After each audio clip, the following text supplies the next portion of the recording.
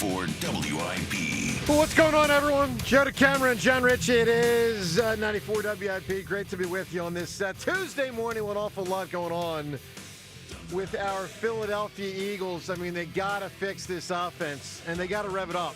And they got to avoid a collapse that happened a couple years ago. And they could be in the early going of another one of them. Look, we'll talk to Nick Sirianni today at 8:40. Eagles head coach joins us 8:40 today.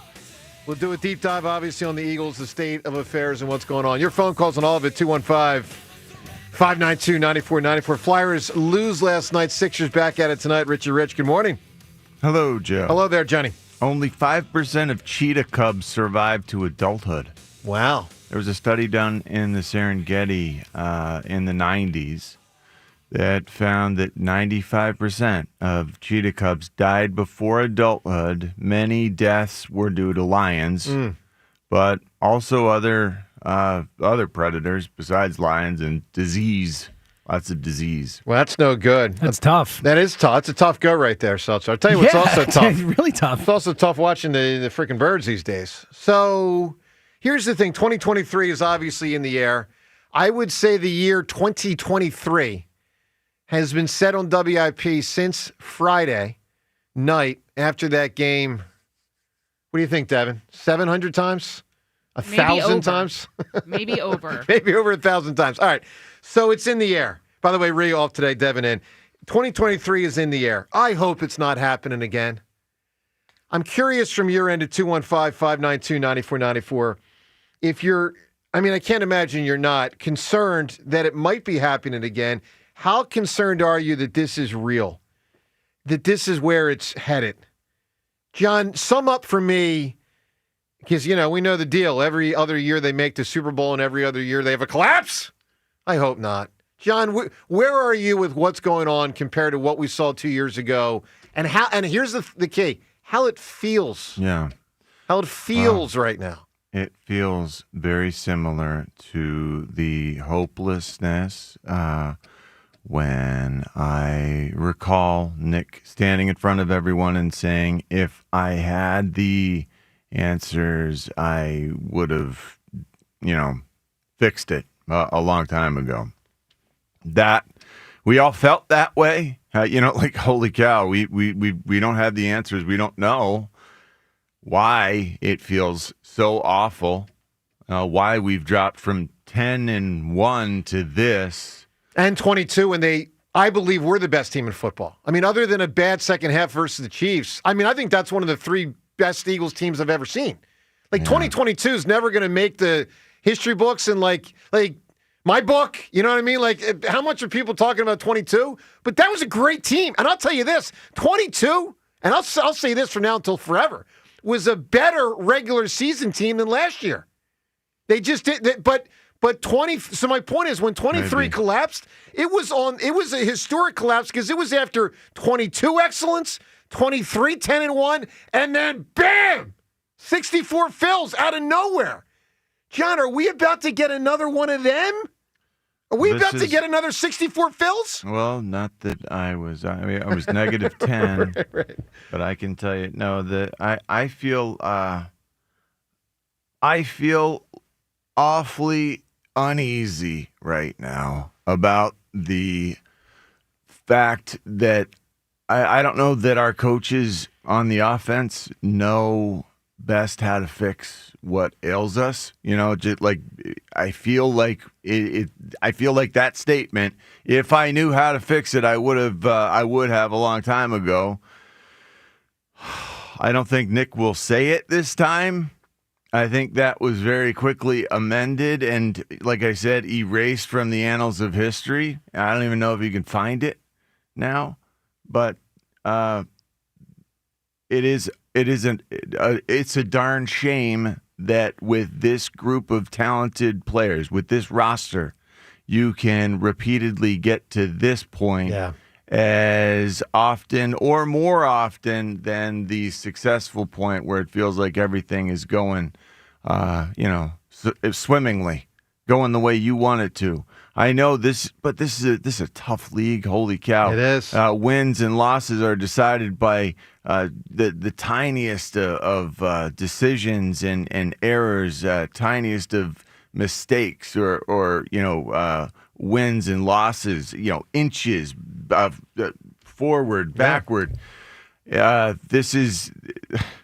Man, this is big. We know this is a big deal, big business, Joe. Well, and by the way, I mean, jobs could be on the line, obviously, at the end of the season if it happens again. Because Lori and Howie, and I know there's going to be something to be said, well, we rebounded last time and won a Super Bowl, but there's also going to be something to be said if it's 2 out of 3 years. I mean, it's unbelievable. Look, here's where I'm at on the big picture of the situation. Am I concerned it's 2023 all over again? Of course. I mean, how can you be? Now, do I think it gets full 2023? I don't. I mean, just as a for instance, that team lost 6 of 7 to end the year. I find it hard to believe this team will, for instance, lose 6 of 7. But it's really not about 6 of 7 to me that drives the heart of it. And this is where this team really does play with fire. Even if this team wins, let's say, 2 of the remaining games down the stretch, that's not really the heart of it. The heart of it is that team went from being one of the best in football to a team that at the end of the year stunk. This team could. That team went from a team that looked like a shoo-in to win the division to a team that didn't win the division. This team could. Now, they probably won't, but they could. Dallas is lurking, and we got to be aware of that. That team also looked like a team that, of course, was going to have a home playoff game and be a formidable foe in the postseason. That team did not get a home playoff game. They went on the road, and they got their asses kicked, and this team could. So I don't think it's likely that they lose, for instance, 4 of the next 5, which would complete 6 out of 7. But I will tell you this, in the big picture, when it's like how you finish the regular season, how you enter the playoffs, if you do, which they sure should, and how you perform in the playoffs, it does feel like it kind of aligns like it might be happening again. Here's the way this team plays, the inconsistent way this team plays, the performance, the roller coaster. It feels like the fewer games we play in the postseason, the better. And unfortunately, we continue to let games slip in the regular season away that will prevent us from having that 1 seed where we get to sit around out. At one point, we were sitting with that 1 seed. 2 weeks ago. We need to figure out. 2 weeks ago. Was it that reason? We need to figure out a way to get back. By the way, they were up 21-0. They were up 21-0 in that game. James, talk to me on 23 versus now and how you feel. So first and foremost, I think, and you said this early in the week, I do think that there is a difference in that 23 we had not just won the Super Bowl, and in 25 we have. Yeah. Like we won the Super Bowl this year. In 2025, it's 2025 right now. We won the Super Bowl in 2025.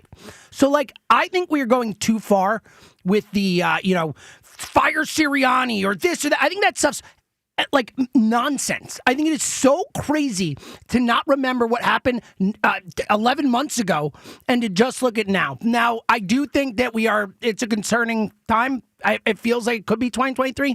I don't think it'll get that far. I'm with you. I think the defense is better than it was. It is. Much better. It is. And I think the Patricia stuff, like I think that submarined everything. And we've seen this offense have moments where they can move the ball. Like there were it wasn't that long ago. It was Minnesota and the Giants. It wasn't that far ago where they looked good offensively. So I don't think it's going to be 2023. I don't think this team's winning the Super Bowl either. I don't believe they're going to go on a run or whatever. But I do think I think it's hard to repeat. I think that we're seeing a team that was on a mission last year and completed that mission. And it's hard to turn it around and come back and have that same drive and be healthy and be ready for it. And I just think we're seeing that. I think it's hard. I think we're seeing more than that, I think James. We're overreacting to this year. I think if next year things are a problem, okay. But I think we just won the Super Bowl this year, and we're reacting like this now. I think it's way overblown. All right, look, 215-592-9494. I'll give you the 2 biggest keys as I see them for the remainder of the year. One is something, I'll say, sort of out of their control, and one's in their control. The one kind of out of their control, and it just involves some good luck, and they need it. The offensive line, they need it to get healthy. They just, when they can't even do a tush push, guys aren't healthy. Let's be honest. Jorgens, Mailata, and Dickerson played in that game, and they couldn't even do a freaking tush push. So that tells me guys are really banged up. So they need the grace of God, okay, to play some freaking health on those dudes up front, because without it, they're not successfully running the football and all that stuff. That's number one. Number two is Hurts has to play better. He just has to. Independent of whether the line gets healthier or not, he has to play better. And I'll tell you this, when I talk about jobs could be on the line, I think his is one of them. I really do. And it's shocking for me to say in a calendar year, to James's point, when they did win a Super Bowl 7 months ago, but I look at this stuff through the eyes of Lurie and Howie. And I'm telling you, I think, and I also follow the dots of things Ike says and things Hughes says. They're very plugged into the Eagles. And there is a lot coming out from down there that people are not happy with him, at all. At all. So he better get his act together, man. 215-592-9494. The 2023 thing. To what extent do you feel it? To what extent do you fear it? Joe Cameron, John Ritchie, just off and rolling on 94 WIP. FanDuel, in partnership with Valley Forge Casino, is the #1 sportsbook for same-game parlays. From points and rebounds to threes and assists, FanDuel is the best place to combine your favorite picks into a same-game parlay or track every stat live, all in one easy-to-use app. And right now, it's the perfect time to join at FanDuel.com/JOHNR, JONR, because new customers get $150 in bonus bets if your first $5 bet wins. So bet on the players you love the way you want. Head to FanDuel.com/JOHNR, JONR to sign up today. FanDuel, official sports betting partner of the NBA. FanDuel Sportsbook is the official sportsbook of 94 WIP. 21 plus and present in Pennsylvania. First online real money wager only. $5 first deposit required. Bonus issued as non-withdrawable bonus bets, which expire 7 days after receipt. Restrictions apply. See terms at sportsbook.fanduel.com. Gambling problem? Call 1-800-GAMBLER. The Hess truck's back and it's better than ever. Roaring engines this year. Hess race cars are here. The Hess stock car racers are loaded with lights, sounds, and a powerful racing motor. Only at HessToyTruck.com. Free shipping and batteries included. Hey, Eagles fans. Crown Royal is a proud partner of the Philadelphia Eagles. And this season, it's not game day without the generous spirit of Crown Royal. Whether you're at the tailgate, in the stands, or watching from home, Crown Royal is the reason and the reward for coming together. Grab a glass with the Crown Royal rig at a stadium near you, because they'll be sharing the generous spirit with fans across the country. Crown Royal, fueling game day with the generous spirit. Visit crownroyal.com/Royal Rig for more on the Crown Royal Rig Tour. Please drink responsibly. Imagine the perfect chicken tender. Crispy, juicy, for lack of a better word, tendery. Now imagine these perfect tenders at Wendy's. 'Cause they are.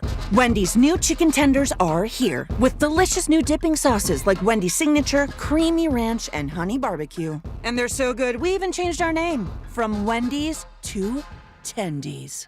I believe that's what the kids call manifesting. For Tendies you're gonna know by name, gotta be Wendy's. At participating U.S. Wendy's. Hey, Philly. Fast, reliable internet can be yours when you switch to Fios. For a limited time, combine Fios home internet and one line of mobile for just $69.99 a month.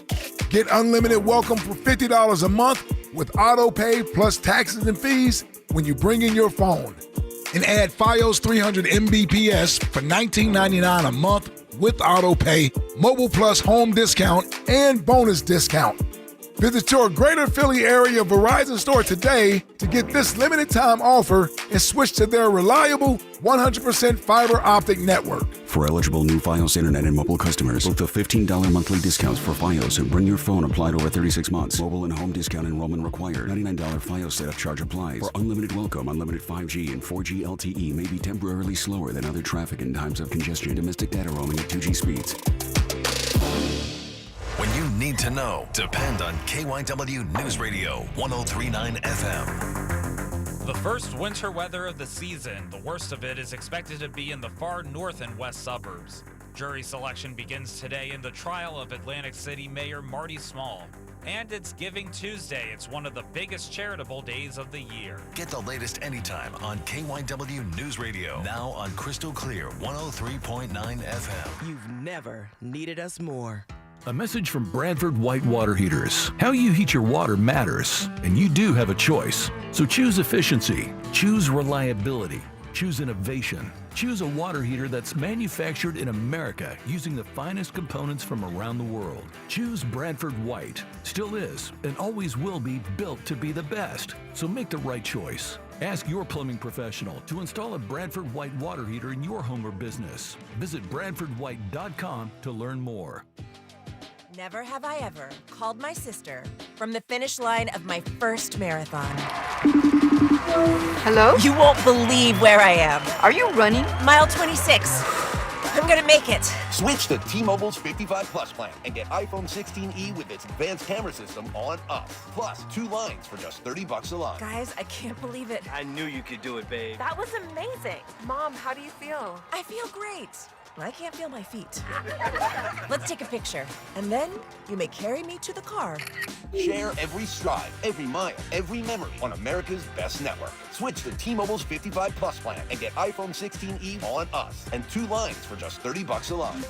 With 24 monthly bill credits and 2 eligible port-ins on Essentials 55 Plus for well-qualified customers with autopay plus taxes, fees, and $35 device connection charge. Credits end and balance due if you pay off early or cancel. Contact us. Finance agreement 128 gigabytes, $599.99 required. Best mobile network in the U.S. based on analysis by Ookla of Speed Test Intelligence data 1H 2025. Visit T-Mobile.com. Today, a mix of snow and rain changing to all rain, high around 40. Weather brought to you by Staples. Have an easy holiday at Staples. Save on top tech and gaming gifts, shipping supplies and services to get your packages there safely, even custom cards and wrapping paper. Staples. That was easy. 94 WIP Sports Update. Brought to you by J&S Family Roofing. Eagles offensive coordinator Kevin Petullo's home was vandalized over the weekend, according to Morristown police. A video surfaced online showing multiple people throwing eggs at Petullo's house following the Eagles' 24-15 loss to the Bears. Despite a 2-game skid, Jordan Mailata says he's not worried about another collapse a la 2023. Man, I'll tell you right now, this is nowhere near close to 2023. But let's put that in the let's nip that in the bud right there. This is at least as a player in the locker room, I was part of the 2023 team and part of this team. It's nowhere near. Chargers quarterback Justin Herbert underwent surgery on his hand Monday afternoon. The team says he's day-to-day. They won't know his status for their Monday night matchup against the Eagles until later this week. Nick Sirianni joins the morning show coming up at 8:40 today. When it comes to projects on your home, you want someone you can trust to deliver quality work at an honest price. That's exactly what you'll get from J&S Family Roofing. Weather today, rain and snow with a high of 40 degrees. It's currently 32 degrees. Listen to Sports Radio 94 WIP on your streaming device. Download the free Odyssey app or tell your smart speaker to play 94 WIP. Sports Update on 94 WIP. Joe DeCamara and John Ritchie. This is the WIP Morning Show. Sports Radio 94 WIP.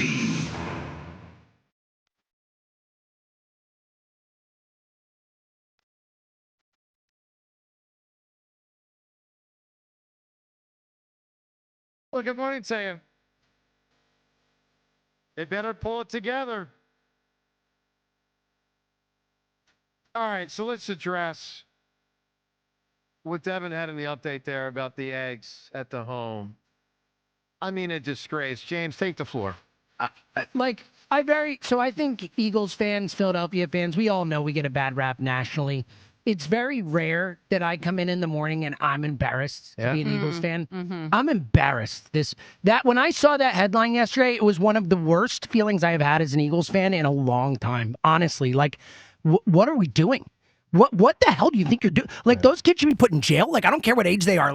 Some jail time, whatever. Do something to set him. If that was my daughter, I don't even know. I might disown her. I am so upset about this. I think it is so upsetting, and I can only imagine how they feel in that building right now.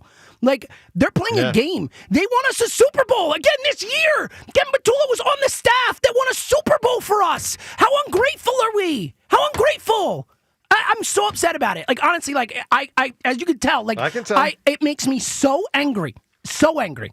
Devin, I don't know how you follow that, but give it a shot. I don't know if I can match that energy, but I totally agree. I'm just extremely embarrassed, and I feel like I'm constantly like fighting the good fight for defending Philadelphia fans, because I truly believe, like, I've lived elsewhere around the country, and I always say, like, we're misunderstood. You know, we're not actually mean. We're just brutally honest. But throwing things, whether it's an egg or a rock or whatever, at someone's house because of your opinion on a team is just unacceptable, and it's embarrassing. And it similar to the snowballs at Santa, the batteries being like, now that's gonna, like, this is what gives us a bad rep. And it's not like, you can be frustrated with the team, but don't come after, you know, someone's home.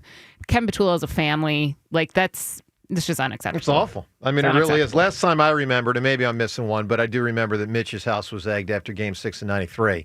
But it's really a disgrace. Obviously, we all hope that the authorities catch these guys. The fact that it went up on social media, I would think, makes it easier to catch them. Yeah. I saw one thing yesterday where someone said, you know, these guys probably told friends, you know, that weren't involved. And so hopefully... I think Spike was the one who put that out. It was like, I'm sure that this is getting around the school probably. Or what. Yeah. Yeah, probably. So hopefully they get caught and dealt with. All right, let's go to the phones. The 2023 thing. How much is it percolating through your mind and really concerning you that... And by the way, if it is 23, buckle up for the next month and a half, because we still have a long way to go. The thing about a collapse in a season doesn't happen in 2 weeks. A collapse, I mean, let me be fair. 64 feels it happened in 2 weeks, but that's when you play, you know, 10, 12, 14 games in 2 weeks. In football, a collapse represents, you know, 5, 6, 7 weeks. We still kind of got a long way to go here. We got 5 more games plus what we hope is a playoff game. So if they don't pull it together, man, it's going to be nasty in January. Let's get to Dennis in Springfield. Dennis, good morning. Good morning, guys. I try not to call after losses because I don't want to be part of the pile on. But let's just go back to Thanksgiving Day and look at the NFL as a whole. The Detroit Lions lost to Green Bay for the second time. Their window is shut. Should they fire the coach and trade the quarterback? The Chiefs, as a favorite, lost to Dallas. They may not make the playoffs. It looks like with Denver now, there's a their good window chance. Could like, be shutting. They sorry. could be shutting. Baltimore lost as a 13-point favorite to a 3-win team. Are they getting rid of the quarterback? Flash forward to Sunday. The Rams, who have the NFC in their grip, lose to Carolina. Look, you bring up a lot of good points, Dennis. A lot of good points. Great points. Yep. I mean, before the season started, Buffalo was the pick to go to the AFC championship game, possible Super Bowl. They're not winning their division, and with New England, their window should be shut. Are they firing their coach? And the one thing them teams have in common, Detroit, Baltimore, Buffalo, they haven't been to the Super Bowl, let alone won a Super Bowl. Yet we're destroying our coach. He's a moron. All he does is build culture. Our quarterback can't throw over the middle. He can't do this. He can't do that. And we're the defending Super Bowl champs. I think we got to just not totally hold them blameless or criticize them, but the heavy-handedness to me, and this Patullo thing now just proves it more, is absolutely ridiculous. Listen, Dennis, it's an excellent phone call. It really is, man. All right, my man, I appreciate that. Very, very good call. Let's get to Don in Old City. Don, good morning. Hey, good morning. How you doing today? Good, pal. Doing all right, Don. Listen, I'm listening to everything that you guys been saying for the past week, and I just came up with an idea. What makes a quarterback more hungrier than letting him sit out for a little bit, put the backup in for a game or two? I mean, I think that would give him more of an incentive. I got to do better. I mean, it's a possibility because the backup quarterback is pretty damn good. Well, I think he's pretty good also, but I'll tell you this, Don, I wouldn't do it. And I'm a fan of McKay, but I would not do that with Hurts yet. But I will tell you, I think in about 2 to 3 weeks, if they keep losing and he's a big part of it, I think in 2 to 3 weeks, conversation gets really real. But I wouldn't do it yet. I think Jalen deserves the opportunity to play through it. I think what you're saying is, for lack of a better word, like too strict. Yeah, it might give him the eye of the tiger, too. I'm sorry, say it again? It might give him the eye of the tiger. It Why might, but why wait till they get into the toilet, you know? Listen, it's a reasonable thought, but I just don't go there yet. And I'll tell you this, I don't think he lacks the eye of the tiger. To me, Don, I'm just telling you, he's playing like worse right now than he typically has. But for me, it's very similar to last year. And this is what I was trying to tell people last year. I thought to a large extent they carried him last year with a ton around him, and this year they don't have a ton around him. And so his weaknesses are being more exposed. That's how I see it. I don't think it's an effort or eye of the tiger issue. I just don't think he's as good as people hoped he was. What about this standpoint before I go? Sure. What about the fact of just letting him get a rest? Maybe on the standpoint of getting a break, just taking a rest. This isn't baseball the day after a night game and it's Sunday afternoon at 1:00. This is football. You play once a week. He certainly doesn't need a rest in the next game for rest purposes when he just played on a Friday. 94-94. Coming up, Sirianni. He had an interesting press conference yesterday. They covered a ton of ground on what's going on. What he said, a lot of really good questions.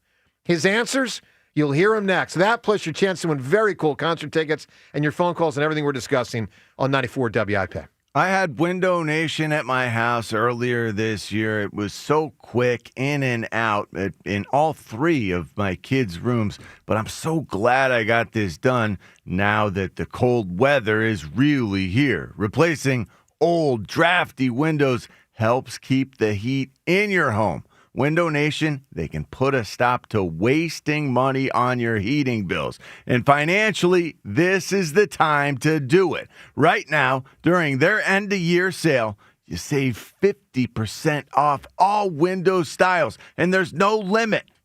And one-day installation is included. Okay, 50% off already makes it a great investment, but how do you pay for it with the holidays coming up, right? That's what stops most people, not with Window Nation. You can get your beautiful new windows installed now, and you could get 0% financing for 5 years. Wow. Stop wasting money on heating bills. This offer ends soon. Call 866-90-NATION like I did, or book your free estimate at windownation.com.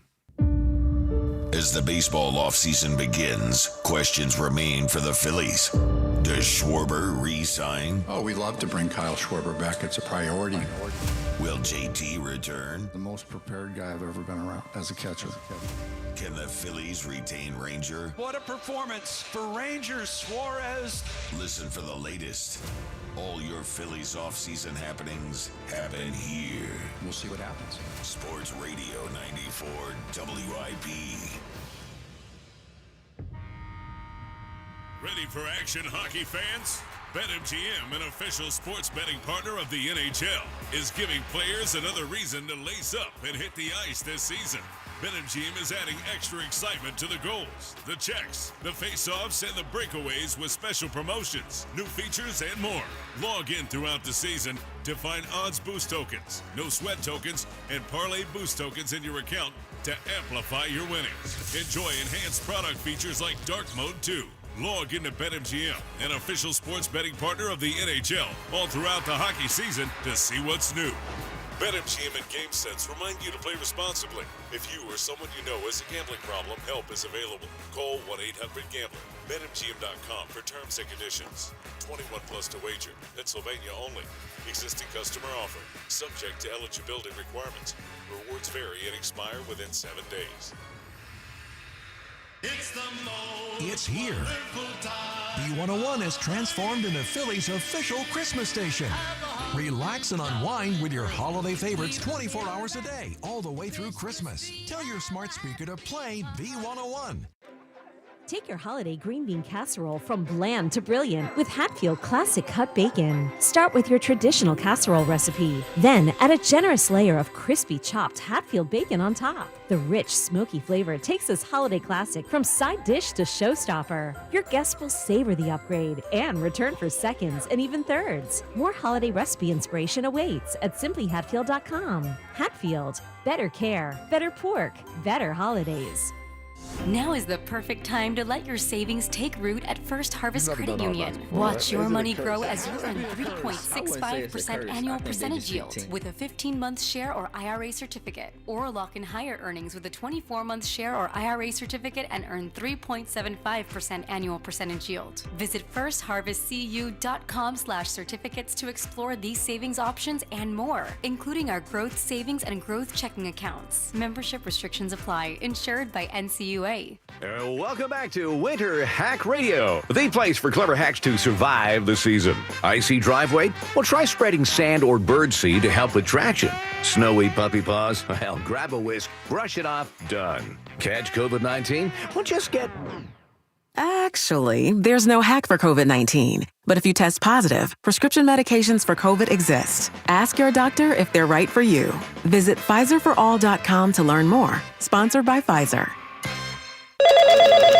Spreadsheets, clunky software, 100 different logins just to run your business? There's a better way. Odoo. One simple, connected platform that handles sales, inventory, accounting, and more, so you can focus on growing, not juggling. Make the switch today at odoo.com. That's ODOO.com.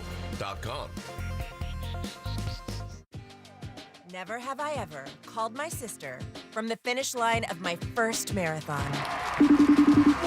Hello? You won't believe where I am. Are you running? Mile 26. I'm gonna make it. Switch to T-Mobile's 55 Plus plan and get iPhone 16e with its advanced camera system on us. Plus, 2 lines for just $30 a line. Guys, I can't believe it. I knew you could do it, babe. That was amazing. Mom, how do you feel? I feel great. I can't feel my feet. Let's take a picture, and then you may carry me to the car. Share every stride, every mile, every memory on America's best network. Switch to T-Mobile's 55 Plus plan and get iPhone 16e on us and 2 lines for just $30 a line.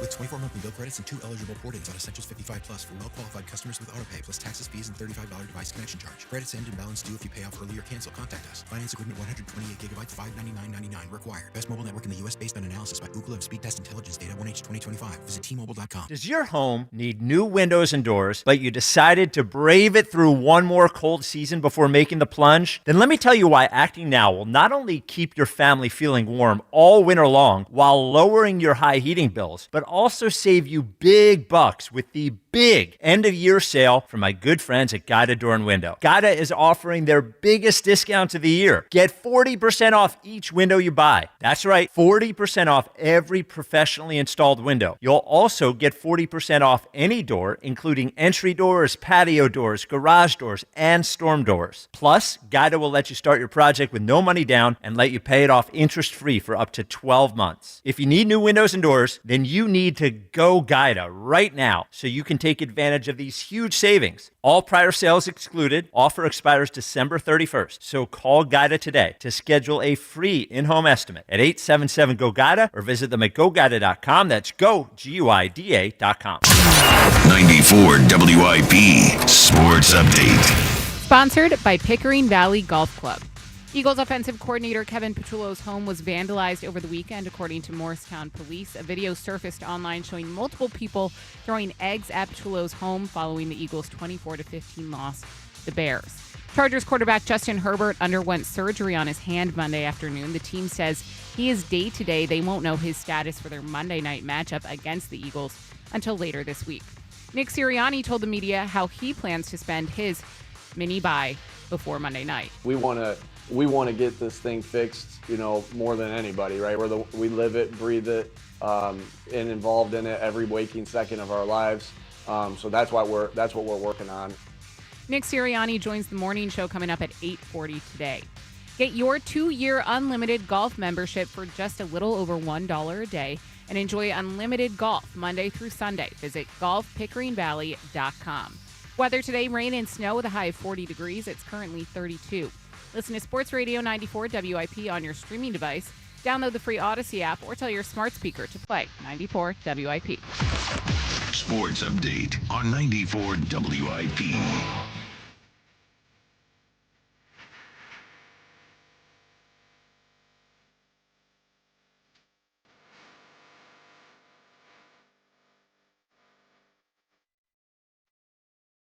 All right, good morning to you. A lot going on today, by the way. Talk to Jaws at 7:25, Eliot 7:50, Sirianni with us today at 8:40. This segment on WIP presented by Paramount Plus. You cannot count on much these days, but you can always count on Sundays with the NFL. On CBS and Paramount Plus, make sure you watch your local NFL game live every Sunday on CBS and Paramount Plus all season long. Visit ParamountPlus.com/NFL to get started today. All right, Sirianni also met with the assembled media yesterday. They covered a ton of ground, and it's worthwhile to listen to. Let's listen to the Eagles head coach yesterday. Listen, and then we'll react together. Here's the full press conference yesterday. Sirianni yesterday. Hey, Nick, kind of a big picture coaching question here. I know you've said in the past that when you build your offense, you do it around the players' strengths and weaknesses. I was wondering as a coach, how you balance running something that's their strength versus doing something at times that might be their weakness, but it's what needs to be run against a certain look, and how you get them to buy into something like that. Yeah, I feel like our players can do a lot of different things. We have a lot of strengths on the team, so we're able to do some different things because we got talented guys. But make no mistake about it, you always want to be doing the things that they do the best. Like if we asked them to do something we didn't think they could do, I think that I don't like, even though it might draw up well on paper. Against a certain team, there's different ways that you can attack, different looks, and so you're always thinking about what they do to do the best. That's why you're constantly evaluating the players. But like I said, we got talented guys that can do a lot of different things. But when you ask a guy to do something they can't do, or they might not be as good at, and it doesn't really matter how it draws up. So. It is always a balance, but we're always trying to do the best thing schematically, and also always trying to do the best thing, that they do well. We'll go to John and then Ruben Frank. Hey, Nick. When last we talked, you said you'd be evaluating everything. What have those evaluations looked like, especially since you have more time with the coaches, I would presume, than the players? Any changes, or is it business as usual?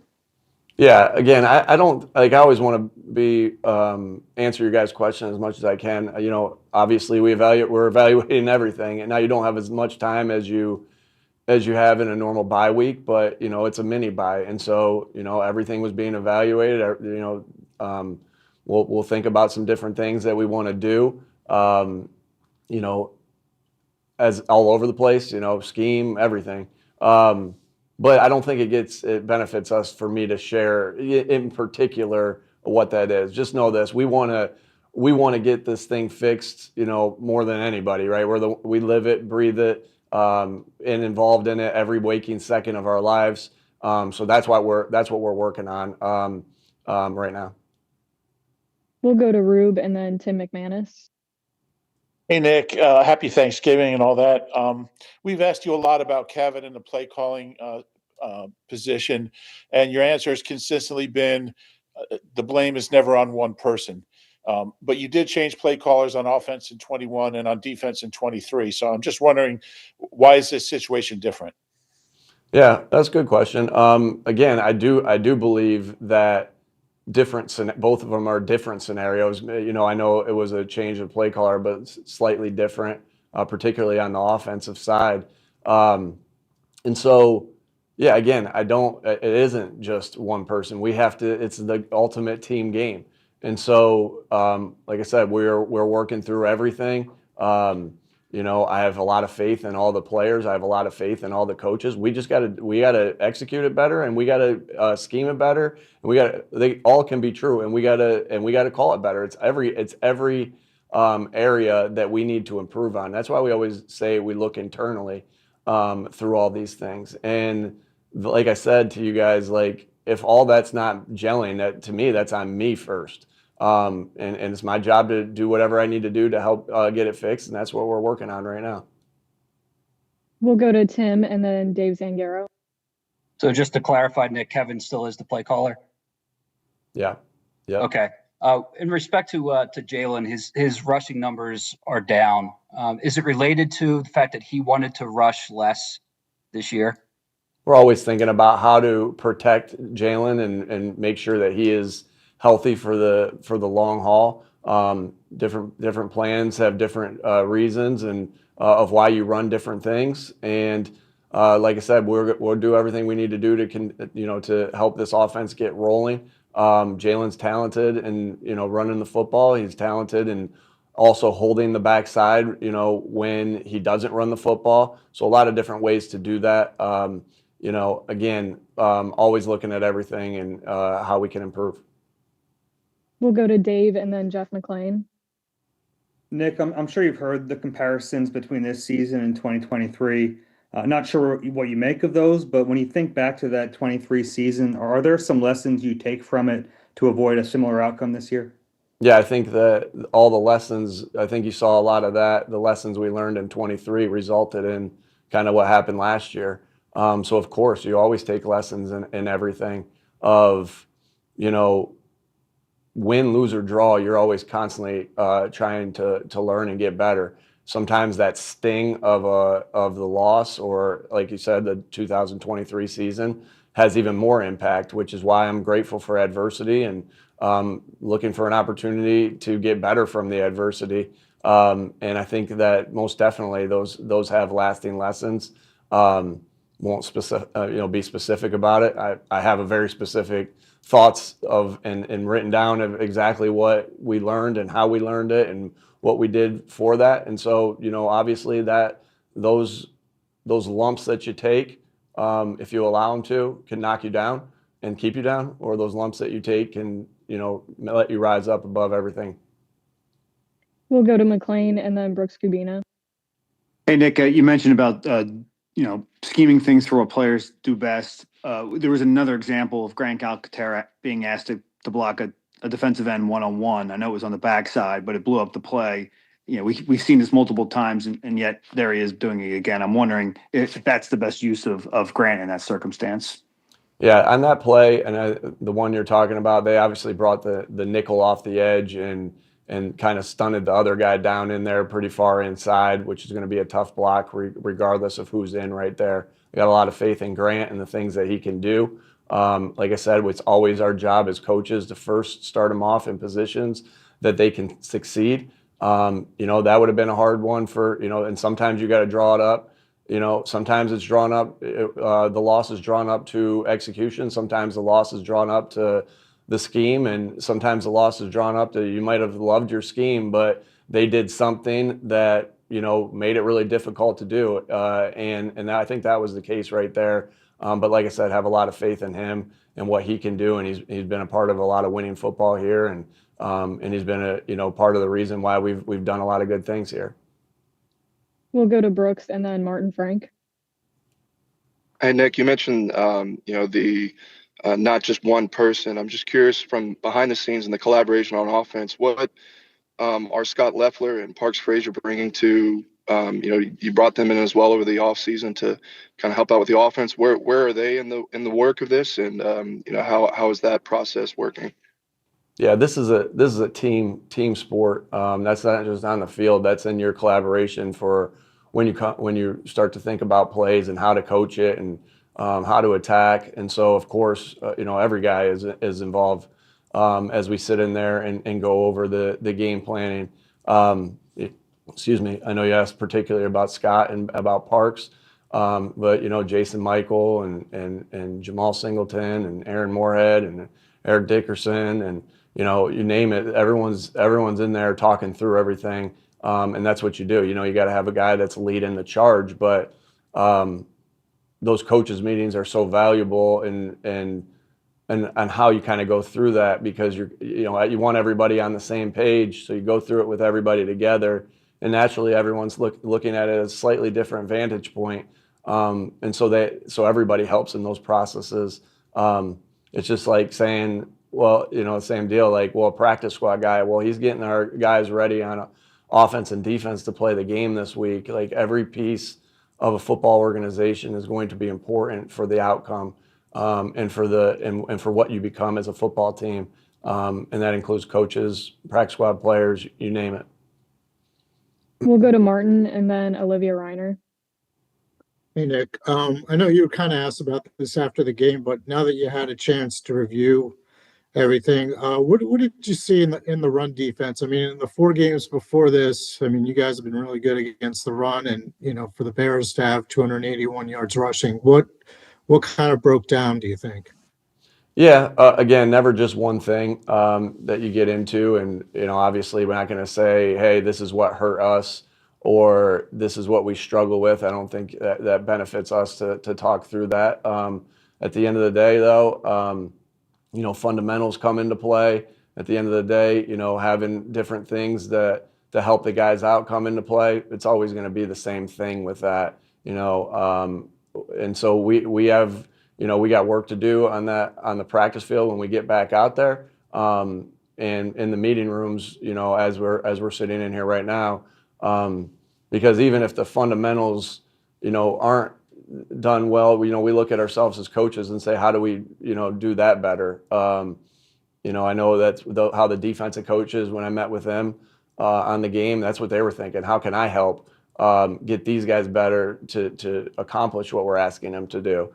So it's not just like a scheme thing, and it's not just a fundamental thing. It's also how we think of it as coaches of how do we help them execute their fundamentals even better with the drills that we do and the looks, the different things, in the meeting room that we do with them. Thanks. We have time for 2 more, so we'll go to Olivia and finish with Zach. Hey, Nick, I wanted to follow up on Tim's question about the design quarterback runs. How do you balance that kind of desire for self-preservation with also like, hey, this is something that, Jalen has been really good at throughout his career and has, been able to kind of unlock other aspects of the offense through his ability to run. How do you kind of weigh those two things into your decision whether or not to call more designed runs for the quarterback? Yeah, good question. Again, you're always thinking first about, what the players do well and how do you keep them, especially with your quarterback, how do you make sure that you're keeping them safe on those? Because even when you think about those, like there are quarterback runs you can run that are a little more safe than another quarterback run, but it's still football and you still put a risk at, with every play, every snap that you take, and that's on a drop back too. But again, you look at the defenses, how you want to attack. You look at, like I said, what you do well, how to protect the guys, and you're just looking for the best way to go about that. And I don't think anybody wants to come out of a game with Jalen having 15 carries, designed carries. But again, we're looking at everything, and we'll see how that looks going forward. We'll close out with Zach here. Hey, good afternoon, Nick. Specifically, do you think this staff is creating schematic advantages on offense? And philosophically, do you think a schematic advantage is required to succeed on offense? Yeah. Yeah, like I said, always as we go through game planning, we're always thinking about how we help guys do their jobs better, how we attack versus different looks, what you do well, what you don't do so well. That's done, but obviously as we think through it and look at it, we're hypercritical on ourselves as well and say to ourselves, well, yeah, we might have thought this was the best going in, but as we look at it, we have to change some things too. You can't just keep doing the same thing over and over and over again and expect different results. So we're hypercritical on ourselves, and we're looking for ways to help the guys more be able to execute better. And it always goes hand in hand right there. So what necessarily worked for us in the past doesn't always mean it's going to necessarily work for you in the future. And so that's what the weekend was about, of looking at ourselves first, because we're going to ask our players to look at themselves, and everyone looking internally. So right now, as far as your question, Zach, goes, like, of course, none of us are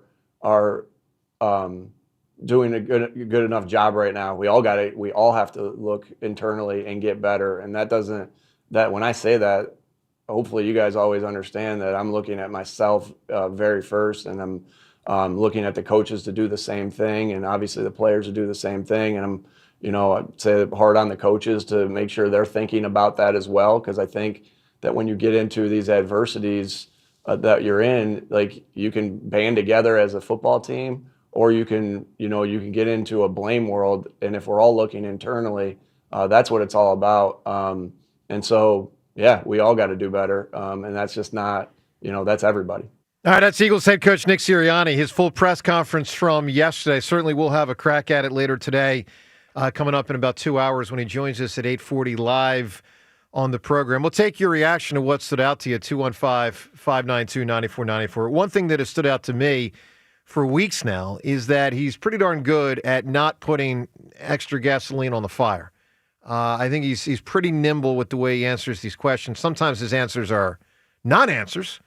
John, what stood out to you right there? Evasive? Yeah. To a large degree. I don't feel like I learned much of anything. It's irritating. He has mastered the politician answer of not actually answering. Yeah. He's come a long way since his first press conference. He really has. James, what hit you? I mean, do you take much from that or not much at all? Yeah, not much. It was the right questions. The reporters did a great job. They asked great questions. And look, Nick did a great job. He's not going to give anything away. That's who he is. That's who he's become. And look, I'd rather have a coach that's like that, even if it can be frustrating to listen to, than a coach who's going to do it the other way. Yeah, I agree with that. I will say this. When he references, I think Petula's going to be calling plays this Sunday or Monday, whenever the heck the game is. But I also know that, and I remember Andy Reid's an example of this, when he stood there after a game on a Sunday and said, Kevin Cobb's my quarterback, and then told you later in the week, no, Michael Vick's my quarterback. These guys can change their minds at any time. And with no lie. I mean, or lie is my point. Totally. With no shame, they'll do what they feel they need to do, but won't necessarily tell us long in advance, if at all in advance. I mean, sometimes you just find out on a Sunday or a Monday. It doesn't look like Petula's moving his mouth to call the play. It looks like someone else is. Yeah, that's what with Dan Campbell. Remember a few weeks ago, even with Dan Campbell, it was reported on the sideline because they saw him calling plays. Yeah. So sometimes that's how you tell. We know Nick Sirianni, he will never give away a competitive advantage. And even, he says it in almost every answer where he's like, well, I'm not going to, I don't think it benefits us to tell you guys that. But I found it interesting that he was less bullish on, being direct like he was after the game in, Kevin Petula was the play caller. He was a little bit more evasive this time around. Look, we're evaluating everything. We're looking internally. We're going to figure it out. That's what stood out the most to me. And then also his messaging that he said he's going to give to the team in terms of just wanting it more. All right, 215-592-9494. Twitter poll question of the day. We want you to respond to it. It's, of course, brought to us by Armin Chevrolet and available on Twitter right now. Hey, Red Tag bonus cash on every new Armin Chevrolet ends soon. Together, let's drive to Armin Chevrolet. Visit arminchevy.com. On a day when we're talking a lot about 2023 and whether you're feeling that and concerned about that again, we kind of flip it to the other side and ask you, do you still consider the Eagles a Super Bowl contender? Yes or no? I'll tell you this, put me down as a yes. So put me down as concerned that this might be 23 all over again, but put me down as a yes. I think they are still a Super Bowl contender. I'm right there with you.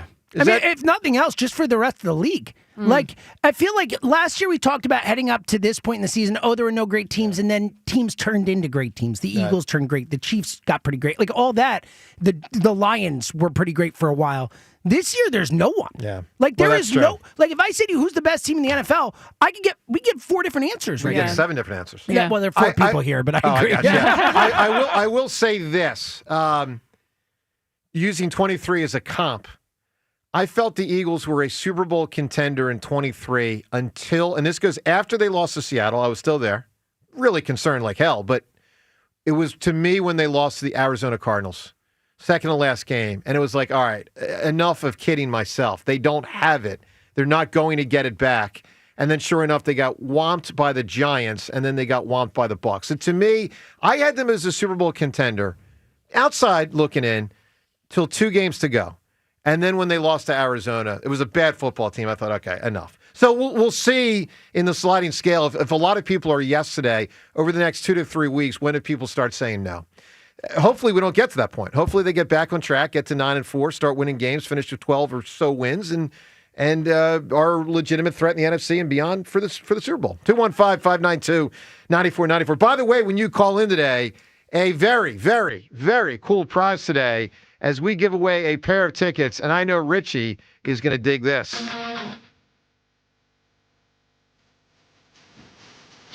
Yeah.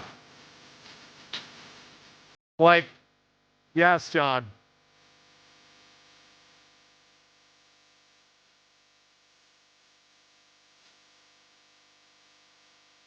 Guns N' Roses tickets on the line today. By the way, Seltzer, we got them all week also, right? It's awesome. All week. What about that? Wow. Yeah. All right, so Guns N' Roses are going to be actually up in MetLife Stadium. This is northern Jersey, East Rutherford, if you will, August 12th. When I was a little kid, they shut down Hershey Park Stadium. I would it think. was Guns N' Roses and Metallica together Well, that's on a wild. tour. Yeah. And I forget what year, like 1987, and it was so loud that they ended up having to shut down the subsequent days of the appearances. So they're going to be up in northern Jersey. This is courtesy of Live Nation with an August 12th concert. Tickets go on sale on Friday. So they're not even on sale yet. They go on sale Friday at 10 a.m.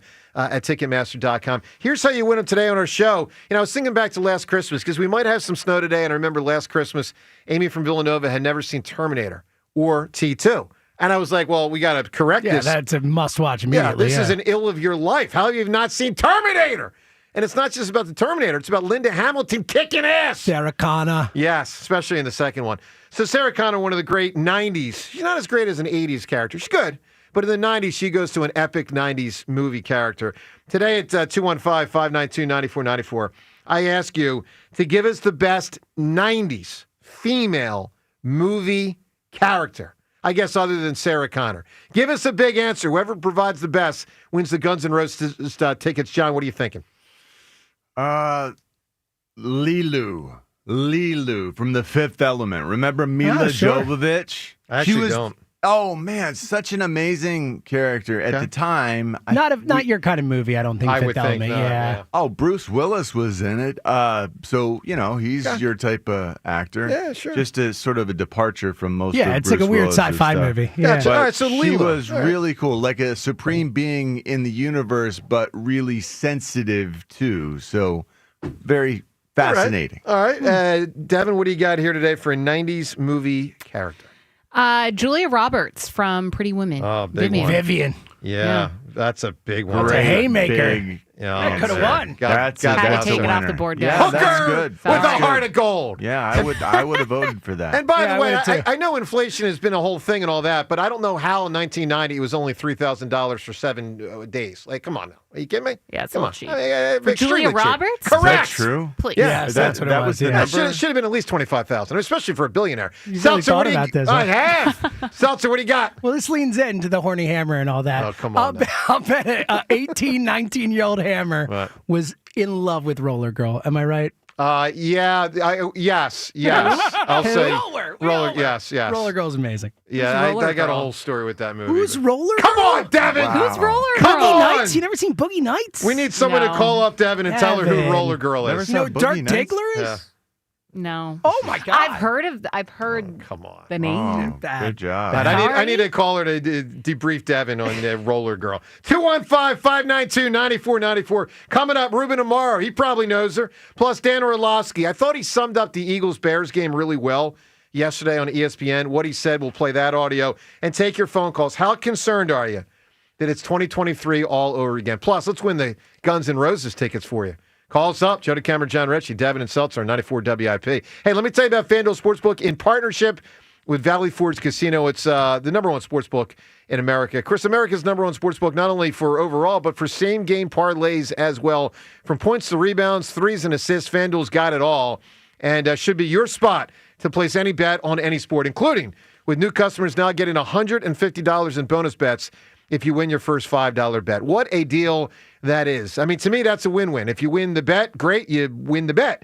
But you also win $150 in bonus bets that you can apply to tonight's Philadelphia basketball game, the next football game involving Philadelphia and the Chargers out west on Monday night. All the sports, all the games, all available for you at FanDuel.com/sportsbook.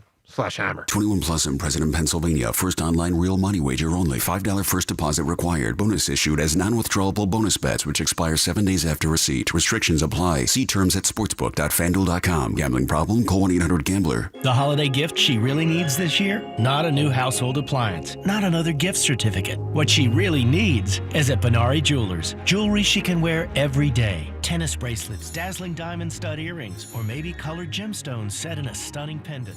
Whatever it is that she needs, you'll find it under one roof. Benari Jewelers, the area's largest selection and latest designs from the world's premier designers. Benari Jewelers, 2 locations, Exton and Newtown Square. Online at BenariJewelers.com. What if you could have reliable and intelligent Wi-Fi? And get this, what if you could keep it at the same price for 5 years? That's the Xfinity 5-year price guarantee. 5 years of Wi-Fi that boosts speeds to the devices that need them most. That finds and fixes problems before you even notice them. Like super intelligent Wi-Fi with a 6th sense. And that keeps you gaming in the fast lane, even when the whole family is banking on bandwidth. All your devices working in perfect harmony for 5 whole years. And here's the best part. No annual contracts, no hidden fees, and our best equipment included. Hey, let's face it, a lot can change in 5 years. Kids grow taller, dreams grow bigger. But your Wi-Fi? It would stay reliable and the price would stay put. The Xfinity 5-year price guarantee. Lock in your price and unlock the possibilities. Xfinity. Imagine that. Select plans only. Restrictions apply. The year's almost over. Now is the perfect time to refresh the rooms you use the most with Kitchen Magic. This December, take 30% off kitchen cabinet refacing and 50% off bathroom installations. Huge savings right when you need them. And here's the best part. You can lock in 2025 pricing before the new year, so your dream kitchen or bath stays affordable no matter when you start your project. Kitchen Magic is family-owned, proudly made in the USA, and completely tariff-proof, bringing you quality you can trust since 1979. Visit kitchenmagic.com and make your home holiday ready before these savings disappear. Makita's built for the pros who show up early, who don't do shortcuts, only precise cuts. With tools built to last, job after job, year after year. Performance that pays off, because when the job calls for the best, you answer. And when you need the best, you call on Makita. Built to be the best. Available at the Home Depot. Nationwide is so much more than a great insurance company. They're one of America's largest financial services companies. Like how I'm more than just Peyton Manning. I'm also motivating Manning. When I say insurance, you say financial services. Insurance. Financial services. Insurance. Financial services. Now when I say Nationwide, you say is both. Nationwide. Is both. Nationwide. Is both. For your insurance and financial needs, Nationwide is on your side. Nationwide Investment Services Corporation, member FINRA, Columbus, Ohio. Well, good morning, kiddo. I love that you're home from college. I've missed you. Still taking your nature-made vitamins? Every day. A multivitamin and a probiotic. You better be taking yours. Still looking out for me, Mom. I'll never stop. Made to care for you every day. Nature Made, the #1 pharmacist-recommended vitamin and supplement brand. Find us in the vitamin aisle, based on a survey of pharmacists who recommend branded vitamins and supplements.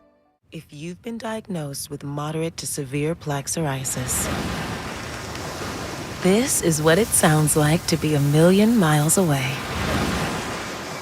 Imagine being 1,000,000 miles away. Tremfya Kuselkumab, taken by injection, is a prescription medicine for adults with moderate to severe plaque psoriasis who may benefit from taking injections or pills or phototherapy. With Tremfya, clearer skin is possible. In clinical trials, at least 70% of patients saw at least 90% clearer skin at 16 weeks. Results may vary. Tremfya is also indicated for adults with active psoriatic arthritis. Serious allergic reactions and increased risk of infections and liver problems may occur. Before treatment, your doctor should check you for infections and tuberculosis. Tell your doctor if you have an infection, flu-like symptoms, or if you need a vaccine. Ask your doctor about Tremfya. Call 1-800-526-7736 or visit tremfya.com. This is Boomer Esiason with an Odyssey Sports Minute. The Broncos' overtime win last night reclaimed the AFC's top spot. The Buccaneers are hanging atop the NFC South with the Panthers right on their heels. These two meet twice in the last 5 weeks. In the AFC South, the Texans are only a game behind the Jags and the Colts, and they are flying. While out west, the Seahawks and 49ers are closing in on the Rams. I'm Boomer Esiason. You've heard me talk about my friends at PDQ POS and how their top-rated restaurant management system has helped thousands of companies in the restaurant, hospitality, bar, and casino businesses across the country. We've seen their operation. I've seen Joe Flynn's operation, the people, the technology, the way things work over there. It's all so impressive. We've had the opportunity to do our show from their headquarters. And if you're thinking of cutting your old point of sale, it's time to go all in and revolutionize your business with PDQ POS. They're the game changer in the world of POS solutions. Joe Flynn and his team at PDQ have been the industry leader for over 35 years for a reason. It's because they offer everything. Mobile POS, self-service kiosks, enterprise reporting, contactless functionality, data and cybersecurity, and the best service and support in the industry. PDQ POS is the fastest, easiest, and most reliable POS available. Whether you have a single location restaurant or thousands of locations, they'll build a custom solution for your business. If you want the best, trust PDQ POS. Schedule your free demo and business consultation today at pdqpos.com. That's pdqpos.com. 94 WIP HD1 Philadelphia. Live from the Tasty Cake Studios. Sports Radio 94 WIP. An Odyssey Sports Station. Now you can listen to Sports Radio 94 WIP on the iHeartRadio app. Cool. Cool. Ooh.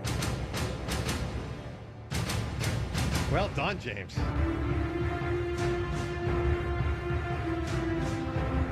Kind of feels like this Eagles season could be the end of the world, but at least 2023 proves even if they do collapse, there's always next year. Listen, I don't know. I still don't know how the heck they went from one of the two biggest collapses in Philly sports to winning a Super Bowl, but they pulled it off. I am fearful they might have one of the three biggest collapses in Philly sports this season. And with more on that, we welcome in our man. We love him. We know him. Mr. Ruben Amaro. Rube, how are you, boy? Good morning. I'm great. Terrific. Great. That's great. Always. Love coming in and hanging out with you guys. You look great. It's fun. Oh, thank you. Appreciate that. You look delicious. Working on it. Wow.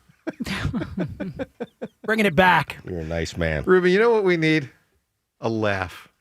Let's chuckle. It's been a tough couple days. It's been rough, yeah. Oh, believe me. Oh, man. Friday was ugly. So take me inside your mindset. Matter of fact, before you do, I want to play audio of Dan Orlovsky, and then, Ruben, get your assessment, what you were thinking and feeling Friday. First, I want to play Orlovsky yesterday on ESPN. I thought he summed it up really well watching the game on Friday, and he was there. Listen to what he said. I was in the building. To watch Chicago go in there and physically, offensively do what they did to Philadelphia's defense, it felt like a defense that knows the offense right now is not good, and they were just holding on.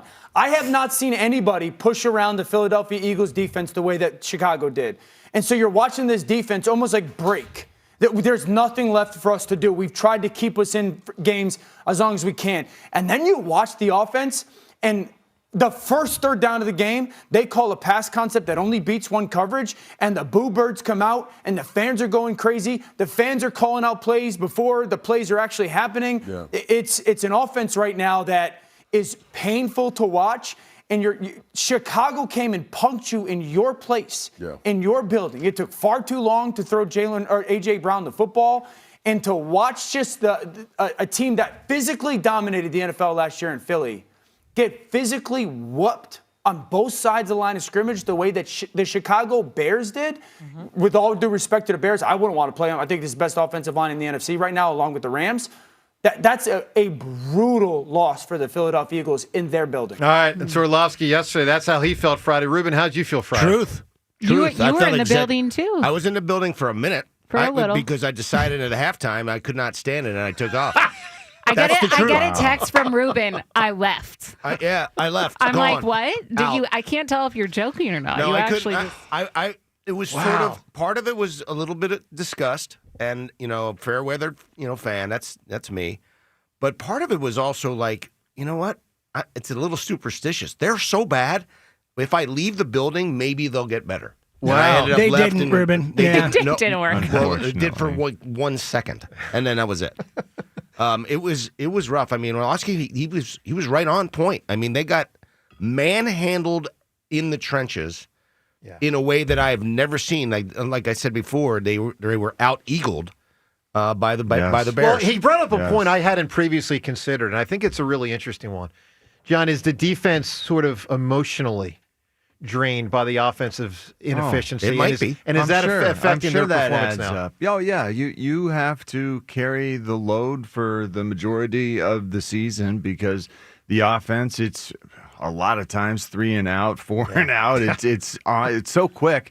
I'm sure after a while, not only are you tired, you're a little bit resentful about the whole thing. And it's we have consistently let everyone down. The offense has consistently let everyone down, and where last year it was the root of our ability to control every game, now we've lost that ability to control it. Wild. Well, we're a lot of talk today about 2023 and to what extent you're thinking about it and worried about it. Like it might be happening again. I mean, where I'm at is, hell yeah, I'm thinking about it. And heck yeah, I'm worried about it. I also think it's unlikely it gets that far, that bad, because that was so historically bad.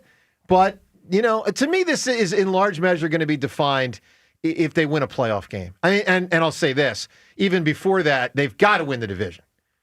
If they don't win the division, then that is a hell of a collapse because they will have been way up. And when I say way up, I don't just mean games in the division. They were up 21-0 on the Dallas Cowboys. Like there's a 0% chance that the Eagles complete that game the way they should have. 0. That the Dallas Cowboys can win the division. Just wouldn't. I mean, James would never happen. Well, they'd have 2 wins against Dallas. So on top of the they'd be like 2.5, 3 games ahead of them. They might have been 4.5. 4.5. I mean, they would have been the tiebreaker. Way Yeah, it would have been over. Would have been over. And they blew that game. And now, the division does hang in the balance. Especially, I guess the tiebreaker doesn't matter as much. But you did lose 2 division games already, which is the first tiebreaker is the NFC East. You lost the Giants and Dallas. Wow. All right. I have to say this. I do have faith in Sirianni and Howie. Somehow, some way, they will make the adjustments to get better.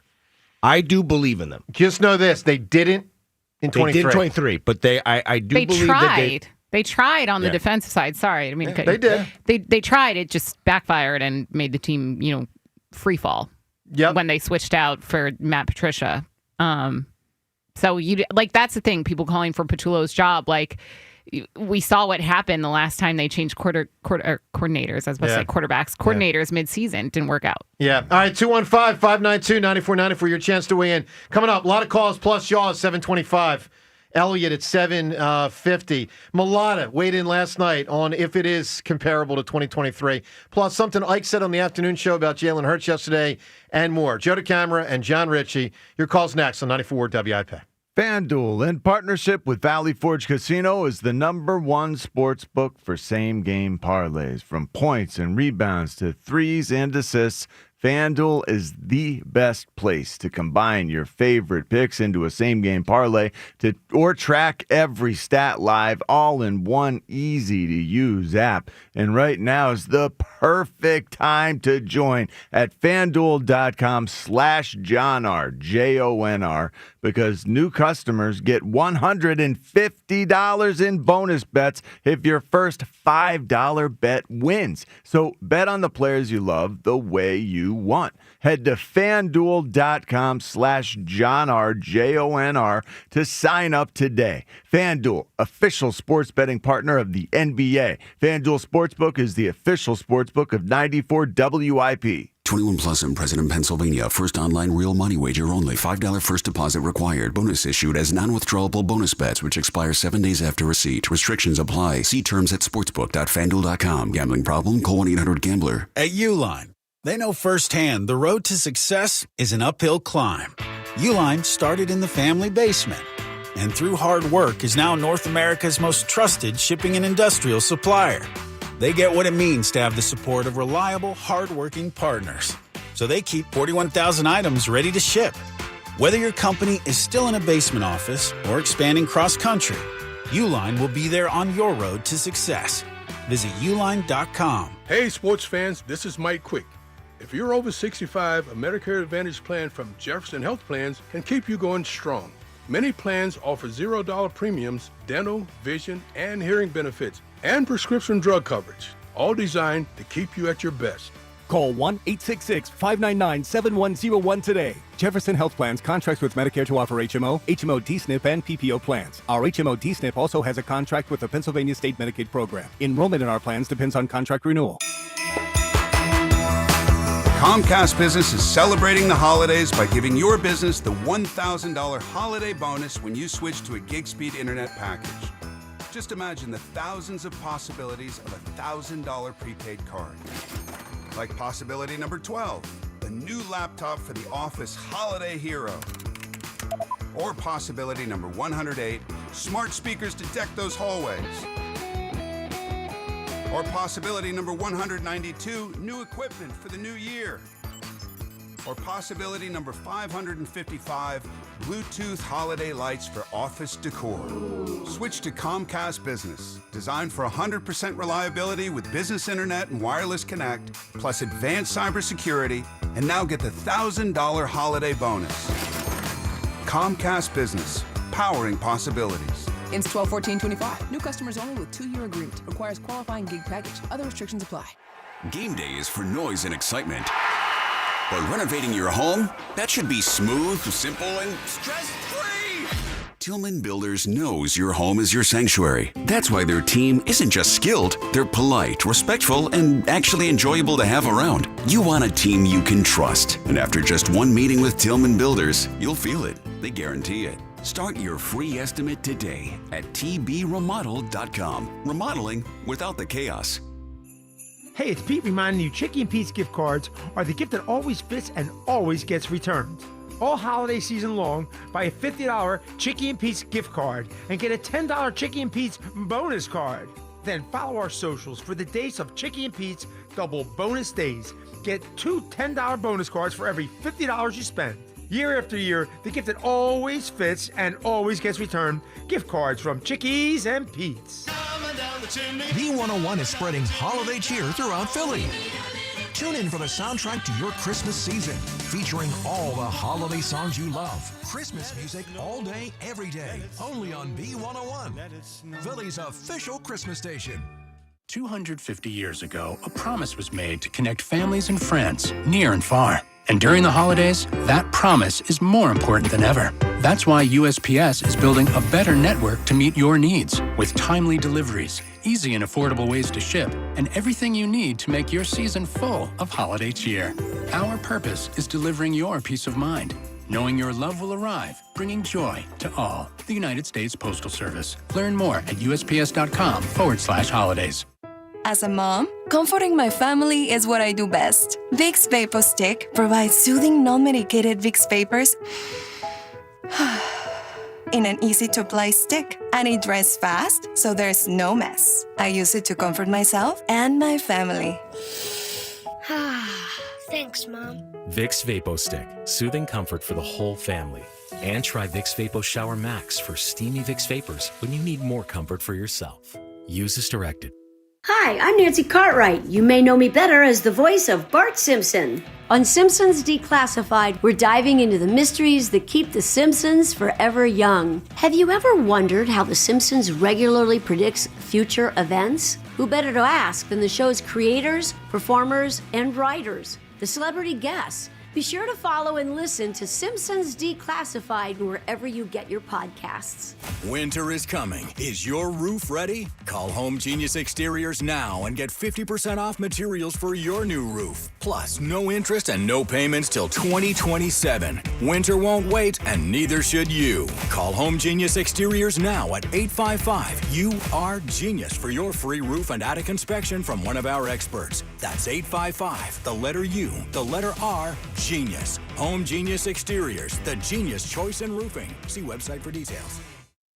In Pennsylvania, no one wins bigger in workers' comp than Pond Lehocky Giordano. Led by Sam Pond and Jerry Lehocky, this powerhouse law firm is built on grit and real-life experience. Sam's not just a lawyer. He's a union kid from Northeast Philly. Sam's known for his grit, his courtroom fire, and fighting like hell to win. He fights so hard because he cares so much, and this firm has recovered billions for injured workers and people like you. Call Pond Lehocky Giordano today for your free consultation. They'll fight like hell to protect your future. 94 WIP Sports Update. Sponsored by Mike Dominguez for Southern Delaware Beach Sales this season. The Eagles sit in third place in the NFC following their loss to the Chicago Bears on Black Friday. Eagles offensive coordinator Kevin Patullo's home was vandalized over the weekend, according to Morristown Police. A video surfaced online showing multiple people throwing eggs at Patullo's house following the Eagles' 24-15 loss. Jordan Mailata says the Eagles' issues don't start with the coordinator. They are self-inflicted. I'm sure everyone wants to point the finger at somebody, but I'm always, as the player and as the leader of this team, I'm always going to point it at us, because it doesn't matter what play is called. If we can't get to the line and even go through the play itself, we're having pre-snap penalties, or we're having holds during the play. Dude, it's gonna ruin everything. Nick Sirianni joins the morning show coming up at 8:40 this morning. Mike listens to your needs, answers his phone, no AI or robot recordings. Call Mike Dominguez at 302-745-2019. Weather sponsored by Window Nation. Snow and rain with a high of 40 degrees. It's currently 34. Right now, get 50% off all window styles from Window Nation, plus 0% interest for 5 years. Don't miss out. This offer ends soon. Schedule your quote right now at windownation.com. Listen to Sports Radio 94 WIP on your streaming device. Download the free Odyssey app or tell your smart speaker to play 94 WIP. Sports Update on 94 WIP. Start your day with the This is the morning show with Joe DeGamera and John Ritchie. Sports Radio 94 WIP.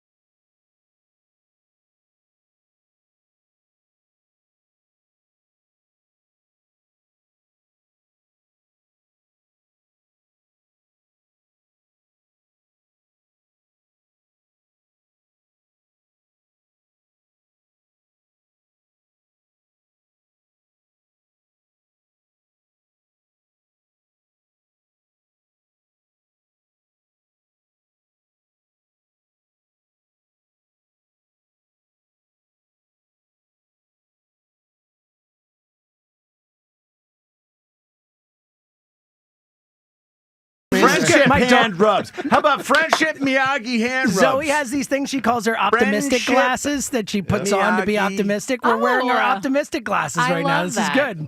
I love that. The Eagles need to put on their optimistic glasses. I like those. Man, my hands are so warm She right doesn't now. always How nail about a simple- optimistic, though. Sometimes it's like, optimistic or whatever, but it's cute. How about a nice simple hug? That could, Hug it out. that could Guys, go a bring long it way. together. I feel like I'm melting. Bring it in. Hey, Ruben. What? How about Jalen plays better? Okay, but somebody needs to give him a hug. How about, How about they call better How about plays? Jalen's better? All right, let's Give the go. man How How about about they call better plays for him? They design better plays. How about they boom. stop committing I like that. penalties on every single play? Boom. All right, let's go to the Fundamental. phones. How concerned are you? 2023 is rearing its ugly head again. Let's go to Patrick in Tabernacle. Yo, Patrick. Morning, everybody. Hey, bud. Hi, Patrick. Yo, John Ritchie, if I say to you, if all the hippies cut off their hair, what would you say to me? I don't care. That's right, because you are a badass dude, John Ritchie. I'm telling you. I don't care. That's right. I And- got and my Joe, own world to live through, and I ain't gonna And- copy you. When are you gonna bring the guitar in, buddy? Come on now. I don't know. You got Good question. Yeah, I almost Come forgot on you now. played. Come on now. All right. Anyhow, I'll dial up a request. Okay.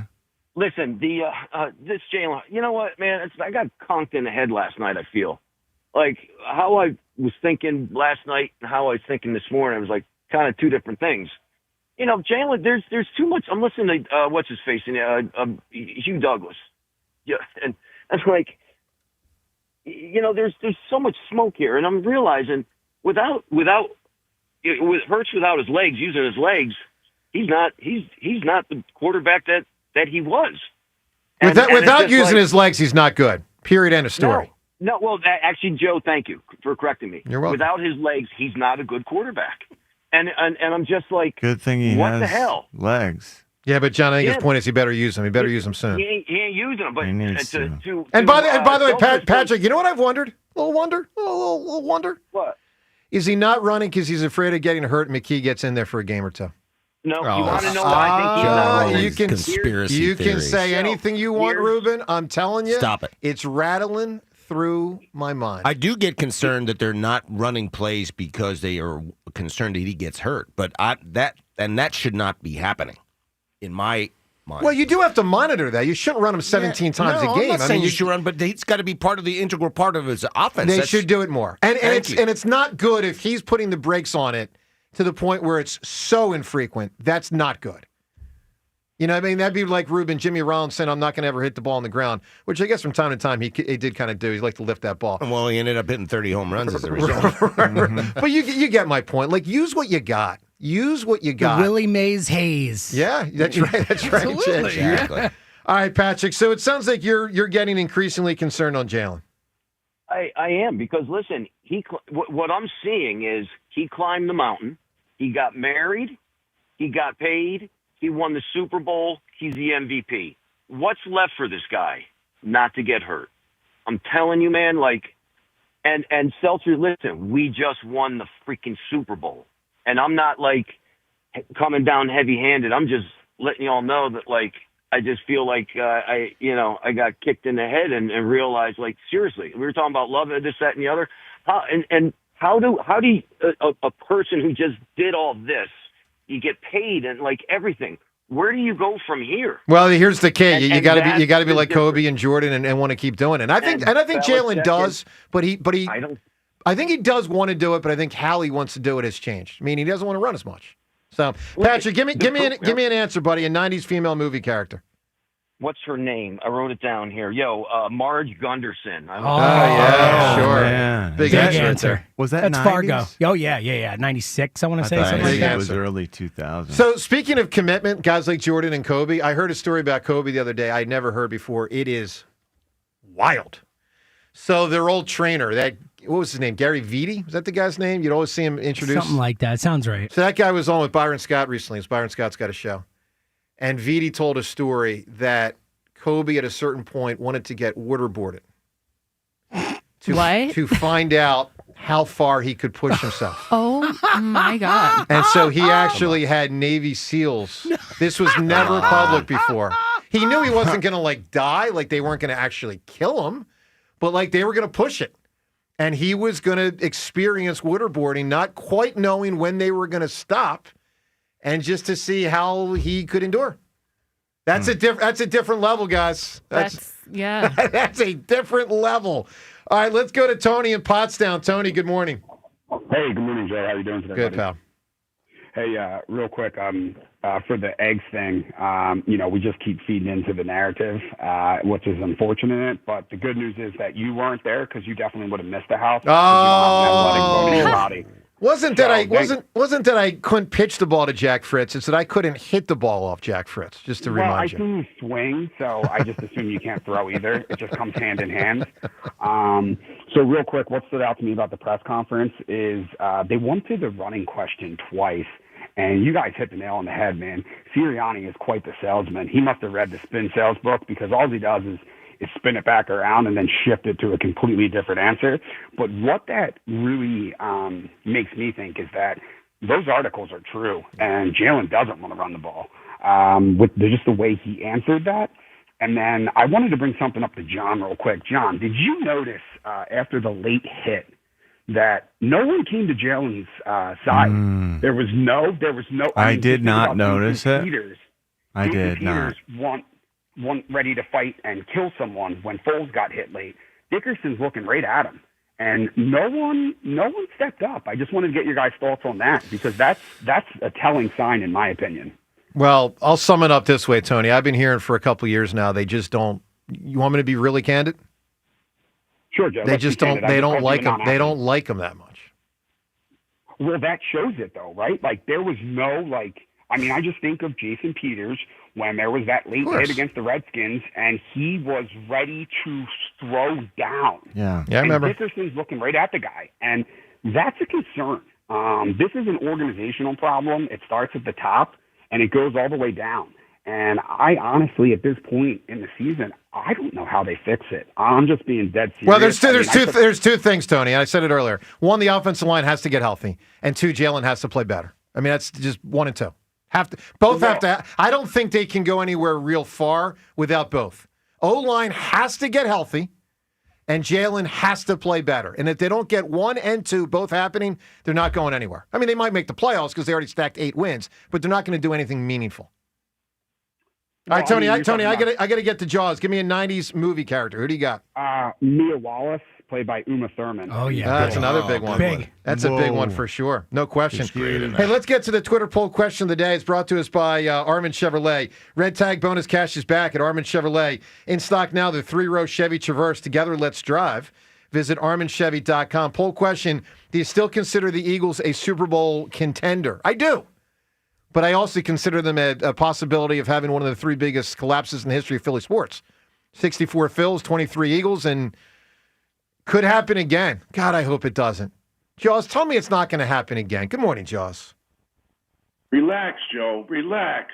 RELAX. We got this under control. I don't know about that. I know we want them. I'm writing.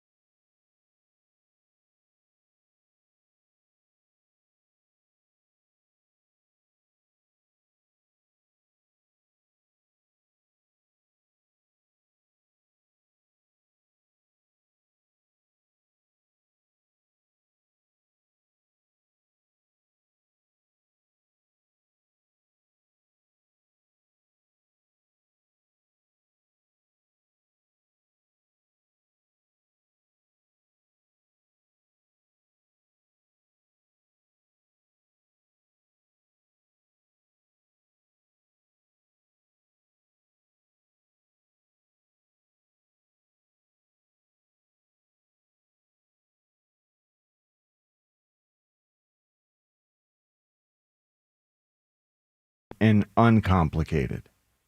Well, before I came on the air, I heard Joe talking. It's about the offensive line. And if this offensive line continues to play like it's playing right now, it will be a one and done if we get in the playoffs. The offensive line has not been playing well. It's where we've hung our hat for a decade. We've hung our hat on the offensive line. Right now, it is not playing well. Until that gets fixed, every game is going to be a tightrope walk. The offensive line is the key to this football team. Then you throw in the defensive line, came up with a clunker against Chicago. Now you've got to worry about the trenches. So one area we always knew how we built this football team on the offensive line and the defensive line, and we've had great success with that. But right now you get a little bit of a head scratcher because neither of them are playing well. So, Joes, how do you get Jalen to play better? Because I think to a large extent they're dialing up plays that should work, and he's just not connecting. How do you get him going? Well, he's missed some guys, but I mean, Jalen really is the least of my worries. We've seen him play at a high level. We've seen him play at the Super Bowl MVP level. We know what he can do. We know what his receiving core can do. But I actually, after that game on Friday, I've been thinking about we may have to change how we approach it. I've always believed in the running, the lead by the run. Last year 54% running plays, and we win the Super Bowl. I felt coming in this season, let's keep that same mantra: run the football, good offensive line, great running backs. None of that has happened this year. So maybe it's time. As I see, the wide receiving core is an outstanding wide receiving core. Tight end's been okay. Receivers out the backfield have been okay. The quarterback has been at times very good, at times questionable. But I think we've got to now lean toward the passing game. The running game just is not happening. It's not happening. So we may have to open this thing up a little bit and depend more on Jalen than we have in the past. So I'm almost leaning that way now to go more with the passing game than I am with the running game because of the way we're playing in the running game. This is a weird question. This is just something I've noticed the last month or so. AJ's wearing stuff red. We're wearing red mouthpiece, red towel, red cleats. Devontae wearing lime green mouthpiece, lime green towel, lime green cleats.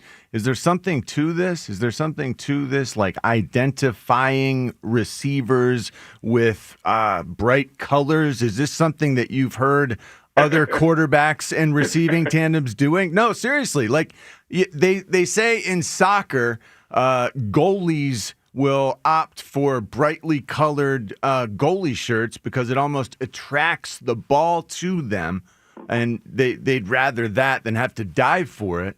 You know, is there something to these additional colors, Jaws, that we don't know about as lay people? Not to my knowledge. I think I'm pretty in tune to what's going on, but maybe that one got by me. I don't see the colors beating anything, except I think, you look around the NFL, you got a lot of players that are flashy, and we got a few of them in Philly that want to be flashy and draw attention to themselves. So, no, John, I haven't heard anything to that regard. Why not more tempo? Tempo is flashy, and it seemed like the tempo offense worked a little bit. It's almost like the only thing that works. Do you expect more of that, Jaws? I love the tempo. I love the ability to dictate to the defense, to get them lined up quick, to make them show what they're doing. Quick tempo, quick counts. We very seldom use quick counts, catching the defense off guard. I would love to see the up tempo. I agree with you. I'd love to see quicker counts, break the huddle. First down, go, boom, you go off the ball. Defense start ready. We stand at the line, we stand at the line of scrimmage. Well, we're very seldom at the line of scrimmage from a quarterback perspective. We're mostly in a shotgun. But it seems like when they show that clock in the corner of the screen, there it is, 5, 4, 3. The ball snapped at like one almost every time. Our tempo has to be picked up, and you can do that by quick counts and be ready to go. Yeah, Ron Jaworski with us here as he is every Tuesday. Jaws, Dan Orlowski from ESPN brought up an interesting concept, resonated with me earlier. He thought the Eagles' performance defensively against the Bears, so the Eagles' defense, may have been in part that they're just physically worn down and emotionally worn down by carrying so much of the burden this season. You've been on a lot of teams, 17 of them, matter of fact. Is there an emotional toll for one side of the ball when the other side of the ball is not holding up their end of the bargain when you get later in the year?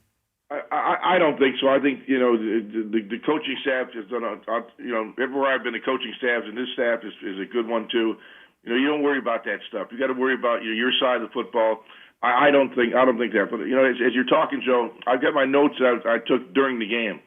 And, because I did the pregame show and the postgame show, and I had, so during the game, I'm taking my notes. And as you were just talking, I wrote one thing: this team looks tired.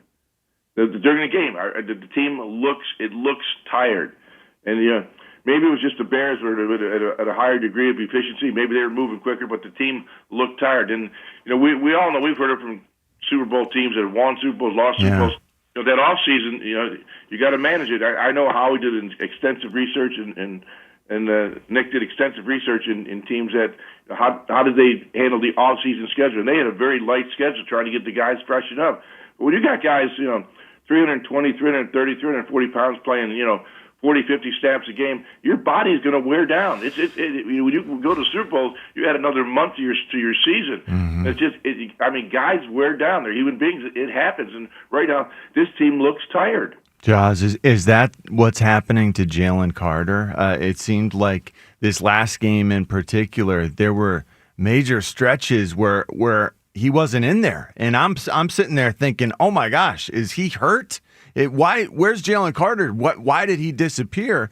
And then he ended up being back in the game later. But the point is, previously he was in there for, it felt like 85 to 95% of the plays.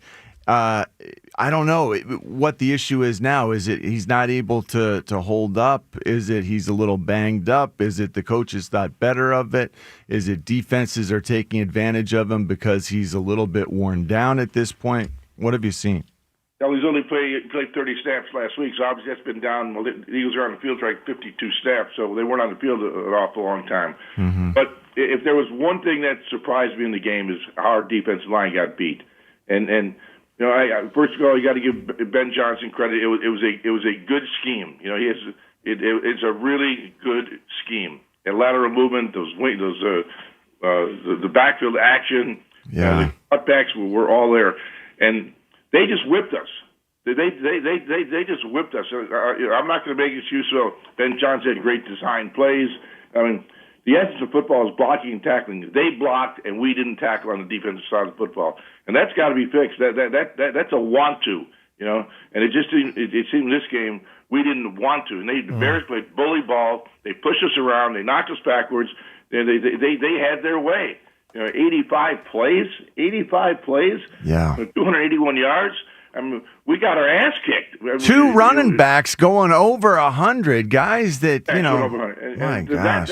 That's more troubling than all the other things we can talk about is we physically got beat. No. That's the essence of football, blocking and tackling, and we got beat.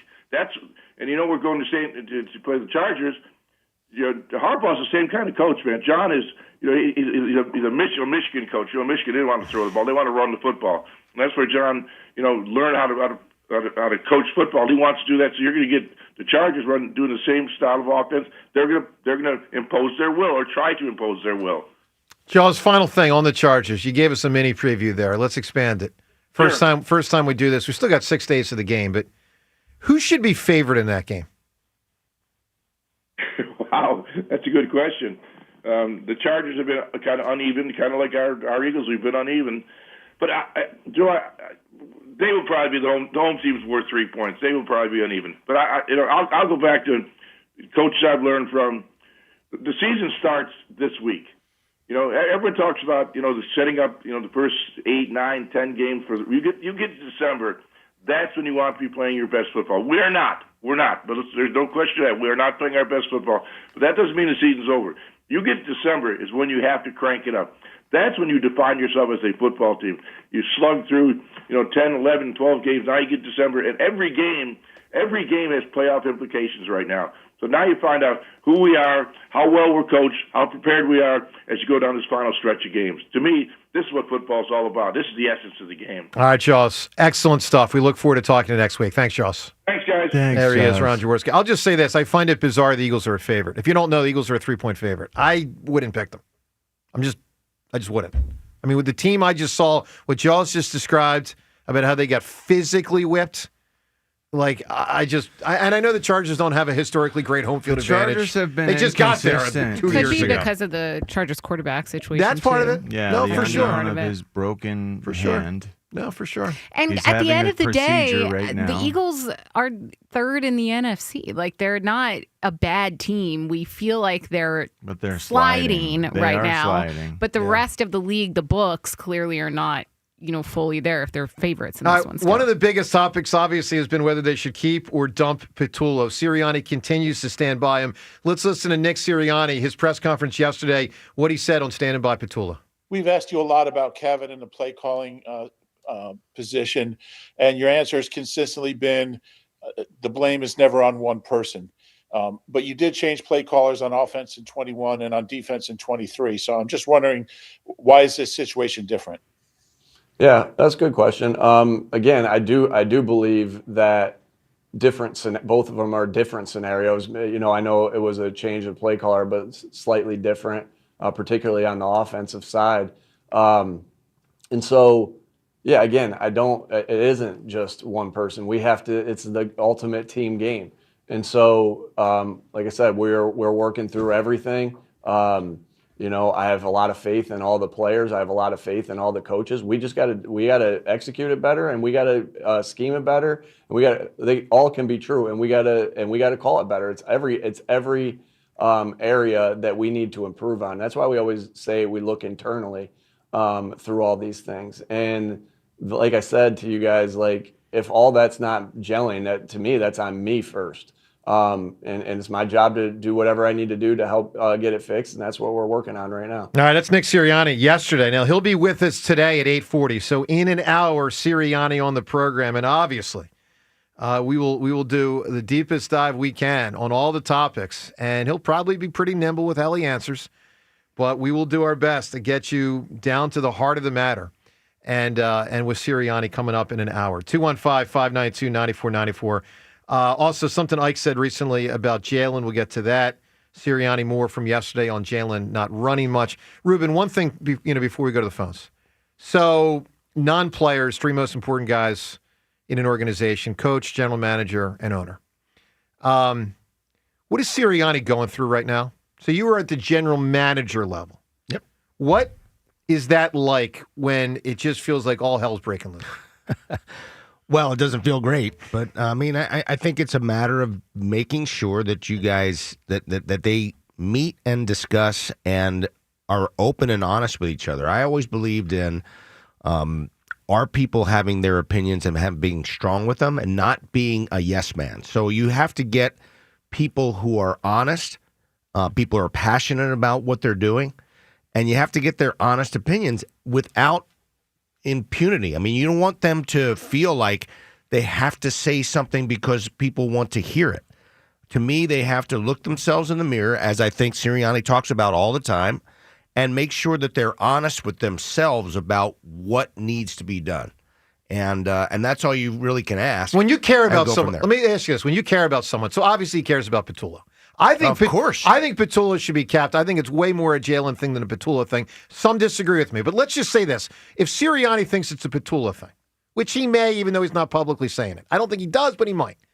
If he thinks it's a Petullo thing, how tough is it to zip your buddy? Oh, it's really tough. I did it in, I think it was, 2009 or whatever it was, when we made a change with Milt Thompson. Yeah. We made a change with a really good friend of mine who I thought was an excellent coach. But I felt like the message was not being heard. Whatever. It doesn't. Sometimes the coach doesn't match with the players. There's a lot of different things that happen. And was it the right thing to do? I don't know. We ended up playing better after that, but I'm not sure if that was the reason. Sure. But we felt like, at the time we made a change of a guy that I have great fondness for. I mean, I love the man. He was a teammate of mine, and when you have to make those changes, man, it's awful. You do not like doing them. I will tell you that. But if you feel like it's, for the good of the organization, you got it. That's why you wear the black hat. All right, Sirianni joins us in an hour. Also, Eliot in about 10 minutes with us on the program. A lot of conversation today. To what extent is 2023 rattling through your mind and you're concerned that, maybe here we go again? Let's get to Dan in Philadelphia. Dan, good morning. Good morning, crew. How are we today? Doing well, Dan. Devin, do me a favor and stay innocent and do not look up Dirk Diggler or the Roller Girl. Well, I did already Google it, but I think I still... It's a great movie. Keep my innocence there. Dan, I'll add to it. Certainly don't do it on a work computer. Yeah. That and don't do the scene, don't look for the scene when he's talking to himself in the mirror. You're a superstar. Hey, listen, so you're talking about Petullo, right? But at the same time, which I agree, it's kind of plain. Then we refer to it as Nick's offense, right? So if it's Nick's offense, how much? I mean, obviously Kellen Moore had a lot more freedom last year because he was an established guy. But if it's Nick's offense and he hired this guy from within, how much say does Kevin Petullo have at the end of the day? Not a ton. Not a ton. So how is it Kevin Petullo? Because, by the way, they only run the plays that Sirianni's going to approve during the week. Now, you can talk about the sequence of plays. I've always thought play design is more important than play calling. I could be wrong about that, but, you got to have play design. But here's the thing, Dan. Here's what the offense is, in my opinion. Nick Sirianni's offense for Jalen Hurts. And the problem is this year they can't run it. They can't run it. So then we go back meaning to the ball, run the football. They can run the offense. They can't run the football. That's a huge problem that we can't run the ball, which huge problem. The passing, right? But then, I'm a big Jalen Hurts fan. All the guy does is win, and most of the time it's not pretty. Sometimes it is, but I keep hearing over the past 2 or 3 weeks about people go back and look at the film. And John, I don't know if you looked at the film, but I know you do that stuff. They said there was a ton of guys open, and he just didn't even go to his second or third read. So yes. There were guys open. Right, so if things are open, then it's not a scheme problem. It's not a play design problem. Again, Dan, it feels like it takes him it takes him a while to get to the point where he's willing to balance that risk-reward ratio in an aggressive fashion.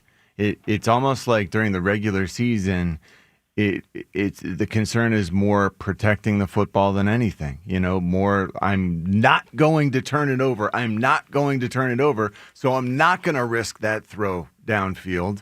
And then in the postseason, maybe he's planning on flipping a switch because it looks so different in the big games that matter in the postseason and sometimes in regular season games. But don't the plays get more riskier the longer you hold on to the ball as opposed to going right to one? Yeah, two, or but three? he can run. Even though he's not running across the line of scrimmage much, he can generally protect himself and the ball by escaping the pocket. Sometimes he's just throwing it away, obviously.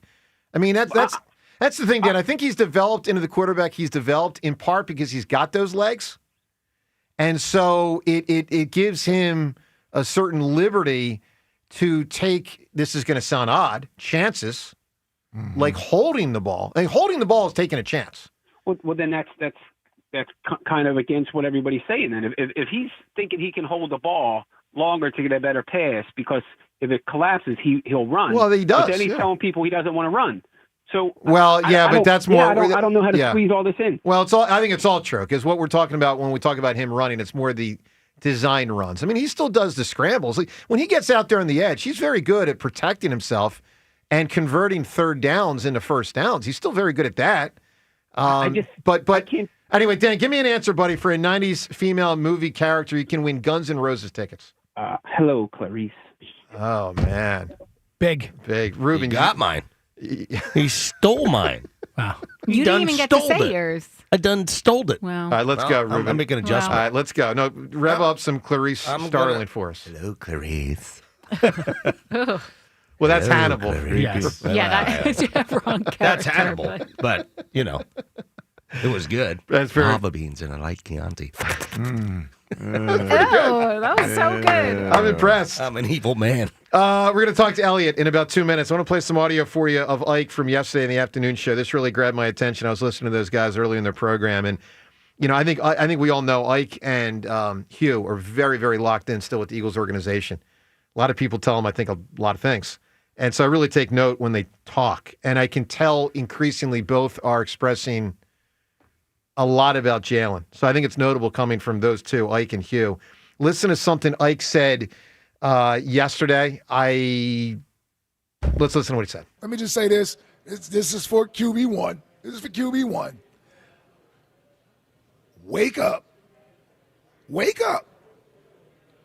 Before, when you finally do wake up, it's going to be too late. And I'm not talking about just for this season. I mean, big picture-wise.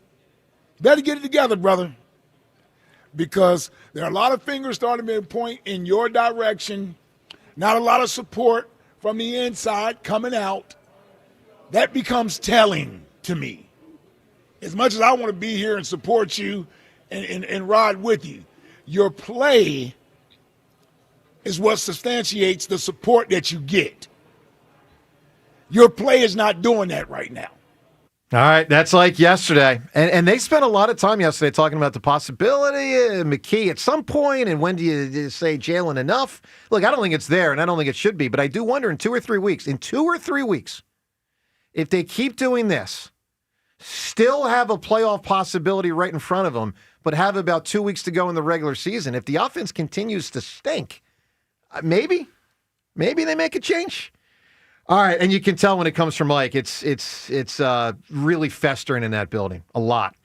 And I think the fact that Sirianni is so pro-Petullo is also telling as well on that topic, even though Sirianni won't publicly state it about Jalen.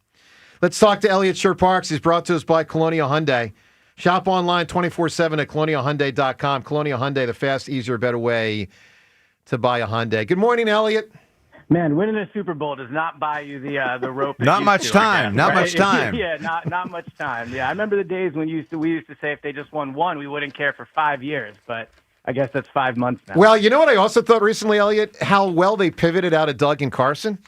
And I don't think it's going to happen too soon. But how well they pivoted out of Doug and Carson tells me, like, they could pivot again. I've talked to Howie about this also. He was like, man, they didn't give you a whole lot of love after you took over and went back to the World Series. And after that, you went to the I go, no, man, it happens quick. The worm turns quick. It does. And look, they went from in 2020 being as bad as you can be in pro football to, I thought, the best team in 22. So, anyway.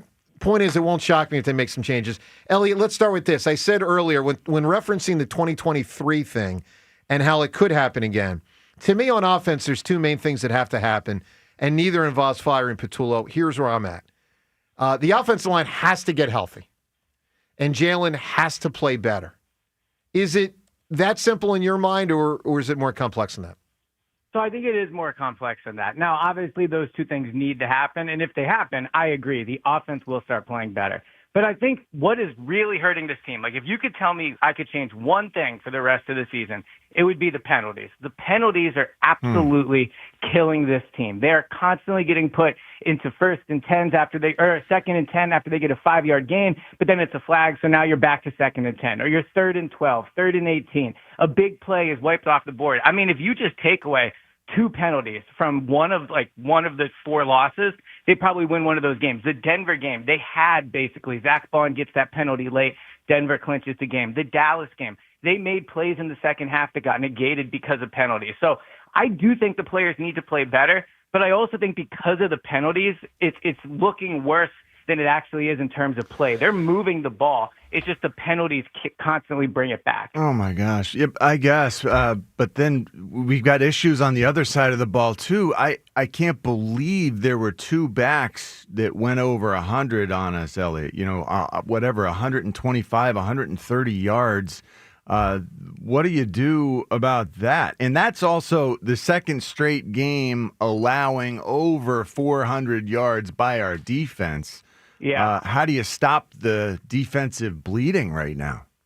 So I think the defense is a good example or good point of execution versus coaching, right? It's the big discussion point right now. Is it the coaches or is it the players? Well, I think it's fair to have questions about Patullo. It's his first year on the job. We know Vic Fangio is a really good defensive coordinator. In fact, we know he's a great defensive coordinator. So on defense, I don't think it's a coaching issue. I don't think they were out-schemed against the Bears. I think they were out-physicaled, and I think they were outplayed. And that has happened far too many times this year. It happened in the Giants game. We obviously just saw it last week. So to me, the answer on defense is just responding to the embarrassing kind of performance you just put out there. The good news is the Chargers are not a great offense. They're not a bad offense, but they're not a great offense either. So in terms of what needs to fix it, I think it's a mentality thing on defense. I don't think the linebackers played well, which is rare. Nakobe didn't have a big impact, which he normally does. And the defensive tackles, Jordan Davis, Jalen Carter, like that Bears offensive line won that matchup. So I don't think it's a coaching thing on defense. I think it's execution thing, and I think it's more about a mentality going into the next game. So, Eliot, is Jahad Campbell just he doesn't play now guy? This was the first game he didn't get a snap defensively. I remember a few years ago, Nolan Smith picked around the same spot in the draft, did not get to play on defense with Hassan Reddick in front of him. Is Jahad now just sort of not play guy? Yeah, it seems that way, and I'm shocked by it. And I think it also kind of shows the power Vic Fangio has on that defensive side of the ball. There's no question the front office wants Jahad Campbell to play. They spent a first-round pick on him. They're excited about him, and I think the coaches are too. But, Vic Fangio has made it extremely clear. Nakobe has won that job. That Nakobe deserves to be on the field over Jahad. Now, will he not play a single snap the rest of the year? No, I think he'll get on the field. I think there'll be certain packages that'll get him out there. But Nakobe, at least up until last week, right, and he didn't have a good game last week, had won that job. And I am, when you talk about the front office versus coaching in terms of just that power dynamic, it is shocking Jahad Campbell is not playing. Let's talk more about the offense here, Eliot. I just wrote down 2 names, jotting through questions for you. Patullo and Hurts. Which do you think is more likely to be replaced within this season if one of them gets replaced? I think there is 0% chance they replace Jalen Hurts this season. None. I do not think there is a world, barring injury, where they take Jalen Hurts off the field. So I would say it is Patullo. That being said, I don't think there's a good chance Patullo is replaced either. But I would put that at more like 20 or 25%, because if it truly gets bad, I don't think I don't think they'll believe Patullo deserves to get fired or, replaced or however you want to phrase it. I just think if it really gets bad, they'll have to do something to try something. But they're not taking Jalen Hurts off the field. Because if they do, that means Jalen Hurts is never playing a snap for the Eagles again. There is no taking him off the field and bringing him back next year. There's no sitting him for a game and bringing him back. If you take him off the field, he's gone. And so I do not believe they will do that. Yeah, I mean, that's what, when Carson came out, he never played another snap for the Eagles in that Green Bay game in 2020. Now, with that said, Donovan, it happened with Donovan, though, remember? I mean, he benched him at halftime in that, Ravens game or whatever, came back the next week. And played against Arizona, threw 4 touchdowns or whatever. Westbrook had 3 of them. That game was awesome. Well, how about Thanksgiving, this? I think. Randall got benched in 92 for a full game for McMahon. Came back in for the end of the season, actually won a playoff game that year. Randall also got benched in 94 for Bubby Brister. Came back in 95 as the starter. So now maybe the dynamic with Jalen's personality maybe makes that a little different, Eliot. I think go ahead. I was just saying, I think it does. I mean, I was not around Donovan, right? But, I mean, I think Carson would have been more open to maybe going back possibly, but even he felt so burned by everything that he demanded out. I do not think Jalen, if they bench him and essentially point the finger at him as you're the reason why everything's struggling, not to mention if McKee comes in and plays well, but I do not think if Jalen comes off the field that he will I think he'll want to be traded if you bench him. Like, I think this offseason that he would not want to return to the team if they bench him and point the finger at him. All right, let me ask you on this similar topic, this question this way, Eliot, because in all due respect to all of us, none of our opinions matter. What matters is what Jeffrey Lurie and Howie Roseman think, and to a certain extent, Nick Sirianni. But again, I say to a certain extent because it's a Jeff Lurie, Howie Roseman show. What do you think regarding the quarterback Jeffrey Lurie and Howie Roseman are thinking? It's a great question. I'll take it separately. I think if you put Howie Roseman on True Serum, he would tell you the main reason the offense is struggling right now is Jalen Hurts' play. I think that they've always known Jalen has weaknesses. I think the coaches and the players they put around them have masked those weaknesses. Now, that is not unique to Jalen. Every quarterback in the league has weaknesses, but I think they probably believe the coaches are better at their job than Jalen is at his job. So that's how I would guess the front office would view it. Jeffrey Lurie, I think, is different because Jeffrey Lurie views this in a bunch of different ways. And what Jalen does for that franchise is almost immeasurable in terms of how he represents them off the field. He is a person that you can put anywhere and will represent them well. He does stuff off the field. Like you don't have to worry about getting a call at 2 a.m. like Jalen's out in trouble, right? So I think Jeffrey probably views it a little bit differently. He's won a Super Bowl for Jeffrey Lurie. So I would guess Lurie would be less willing to move off of Jalen than the front office and coaching staff would be. It's 94 WIP HD1 Philadelphia as we broadcast this morning, of course, with Eliot here with us. We broadcast from the Tasty Cake studio. Eliot, you were there with Jordan Mailata last night, and one of the big themes on our show today is hoping that it's not 2023 all over again, but fearing that it could be. I want to play Mailata's answer about 2023 because he gave a definitive, nope, this ain't 2023 again. And I'm curious if you bought it in the moment, what he was saying. Here's Jordan Mailata yesterday. Man, I'll tell you right now, this is nowhere near close to 2023. So let's put that in the let's nip that in the bud right there. This is at least as a player in the locker room, I was part of the 2023 team and part of this team. It's nowhere near. Nowhere near. How so?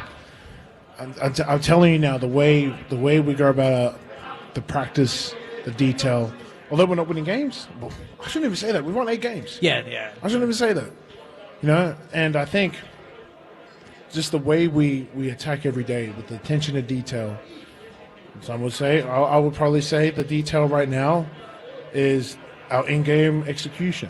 Right, that is lacking. We can go back to practice, and that'll probably be a big emphasis of putting ourselves in these situations where they keep hurting us in games, and that's all you can do. And I feel like that wasn't there in 23. It's there this year.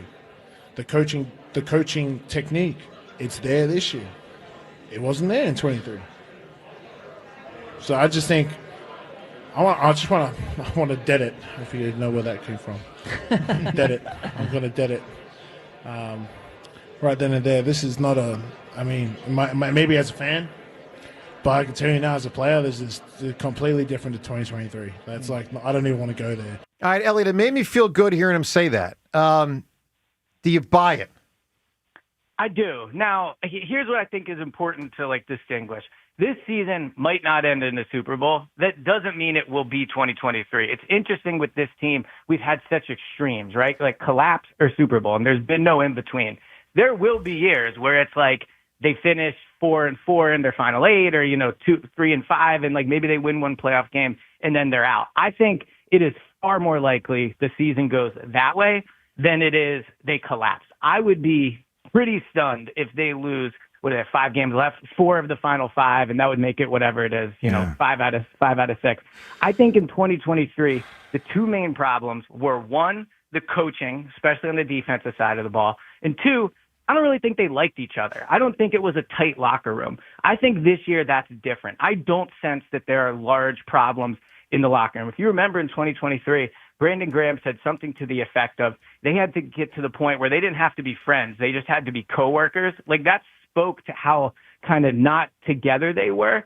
And I don't get the sense that that's the case this year. So they might not go to the Super Bowl. I would probably still pick them to go to the Super Bowl, but I don't think it's going to collapse. Okay. Eliot, how much better would this team be if Sean McVay or Ben Johnson were calling the plays and designing the plays, designing the offense and calling the plays? I don't think they'd be better because I think Nick Sirianni is a better head coach than those two. And I think that ultimately we can talk about design all we want. Nick and the staff can only design plays that these current players can run, right? Credit to Ben Johnson and what he's done in Chicago. I mean, he has not really accomplished much of anything yet. He hasn't even won one single playoff game with the Bears. So I think right now the problem is the penalties. I think it's the self-inflicted wounds that this team is doing. And Nick and the coaching staff certainly deserves blame for that. Mm-hmm. But guys are open. You watch that game against Chicago, there are players that are wide open that are not getting the ball. And that is the biggest problem right now. It is not the scheme. It is the execution. All right, Eliot. And by the way, I'll take that one word further because people keep saying execution, and I'm getting tired of it because it's a catch-all word that the coaches and players are using. It's the play of the players. Yes, they're I not agree with playing that, well enough. That's what execution means. No, I know, but literally, that's literally what it is. But you know what it is? They need to be better. It's Jalen Hurts' play. Yes, 100%. I agree with you. That's what it is. But also the offensive line. And the offensive line. All right. So they're not executing? Is that what you're saying? Well, I'm not sure they're capable with their physical. They're not playing injuries. well enough. All right, Eliot, Yes. good work, bud. Thank you as always, man. Talk to you guys soon. I want to play one piece of audio from Sirianni yesterday, then right back to the phones, because Eliot asked Nick Sirianni about that concept yesterday. And I don't know. Jalen was rattling through my mind when Eliot asked it and Sirianni answered it. Let's listen to this exchange. I was wondering as a coach how you balance running something that's their strength versus doing something at times that might be their weakness, but it's what needs to be run against a certain look, and how you get them to buy into something like that. Yeah, I feel like our players can do a lot of different things. We have a lot of strengths on the team, so we're able to do some different things because we got talented guys. But make no mistake about it, you always want to be doing the things that they do the best. Like if we asked them to do something we didn't think they could do, I think that I don't even though it might draw up well on paper against a certain team. There's different ways that you can attack. Different looks. And so you're always thinking about what they do to do the best. That's why you're constantly evaluating the players. But like I said, we got talented guys that can do a lot of different things. But when you ask a guy to do something they can't do or they might not be as good at, it doesn't really matter how it draws up. So it is always a balance, but we're always trying to do the best thing schematically and also always trying to do the best thing, that they do well. All right, that's Sirianni yesterday. He'll join us coming up in 35 minutes. Nick Sirianni at 8:40. Regarding the offense, 2 things have to happen. Offensive line has to get healthy. Because I believe if they get healthy, they'll play well. I believe that. I don't think they're healthy. And 2, Jalen has to play better. And regarding 2023, which has been a big theme of our show today and how it feels like they might be embarking on one of them again, two main things there. They have to win the division, where that will officially be a collapse. And, then there's the playoff game thing, and you'd hope they'd win at least a playoff game. Maybe they will, maybe they won't. As of now, it's a home playoff game. It should stay that way. if they get smoked in a playoff game, then that gets you kind of into collapse territory as well. I don't think they're about to lose 6 or 7 the way they did 2 years ago, but I got to say, it does feel very similar right now to how it felt in December of that year. And a caller made a great comparison yesterday, saying going out west to face the Chargers feels kind of similar to going out west to face the Seahawks. And that's when you really knew it was know what? Oh, I mean, going out west to face the Chargers right, though? Feels a lot nicer, a lot easier than going out west to face the Seahawks. Well, that wasn't a great Seahawks team. That was part of the problem. They were okay, but they weren't great. I don't care how good they are or how bad they are. That stadium is so loud. That stadium is rough. And then with the Chargers thing, it's a quaint little place. I know. They're not as loud. I don't know if They're I'd not call as it angry. quaint, but there's not going to be a like lot of that Eagles fans there, monster. Or I know. You know they or play in whatever the name of the SoFi field is. Stadium. Yeah, but they don't play no, in the... SoFi's the Rams. Chargers don't play there also, Yes, do they they? do. Do they both Yeah. play there? Yes. Mhm. Okay, gotcha. Yes, they do. All right, we'll score 1 for Devin and 0 for the Hammer. I'm down 1-0 for Friday morning. By the way, James, that's me going for 302. I just want to say to all the people in the Delaware Valley that congratulated me in the last week on winning 300, beat the Hammer. Get with the times. We're at 301. 300, we're past that point. Thank you very much. Come on, people. Yeah. Just taking shots at people. Let's go to the phones. Seltzer, how you doing back there, bud?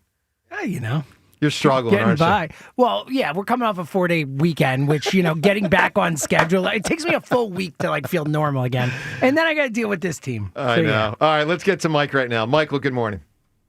Good morning, everybody. What's up, Mike? So, does anybody watch the show Shark Tank? So Shark Little Tank, somebody comes on flyby. there. I know the concept. Anyway, somebody comes on there, they gives a little sales pitch trying to sell their thing and get money. I feel like I'm in a bad episode of Shark Tank. Like, I hear all these things about, hey, you know what? If the offensive line can get healthy, we can maybe get the running game going. The offensive line was banged up coming into the season. So, yes, everyone at this point of the season is a little banged up. We were banged up before everyone else started to get banged up. The offense is completely broken without the offensive line. It's, Jalen has been a benefactor of an offensive line, not just last year, but his whole career with the Eagles. Remember, this is the same offensive line that made Miles Sanders look like, an all-world running back. But Mike, let me just jump in and say this because I think this is key. I think they could get healthy. I don't think Sirianni and Howie are dumb enough to play these guys in November if he thought they couldn't get healthy for January. I really don't. Joe? I mean, no, I'm serious. They're not dumb. And if those guys couldn't have a chance to work their way into health, then they would have sat them. I really believe that. Sit them for who? Sit them for who? For you? There's nobody else to play. Well, there's backups, and you want to have a great shot, but there's always another guy to play. I mean, I just know this, Mike. I don't care how important the game is coming up on frickin' Monday night. It's not as important as the game coming up the second week of January. And they need Landon Dickerson and Juergens healthy for that frickin' game in January. And I do not believe they would be playing those guys now if they thought there wasn't a chance they could work their way into health. I don't believe it. These guys are healthy enough to play, but they are not healthy enough to give the same exact output that they've been giving the last couple of years. Well, that's and right. What it's done, and we've all been talking about it in circles, that is all it's done is expose Jalen for what he is, a flawed quarterback who is now taking away his greatest asset, his legs. He is a glorified backup quarterback now. So we're done. The defense is exhausted. The defense can't carry this team anymore. It's over. Well, let me say this one thing in Jalen's defense, because you guys know I'm not the biggest Jalen guy compared to everyone here, but I'll say this, Mike. I think he deserves this. If the theory is he's not going to run much until he needs to, now you're getting closer to he needs to. Like at 8-3, you can still make a case to tuck it away there for a bit. All right, they were 8-3. Even at 8-4, they're still 8-4. But my point is, I think he deserves some leeway here to see if the Cowboys get even closer, if they're in games down the stretch for specific seeding, if they're in a playoff game, would he run then? If he doesn't, that's a different level of alarm bell, in my opinion, than he hasn't for the first 3 months. And I think he deserves that benefit of the doubt there. I really do. I mean, listen, that's an interesting point, but we really needed to win this last game because now Dallas is starting to smell themselves. They're starting to believe that they're on our coattails. Like, we didn't need to lose this game. We could have used a couple more runs, rather than keeping Jalen, in our back pocket as a runner. So, I mean, I want to believe you, but I can't believe you. Okay. Mike, give me a great 90s female movie character for Guns N' Roses tickets today. Sharon Stone is Ginger in Casino. Oh, that's another great one. Electric in that movie. Seltzer goes electric. She is. She is electric in that movie. She's great. All-timer. Yeah. I bet you 30-year-old Amaro was a big fan of Sharon Stone in 1990, 5? Yeah, right around then. I think 5, yeah. Big fan. Ginger. Ginger was. Why wouldn't I? I mean, Robert De Niro couldn't handle her. I mean, no one could handle her. Ginger was a firecracker, All man. right, 215-592-9494. Coming up, Nick Sirianni. We'll talk to the Eagles head coach at 8:40. A lot of calls prior to that and after that as well. Plus, Ray Didinger weighed in yesterday on the 2023 thing. Does he sense the comparison? What he said, you'll hear that next on a busy Tuesday morning. Sirianni coming up in 30 minutes on 94 WIP. All right, let me tell you about FanDuel Sportsbook in partnership with Valley Forge Casino, number one sportsbook in America, and number one also for same-game parlays. From points to rebounds to threes and assists, FanDuel is the place. They got the best place to combine your favorite picks into a same-game parlay or track every stat live, all in one easy-to-use app. The FanDuel app at FanDuel.com/hammer. Local basketball team in action back at it tonight. Of course, you can weigh in on that game where you get tonight new customers $150 in bonus bets if your first $5 bet wins. That's a $5 bet. And with it, if you win the bet, great, you win the bet. You also get $150 in bonus bets. Of course, you can also start looking ahead to Philadelphia and the Chargers Monday night out there out west. All the sports, all the games, all available for you at FanDuel.com/hammer. 21 plus and present in Pennsylvania. First online real money wager only. $5 first deposit required. Bonus issued as non-withdrawable bonus bets, which expire 7 days after receipt. Restrictions apply. See terms at sportsbook.fanduel.com. Gambling problem? Call 1-800-GAMBLER. As the baseball offseason begins, questions remain for the Phillies. Does Schwarber re-sign? Oh, we love to bring Kyle Schwarber back. It's a priority. Will JT return? The most prepared guy I've ever been around as a catcher. Can the Phillies retain Ranger? What a performance for Rangers, Suarez. Listen for the latest. All your Phillies offseason happenings happen here. We'll see what happens. Sports Radio 94 WIP. Now's the time to enroll in quality, affordable health insurance through Get Covered New Jersey. All plans provide free preventive care, coverage for prescriptions, emergency services, and more. Plus, 8 in 10 get financial help. Enroll by December 31st for January 1st coverage at getcovered.nj.gov. Hey, football fans, tune in this week to kick off with Boomer and Valenti, where the guys break down the biggest headlines and storylines from across the NFL. Kickoff with Boomer and Valenti is brought to you by the Home Depot. When the job calls for the best, call on Makita. Available at the Home Depot. How pros get more done. Imagine being the wizard of your own home. With Xfinity, intelligent self-healing Wi-Fi fixes problems like magic. It boostifies speeds to your devices when you need it most and makes your favorite Wicked content sparklify on every screen. All while a spell of protection helps keep your family safe online.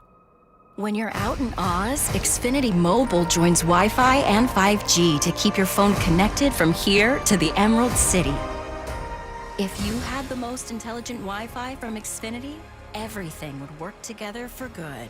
And now you can cast a spell to stop time and keep your internet bill steady for 5 whole years.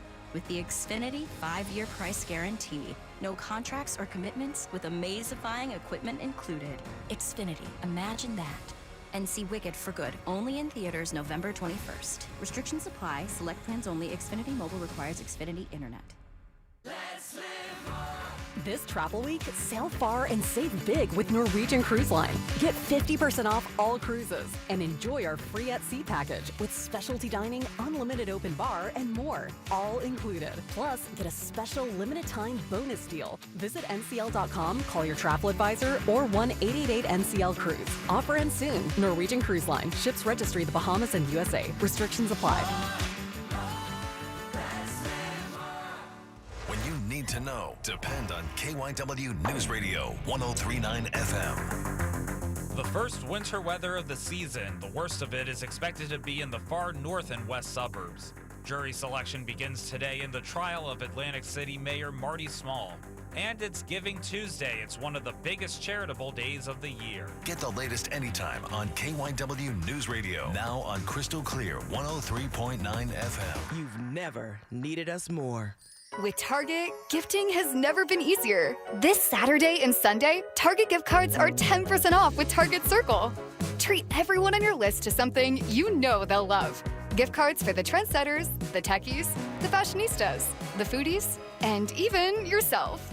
The perfect time to save is now. This deal is a yearly fave, so hurry. Get more gifting for your buck and save 10% on Target gift cards with Target Circle for 2 days only. Only at Target. Restrictions apply. Another app for inventory, one for CRM. Oh, don't forget accounting. Wait, which login was that? Or you could use Odoo, one fully integrated system that does it all without the hassle. Ditch the app overload. Get everything your business needs on one platform. Try Odoo free today at odoo.com. That's ODOO.com. This is the story of the one. As the purchasing manager at a manufacturing plant, she knows the only thing more important than having the right safety gear is having it there when you need it. That's why she partners with Grainger for auto reordering, so her team members can count on her to have cut-resistant gloves on hand, and each shift can run safely and efficiently. Call 1-800-GRAINGER, click Grainger.com, or just stop by. Grainger, for the ones who get it done.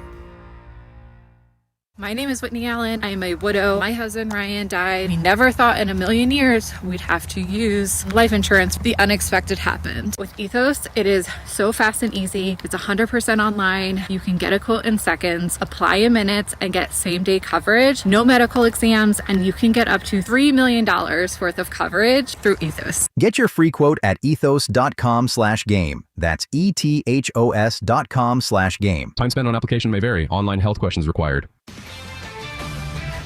This is Boomer Esiason with an Odyssey Sports Minute. To no one's surprise, Lane Kiffin has bailed on Ole Miss before his college football playoff debut and jumped to LSU. The notorious bridge burner tried to cover himself by spreading blame for his decision on mentors Pete Carroll and Nick Saban. He also denounced Ole Miss athletic director Keith Carter for not letting him coach into the playoffs. Come on, Lane, seriously? You really thought you could coach your team into the playoffs? I'm Boomer Esiason.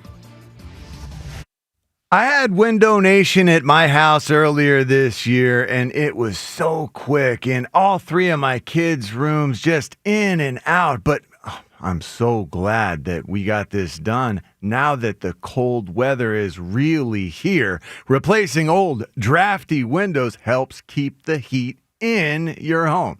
Window Nation can put a stop to wasting money on your heating bills. And financially, this is the time to do it, because right now, during their end-of-year sale, you save 50% off all window styles. There's no limit, and one-day installation is included. Okay, 50% off, it already makes it a great investment. But how do you pay for it with the holidays coming up? That's what stops most people, but not with Window Nation. You can get your beautiful new windows installed now, and you could get 0% financing for 5 years. Stop wasting money on heating bills. This offer ends soon. Do like I did and call 866-90-NATION or book your free estimate at windownation.com. 94 WIP Sports Update. Sponsored by the Labor's District Council Lesset Fund. Flyers lost to the Penguins 5-1 last night. Sixers back in action hosting the Wizards tonight. Eagles offensive coordinator Kevin Petullo's home was vandalized over the weekend, according to Morristown Police. A video surfaced online showing multiple people throwing eggs at Petullo's house following the Eagles' 24-15 loss to the Bears. Despite a 2-game skid, Jordan Mailata says he's not worried about another collapse. Man, I'll tell you right now, this is nowhere near close to 2023. So let's put that in the let's nip that in the bud right there. This is at least as a player in the locker room, I was part of the 2023 team and part of this team. It's nowhere near. Chargers quarterback Justin Herbert underwent surgery on his hand Monday afternoon. The team says he's day-to-day and won't know his status for their Monday night matchup against the Eagles until later this week. Nick Sirianni joins the morning show coming up later this hour at 8:40. The Labor's District Council Philadelphia and vicinity are committed to providing the safest, most well-trained workforce for the construction industry. Labor's building a better future today. Weather today, rain and snow with a high of 40 degrees. It's currently 33. Listen to Sports Radio 94 WIP on your streaming device. Download the free Odyssey app or tell your smart speaker to play 94 WIP. Sports update on 94 WIP. Former Eagle John Ritchie. Future President Joe DeCamara. This is the morning show on Sports Radio 94 WIP.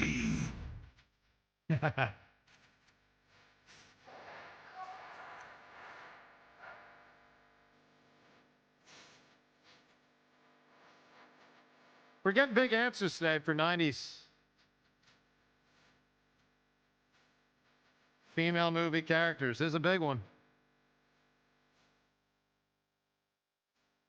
See, Ruben, the YouTube crew can see you and John. Moves. James, who has it better, Ruben or John here with the way they're dancing?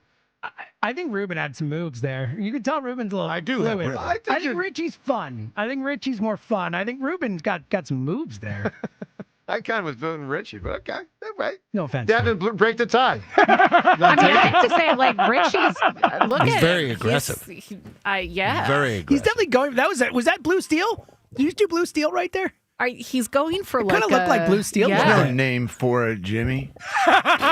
Nice. Well done. Interpretive dance. I gotta go with Richie there. He was leaning into the bit a bit John You as looked well. like Zoolander there at the end. I was talking Blue Steel. You were like, I liked it. All right, Sirianni in 20 minutes, 8:40. Nick Sirianni on the program. Let's get to the Twitter poll question of the day. It's brought to us by Armin Chevrolet. Red tag bonus cash on every new Armin Chevrolet Equinox. It ends soon. Together, let's drive to Armin Chevrolet. Visit ArminChevy.com. Poll question. Do you still consider the Eagles a Super Bowl contender, yes or no? I do. I also consider them a contender for a collapse, but I think they are still a Super Bowl contender. Which is more likely? That could be tomorrow's poll question. that's a great Twitter poll. Yeah, I think it is tomorrow. Now, is it like contender or win the Super Bowl? I just want to know which one we'd be voting on. Or like Super Bowl participant. Yeah, okay, make the Super Bowl or collapse, I think is a great poll. All right, I'm writing that down for tomorrow. I got to give that some thought. That's a great question. Super Bowl, That's a great question. Appearance or collapse. I like it. We'll get to it. Ruben, let me ask you this because you weren't in here earlier when we addressed it, and I'm sure most people listening know it happened. Devin just referenced it, but if you don't, the egging of Petula's house, Ruben. Oh, I mean, it's a disgrace. It's a disgrace. Give me your thoughts. Well, I went through it in 2014 myself. My ex, where my kids lived, they got egged. They thought I was still living there. I was not. And then they trashed my own home. So it's typical, and it's disgraceful, and it's awful, and it's the one thing that it got me down about the Philly fan overall. I'm embarrassed. It's embarrassing. Well, I'm sorry to hear that. I didn't know that. I had the cops had to, because it happened several times, so I ended up having the cops have to put like video stuff in, hide video stuff. What is wrong with people? It was before I think Ring was out. Maybe it wasn't where those the cameras and stuff. Yeah. So I didn't have one of those in either one of our places, but it was embarrassing. Did the authorities ever find the individuals? They did not.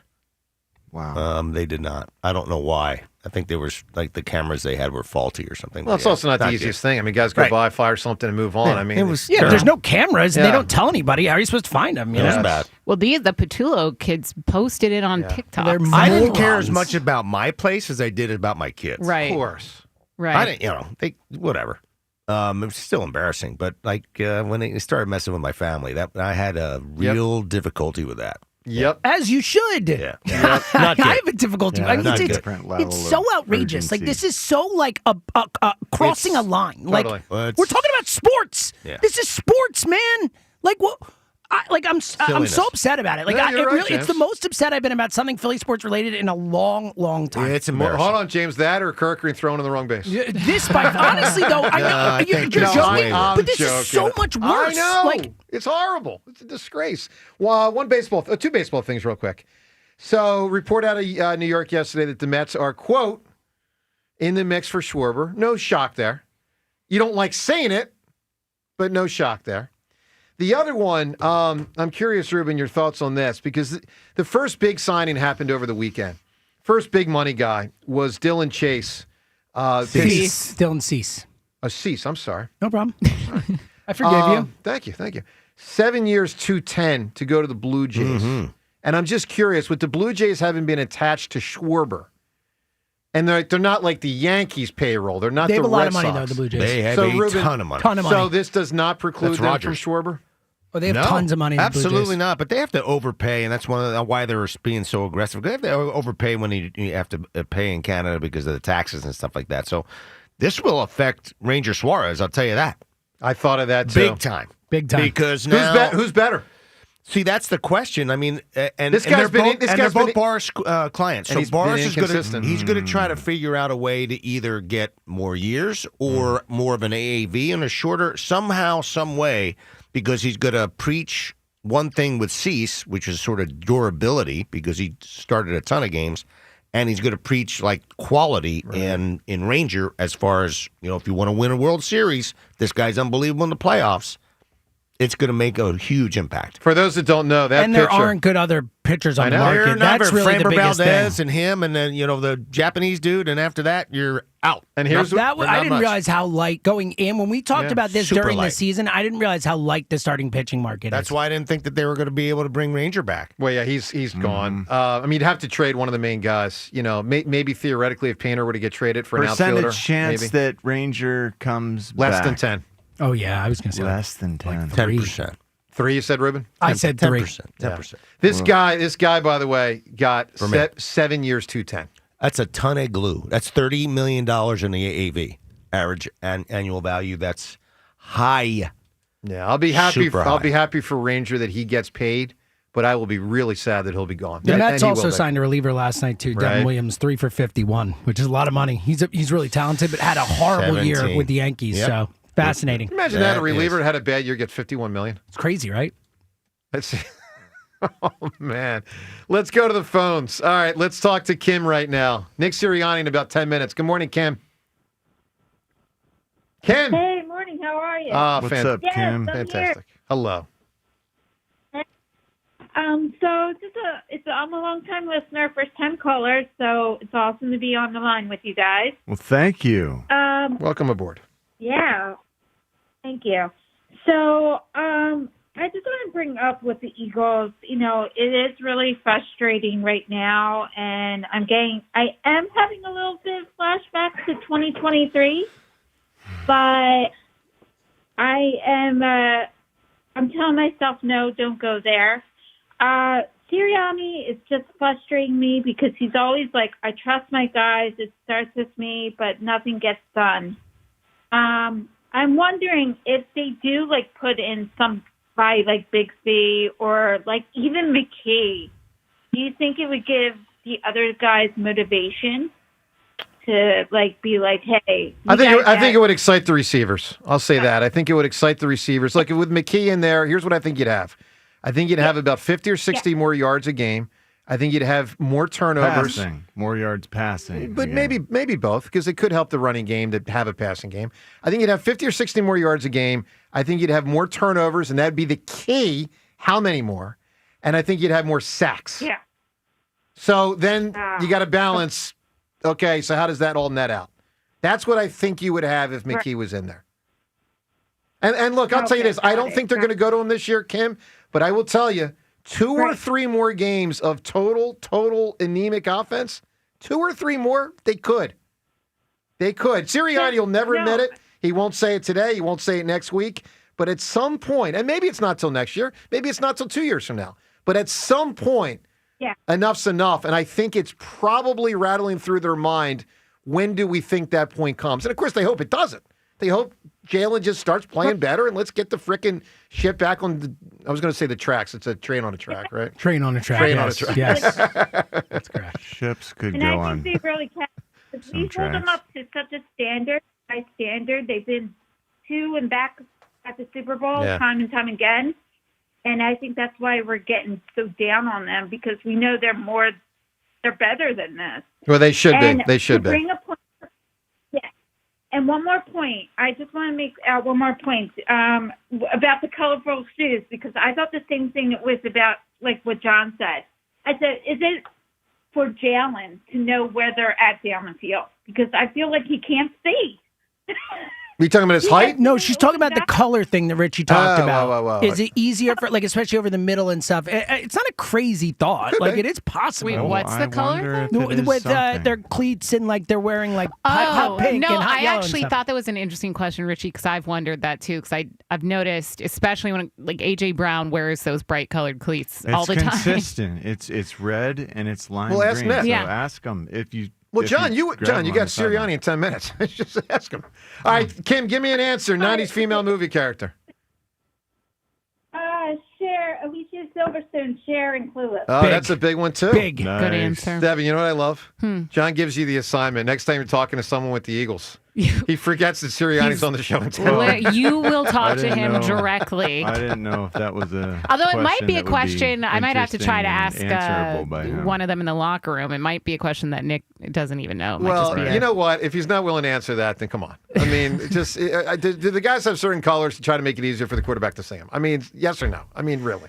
You don't want defenders wearing those It's colors. all about the right? competitive I mean, if you give it away, advantage. then you defend. The cornerbacks are wearing the colors. It's a disaster. No. So there was, I don't remember if it was the interception. It was an incomplete something on the Black Friday game. And I noticed one of the cornerbacks had on like a bright orange sleeve.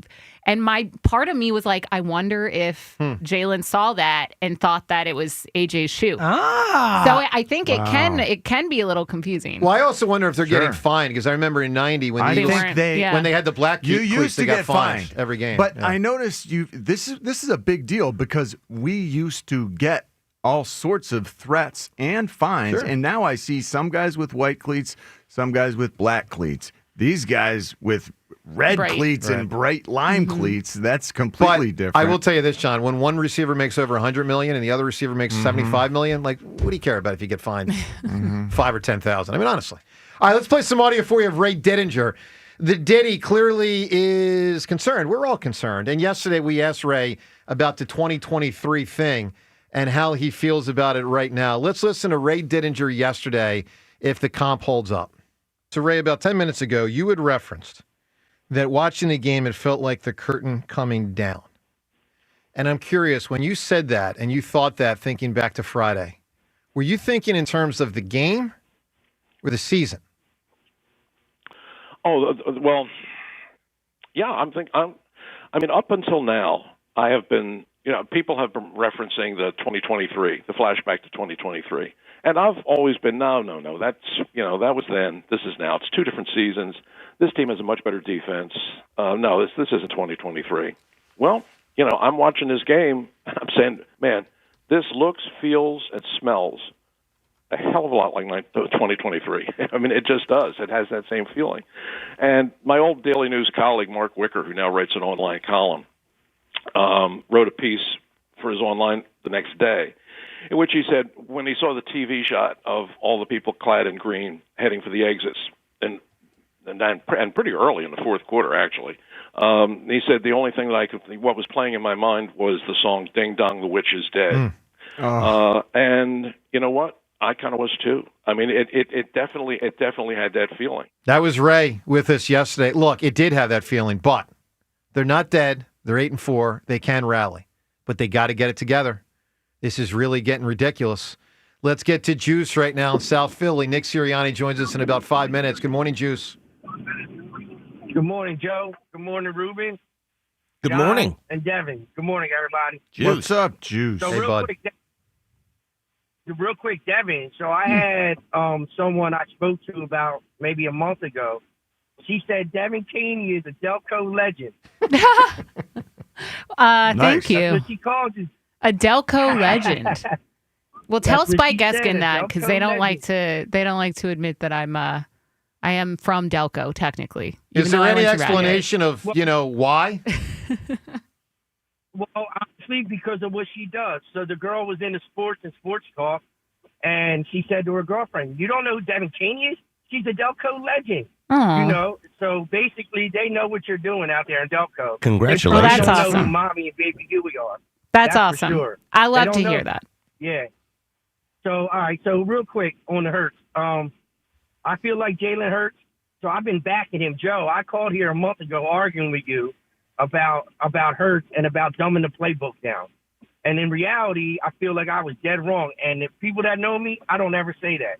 But anyway, I feel like I was dead wrong. I feel like watching last week's game, Hurts is 100% the problem. You can't have guys running around open, clapping their hands, grabbing their head because they know how open they were, and the quarterback just flat out doesn't see them because he can't progress through his reads that quick. It's just not good quarterbacking. And we live in a world now where because of what Hurts makes, because of his salary, they're never going to bench him. You got Tanner McKee sitting on a bench. Why not put him in? Why not light a fire under Jalen Hurts? Light a fire under somebody because the ship's sinking. Well, I And wouldn't coming out do here it, Juice. every I day wouldn't thinking- do it yet. I wouldn't do it yet. I think Hurts deserves more than being benched this week. But I think in 2 to 3 weeks it gets really real if he continues to struggle and they struggle as a result. I really believe that. I don't think the Eagles would have the guts to do it, but they might. I don't think you're wrong, but by then it could be too late. It could be. So, It could be. So By the way, Dallas is just gonna for Dallas. point of reference, let me just give you a quick point of reference. I referenced earlier when Randall was benched in '94. That was the 7-2 Eagles. They collapsed to, I'll start with this, 7-7. And that's when Randall got benched. And then they lost 2 more to finish 7-9.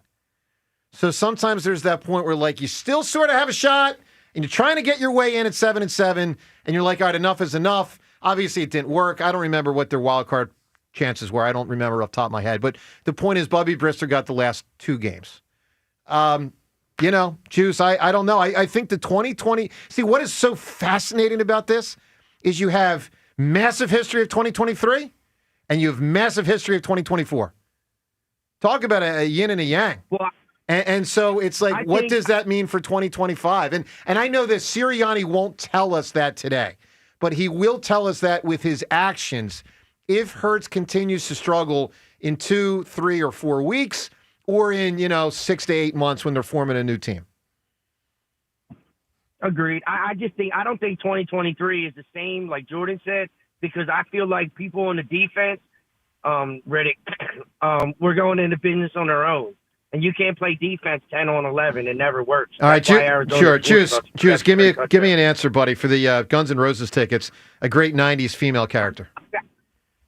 I got the winning answer. Dottie Henson.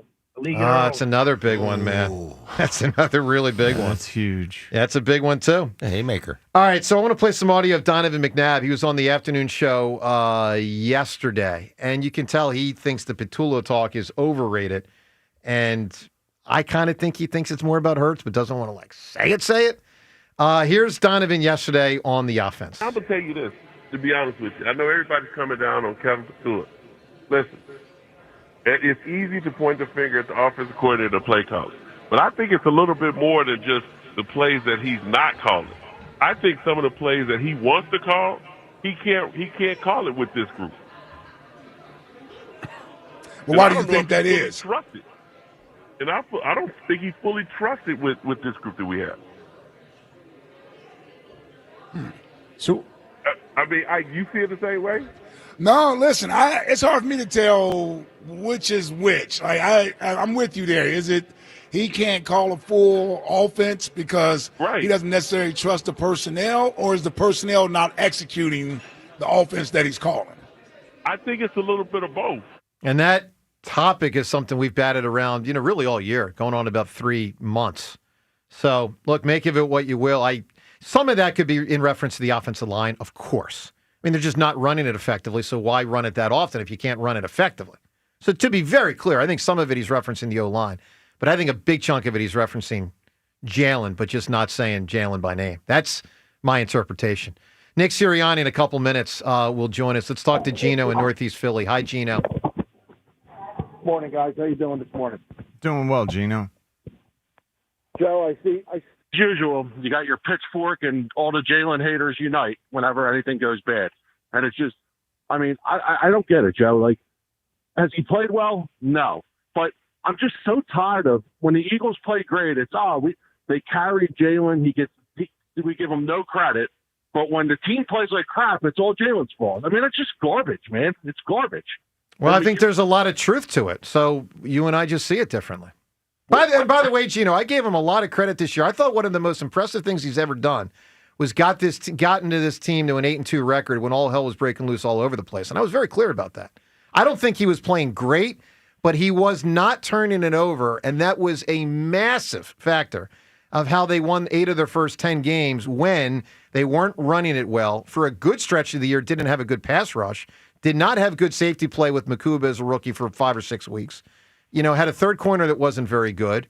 I mean, there was a lot, AJ was unhappy. There was a lot going wrong. I thought it was impressive, and I stated it very clearly. Okay, that's fair, Joe. You did say that. But I do feel like that you are quick to push the blame on him. And I feel like a lot of other people are too. Like, I really don't need to hear Donovan McNabb telling me, like, Donovan McNabb never played good in a big game in his life. And that's not true.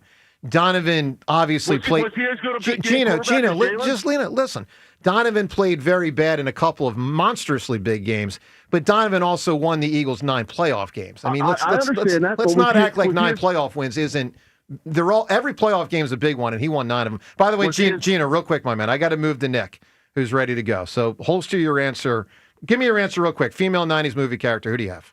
Buffy the Vampire Slayer. You got it, buddy. Gino, appreciate the call. We'll get back into it next time you're able to call. All right, let's talk to the Eagles head coach, Nick Sirianni, brought to us by Bud Light. You can join Ava Graham at the Urban Saloon this Monday night for the Eagles game and win tickets to an Eagles home game, signed merchandise, and more from Bud Light. The 8-4 head coach of the Philadelphia Eagles, Nick Sirianni. Good morning, Nick.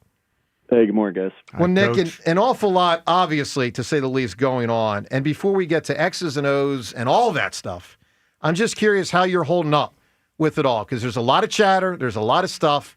How are you on the emotional edge with everything going on these days? Yeah, when you don't listen to the chatter and when you don't pay attention to it, and you make sure that you're trying to work for the next game, that doesn't affect you. So, yeah, we're getting up off the ground. You got 2 options when you get knocked down, like we got on Friday. You can lay down and let everyone. You try to feel bad for yourself, or you get the heck up and keep fighting. All we know to do is fight, and so we're up. We're excited about a new opportunity. Getting the players back in here today after they got some rest, and excited to get some of these things corrected, and then move on to the next game.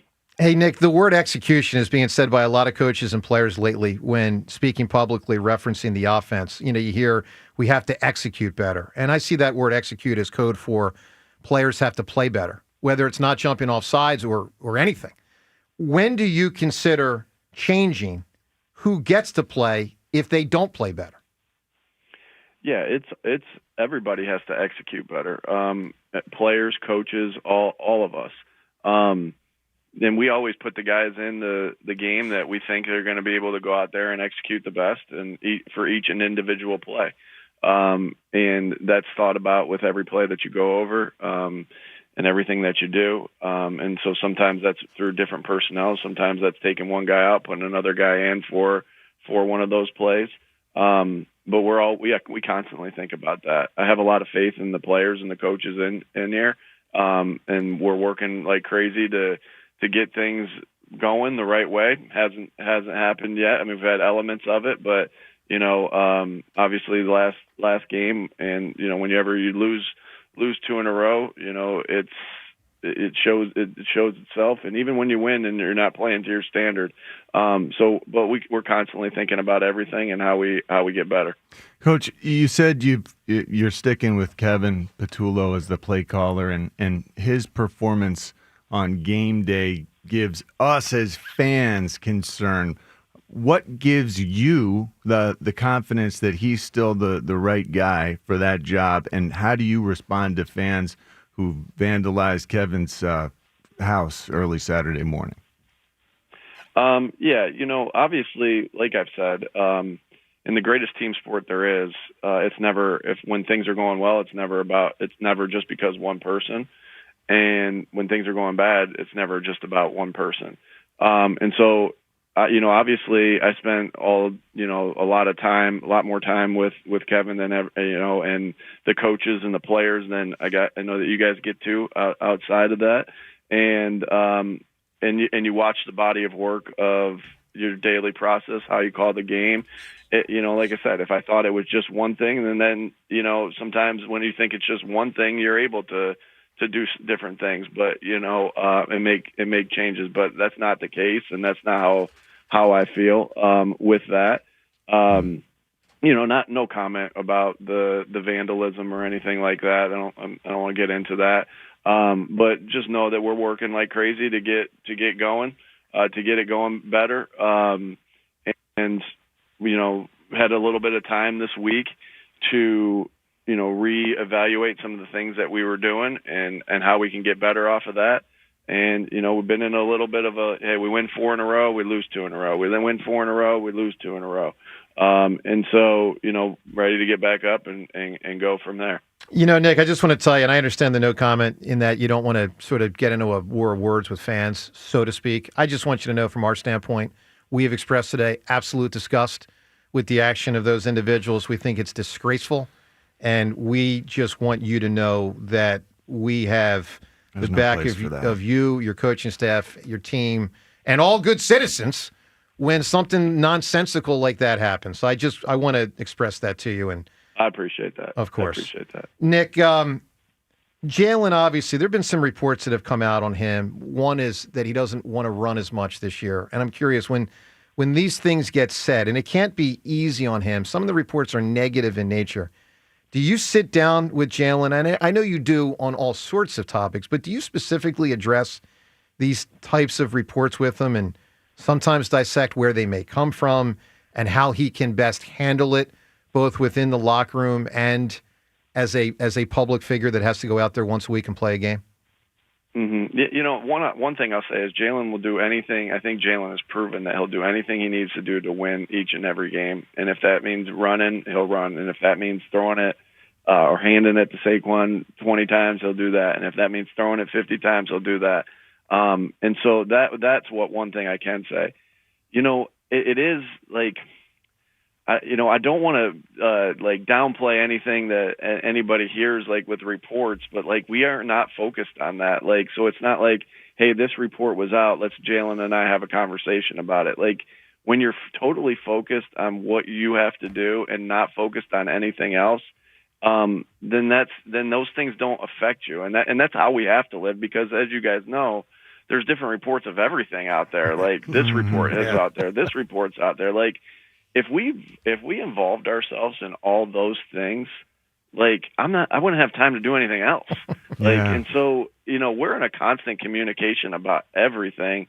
And that's why it's so important that you go through your process and you talk through everything and you talk through the game plan, you talk through what you can do better, what you can't, what you did really well.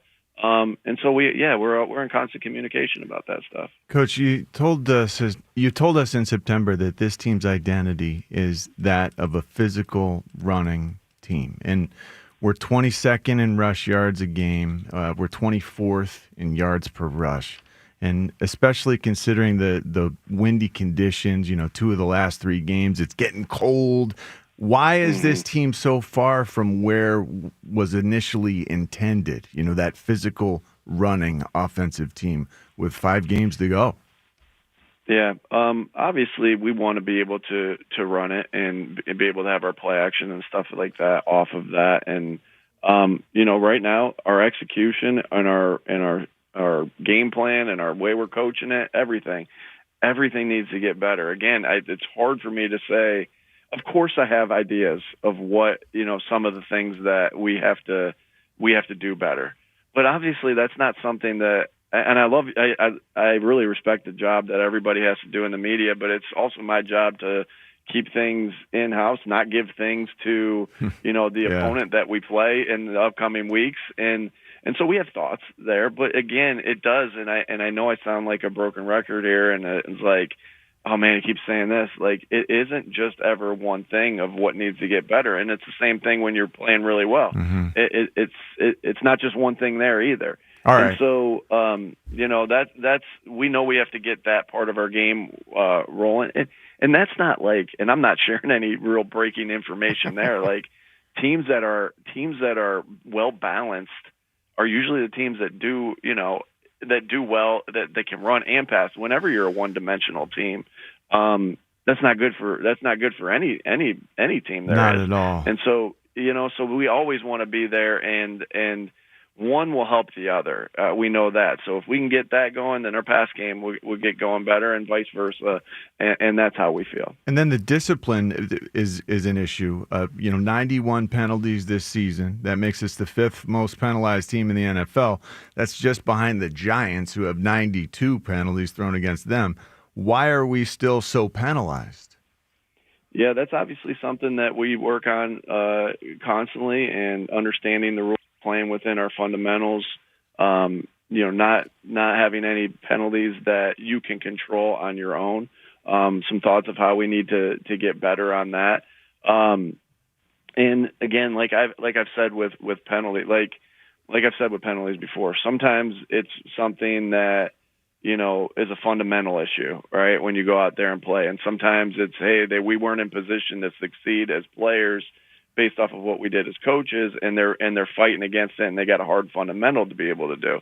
And some of these happen in the heat of the battle. The ones you're trying to eliminate are the pre-snap ones, right? The ones you're trying to eliminate are the post-whistle ones, because that, to me, is something that you can focus on and really take, really can control more than anything else. And those are ones that, we've had a couple of those, and that have hurt us throughout the season, and those are the ones that we have to clean those ones up. We had two, or I think we had 3 of those in the game the other day. We were able to overcome those, but it was still, you can't put it that way. You can't look at it and be like, oh, we overcame this, so it's no, because you don't know the one that you're not going to be able to overcome. So controlling the things that you can control, and some of those penalties do happen in the heat of the game, for different reasons. Nick Sirianni with us, as he is every Tuesday at this time. Nick, the thing that shocked me the most the last 2 games is the defense, frankly, because you go back 3 and 4 games ago, those 2 great victories, Detroit and Green Bay. A lot of us thought maybe the defense was back to being the best in football, certainly amongst the very best in football. And so I wonder, with the defense not playing as well, do you worry about the D becoming emotionally worn down from carrying such a heavy burden through now 3 months of this season? Has that affected their performance? No, I don't. This team is intertwined, and this team doesn't. Neither side wants to let each other down, because they spend so much time together, and they do, genuinely like each other, which is a huge thing on a team. I think it's just a matter of, we all have to be more consistent. Coaches, players, offense, defense, special teams, like, all of us need to be more consistent, right? And we know how much room for growth that we have. With everything, when we know we have the right guys in this building, and we're sitting here at 8-4, but obviously coming off of 2 losses in a row.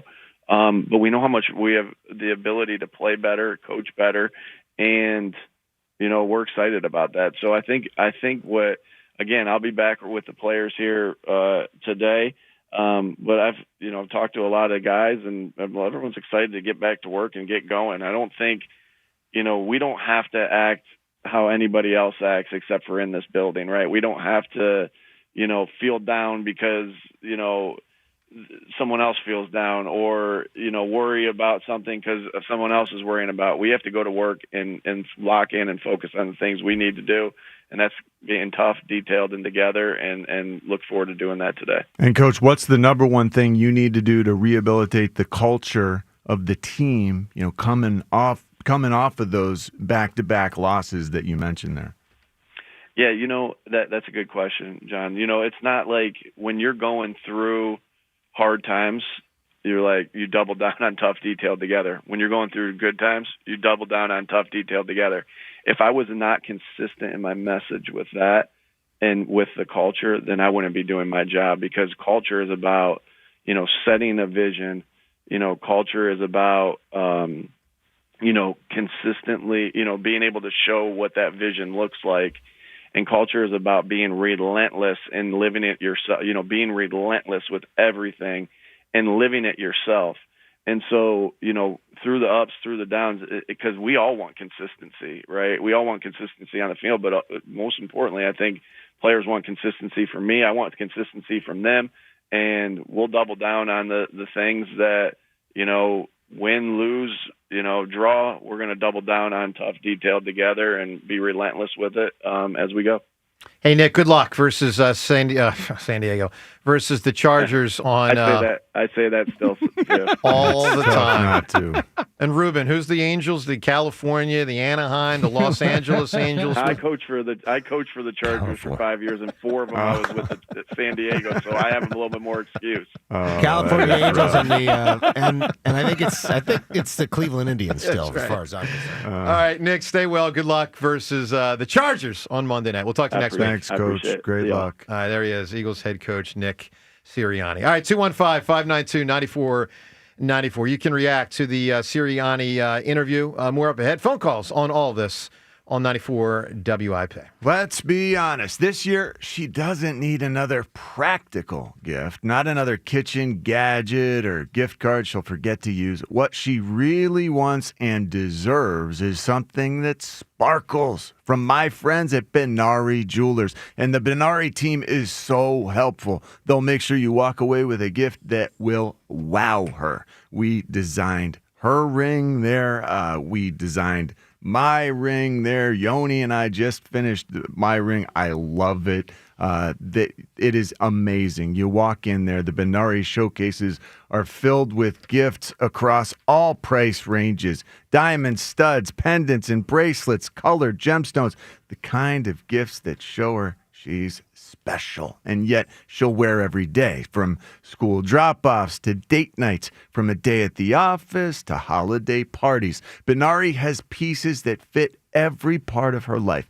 Elegant, beautifully made designer pieces to one-of-a-kind custom creations, all at a value you won't find anywhere else. It's all there, and when she sees that Benari signature yellow box, you'll be glad that you listened to me and skipped the practical and went for the sparkle. Benari Jewelers, 2 locations, Exton and Newtown Square, or online at BenariJewelers.com. And Doug. There's nowhere I wouldn't go to help someone customize and save on car insurance with Liberty Mutual, even if it means playing in a football game. Boom! 42! You're going down, Doug! Oh, yeah? Your price on car insurance when you customize and save is going down. Hey! Limu? What are you doing on their team? Only pay for what you need at LibertyMutual.com. Liberty, liberty, liberty, liberty. Horizon Plumbing and Electrical knows that if your old water heater conks out from Aunt Gail's 2-hour showers this holiday season, or your decorations keep tripping the breakers, well, then everything falls apart. That's why you can count on Horizon this season for 0% interest financing on installs, plus a plumbing or electrical inspection for just $99, so we can address any clogs or hums ahead of time. And as always, we're here to help with same-day emergency service, even on holidays. Book today at horizonservices.com. It's here. B101 has transformed into Philly's official Christmas station.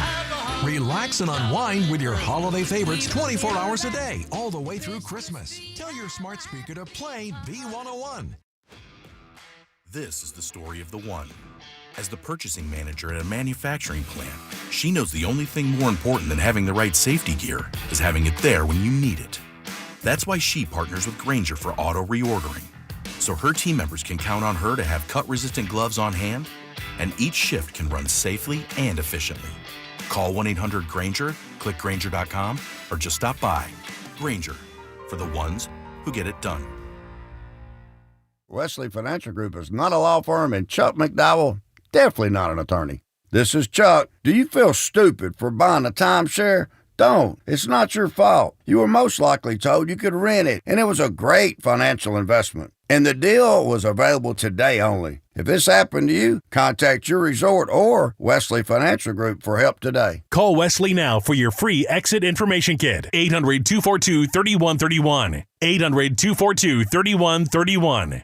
Just hearing the word IRS can make people break out in a cold sweat. No one wants to deal with the IRS, and now you don't have to. The good news is Legal Tax Defense has been successfully negotiating with the IRS for more than 15 years. It doesn't matter how much you owe, whether it's $5,000 or $5 million. You deserve the best in the business on your side, and that is Legal Tax Defense. Even if you're working with someone else and just want a second opinion, there is no cost or obligation to call. They can prevent levies, liens, wage garnishments, even file back tax returns. And the best news about Legal Tax Defense is they won't take your case unless they know they will reduce or eliminate your tax debt. Call Legal Tax Defense right now for a free no-risk consultation. 800-323-8922. 800-323-8922. You have nothing to lose but everything to gain. 800-323-8922. Billy knows how to get game day ready.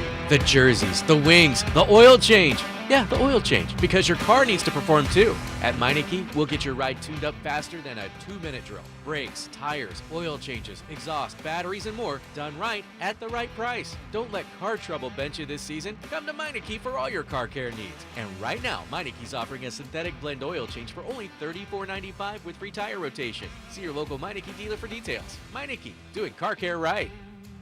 Legendary doesn't happen by chance. It happens because it's what BetMGM does. Sign up for BetMGM and check out all the exciting new ways you can make this football season unforgettable. Enjoy our all-new app design and same-game parlay builder, which will take your experience to a new level. Earn BetMGM rewards points from your bets. Take advantage of football promos found nowhere else, like a second chance offer on a first touchdown bet, and keep an eye out for rewards dropping in your account throughout the season. Never settle for ordinary. Sign up today. BetMGM. Make it legendary. BetMGM and GameSense remind you to play responsibly. See BetMGM.com for terms. Must be 21 years of age or older to wager. Pennsylvania only. Subject to eligibility requirements. If you or someone you know has a gambling problem, help is available. Call 1-800-GAMBLER. This is Boomer Esiason with an Odyssey Sports Minute. Yale and 15-seeded Youngstown State squared off in the opening round of the NCAA's FCS playoffs. The Penguins raced to a 35-7 halftime lead, and when they led 42-14, ESPN gave them a 99.8% chance of winning. Then Yale reeled off 29 unanswered points, resulting in a 43-42 upset victory. Amazing. I'm Boomer Esiason. Hey, Joe DeCamera here. Isn't it time that you invest in yourself? I certainly say it is. So how about you start with PI Dental Center and their decades of experience in complex dental treatment, of which I've been a patient now for 24 years. My mom and they're a patient even longer. Look, the bottom line is I haven't needed the complex part of dental treatment. I've been fortunate. Good care and obviously good luck, and I've been in good shape. And a lot of you are, and that's good for you. And if you are, get yourself to Dr. Glenn Wolfinger and Dr. Robert Slough for that year-to-year maintenance. But if you have a major problem, and I know thousands of people throughout the Delaware Valley do, major pain, maybe you don't like the way you look, maybe it actually affects your self-esteem, know this, PI Dental Center, the originators of the teeth in a day, that's a revolutionary treatment that delivers fixed teeth and implants placed for a dramatic transformation in a mere one day. They can really fix you up. They are that good. They're located in Fort Washington. Start with their website, pidentalcenter.com. Make sure you visit pidentalcenter.com to request your new patient evaluation. 94 WIP Sports Update. Sponsored by NAS Cancelleri. The Eagles sit in third place in the NFC following their loss to the Chicago Bears on Black Friday. Eagles offensive coordinator Kevin Petullo's home was vandalized over the weekend, according to Morristown Police. A video surfaced online showing multiple people throwing eggs at Petullo's house following the Eagles' 24-15 loss to the Bears. Jordan Mailata says the Eagles' issues don't start with the coordinator. They are self-inflicted. I'm sure everyone wants to point the finger at somebody, but I'm always, as the player and as the leader of this team, I'm always going to point it at us, because it doesn't matter what play is called. If we can't get to the line and even go through the play itself, we're having pre-snap penalties, or we're having holds during the play, dude, it's gonna ruin everything. Local asbestos attorneys since 1983, over $500 million collected for their clients. Call 215-546-8200 or visit nasscancellary.com. Weather brought to you by NovaCare Rehabilitation. Rain and snow with a high of 40 degrees. It's currently 34. NovaCare Rehabilitation, your trusted physical therapy partner throughout the Delaware Valley. Schedule your appointment today at novacare.com to get back to what you love. Listen to Sports Radio 94 WIP on your streaming device. Download the free Odyssey app or tell your smart speaker to play 94 WIP. Sports update on 94 WIP. 94 WIP HD1 Philadelphia. Live from the Tasty Cake Studios. Sports Radio 94 WIP. An Odyssey sports station.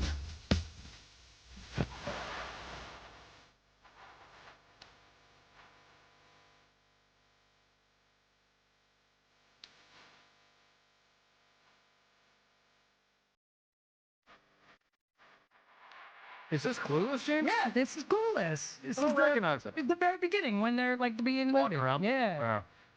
You don't recognize this really? Not really. I mean, I guessed it, but I thought you've seen Clueless a bunch, man. I've seen it a bunch. Not enough. More rolling with the homies. I roll with the homies. You know? It's on too. When you say you've seen it a bunch, is it like a losery bunch amount? Are we Probably talking say- like 100 times? Yeah, I'd say a 12er. Maybe an 8er for Clueless. I've seen Clueless that many times, probably more. Yeah.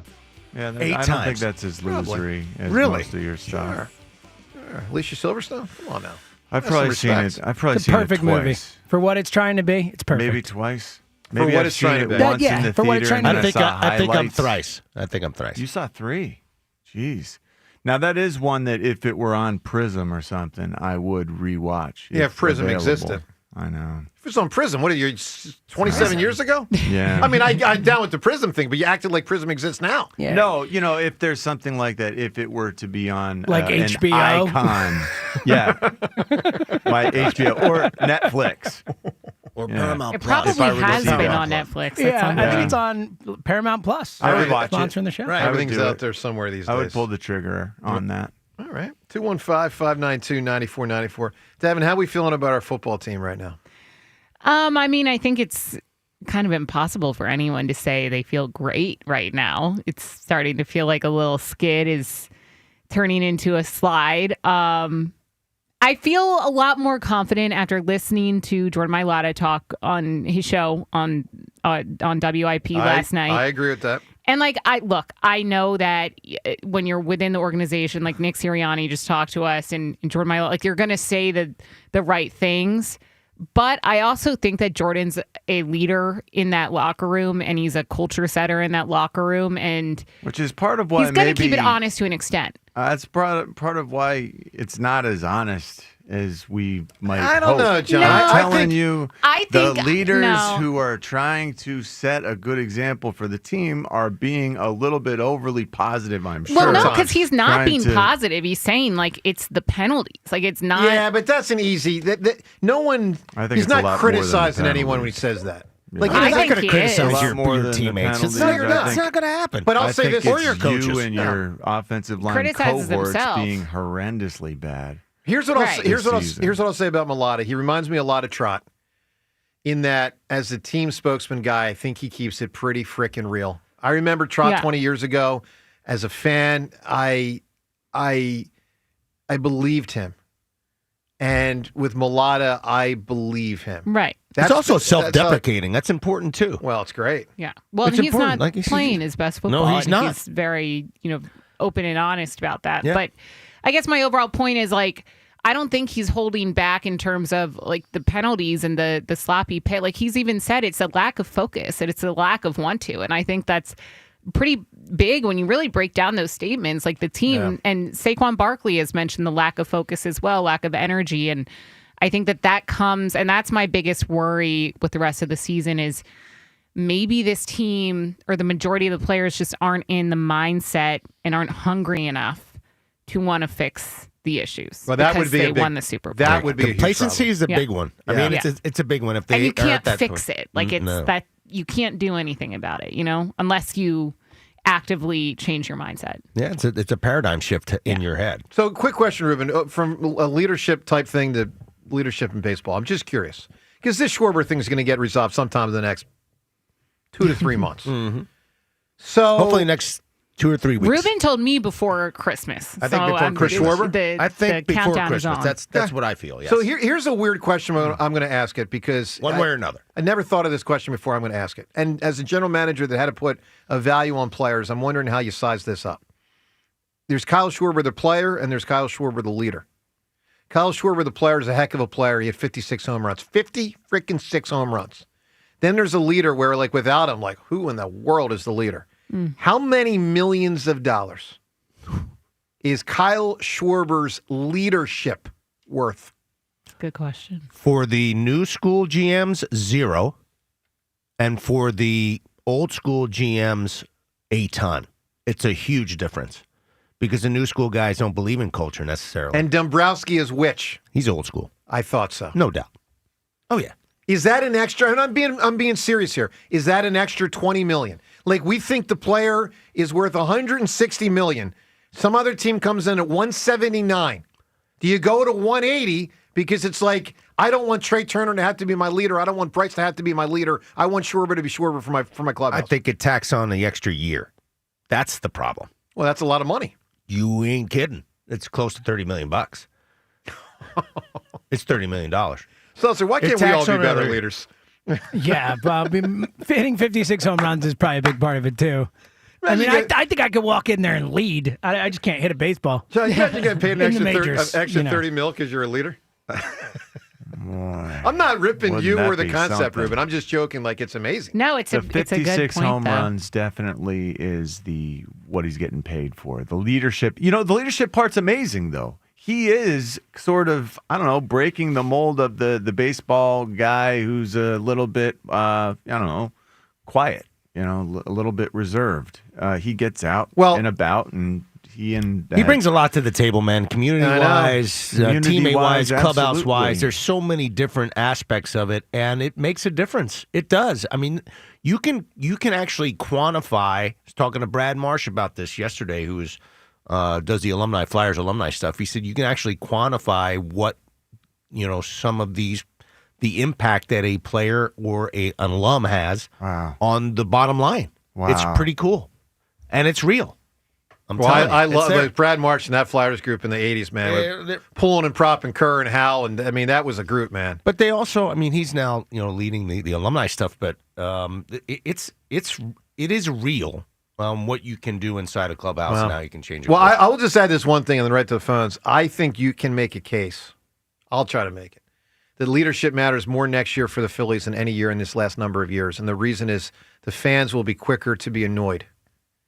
And so that will put extra pressure on the players. And there was extra pressure this year, but next year it could be extra pressure times 3. Single most fascinating offseason, I think. Dave Dombrowski's in a really difficult spot because you bring those two guys back, and you're looking at, can you really change things up? Right. Right. Well, and also you're talking about an old core and an aging core that's going to age together into their late 30s. Well, Such a difficult decision. That's where the culture with Kyle Schwarber comes into play, and like we've talked about this, where if you bring back Schwarber and JT. You likely aren't going to have a ton left to, even though there's no salary cap, but not going to have a ton left to spend on like another impact player. Some people saying like, well, we don't want to run it back. We don't want to run it back with the Phillies. Well, that is running it back. So you kind of have to weigh, like, is it worth running it back to bring a culture guy who hit 56 home runs back, or just going out and trying to get an Alex Bregman or... I mean, Kyle Tucker is a reach, but just an example of a player that's available. And there's some other culture guys that are out there to help him. Bo Bichette, I like him. I like him a lot. He's a great Where's culture guy. It doesn't matter to me. You just stick him anywhere.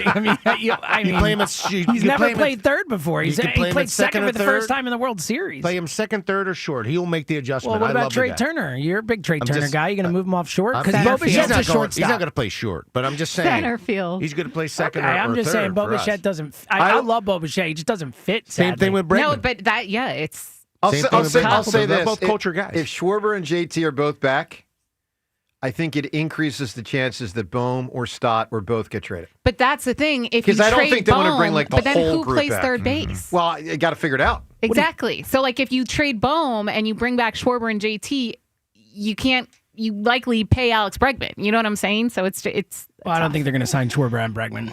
No, exactly. That's my Bottom point. line is so, it's a puzzle, and I think that's the point you were saying. It is a big puzzle. It is a huge puzzle, and it is a challenge beyond challenges because he's threading a needle.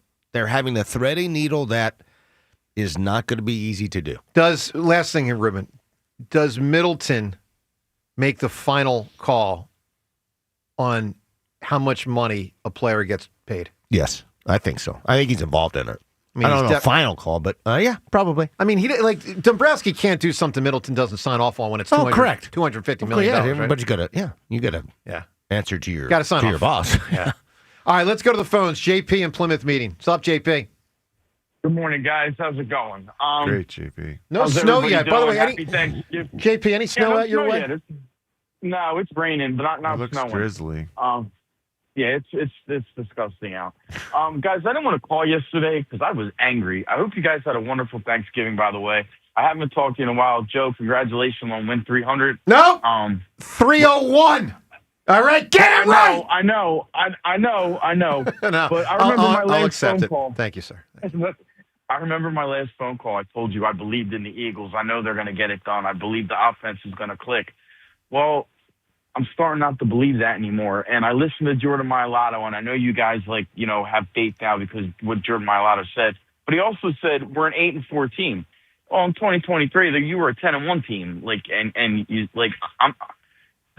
I'm not they got to get it together. I believe it's the players.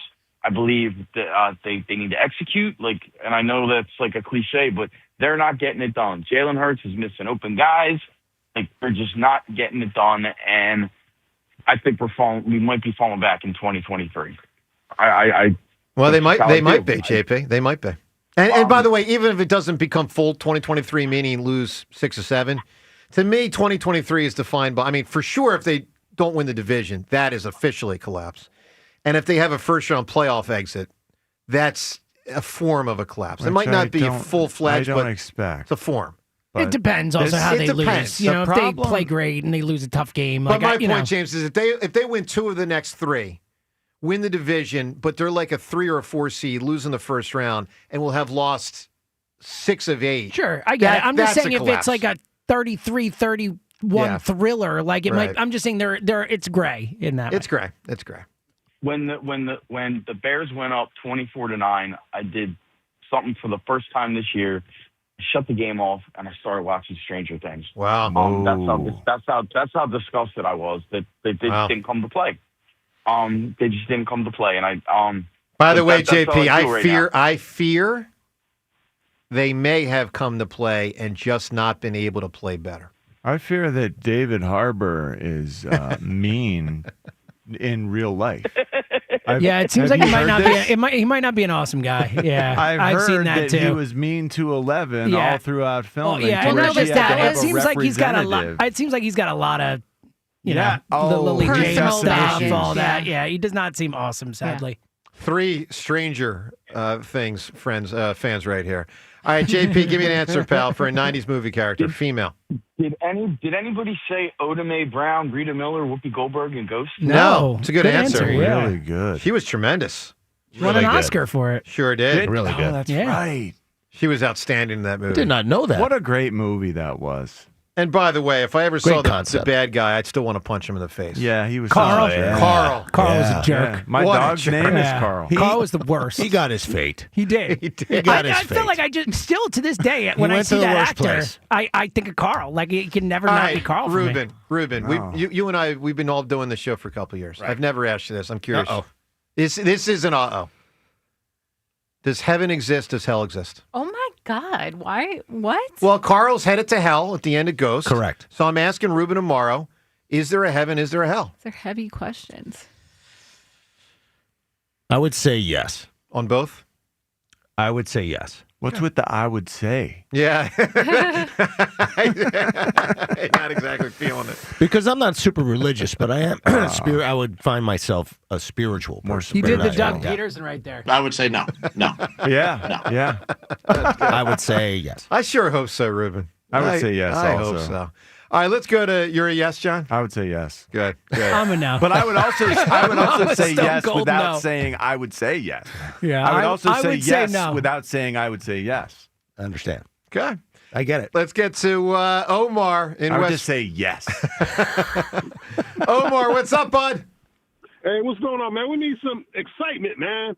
EAGLES Eagles. Yeah! We're only one game away from being in first place.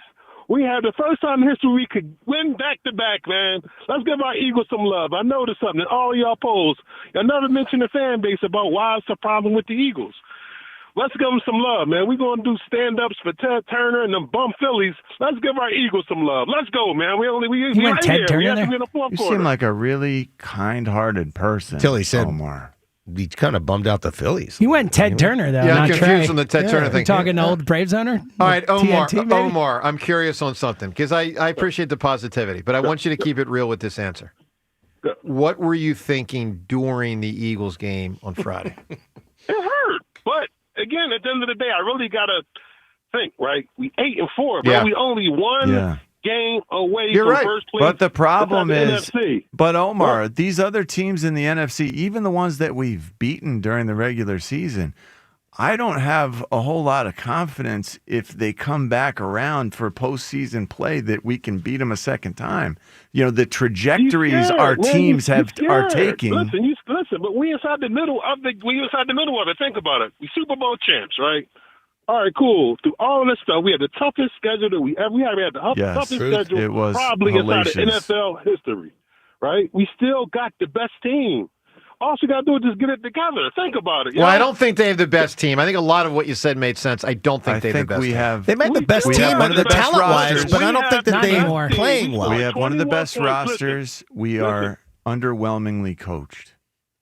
21 points. That's I not don't think so, bad, yo. John. We I just think they're don't job. underwhelmingly playing. I agree with that. We just don't. Well, they're not playing well. When I really think about it, when we get our hair right and AJ get working and Devontae get working, yo, man, it's a machine. We just gotta just get it together. And I think our fan base, they need love right now. I'm telling you, that's what they need right now. We tried all of the tough love thing. The lines need to block. That's what they need. We gotta push them, man. We gotta push Calling them. for a standing ovation All right, next home game? Omar, here's where I'm Give us at. the innovation. If Earth stops spinning, then we could theoretically have 24 straight hours of sunlight, but that's unlikely to occur. Well, it happens in like what, come on, Alaska? man. I'm just saying. Think I'm about just saying. Where's the lettuce? Listen, I'm a born Philadelphian, right? We have an opportunity to go back to back. Listen, we got to go back to back. Think about the Buddy Ryan days, the Rich Kotite days. We had a cloud over this freaking city, man, and I'm really hearing it, and I'm thinking like, yo, man, let's go, Eagles. All right, Omar, Give us some interesting love. call. Give me a 90s female movie character. Kate McAllister, Home Alone. Is that the mom? That's the mom, yeah. Okay. Yeah, All right, solid. all right. He brought his optimistic glasses today. He did. Shout out to That was Omar. good. It was solid. That's not what I like it. I don't know if it's real. it's not what Amaro is feeling. For those that missed it, Ruben might need to be flogged. Uh-oh. He left the freaking Eagles game in the middle of the game. I wanted to break it down for my TV. Yes, that's what it was. That's exactly what it Should was. it be a flogging for Ruben, a tar and feathering? I was trying to a be draw and good- quartering. I was trying to be a, Yeah. I was trying to be a team player. We're ripping him apart here, I literally. want to do it yes. to Ruben what they did at the end of Braveheart to that William Wallace guy. Oh my God. That was harsh, man. It's awful. Wow, It's so awful. that was one of my favorite movies too. Not Of really. all time. It's a Super tremendous. It's a top overrated. 2 or 3. Ruben, which Stop it. Ruben, which would So you rather? overrated. Stop it. It's 3 hours. Quit of it. Boring. You're wrong, James. Stop it. You know James. You know what's boring. crazy I to respect think about? your thought process on most movies and music, but you're not with me Yeah, there. Braveheart's boring. What, John? I Stop think. it. I don't think I can Quit say it. it. Yeah, They- you're gonna hold back? after the torture Yeah. of William Wallace, there was I don't think I can say what I wanted to You say. want to avoid? Yeah, It avoid. was interesting the If way you don't that think you they. can say it, don't say it, is my general philosophy. It on was such interesting things. the way that they spread the warning after William Wallace's death. He was after sent he was to all put four- to death by torture, they four sent, corners. Yes, they sent the warning to many places. So you're saying where'd the middle go? I don't know. Stop. I That's think what he's there's saying. probably an historical Stop it. reference. What is I'm happening not right saying now? the middle that We're you're talking about saying. quartering people right now. What is going on? We went south fast. John wants After to know. that very positive call we got from my man. I know.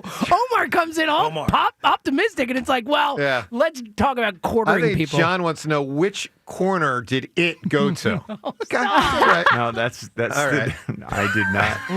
I did not Oh, my consider the God. genitalia until All right. you Time's brought yours that is up ahead. Time's yours. Plus, if you missed what Mailata said, we'll play that audio again. Phone calls also on 94 WIP. FanDuel, in partnership with Valley Forge Casino, is the #1 sportsbook for same-game parlays. From points and rebounds to threes and assists, FanDuel is the best place to combine your favorite picks into a same-game parlay or track every stat live all in one easy-to-use app. And right now is the perfect time to join at FanDuel.com/JohnR, JONR, because new customers get $150 in bonus bets if your first $5 bet wins. So bet on the players you love the way you want. Head to FanDuel.com/JohnR, JONR, to sign up today. FanDuel, official sports betting partner of the NBA. FanDuel Sportsbook is the official sportsbook of 94 WIP. 21 plus in President, Pennsylvania. First online real money wager only. $5 first deposit required. Bonus issued as non-withdrawable bonus bets, which expire 7 days after receipt. Restrictions apply. See terms at sportsbook.fanduel.com. Gambling problem? Call 1-800-GAMBLER.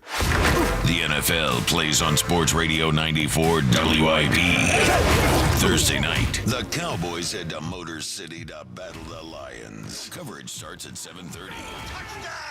Your home for the Eagles and the NFL on Westwood One. Hey, now we roll. Sports Radio 94 WIP. Brad Evans here to help you beat the books with the BetMGM Network. Tuesday's slate in college basketball is downright ridiculous. In one of the marquee matchups, UConn travels to Lawrence to take on Kansas, potentially without star frosh Darren Peterson. To balance the Huskies' feature, along with a command on the glass, gives them the edge in this one. Give me Danny Hurley's guys, -2.5 at a -110. Bet smarter, beat the books. Download the BetMGM app today. Hey, I'm Mike Slater. My dad passed away at the age of 63. It's out of nowhere. Had a stroke. Super hard, obviously, for the whole family, but my dad had life insurance. This is why I have life insurance for my family, for my wife and 4 kids. And the best place to get life insurance is ethos.com, because you can do it in 10 minutes. And there's no medical exam and no blood test, just a few health questions. Get life insurance in 10 minutes so your family is protected. Ethos, ETHOS, ethos.com/play. I'm Colonel Callahan of the New Jersey State Police. If you're caught driving impaired, you'll face hefty fines, a suspended license, and maybe even jail time. Worse yet, you might cause a crash that could devastate someone's life. Be responsible. Don't drive impaired. We are all counting on you. Game day is for noise and excitement. But renovating your home? That should be smooth, simple, and stress-free! Tillman Builders knows your home is your sanctuary. That's why their team isn't just skilled, they're polite, respectful, and actually enjoyable to have around. You want a team you can trust. And after just one meeting with Tillman Builders, you'll feel it. They guarantee it. Start your free estimate today at tbremodel.com. Remodeling without the chaos. Be here when Flyers hockey comes home for the holidays with a 2-week homestand at Xfinity Mobile Arena in December. Don't miss the Flyers face off against the Buffalo Sabres on December 3rd at 7:30 p.m.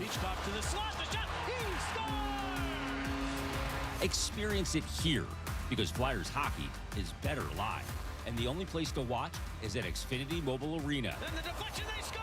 Bobby Brink, the redirection! Get your tickets now at PhiladelphiaFlyers.com. What if you could have reliable and intelligent Wi-Fi? And get this, what if you could keep it at the same price for 5 years?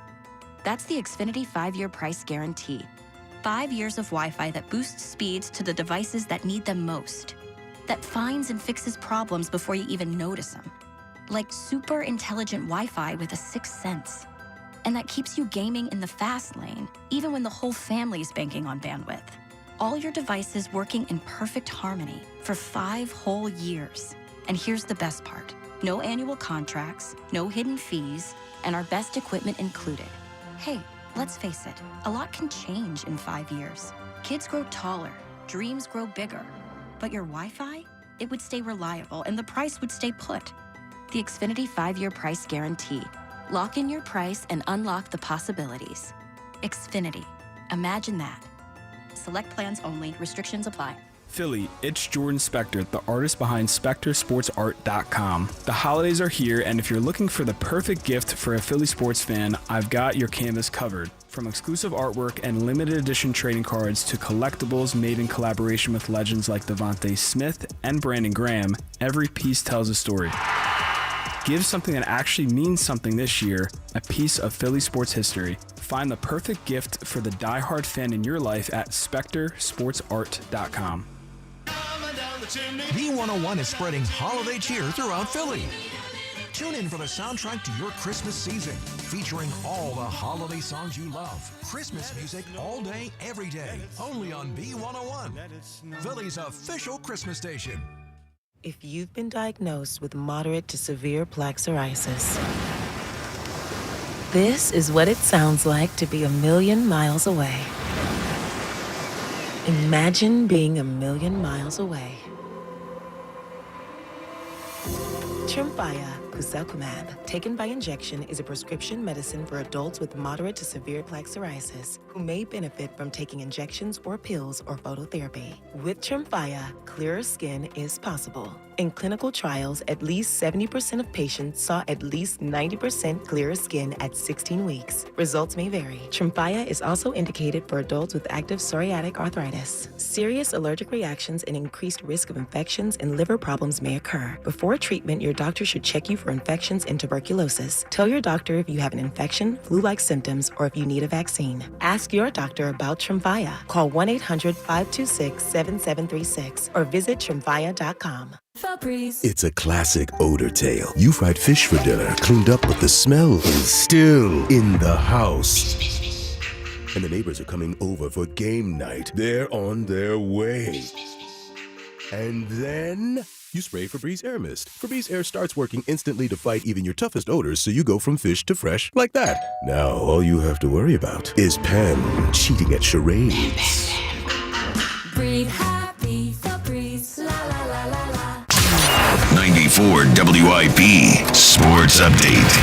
Sponsored by Window Nation. Flyers lost to the Penguins 5-1 last night. Sixers back in action, hosting the Wizards tonight. Eagles offensive coordinator Kevin Petullo's home was vandalized over the weekend. According to Morristown Police, a video surfaced online showing multiple people throwing eggs at Petullo's house following the Eagles' 24-15 loss to the Bears on Black Friday. Despite a 2-game skid, Jordan Mailata says he's not worried about another collapse. Man, I'll tell you right now, this is nowhere near close to 2023. So let's put that in the let's nip that in the bud right there. This is at least as a player in the locker room, as part of the 2023 team, and part of this team, it's nowhere near. Chargers quarterback Justin Herbert underwent surgery on his hand Monday afternoon. The team says he's day-to-day. They won't know his status for their Monday night matchup against the Eagles until later this week. Right now, get 50% off all window styles from Window Nation. Plus, get 0% interest for 5 years. Don't miss out. This offer ends soon. Schedule your quote right now at windownation.com. Weather today, rain and snow with a high of 40 degrees. It's currently 34. Listen to Sports Radio 94 WIP on your streaming device. Download the free Odyssey app or tell your smart speaker to play 94 WIP. Sports Update on 94 WIP. The best part of waking up is Richie in your cup. I will crush your face. Back to the morning show with Joe DeCamera and John Ritchie on Sports Radio 94 WIP.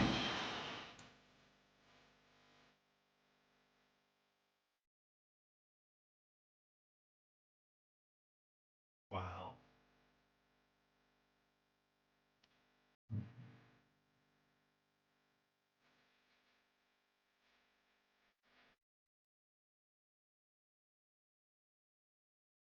Maybe Sirianni gets this for the players in the locker room. Big hunk of clay. Just says, Does she have a great crying face or what? Oh, Is yeah. that the Demi? great Demi? When the tear comes down. Just tremendous. Best crying face of all time, I think, maybe. Gotta think about that. Pretty good one. Good luck finding a better This is one. not something I'd ever considered or evaluated in any way. Best crying. Can I give you a face. real life? Can Yeah, look at can I go really deep for a second? When the Do tear whatever you came want, down it's your show. Boa's cheek after September 11th. That was a big one. That was an amazing. It's a big one. That was a tear that came right down his cheek. It was the first game back after September 11th. Big one. Movie, Seltzer, what do you got for a movie cry? Oh man, I mean, there are funny ones like Anchorman, Baxter. I can't think of the best movie cry. It's an interesting question. By the way, real quick on Bo, because I just got to say, we had a big event like 2-3 weeks ago, Darren Dalton Foundation. And when he gets there, he's like, yeah, Joe, driving over here listening to WIP. And all they did was rip you on the afternoon show for the last half hour. I'm like, I don't know what do you, I don't know what to say. I mean, I wasn't Envious. listening. They're envious. I think I said that, actually. There's some envy there. It's jelly. Green, Oh, totally granny, a little jelly. By the way, Ruben, you know that Fritz guy's going to get his ass whooped when we play hoops, right?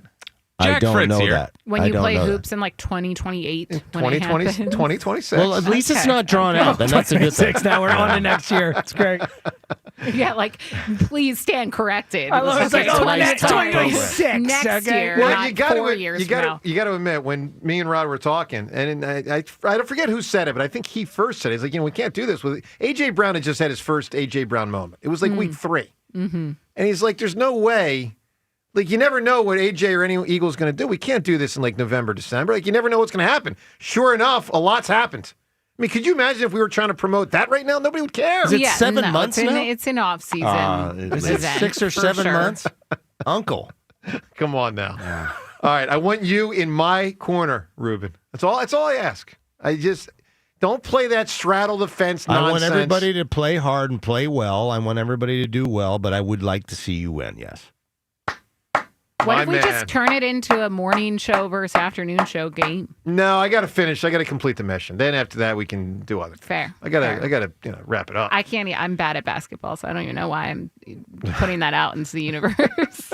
All right, you don't look like you'd be a hoopster at all. You don't even Really? look like an 'Cause athlete. She looks like What? she could Yeah. reject Tall, you. I don't see tall athlete. and lithe. Devin Caney, I don't see athlete. That's offensive. Get the phones.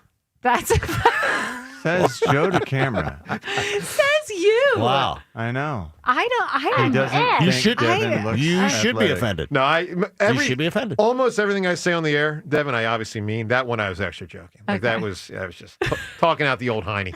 Let's go to Styles in Monica Hill. Good morning, Styles. Good morning, everyone. First time caller. Finally, I've been trying for so many years to get on this show, but it's so hard. No way. Styles, I love your name. Is that your real great name, or is that from... My last name. Oh, cool. Because that was the name of the best friend from Teen Wolf. It's also the last name of Harry Styles. Yeah. Not Sure. related Direction. and I not a why. But yeah, I don't know why people are egging Petulo's house. It's not going to solve anything. If anything, throw a playbook at his house. Maybe that'll do something. Oh. What did he say? I couldn't But hear. throw It's a a bad playbook. joke. Not Throw a bad. playbook. It's Yeah. not a great joke. Not a good joke, Styles. You waited all that You did time all that for that? one, buddy. It was It's a good try. But, I mean, I would love to see them at least win like 3 of the next 5 to actually go back-to-back to the division for the first time in my lifetime, showing my young age here. Like, let's do it. Like, they're capable of it. They just got to get their head out of there. You know what? Yeah, they and do it. should win 3 of their next 5. We'll see if they do. John, would you take it right now? I'll give you 3 wins and 2 losses in the next 5. You finish 11 and Well, 6. You take it? Hold on. I think Cowboys we aren't going could 5-0. get to the point where we give the last 2 games up or the last game up because it doesn't matter. I do think we will finish ahead of the Dallas Cowboys. We've done enough to put ourselves 11 and out 6 in would probably be front. the 3 seed. You'd be the 3 seed. We've done enough to give ourselves enough of a cushion that I'm not as worried as One I of the think you are. One of the problems is the Bears have a 2-game lead. They have a 1-game lead plus a tiebreaker. That's a tough spot. Unless it's a 3-way tie, and then who knows how the tiebreakers shake out. Correct. All right, Styles, give me an answer. 90s female movie character. All right, I got 3 because I know some of them probably were set, but I'm going to start with Mia Wallace, Uma Thurman's character from Pulp Fiction. Has been said. Give me a different answer. Stifler's mom from American Pie. Oh, that's good. Oh, boy. That's good. Stifler's mom Become is even more famous lately. Stifler's Yeah, Jennifer Coolidge is super famous now. Ruben, you ever have a Stifler's mom scenario? Because you look like you've had a lot of scenarios. Stop it. Next question. Even on the road all those days. Have you, Joe? Stop it. Quit it. I have not had a Stifler's mom scenario. Now, He wishes. when I scan the internet, let's go It phones. seems like you've been pursuing a Stifler's mom scenario or something. No, Like there's never been a pursuing a Stifler's mom. Well, you like to talk like that's your thing. Let's go to the phone. Let's go to Leslie in Havertown. Hi, Yes. Leslie.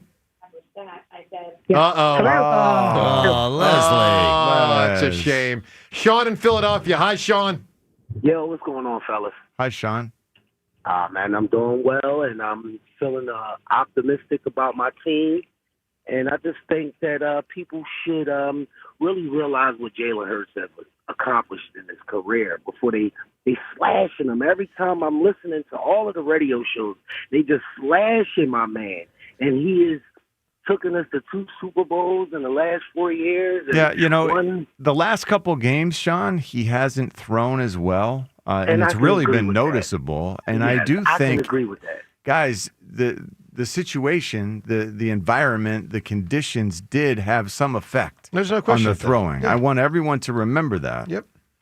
Absolutely, but all quarterbacks have struggled. Look at Dak. Dak has struggled the entire season, but he's still in the conversation of the MVP award. And look at his record. Look at the teams that he's been playing and losing to. It just don't make no sense. The way I don't think this city deserves Jalen Hurts. The way they slander him, the way they slash him and just crush him down to a minute person. He's the leader of our team, and I think we should encourage him more and just give him a little bit more credit than what we give him. But my second point is the Sixers is balling. I love them. No, they're not balling. Sean, are you kidding me? How are they balling? How are they balling? They balling because they doing better than they've been in the last few seasons. Like, look at what's been going on in the last few seasons. We catering to this guy, and we can't even let him go. We got so much money and emotional ties invested into this guy. So it's just like, I like to see what they're doing right now. Them young guys are balling, and I just want to shout them out. That's Well, they're all. trying. the young guys are. They're Yeah. trying hard, and they're average as a team. But I mean, balling, you better be a really good team if you're saying balling, and they're not a really good team, and they're not going to become one unless Joel and Paul George can play extensive minutes, and that's probably not going to happen. I mean, especially with Joel. Paul George maybe can get it in there and get going, but I mean, you know, Yeah, Paul George. Joel ball for 15 or 20. and then sit out 3 before he hits his. By the way, restriction. Joel playing tonight. They'll miss the next 3 or 4 games. Any status report on Joel tonight? It's brutal. It's just a waste of money, man. It's just like, goodness gracious. He can ball out, though, for that 20. Well, Sean, I will say this. I do feel bad for him. I know there's a lot of people that have just total scorn for him, and I think it's unfortunate. The guy's knees have given out. It's unfortunate. And I don't think it's all because there were times where he wasn't the best conditioned. All right? The guy has suffered a lot of injuries. He took a surgical route in 3, to come back for the playoffs, probably earlier than he should have. And he's just never been the same. And it's like a tragedy, frankly. Sean, give me a 90s female movie character. I want to go with Marissa Tomei, my cousin Vinny. Oh, wow. And that's 90, right? What a role she 92, had. I want to say. She was fantastic in that movie. I just saw it She recently. also won or was nominated. She won. Right? Supporting actress, yeah. You know what makes? Can I just say something? She was really great. good. You know what makes me sad? All these movies we all know, we all can rattle through these characters with ease, and hundreds of others. Here's this century: Barbie, which I didn't like, but a lot of people did. What? I did. You didn't like it? Oppenheimer. I didn't care for it either. Oppenheimer and Top Gun. That's it. Dude. That's it. No, stop. That's it. That's not it. foolish. Tell to me say. what America has gotten with other than those 3. Well, I mean, Those were all the Sinners same was summer. just this What? summer. Sinners was a phenomenon. Yes, it was a James, phenomenon. most people listening have never heard of it. You're absolutely wrong about that, I buddy. think you're You're wrong, incorrect. Joe. Dude, you're Very incorrect. That's wrong. just wrong, dude. You're wrong. Like, you're flat I'm out not wrong. You go do the Market Street No, experiment. you're wrong about this, 100 dude. people on Market You're Street. wrong. It was a massive hit. Nah, It nope. made, okay, Nah. you're Everyone wrong. saw I think you're Sinners. flat out wrong, dude. Sinners was a phenomenon, And it dude. stars Josh Allen's wife. Josh Allen. Yeah. Yes. Haley Still Josh Steinfeld. Allen? Yeah. Yeah, His how wife about is that? famous actress, Haley Steinfeld. All right. Did you know that? One battle after another. Yeah, that one was a battle big after- one. That's the best movie of the 2020s One battle by after far. another. Just I give, told you give to that watch it. movie every single award now Yes. because it's going to I told you this. everything. Leonardo, battle it's the after new another. Leonardo DiCaprio movie. I Really? told you to go Very see it. good. You're like, okay, whatever. It's the best movie of the 2020s. Did you It's see it in very the good. theater? Did you see it in the theater? Yeah. No. Oh, I did. didn't. He did. I'm not as hardcore as James. James is. I saw it. I saw it the waited day I for it used came to out. be really hardcore. I used to be in the theater. I worked for a movie theater, the Ooh. Orleans Theater for years as a kid. And I love the theater. But now, With the I just cellulose chill. or whatever the stuff. yeah, oh yeah, Wow, the film. way back when. You did the film. Correct. That's tremendous. All right, with that said, let's do what we do every day at this time. The time is yours. Can't wait. Unlike everyone else, we actually check our voicemail. Tell us, what do you want to say? The time is yours. All right, time's yours. First thing, for tomorrow's Time's Yours, I got to tee up two topics. And I need people to weigh in on the Time's Yours line, 215-238-4500. Question one, is Seltzer a movie dork? Yes. Or not? I am. Of course, Okay. I'm a self-proclaimed movie dork. All right, that's question one. So just harp on him now admitting he's... I mean, I Yeah, like go movies, for but it. this guy, man. Yes, I am a movie dork. And question two, and I want people to, keep it real. Have you heard of the movie Sinners? yes, Yes. please call on that. Yeah, Please. yes or no. Please. And I need the no callers to call. All right, not just the yes people. I need no people to pick up the phone. 215-238-4500.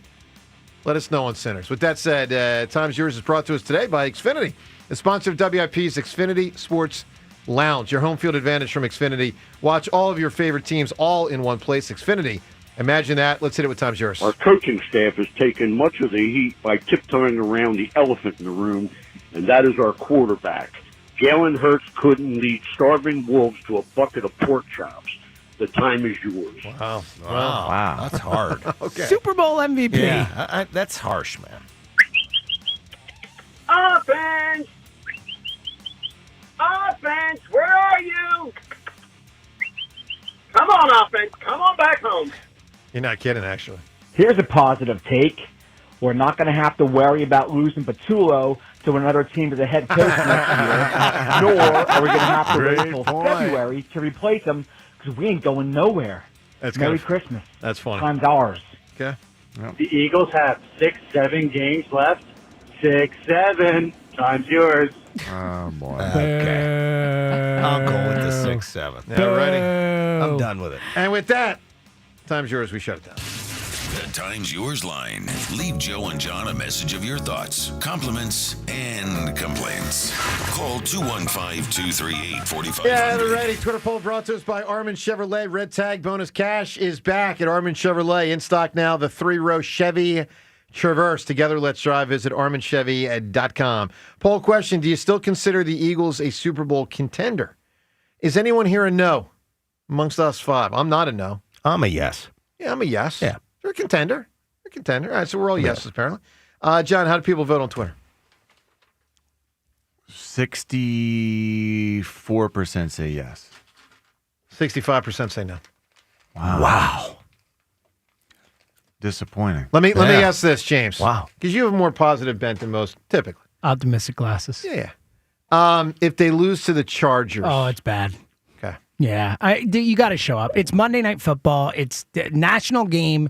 You've come off two awful losses. One at home where you got outmanned and out-physicaled. Like, if this team doesn't show up on Monday night, I'm pretty much out on their chances. And they've had time to, make the adjustments, right? Oh, to, sure. And to get healthier. That's in, 10 days? 9 days? Whatever it is? Yeah. So they should be bouncing back nicely. Yep. All right. Joe and King of Prussia. Hi, Joe. Hey, how you doing, buddy? Hey, good, man. All right, so I want to talk about this Jalen Hurts situation. I'm hearing everybody bash Jalen Hurts and bash Jalen Hurts, and they think McGee's going to come in there and be superhero. Jalen Hurts been a winner since he came into the league. He's been since he's been a starter. He's been at the playoffs every single year. This guy, all he does is win. Say 2 losses, 3 losses, 4 losses is going to happen in the league. It's not easy to win. Sometimes the quarterback ain't going to be seeing the field. But I'll be honest with you, we're not losing no more games this year. This is it. I mean, we at the point now where the Eagles had lost the games they needed to lose. and I'm happy that they lost now than losing in the playoffs. So, everybody's bashing Jalen Hurts and telling him put McGee in, or it's the offensive coordinator. It's everybody in that team. It's not just Jalen Hurts. It's every single player in that team. They are not looking for the ball. They might be open, but they're not looking back, because I was watching a lot of these plays the other day. These guys are not looking for the ball. Jalen Hurts has to do what he has to do, but he can only do so much. It's not one guy. It's the whole team that's actually falling apart. But I don't think the team is going to fall apart no more. I think this week they're going to show the Chargers who we are, and after that we're going to win out. And the Cowboys not making it to the playoffs. I don't know why everybody talking, we gave the Cowboys light. The Cowboys is done. Cowboys is over. They're not done, but I'll say this. I thought Seth yesterday was like, they're going to win 5 straight. I was like, I don't think so. Now, we'll see, but I don't fear. Let me put it this way. I fear the Eagles collapsing more than the Cowboys becoming great. I still think their defense stinks. Yeah, the Cowboys just suck, man. I mean, we did that game up. I mean, they Cowboys just suck, man. I mean, come on. We put up 21 points, and sometimes we just gave them a hiccup. That's it. Last week they came in, I don't know what happened in that game. It was a weird game from the beginning. But I just think that the Eagles going to be the Eagles in December. My birthday's Thursday. So, well, call us next week, Joe. My daughter's birthday's Thursday. December 4th. Shout out. And look, call us either way, but I'm particularly interested in you calling if they lose to the Chargers, because that, All right, Joe, we got back in 2018. So, that was a great game. Oh, no, 17 was a great game out there, right? That was the game. Where they ran all over them. Won. Yep. Hey, Joe, we're going to turn to right now. Give me a 90s female movie character. I would say Jennifer Lopez, Selena. Oh, yeah? Yes. Yes. Is that 90s? Yeah. Yes. Yeah, that was like mid-90s. That's when she became famous. Yep. Yeah, mid to late. Yeah, for sure. But let's go to Leslie right now. Leslie, what do you got for a 90s female movie character? Diana Morgan, which was Demi Moore's character in Indecent Proposal. Boy, Oh, yeah. What a wild movie. I struggled with that movie. The concept of that movie made it tough for me to watch it. I'm serious. That was Just were so bothered by it. I was bothered by it. Because you were like, who wouldn't? What's Robert the Redford for $1 concept? million? $1 million for your Indecent Proposal. Robert Redford offers Woody Harrelson and Demi Moore $1 million to sleep with Demi Moore. Is the movie. So and you have they're a married problem with couple. that, but not Pretty Woman? Well, okay, let's break it down here. So Hooker, Double standard, Hooker with the heart of gold. So you got to respect that. You get to turn, like, she's trying to turn the life around. Demi Moore is going like the other way here. Okay. She's- So I I mean- haven't seen it, so I'm just taking Yeah. your word here. It's a different dynamic. It's a different Concept. dynamic. Okay. Yeah. Okay. So, I mean, Okay. all right. I think we can't come up with a winner today. I think we got to make this a poll tomorrow, right? We got too many. I mean, we got Sharon There's Stone, that's Ginger. some good ones, yeah. We got Cher. We got Dottie Henson. We got Oda Mae Brown. We got Stifler's mom. We got Marissa Tomei, my cousin. Mona Lisa Vito. Poll tomorrow. Is that fair? Yeah, sure. All right, poll tomorrow. Can I shoot a shout out real quick? Birthday to Paul Holmgren, 70 sure years can. old. Good friend of mine, great golf partner, and tremendous executive player, etc. Hall of Famer. Paul Holmgren, 70 years old. Recently inducted to the Today. Philly Sports Hall of Fame. And also Hall of Famer in USA Hockey. That's awesome. Because he's from Minnesota.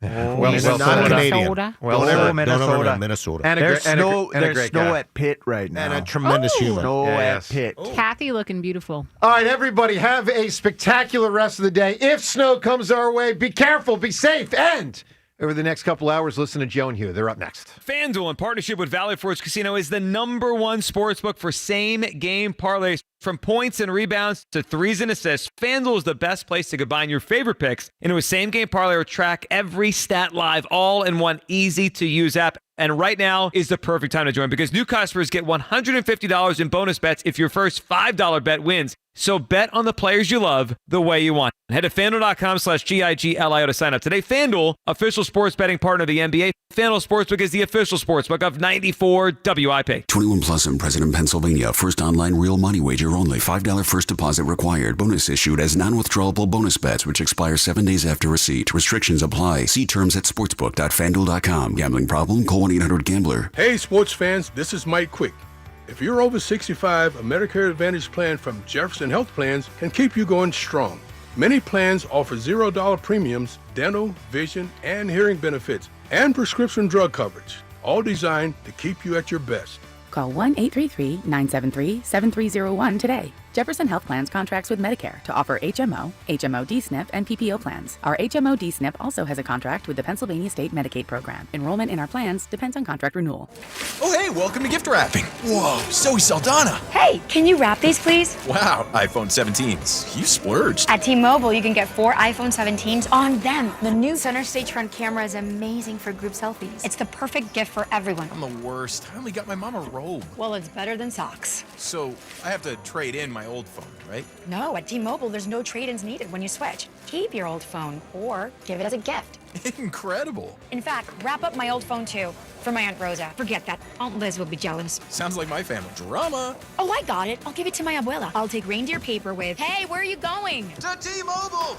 The holidays are better at T-Mobile. Get 4 iPhone 17s on us. No trade-in needed when you switch. Plus 4 lines for just $25 a line. With 24 monthly bill credits and 4 eligible port-ins on essentials for well-qualified customers. Auto pay plus taxes, fees, and $35 device connection charge. Credits end in balance due if you pay off early or cancel. Contact us. Finance agreement 256 gigabytes, $830 required. Visit T-Mobile.com. Looking for the perfect ride at the perfect price? At Hester Chevrolet, we've got the deals to get you on the road in a new Chevy today. Our huge selection means there's something for everyone. Plus, with easy financing options, getting behind the wheel has never been easier. Explore how we can make your driving experience extraordinary. Hester Chevrolet, Philly's trusted Chevy dealer. Visit us at HesterChevy.com. Call 267-343-9094 for details. Together, let's drive. Hester Chevrolet! Whether it's midfield or in the red zone, our hometown team can handle anything thrown their way. That's why PNC is proud to be the presenting sponsor of the Eagles Radio Network and support the team's dedication to smart, tested tactics. Being adaptable and preparing a solid strategy pays off. And just like any big game, when it comes to your finances, there is a lot on the line. Having a dependable team allows you to make the plays you need to reach your goals. PNC Bank, brilliantly boring since 1865. PNC Bank, National Association, member FDIC. When it rains in Philly, your roof better be ready. I'm Merrill Reese. Don't wait until winter blitzes your home. Call the team at Impriano Roofing and Siding, protecting local homes for over 50 years. From roofing to siding to energy-efficient windows, they do it right. No gimmicks, no pressure, just honest work and great savings. Before the next storm hits, visit Impriano.com or call 610-644-4444. The best homes have an Impriano roof. Impriano Roofing and Siding, your home's first line of defense. Deborah Heart and Lung Center and Cleveland Clinic Heart Vascular and Thoracic Institute have formed a powerful alliance. Legends in caregiving New Jersey families, the most sophisticated heart team in America. Innovators in research and patient care who've made life better for thousands of patients, raising the standard for the next generation of care. The alliance between Deborah Heart and Lung Center and Cleveland Clinic Heart Vascular and Thoracic Institute means the highest quality care close to home for you. DemandDeborah.org. This is the story of the one. As an HVAC technician, he and his digital multimeter are in high demand. So when a noisy office HVAC turns out to be a failing blower motor, he doesn't break a sweat. With Grainger's easy-to-use website and product information, he selects the product he needs to keep everything humming right along. Call 1-800-GRAINGER, click Grainger.com, or just stop by. Grainger, for the ones who get it done. Some people just know you can save money on car insurance by checking Allstate first. Like you know to check if they're going for it on 4th down, before going to the concession stand. Yeah, give me 3 hot dogs, 2 jumbo touchdown, baby! What? Hey, buddy, you want cheese with those? Yeah, checking first is smart. No. So check Allstate first and see what you could save. You're in good hands with Allstate. Potential savings vary, including based on how you buy, subject to terms, conditions, and availability. Allstate North American Insurance Company and affiliates, Northbrook, Illinois. This is the story of the one. As an HVAC technician, he and his digital multimeter are in high demand. So when a noisy office HVAC turns out to be a failing blower motor, he doesn't break a sweat. With Grainger's easy-to-use website and product information, he selects the product he needs to keep everything humming right along. Call 1-800-GRAINGER, click Grainger.com, or just stop by. Grainger, for the ones who get it done. At Audien Hearing, our mission is simple. To make better hearing affordable for everyone, this Christmas holiday, enjoy exclusive savings on our high-quality rechargeable hearing aids. Clear, comfortable, and ready to use right out of the box. And here's a study worth hearing. Research shows that wearing hearing aids can reduce your risk of dementia by up to 61%. Join over 1 million happy customers and shop Christmas holiday deals before they're gone at audionhearing.com. That's AUDIEN hearing.com. This is Boomer Esiason with an Odyssey Sports Minute. While his Georgia Tech teammates spend their name, image, and likeness earnings on bling, cars, and clothes, Yellow Jackets defensive lineman Jordan Van Den Berg used his earnings to purchase a local Atlanta laundromat. Van Den Berg, who aspires to be the first South African-born player taken in the NFL draft, explained that while he has some money, he wants to invest it in his future. Sound thinking. Jordan, I'm Boomer Esiason. 94 WIP HD1 Philadelphia. Live from the Tasty Cake Studios. An Odyssey sports station. This is Hugh Douglas and Joe Giglio on Sports Radio 94 WIP. Welcome on in. It is the Midday Show. Hugh Douglas, Joe Giglio. You guys with us. 215-592-9494. That is how you hop aboard. On a Tuesday, we got a lot to unpack. Devin Caney joins us 1 hour from now. We'll let you hear later in the show what Nick Sirianni said about all of the issues with the Eagles with the morning show earlier today. Ross Tucker later in the show. Kiss the baby as we enter Week 14. Some Phillies hot stove updates. Less than a week until the winter meetings. A lot to unpack as we try to get this Eagles season back on track. Good morning, Hugh. Good morning, Joe. Good morning, Philadelphia. Hey, today would be a great day to go do that Christmas shopping. Yeah, well, the weather feels Christmas shopping weather. Yeah, you got. You gonna start that? Or you worried? Yeah, I got. You know what? I got a list, man, and I know my son's not listening, but he wants a 3D printer. They're hot these days. They're hot these days. But see, now I need to figure out one where I can start 3D printing stuff too. What's he gonna print? He wants to print. Like he goes to this place called Cowtown, right? And they have these little 3D printed toys. Like figures and stuff that are like fully posable and stuff. So I guess my question is, like, are all 3D printers? Can you make them like posable? Like are they basically all the same? Can they all do the same thing? Sounds like you got a night of research in front of you. Yeah, I am. I've been looking, man, but it's not like. I asked the IT guys here, they helped me out. I got my man Austin on it for me. But, yeah, I need to figure out as much information I possibly can for the 3D printer. I like that. As much information as you could possibly find for a 3D printer. Right? That was a segue. It was a segue. Well, we have a lot of information on this Eagles offense right now, and it's not very good. The information is pointing towards bad offense, needs to get a lot better. And, all right, I want to talk about something as we start the show today. And, Hugh, I need you to do one thing for me today. What's that? I'm requesting one thing from you, from Kyle, from the audience. I just need one thing today, and where that takes you, that's fine. Just where it takes you. But I need you to be honest today because I've started to think about something. I'm always honest, Joe. Okay, well, I need you to be specifically honest with this particular conversation. Where we go. It's just I need for this particular conversation. Is about to be some reckless. That's not reckless. I don't think this is reckless. This is reckless. What this is we're just talking among fans. This is a safe space. The midday show is a safe space, and. I've watched this Eagles offense struggle for weeks and weeks and weeks, and we have a situation right now where our passing game stinks. In the last 4 weeks, I'm going to reel off some quick numbers for you for Jalen Hurts. 59.1 completion percentage. That would rank 31st over the course of a season among starting quarterbacks. 6.6 yards per attempt. That would rank 27th. An 86 passer rating. That would rank 26th. So over the last month of the season, Jalen Hurts and this passing game are playing like some of the worst in the entire NFL. Those are facts. Those are the numbers. And we keep looking at it and trying to unpack what's wrong and this and variables and all that. And I just keep thinking about something, and I'm wondering, and I have to tell everyone about it. I have started to privately wonder what the offense would look like if Tanner McKee was playing quarterback. I don't think I'm the only one out there. I have thought about it. Yesterday we received, 3 or 4 phone calls from people talking about Tanner time. Deep down, I have started to picture what the offense might look like. Deep down with Tanner McKee. Yeah, I mean, I'm being honest. You're curious. I'm curious what it would look like with Tanner McKee. We've talked about this for a long time. This guy's been here for a few years. Every time he plays, he's the future. Well, you've said that. Every time he's played well, right? Whether it be preseason or the games at the end of last season, we've seen him move the football. And now we have a season where we're not moving the football at all.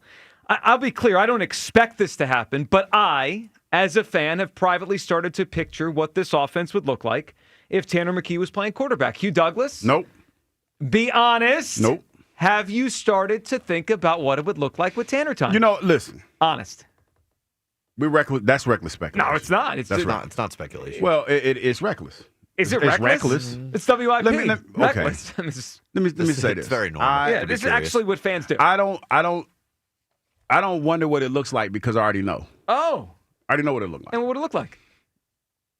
I need y'all to listen before I answer this question because some of y'all. No, I mean I need you to listen. Here we go. Go ahead. And understand. I'm talking about my 10 years in NFL when I say this. It would be in a small sampling size successful.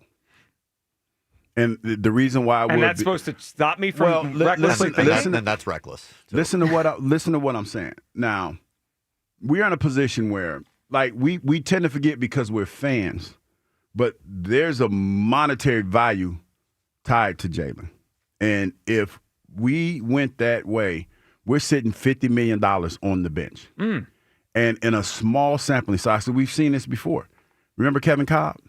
When Kevin Cobb came in, and I don't remember the exact stat, but Kevin Cobb made history because he had either it was his completion rate or it was something where he was the first quarterback in the history of the NFL to do this. Yeah, he had a nice start to his career. He had a 4.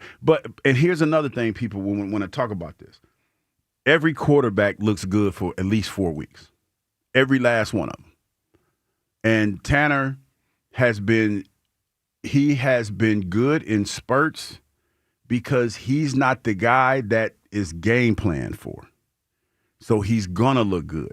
So just say for instance, for the sake of this argument, Eagles come out today and they say we're gonna start Tanner McKee. Right? Number one, whatever happens, you can't go back to Jalen. That's it. You can't do that, and I don't think that they're ready to do that. I don't think, first of all, not ready to do that. I don't think they're gonna do that. Tanner's gonna go out there and play well. The ball's gonna leave his hands quickly. It's gonna be all this, that, and the third because two things: Tanner can play, and the defense is not familiar with him. If you want to go, like I would think as a defender, we were going to a meeting. We're gonna have to pull tape from Stanford, and we're gonna pull tape from his start in against the Commodores last year, Cowboys, and the Cowboys game when he was in garbage Giants, time. Yeah, yep. You're gonna pull those tapes and you're gonna try to glean what he does good. Now, Tanner's gonna go out there and he's gonna run a timing offense. He's gonna get the ball out of his hands quick, and that might be successful in small spurts. But as we progress through the weeks, then the nuances of his game will be taken to the lab. We just call it taken to the lab. They're going to take his game to the lab, and they're going to dissect his game. And it might not be the same. And say, for instance, he starts to struggle. Then you're stuck with that. You're not going back to Jalen. You're not. Well, all right, couple things off that. Number one, you saying that it would look better, it makes me even more intrigued. There's only 5 games left in the season. Yeah, but that's a small sampling size. I'm trying to win games. I mean, you're trying to let's say you're trying to get to the Super Bowl. Well, and they're trying to salvage this season, which has themes that it's collapsing like in 2023. So if you're telling me you think it would look better in a short sample, that makes me even more intrigued. As far as monetary, as far as numbers, as far as I can't worry about all that. That's their issues to worry about. All I know is this: the Eagles need to be better. The offense has stunk. The quarterback has played quite poorly now for a few weeks in a row. Mm-hmm. They have another quarterback they've been developing for years underneath. And I'm starting to wonder what it would look like. And in the past, I haven't wondered this with Jalen Hurts because I just have thought quite clearly since Jalen became the starter, he's obviously better than his backup. Right? Like, it wasn't a question that the offense would be worse if Mariota came in 23. Mariota's terrible. It wasn't a question to me when Gardner Minshew was here because I didn't think much of Gardner Minshew. I just thought he was a journeyman quarterback. And I'm not telling you I think Tanner McKee is the future or even a long-term starting quarterback, but Jalen has declined. Jalen's not the same player he was at 22. He's not the same player he was a few years ago. He's not playing well. So if the bar is whatever Jalen is right now, what is Tanner? Is Tanner well underneath the bar? Is Tanner the same right now? I mean, I all I know is my mind is starting to wonder. My mind's telling me no. My mind is starting to wander a little bit here. 215-592-9494. right, this is some reckless speculation. I don't think this is reckless. It's a little reckless. It's not reckless. Little reckless. Last month, 59.1 completion percentage. I'm running out of space 6.6 on my yards. notepad, You needed too. a notepad. 6.6 yards an attempt. An 86 passer rating. You know what that is? That's bottom of the NFL.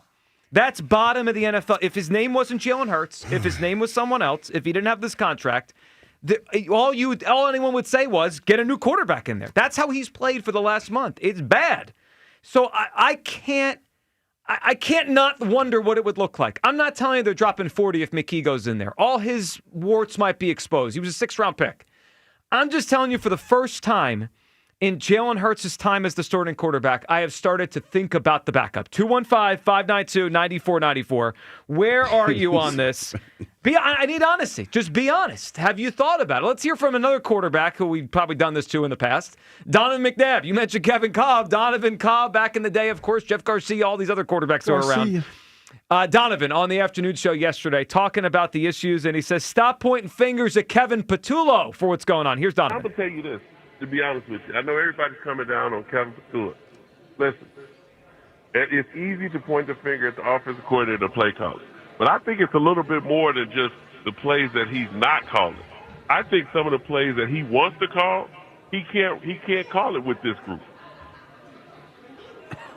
Well, why do you think that is? And I don't think he's fully trusted with this group that we have. So, I mean, you feel the same way? No, listen, it's hard for me to tell which is which. I'm with you there. Is it he can't call a full offense because he doesn't necessarily trust the personnel, or is the personnel not executing the offense that he's calling? I think it's a little bit of both. This is why I love. That was almost like he punched Ike in the gut. He wasn't expecting that. Well, what do you think Donovan's saying there? There's a lot to digest in that cut. Well, okay. Well, let's digest it. Is he talking about the quarterback, or is he talking about the whole offense, all the personnel? I think he's talking about the quarterback. Well, then Donovan's obviously wondering what it would look like. No, I hear Donovan. How could I not think about what a different quarterback would do with the same offense? But the ramifications. I just feel like once you open that door, Joe, ain't no coming back. Okay, and I don't think you can do this. But is this about the future, or is this about this team? This is okay. I'm going to say something that's going to make a lot of people mad, but this is the reality. 10-12. Yeah, 10-12. Okay. This is the reality of the NFL. And it's partly is the reason why people feel the way that they feel. You ready? I'm listening. Jalen Hurts is a pillar of the community. I know that doesn't sound like it's a lot when you talk about what's actually happening on the field, but that's very, very important. Jalen Hurts has been to 2 Super Bowls and has won 1. And I know for the sake of this argument, that argument doesn't hold weight. But this is where I need you to be logical in the way that you're thinking right now. Nope. And I know that's probably that's a big old ask right now. You know what you can't do? You can't control the thoughts you have. I know I've wondered what it looks like. But see, this is why, like, when I would talk to my relatives about football, and this is where the rubber meets the road for the reality of football and the reality of real life, right? And that's where the line gets muddy, but that's where it separates for me and for the organization. Jalen Hurts is the face of the franchise. He's the guy that when they're giving out turkeys or they're doing anything in community, he's the face. For now. Okay, but he's the face. Right, but just like any other Eagles face was the face until they weren't. You're right, until he's not. Yeah. But there is no logistical reason to point the or say or move Jalen Hurts. And I know that's hard for people to grasp because of the way that this offense looks. But the history of this team is it's always like Jalen has not had the same offensive coordinator in his whole time here in the NFL, right? And Jalen Hurts has always found a way to work himself out of whatever this is. Whatever's going on, he's always found a way to be successful. It would not be a good look. And it would just not be a good look. So here's why I understand what you're saying. I don't think it matters. The Eagles move off everyone. The Eagles fired Andy Reid. The Eagles let Brian Dawkins walk to the Denver Broncos. The Eagles took the first quarterback that won a Super Bowl here and let him walk to the Jacksonville Jaguars after taking the team back to the playoffs. The Eagles took a quarterback they paid the most money in NFL history to and replaced him within 2 years in Carson Wentz. The Eagles took Doug Peterson, who won their first Super Bowl, and fired him. I don't think this matters. I think they do what's best for the organization. And look, I don't think they're going to bench Jalen Hurts. I don't think this is going to happen. I'm just telling you as a fan, I've wondered what the other quarterback would look like. For the first time in his time as Eagles quarterback, since Jalen took over, I've wondered, what could the guy behind him do? Because this isn't good enough. I mean, this offense just isn't good enough. And is there a lot of ramifications to the Eagles making a decision? Of course there is. I don't have any ramifications. I'm just wondering, as I watch the game, what would the other guy look like? A.J. Brown, after the game on Friday, talking about what the real issue is, and he used that E word again. Here's A.J. I think lack of execution. Like today, I had another penalty. Stuff like that can't happen. Are guys getting schemed open enough? Yeah. So then why is it pass offense? Execution. Execution, the issue, according to A.J. Brown. All right, 215-592-9494. Let's have the conversation. No. Yeah, I mean, we're doing it. We're here now. We're here. Well, you over there, Mr. High and Mighty, I would never think about this. Also, I would never think about it. Alluded to the idea, it'd be better if the other quarterback was in. No, how does that make me not think more about it? Joe, because it's a small sampling size. The season has a small sample left. What am I waiting for? You can't go back if you do that. Well, okay, before Kyle chimes in on everyone's phone call here. Why are you laughing, Kyle? Right, I don't like this conversation. I don't like this conversation. I need to present something. A lot of reckless speculation going on. Speculation. Y'all trying to take my inside of the year away from me. No, you're going to do that on your own. All right, so I think we're maybe missing something. You said there's no going back, right? No going back. How do we know the Eagles aren't already moving off this guy after the season? Are you guys sure? I mean, go back to the last 25 years of Eagles history and go to when the times their offense was this bad. The coach or the quarterback do not come back. I mean, if this thing continues down, are you invoking Doug Peterson? Doug and Chip and Andy, go back. We will endure. But no, the Eagles don't endure. Do you know what Jeff Lurie? I meant like the Bain. Remember when Bain said we will endure? Yes. Yeah, we will endure. I'm just saying, guys, if you think, oh no, how could you do this because you can't go back? Eagles history says when the offense is this bad, they move off the coach or both the quarterback and the coach. So they may be closer to this than you think anyway. Listen, I don't think they're going to do anything significant with this. I just have started to wonder. You're just recklessly speculating. I'm just recklessly thinking. Curious. Yeah, I am curious. I think you're curious too. Of course. No. You called McKee the future. I'm not curious. You called McKee the future. I did the future. You told me this ain't now is not the time. Now is now. No. Now there's no time like the present. No, Kyle, I mean I know the situation we're in, but no. Kyle, what are you feeling? Yeah, well, safe space today. Always. Nobody's listening but us three. Just us. Just us. I know Hugh's curious. No, I'm not. You're curious. I'm a little curious. Like, how can I don't know how you couldn't be. What? Sounds crazy when you say it like that.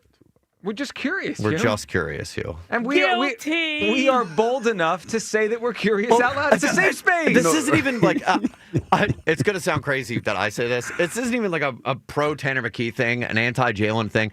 I'm desperate at this point. Yes. I was coming on here last week talking about letting Sirianni call the plays. That's how freaking desperate I was. And that was desperate. Because this offense sucks so bad that I wonder what it's like if you tinker with some of the variables, right? Because now it's about, we'll say, a 3-season sample size of what the passing offense looks like. And there's two constants. It's the coach and it's the quarterback. So everyone's blaming Kevin Patullo. I thought about what it would look like if he wasn't calling the plays. I've even thought about what it would look like if we had a different head coach with a different scheme in here. And of course, naturally, I get a little curious about what it would look like with a different quarterback. And I understand that's the point of no return. I'm not even like pounding the table for them to go to Tanner McKee because I'm sort of with you. I don't think he's the guy of the future. That feels like we're back in quarterback purgatory again in the postseason or in the offseason. But, like, you have to admit, you've thought about it. No.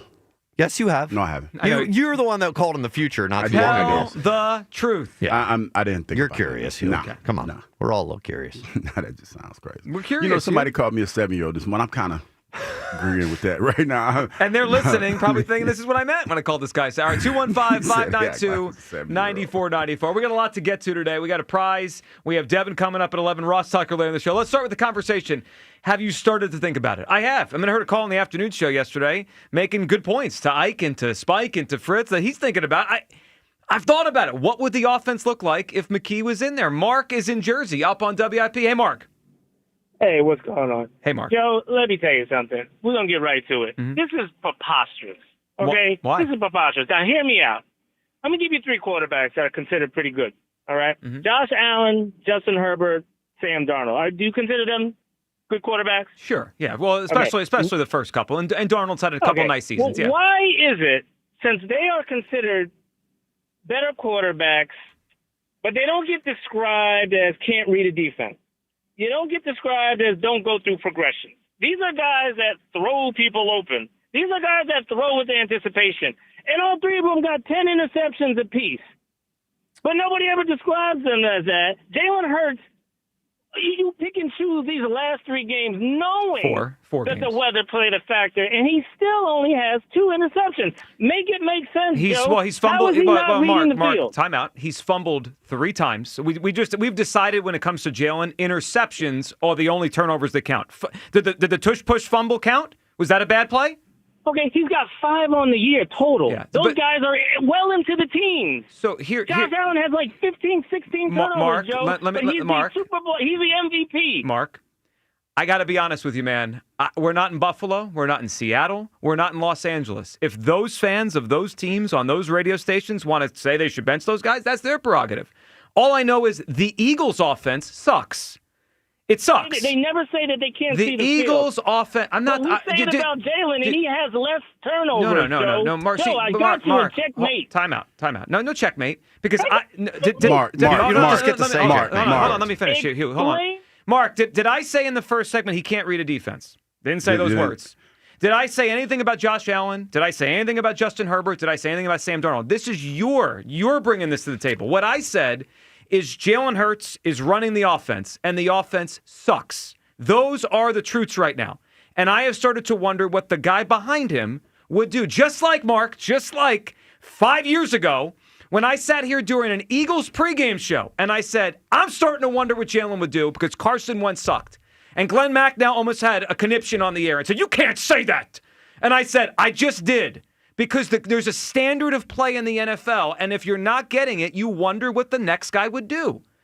So Mark, instead of he's regressing. Are you not watching the play? You think he's progressing or regressing? I think he's doing fine. He's got 19 touchdowns and 2 interceptions. Fine, Mark. Come on. Over the last month, he has played at the bottom of the NFL level. You think this is okay? Why that was? Why? Because it was a 35-mile-per-hour swirling winds, and both quarterbacks were not successful. Okay. But you pick and choose that to try to fit your narrative. Joe, I got you. What was the weather?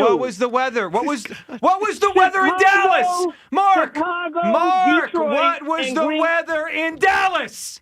What was the weather in Dallas, Mark, when they didn't score for 40 minutes? Damn, Joe. And he had 290 yards passing with no turnovers and 3 touchdowns. They didn't score for 40 minutes. Joe, Third and 2, Mark. Mark, 3rd and 2.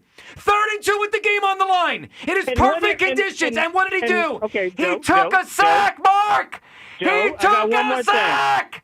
One more thing. What did the defense do when they went on those really good conditions in Cowboy Land after the weather exposed them?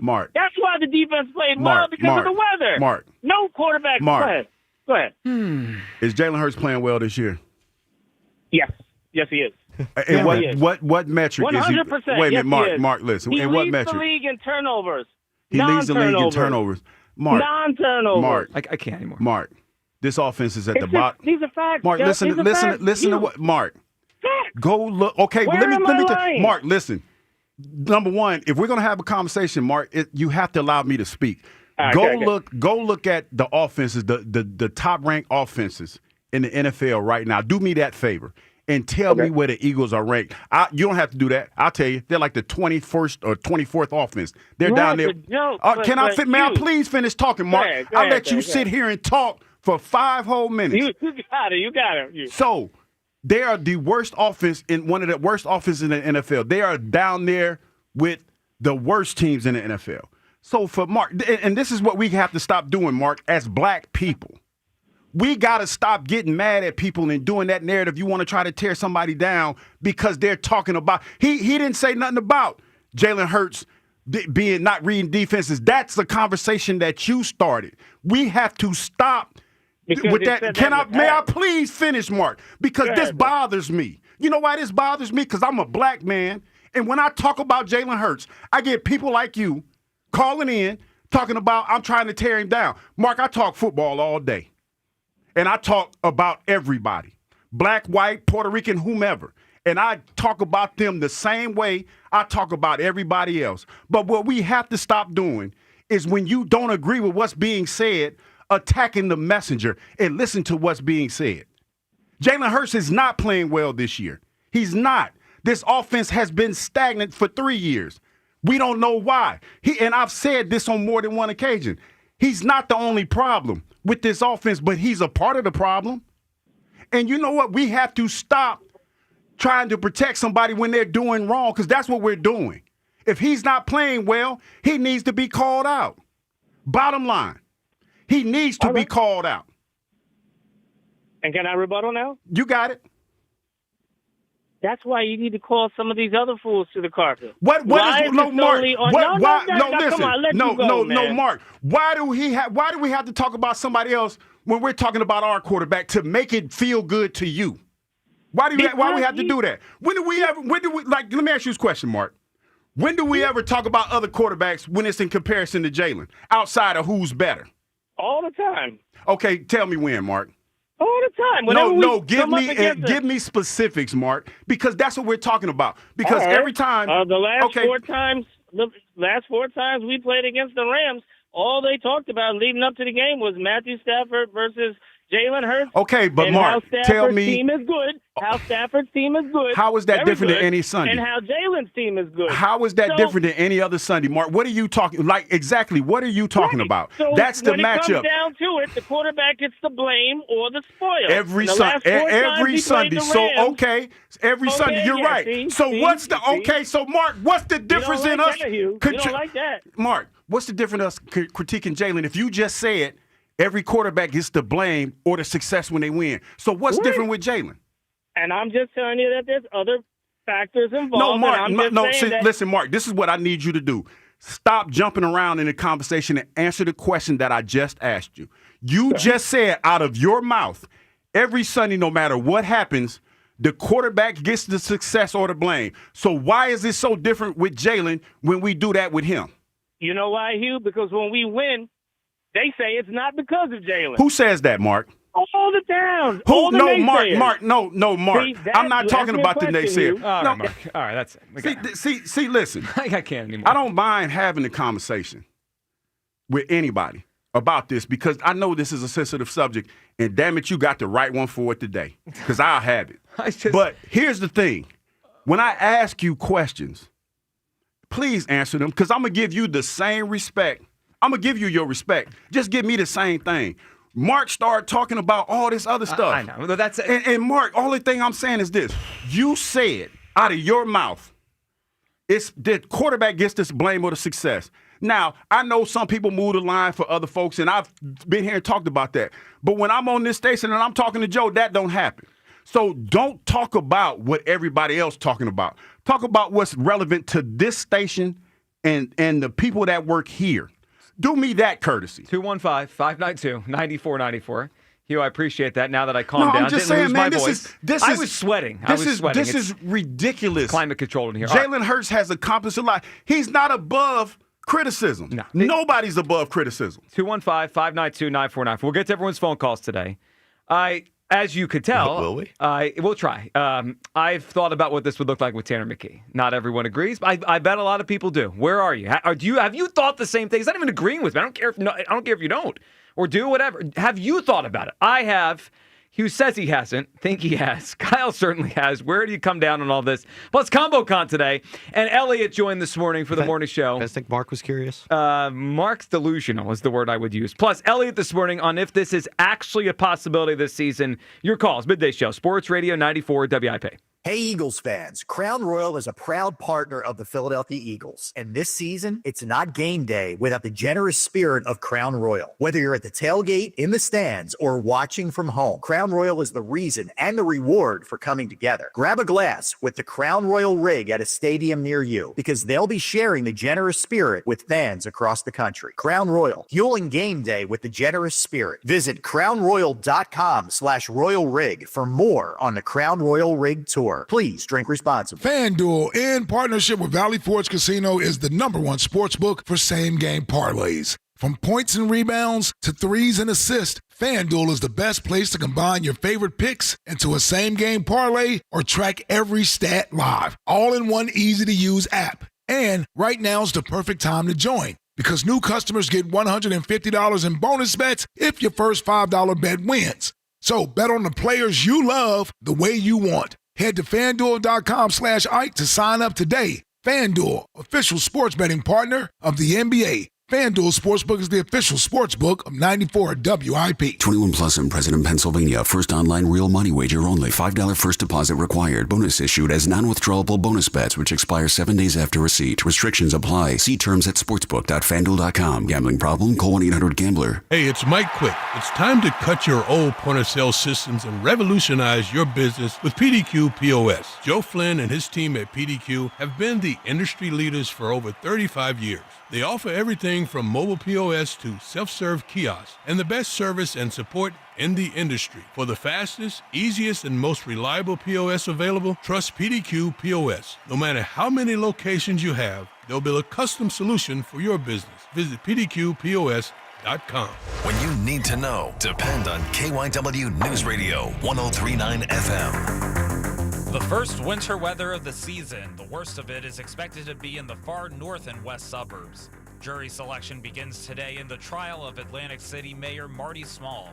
And it's Giving Tuesday. It's one of the biggest charitable days of the year. Get the latest anytime on KYW News Radio. Now on Crystal Clear 103.9 FM. You've never needed us more. Hey, Joe DeCamera here. The holiday season is in full swing, and the showcases at Family & Company Jewelers are stocked and ready to go. Do yourself a favor and get to their showroom on Route 70 in Marlton, New Jersey. It's an amazing showroom. You got to see it. Incredible. And guys, if you're planning on popping the question this year, and I know a lot of you are, Family & Company Jewelers can help you guide that buying process. A pair of diamond stud earrings, another option. Check off your whole list with one-stop shopping at Family & Company Jewelers, South Jersey's holiday diamond destination. If you're drowning in IRS debt and can't afford to pay, then you need to take advantage of special IRS tax programs that are available and free yourself from IRS collection efforts once and for all. Due to the financial hardship consumers are facing throughout the country, the Internal Revenue Service has made it easier to settle delinquent tax problems. An open phone line has been established by Community Tax for consumers to call and see if they qualify. Take down this number or store it in your cell phone, but call the Community Tax Helpline at 800-269-3454. If you owe back taxes to the IRS and cannot afford to pay them back, or even if you have years of unfiled tax returns, there's no need to fear anymore. But you have to call the Community Tax Helpline today at 800-269-3454 for the help that you need. Don't take on the IRS alone. They can attack your wages, savings, pension, home, and even your Social Security check. Call 800-269-3454 for your free consultation and to see if you qualify. That's 800-269-3454.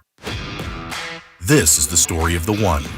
As the purchasing manager at a manufacturing plant, she knows the only thing more important than having the right safety gear is having it there when you need it. That's why she partners with Grainger for auto reordering, so her team members can count on her to have cut-resistant gloves on hand, and each shift can run safely and efficiently. Call 1-800-GRAINGER, click Grainger.com, or just stop by. Grainger, for the ones who get it done. Welcome back to Winter Hack Radio, the place for clever hacks to survive the season. Icy driveway? Well, try spreading sand or birdseed to help with traction. Snowy puppy paws? Well, grab a whisk, brush it off, done. Catch COVID-19? Well, just get... Actually, there's no hack for COVID-19. But if you test positive, prescription medications for COVID exist. Ask your doctor if they're right for you. Visit PfizerForAll.com to learn more. Sponsored by Pfizer. Hey everyone, I'm Josh Radner, and I am so excited to tell you about How We Made Your Mother, a rewatch podcast looking back at How I Met Your Mother. And I'm here with Craig Thomas, who co-created the show along with Carter Bays. Hi, Craig. Hey, Josh. Somehow it has been 20 years since the show premiered. I'm going to check the math on that. 10 years since it went off the air, and we thought that made this a perfect time to look back, see what the hell we did, and why the show still seems to resonate with fans around the world today. Follow and listen to How We Made Your Mother wherever you get your podcast. Back to Hugh Douglas and Joe Giglio on Sports Radio 94 WIP.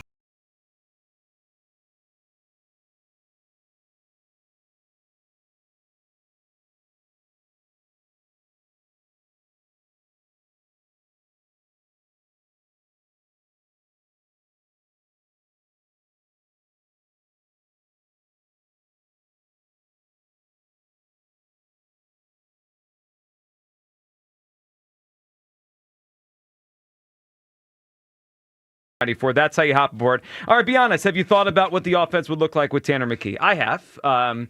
We'll see if everyone else has or anyone else has. We'll see where this goes over the course of the day. But I am there. All right, before we get back to the phone lines, can we hear from Eliot Shorr-Parks? Eliot, of course, on the morning show today. He was asked specifically about the idea, any chance that during this season the Eagles would pull the plug and go to the backup quarterback to see what it looks like to change the variable. Here is how Eliot responded to that. I think there is 0% chance they replace Jalen Hurts this season. None. I do not think there is a world, barring injury, where they take Jalen Hurts off the field.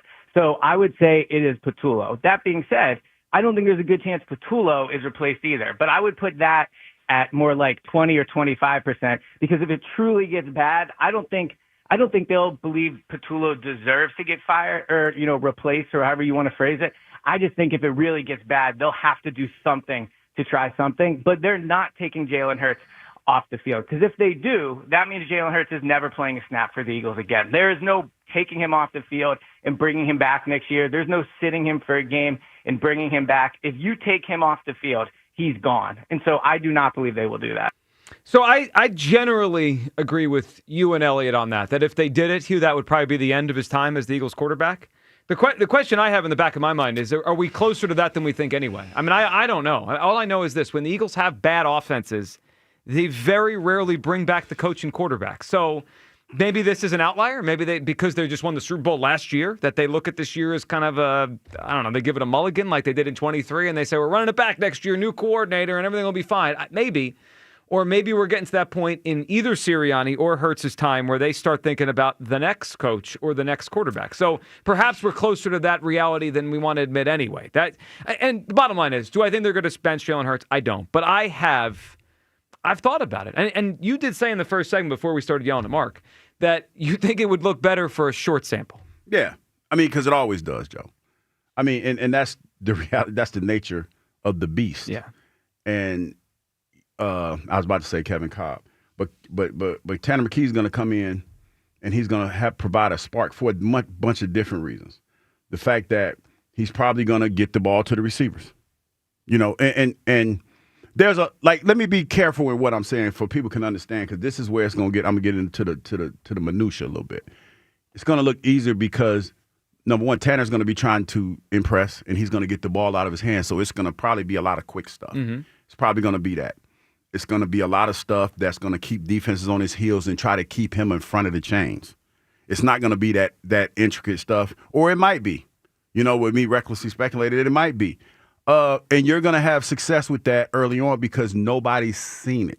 Nobody. Remember how when we were talking about, who was it? Shula. Who was the coach for the Cowboys? I forgot his name. Kellen Moore? Well, no, Schottenheimer. And the defense changed, and we were talking about how different it's going to look and things like that. Oh, no, I'm sorry.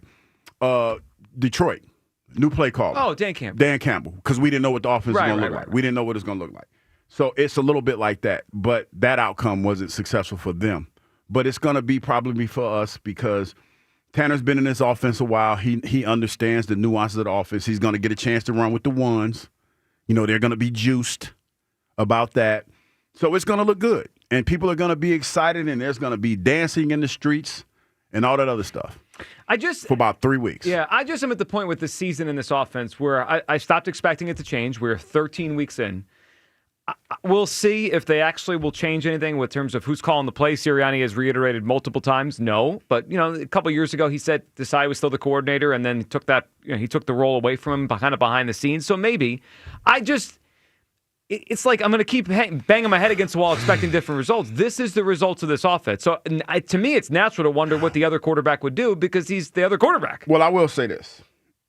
They've stood on business when they talk about not changing the coordinator.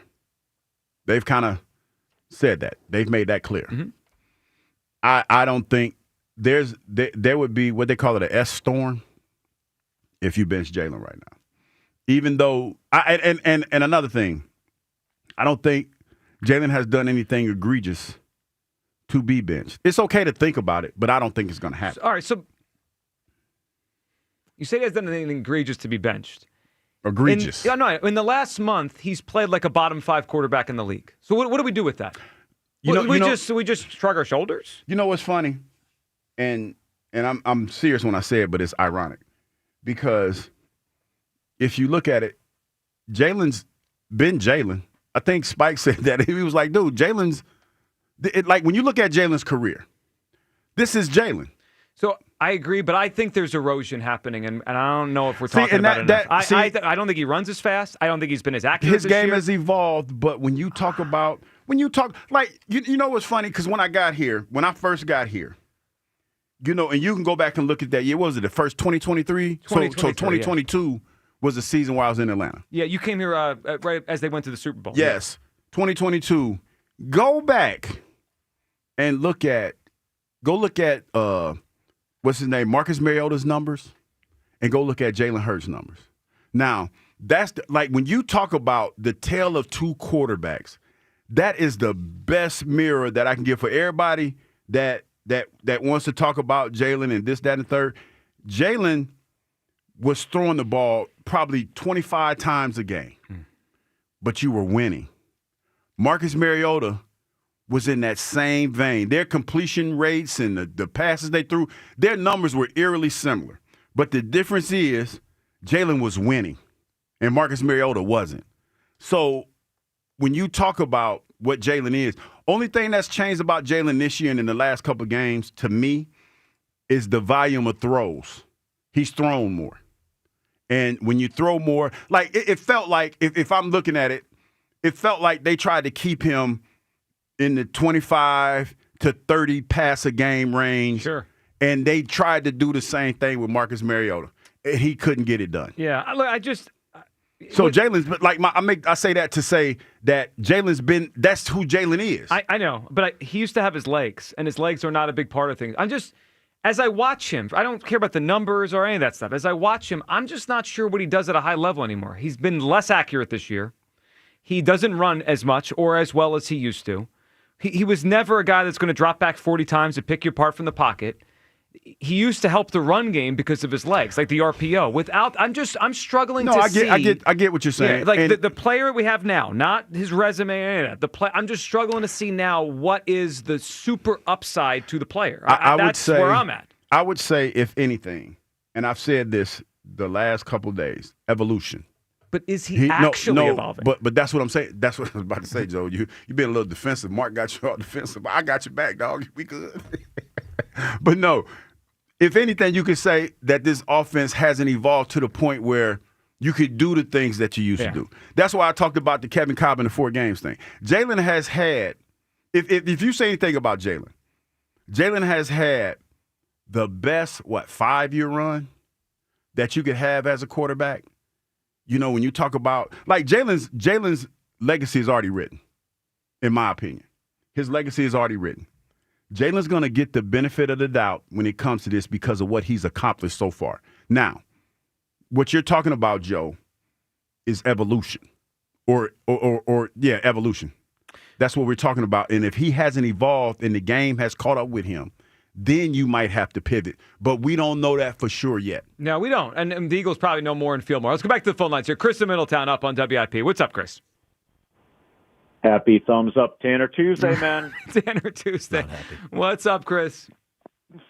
Guys, I'm glad we're in a safe place. Is this a safe space? Somehow Mark snuck in here, and There's no easy way he didn't out. realize we were in a safe No space. shortcut home, But we are dog. in a safe space. Ain't no shortcut. Guys, what a beautiful thing. I know Kyle had been grinning ear to ear. What a start to the show. Joel made an appearance in the first segment, and, he tagged in. Hank Douglas came off the upper rope. I mean, man. A little late for break, though. Yeah, that's on me. Yeah, I'm sorry. Well, you started cooking. I was like, I needed a break anyway. So You can't interrupt great radio like that. I know Blue Jeans. Blue Jeans, you better be on point today because this show is ready to cook. I mean, guys, let's go with this. Here, let's get into this. I agree with Hugh and AJ. Tanner's the future, and he's a better quarterback. In the Eagles dictionary, if you look up the word execution, the definition means the quarterback. So every time you hear any of the coaches or players say execution, just insert the quarterback. And it clarifies a lot of things. We're not benching Jalen, though, okay? Let's get this right. We're letting his, air quotes, injury heal. Because, if the Phillies could do it, why can't the Eagles do it, all right? So I say give Tanner McKees to the car and let's ride. The offense, it can't be any worse. I don't understand when people try to say, oh, well, we're going to ruin him and we're going to this and we're going to that. We have the worst, the most abysmal, god-awful offense in the world right now. So, what are we afraid of? We can't go worse than rock bottom. We're there. So, you know what? To all you blind-ass Jalenites out there, go suck an egg, all right? I'm tired of watching one of the most talented teams and offenses in the NFL just underperform, all right? We could only go up from here. And you know what, Hugh? Yes. I don't care that we got a $50 million quarterback They that's care. going to sit on the bench and a $1 million quarterback that's going to go in the game. It doesn't matter. It's $51 million. I want the combination that's going to work. I want offense. I'm tired of watching this dreck every Sunday. It's ridiculous. It's trash. It's terrible. We're just afraid to say it because we're going to hurt somebody's feelings. If Jalen's feelings are going to get hurt because he stinks and he needs to sit down while somebody else gets out there and we can figure something out, you know what? Grow up. You're an adult. You got a job. That's what happens. When you're not coming through, your boss sits you down and he gives the task to somebody else. And you know what? You've been given all the opportunity. 13 weeks we've been watching this. 13 weeks. You had 13 chances and you failed. So you know what? The other guy gets a shot. That's how this goes. Reminder, that's how you got your job in the first place. Last things I'm going to leave you with, you know what? Last message is, Kyle, listen to your upper lip. Come on home. Have a good day. Chris, appreciate the phone call.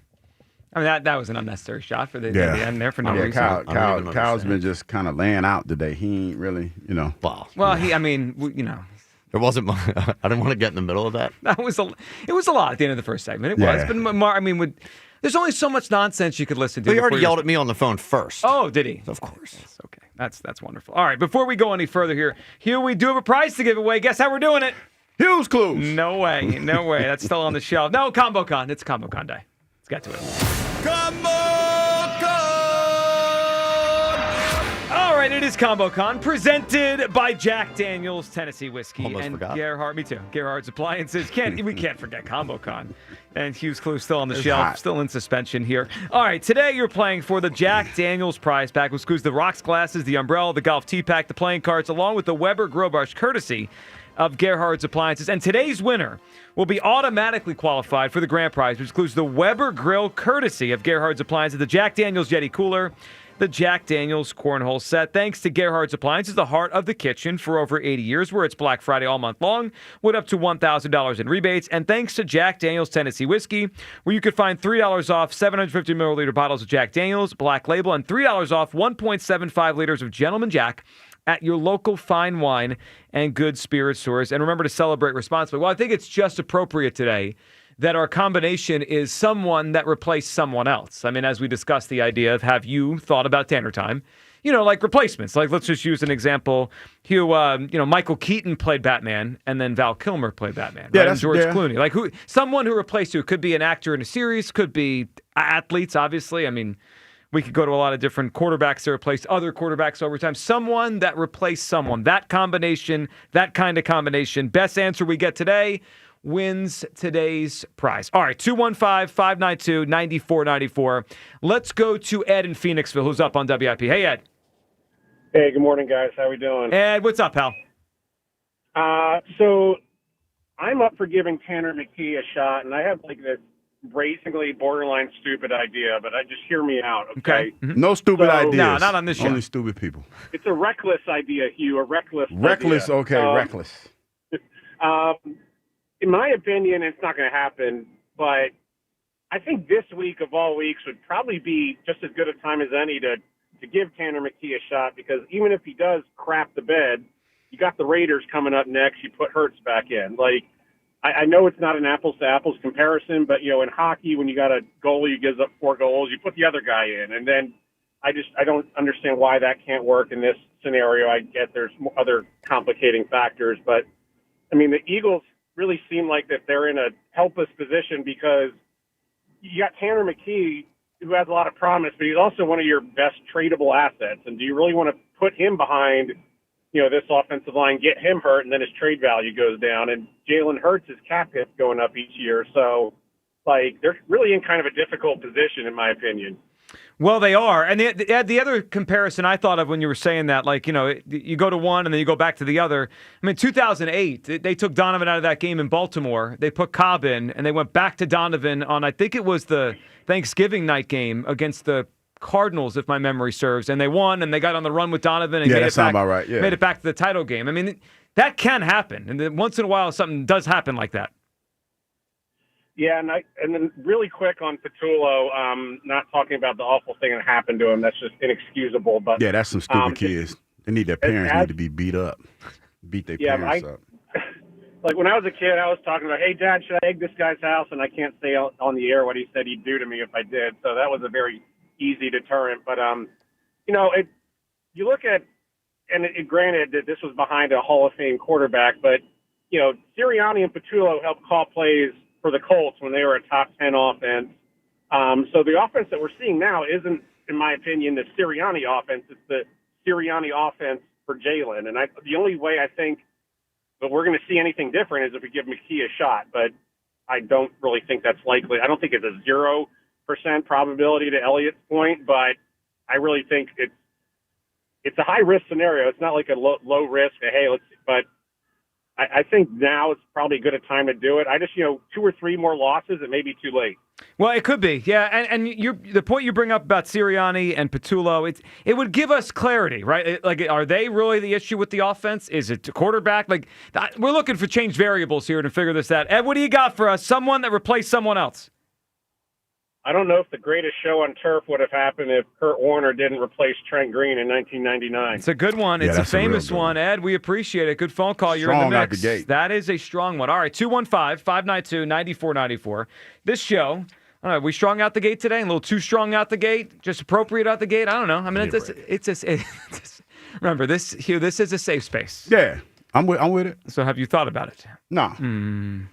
No one believes that. 215-592-9494. That's how you hop board. All right, let's have the conversation. Have you thought about what the Eagles' offense would look like with Tanner McKee under center? I have. I've thought about it. I think it would look better. I don't like the way Jalen is playing right now. I'm not saying he's done, but he's certainly in a rut right now. And this offense is not good. That hasn't been good the entire season. Have you thought about it? Have you privately wondered what this thing would look like with Tanner McKee? 215-592-9494 for your phone calls. Devin Caney will join us next as well. It is the Midday Show on Sports Radio 94 WIP. Hey, everybody, it's Tuesday. Throw them damn leftovers away. It's time to throw the leftovers away, seriously. Now it's time to get you some Recipe Essential sweet Italian sausage and get you some stuffing. Make you a breakfast casserole with this, man, so that you don't have to worry about those leftovers. Because if you're eating leftovers now, it's like we had Thanksgiving Thursday, so you just leave the leftovers alone. So just get up, whip yourself up a breakfast casserole that your family will be thinking about the Thanksgiving dinner that you had, but we got to get some new, we got to get some new food in there. For store locations and recipe ideas, hit up simplyhatfield.com. Hatfield, better care, better pork. As the baseball offseason begins, questions remain for the Phillies. Does Schwarber re-sign? Oh, we love to bring Kyle Schwarber back. It's a priority. Will JT return? The most prepared guy I've ever been around as a catcher. Can the Phillies retain Ranger? What a performance for Rangers, Suarez. Listen for the latest. All your Phillies offseason happenings happen here. We'll see what happens. Sports Radio 94 WIP. Hey Santa, where is your favorite place to be during the holidays? Why, Hershey Park Christmas Candy Lane, of course.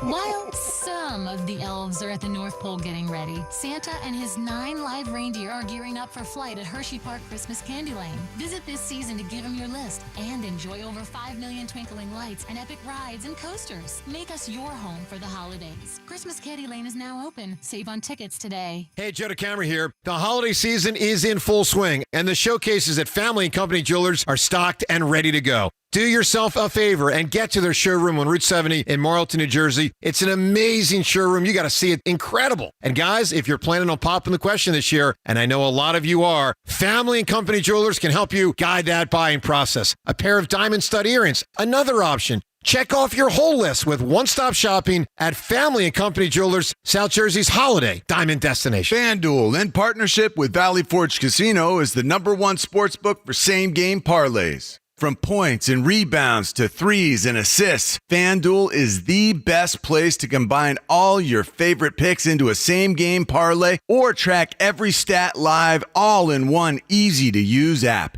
And right now is the perfect time to join because new customers get $150 in bonus bets if your first $5 bet wins. So bet on the players you love the way you want. Head to FanDuel.com/JohnR, JONR to sign up today. FanDuel, official sports betting partner of the NBA. FanDuel Sportsbook is the official sportsbook of 94 WIP. 21 plus in President, Pennsylvania. First online real money wager only. $5 first deposit required. Bonus issued as non-withdrawable bonus bets, which expire 7 days after receipt. Restrictions apply. See terms at sportsbook.fanduel.com. Gambling problem? Call 1-800-GAMBLER. It's here.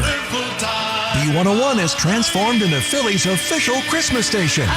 Relax and unwind with your holiday favorites 24 hours a day, all the way through Christmas. Tell your smart speaker to play B101. Every now and then I rinse it out, and I need Johnny Rinse tonight, and I need it more. My king was the bed and the smell never leaves. I don't know what to do, I'm always in the dark. The sweat and dead short smells like a dog park.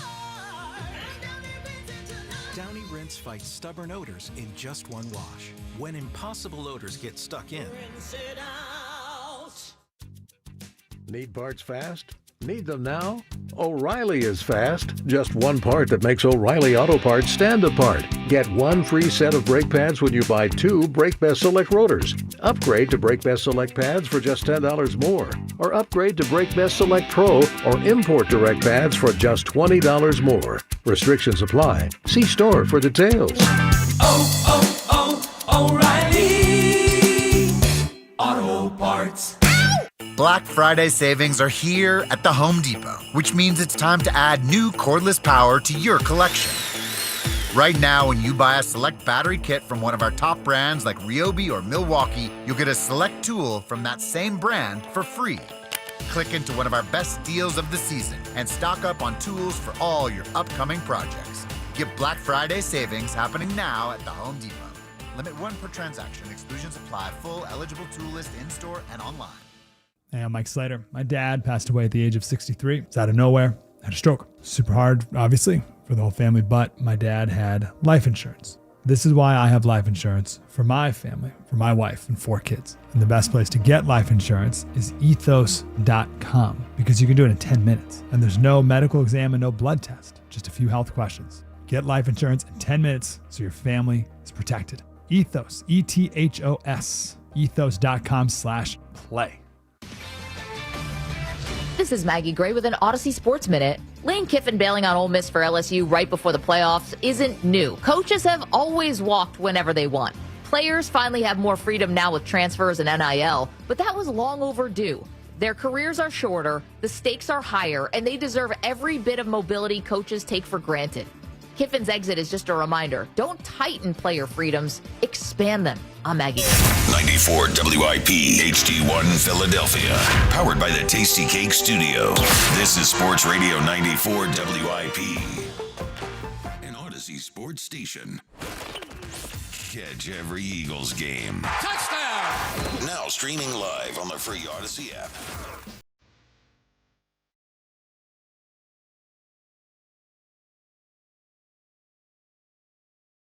You ready for Christmas now? You in the season now? No, I think I'm gonna go shopping today. I need to get some stuff. I don't want to wait. I don't want to be that person that waits to the last minute. You going to store shopping or online shopping? Yeah, I'm gonna go to the store. I had to go. Like, this is how I fooled Harper. So, parents, if you can do this, I told him that Santa said this year he was just gonna buy him some drawers. So I took him to the store. Yeah. And bought him a couple packs of drawers because I told him that's what Santa wanted me to do. Right. Did he buy it? Yeah. He was not happy. But sure not. I said if you get these drawers, Santa will I said I'll talk to him later on the night and I'll see if you can get some toys. So if you want some toys, show me what kind of toys you want. Oh, you so really? So he showed me. You pulled a fast one. Yeah, because he showed me what he potentially want, but I told him Santa said, no, you going to get these drawers first. So I bought him some drawers. And he bought it hook, line, and sinker. He wasn't happy. Yeah, I'm sure he was. Because I tried to get him to take pictures of his drawers. He was like, no, you don't want to do it. He's like this bleeping guy. Yeah, he probably, if he could call me mean and hurtful names, he probably did. He's thinking it. Because he's like, why is Santa buy me these gifts so early? I said, because do you know how hard it is to find drawers? One day when he's older, he'll remember this. Like, you're ridiculous. All right, 215-592-9494. Ridiculous might be what some people are calling the topic of the show today. That's fine. It's a safe space. It is a safe space here. We're going to welcome now into our safe space Eagles sideline reporter Devin Caney, of course, with us as well at WIP. Devin, how you doing today? I'm doing well. It's always like I feel like I'm underwhelming compared to what Hugh opens up the segment with. Always. So, you got to bribe these kids. You got to give them something to look aspiring for. So I bought him some drawers for Christmas. The lesson is lie to the kids. I mean, that's the lesson we're going with today. Devin, welcome on in. All right, so it is. I mean, it works obviously until they're old enough to understand, and then they say call you out. They call you out. All right, before we get into topics that apply to the day to day, this is a safe space, and we just want to ask you. We're going to ask everyone on the show with us today. Devin, have you thought about what the Eagles' offense would look like if Tanner McKee was playing quarterback? Has that thought crossed your mind at all yet? We're having that safe space discussion today on the Midday Show.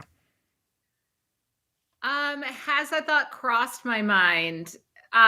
This season, no. I mean, that's a tough question because, like, he's the backup quarterback, and I think he's a really good backup. And I think in Philadelphia, the backup quarterback position is valued, I think, more than, like, most other markets, because look at what a backup quarterback did for us back in 2018, right? Nick Foles is a legend in this town. So I think we put a lot more emphasis on that position, and I think it's worked out for the best in that case, because like Tanner McKee isn't a massive step back, I would assume, if he were to go in. Like last season when he played for those last few games, when Kenny Pickett went out with his rib injury after he was in for Jalen Hurts. So do I think Tanner McKee is a very good backup? I'm trying to word this so I don't like insult Tanner McKee, because I think he's a very good football player. But like, no, it's not something that's actively in the forefront of my mind, knowing that Jalen Hurts has led this team to 2 Super Bowls, won one, and also 1 Super Bowl MVP. So no, I guess is my short answer to that. Devin, where are you right now with your panic level for the team? Not just the quarterback, but just the team. So 2 straight losses. Now, they did that in October, and then they bounced back with 4 straight wins, which that would be great if they could pull that off again and win, reel off 4 in a row and make us all feel better before the playoffs. But where are you panic level with the team considering what happened a couple years ago? Because those vibes are out there. It keeps coming up. A collapse. And they go down the stretch of the season with some games they should be able to win. But we said the same thing 2 years ago. Where's your panic meter right now as we enter the final month of the season? I don't think my panic meter is super high, but I've always kind of trended cautiously optimistic when it comes to really any Philly sports team, but especially the Eagles.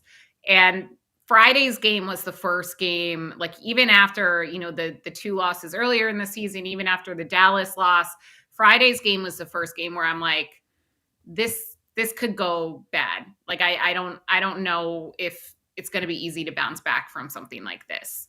That being said, so I mentioned this on the morning show, listening to Jordan Mailata talk, and I know that he's a leader in that locker room. I also know, and he knows, that he's not having his best season, which I think makes it all the more authentic.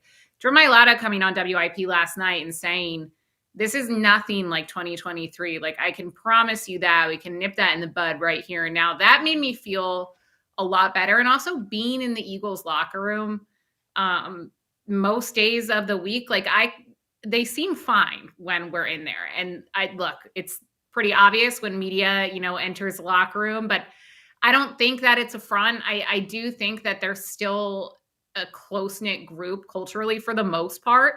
And I'm not sure if they had that in 2023. So that gives me confidence. I also think that this team is resilient and has shown that they can bounce back. Sometimes they're even like strongest when they bounce back. I was talking about this on Saturday when I was on right after the game, where it's almost similar to the Phillies. I think that it's like a Philadelphia mindset to be the underdog. And I think that's been an issue with the Phillies. We see them come up short in the postseason year after year. And I think that could be affecting the Eagles this season, where they're almost not used to being, or they don't thrive as being like the favorites, the front runners, the reigning champions. And we knew that going into this season, Nick Sirianni's messaging to the team was, we're not reigning Super Bowl champions. Like, this is a whole new season. That being said, every single team is coming in playing them like they are the reigning Super Bowl champions, because they are. They're bringing everything they have. And I think the Eagles need to meet that challenge head on, and they're struggling with that. But my panic meter, still cautiously optimistic. Didn't love what I saw on Friday, but I do think that they can still get it together. They still have time. Devin, what's your thought on the Eagles? And look, doesn't mean they can't change their minds, or maybe they're not telling us, but the insistence publicly from Nick Sirianni to continue with Kevin Patullo as his play caller. Your thought on that? Because it seems like it would be the easiest lever to pull. Way easier, obviously, than changing quarterbacks or anything like that. It'd be the easiest lever to pull, but it seems like Sirianni believes in his guy, Kevin Patullo, and they're going to stick with that. Yeah, I don't know if you guys saw or talked about what Nick Foles, speaking of backup quarterbacks, actually said on, I don't know what it was, like his podcast. He posted it. It did numbers, where he's talking about the emotions on the sideline and how this is Kevin Patullo's first season, like calling plays from the sideline. And, you look at someone like Vic Fangio on the opposite side of the ball, he watches and calls the games from upstairs, from the booth, because he can see what the opposing offenses are doing and he can make adjustments. And what have we heard throughout this season from a lot of the offensive players? They failed to make in-game adjustments. And Nick Foles in his clip basically said, like, I think they should try putting KP up in the booth and seeing if maybe he's affected less by the emotions and moments down on the sideline. And he can read the opposing defenses a lot better from up there. So I think if you're going to stick with Kevin Patullo as the play caller, maybe even just a little adjustment like that could help. Like, at this point, it can't hurt, right? Like, you might as well try it. We're going into week 14, still getting tons of penalties, still not executing well. And I just think that you might as well go for it. If you're not I'm not saying that he should be fired. I don't think that that's the answer, because look at what happened in 2023 when the same thing happened on defense. Like, it actually just made them spiral even faster downward.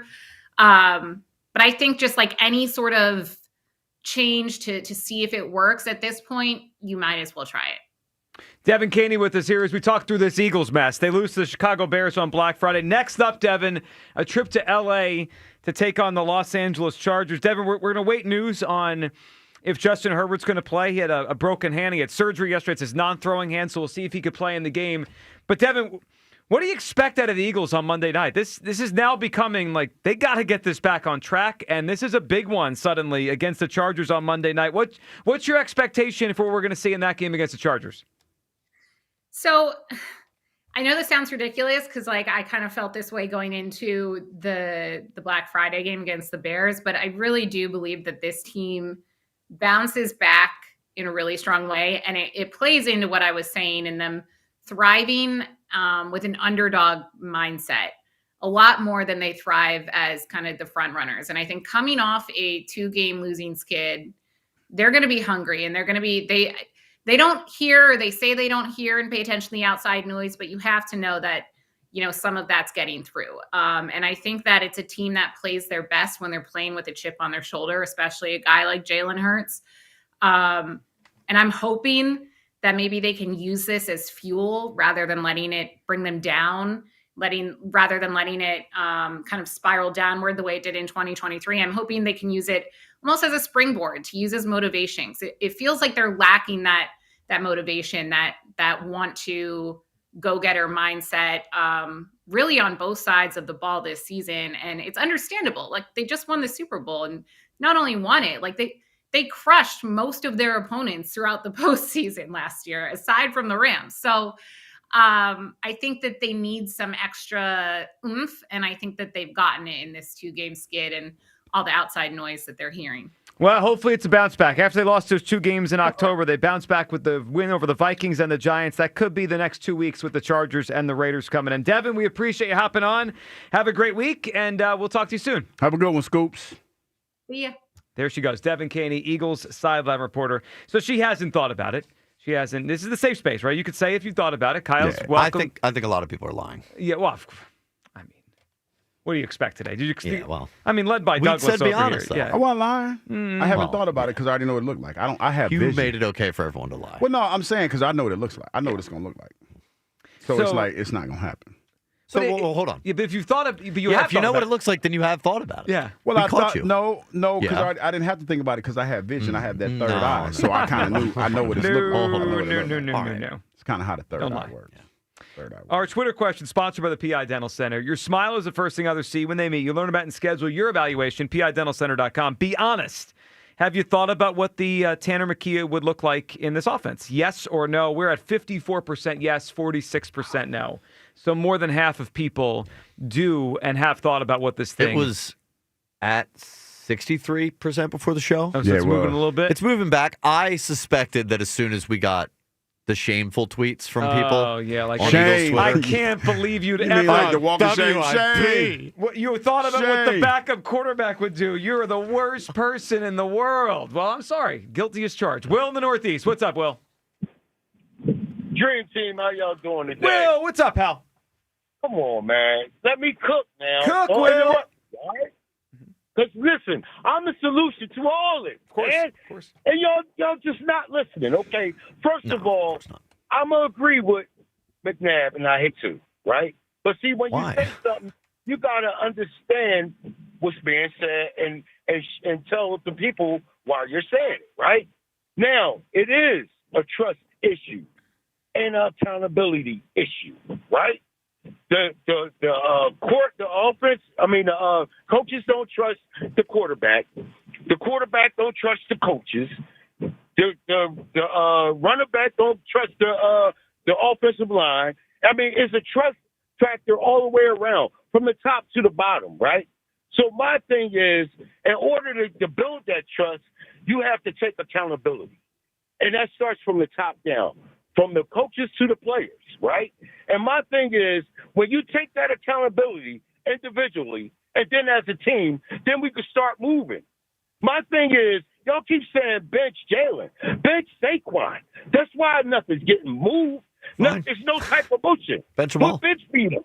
You think what I'm saying? Let's start thinking outside the box. Let's start resolving the real problem. Now, let me finish with this, man, because my thing is this, and I'm going to need the music in a minute. Just for a minute. I'm going to need the music because this needs to be said. My thing is this, right? As a team, I keep saying, look back at that mic'd up Super Bowl where everybody was mic'd up. Look at that, man, because everybody had the 4 C's. They had confidence. They had confidence and everything on the team. I'm losing my train of thought. But listen, give me the music, man. Let me just shut it down. Give me the music. Come on. You heard him, I got Kyle. Give him the something for music. Now, you see, you talked to Kyle All right. wrong. He ain't Well, he ain't it's a little pushy. All right, Yeah, a little all right, listen. All right, I'm gonna say it straight up, so everybody can hear it. Listen, we done played in all the different storms. We played in windy. We played in a windy atmosphere, a rainy atmosphere, and a cold atmosphere. Right. The biggest storm is in us. The whole thing is, do we have the will and the courage to overcome this storm? See, individually and as a team, we have to all understand that we can't win it individually. We have to win it as a team. And right now is the time to chime in and actually get on one accord. Now, what I want to say with KP, listen, man, I think you can call a good game. You put up 21 points in one quarter. And you could do that the rest of the game. You could put up 45 or 50 points as long as you got the right strategy and understand your team, right? You got to know your players. So my thing is this, man. Let everybody get on one accord. Let everybody start communicating more.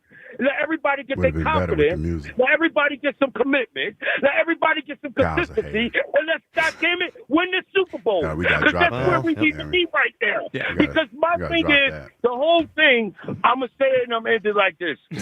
Are you willing to put everything on the line to weather this storm that we in? I'm not. And I know y'all can. Because you know what? We were stripped of our identity. We are the damn Super Bowl champions. No, ain't allowed to go to Target. The Super It's a Bowl ban on champions. Target. We are the defending champions. And everybody stripped us of our title. And Feels that's like a where nap day. our identity is. gotta get some So now we have to get back to our not going to identity Target, or you are? and I can't understand go to Target. we're Not the allowed to king go of the to Target. jungle. And everybody dark cut for us. And so let's start to Is it win. snowing or raining? And get off this, not knowing or not having no trust in your foot and your players. That's it, man. So disrespectful. That's all I got. Good What was call, that? Will. Appreciate the whole thing. Then you gonna hit it with a good call. Yeah. You wasn't even paying attention. Well, he lost his train of thought. I lost mine at some point. We started talking about the weather and the presents and all that. Jesus be offense. Yeah, I think. What are we doing? Yeah, this is What are we doing? this all feels like Poor Will. this all feels like a way of talking around of the safe space. It's a safe space. You can say it. You've thought about the backup quarterback. I'm not going to judge you. I didn't judge Kyle. I didn't judge you for lying. I didn't lie. I mean, you did. I didn't lie. I never thought about it. You forecasted what would happen if the key came in. I told you who I thought about in this offense. And it got me ridiculed. It got people got mad. All right, so but I thought that was in the moment. We're all curious. We've all been fantasizing. What's more offensive? Hugh wondering what Dak would look like in Eagles offense, or me wondering what Tanner McKee would? At least McKee's an Eagle. Yeah, I mean, one of them's a Cowboy. You know what's funny? I guess it was the timing. Timing is everything. Well, because we just got torched by Dak the day before. I mean, you really did something. You rubbed some salt. People were mad. They were like, "Why did you do that, Hugh? How could you put that thought out there? No, well, Because I was asked a question. They reminded you that you never won a Super Bowl. Yeah, That's well, how it well, gets actually, personal. you were not asked that question. You were asked a different question. Well, I and told just- you what I was thinking. You told us what you were. Why did you do it, Hugh? Yeah. I used to look up to you. I loved you. You still look up to me. I don't know why, but you do. All right, let's go to Derek, who's up next. Hey, Derek. Yo, what's up? Derek, real what's quick, listen. If we was like 4-8, you know what I'm saying, or it was like week 14 and we had no chance of making the playoffs, then it's like, yeah, who wouldn't want to see what it looked like with somebody else, right? But like the players say, they can still accomplish all the stuff, right, that they want to accomplish. Like, yeah, it looked bad right now, but I wouldn't. If you move off the quarterback right now, it's like you basically you pretty much throwing the towel in on the season because, like, there's no guarantee that Tanner McKee gonna come in and look. Can you hear me? Mm-hmm. Yeah, we got you, though. We listen. We let you cook. Like Tanner McKee gonna come in here and look like he had a couple good showings like preseason, playing against some teams that weren't really playing for nothing. Like he showed some glimpses. You understand what I'm saying? But I just wouldn't go to him right now in the midst of all this. You understand what I'm saying? Like because they're 8-4, they can still end up being number one seed and all that. So that's just my take on that. And then before I go, Hugh, yes, my brother, listen, main man that called earlier, right? A lot of us callers, I know for me, I'm in the truck like 10, 12 hours a day, right? So I listen to WIP. I know I listen to it a lot more than you do, right? Mm-hmm. So when callers call in and say they be hearing this, that, and the third, I guarantee you he ain't lying. Just because you're not saying it or you're not hearing it doesn't mean that he's not hearing it on the show, because y'all get a lot of callers. There's 3 or 4 different kind of shows. Mm-hmm. And I feel like people do call in and they be talking around conversations. We all do it, right? No, you're right, but I don't think it's an elephant in the room, right? But I also here's do the thing, D, and I don't mean to cut you off because I know you're busy, but here's the thing. I work with Joe every day, right? And I understand I can't control what happens on other shows. But when you try to paint that narrative against him, I work with this man every day, and we have off-air conversations. Don't put that on him. You know what I mean? Because I'm not going to work with somebody that's with that narrative. You know what I mean? So that's where I'm not saying it doesn't happen, and that's why I told Mark, if you're gonna do that, be clear on who you're talking about, because that's not who I work with. You see what I'm saying? I mean, I know it happens. I definitely. Yeah, and that's it. About Julio is, I will say, like, he calls it for what he thinks he is. Like, he'll call out any player. You understand what I'm saying? And that's what it is, Derek. Yes. But my issue was when you just said we as black people, that includes me. And I just don't think that he was taking it to that extreme. Well, Derek, sometimes it feels like that. It feels like that. Because he does. No, you're right. But you're that's right. like the elephant in the room that can kind of go both ways. And I get it. So it's like if you want to call out one, then you got to call out the other. But I get it. Basically, you just got to kind of poo-poo around it a little No, bit. and I get it. I get it, Derek. But I get it, Derek. No, I get it. But the thing is, we can't run from these conversations because he looks like us. You know what I mean? Because nobody's above criticism. Now, when you start talking about, I know the trigger words just like you know the trigger words. I know the trigger words. And that's where I draw the line. We ain't doing no trigger words. We're going to talk about Jalen. I hear you. We talking about Jalen as a quarterback. We ain't trying to diminish his accomplishments or anything like that. I'm not going to do that. But we can't get offended when we have the conversation, especially if he's not doing well. That's all. But you're right. I digress. And Mark, that was a great call. I apologize.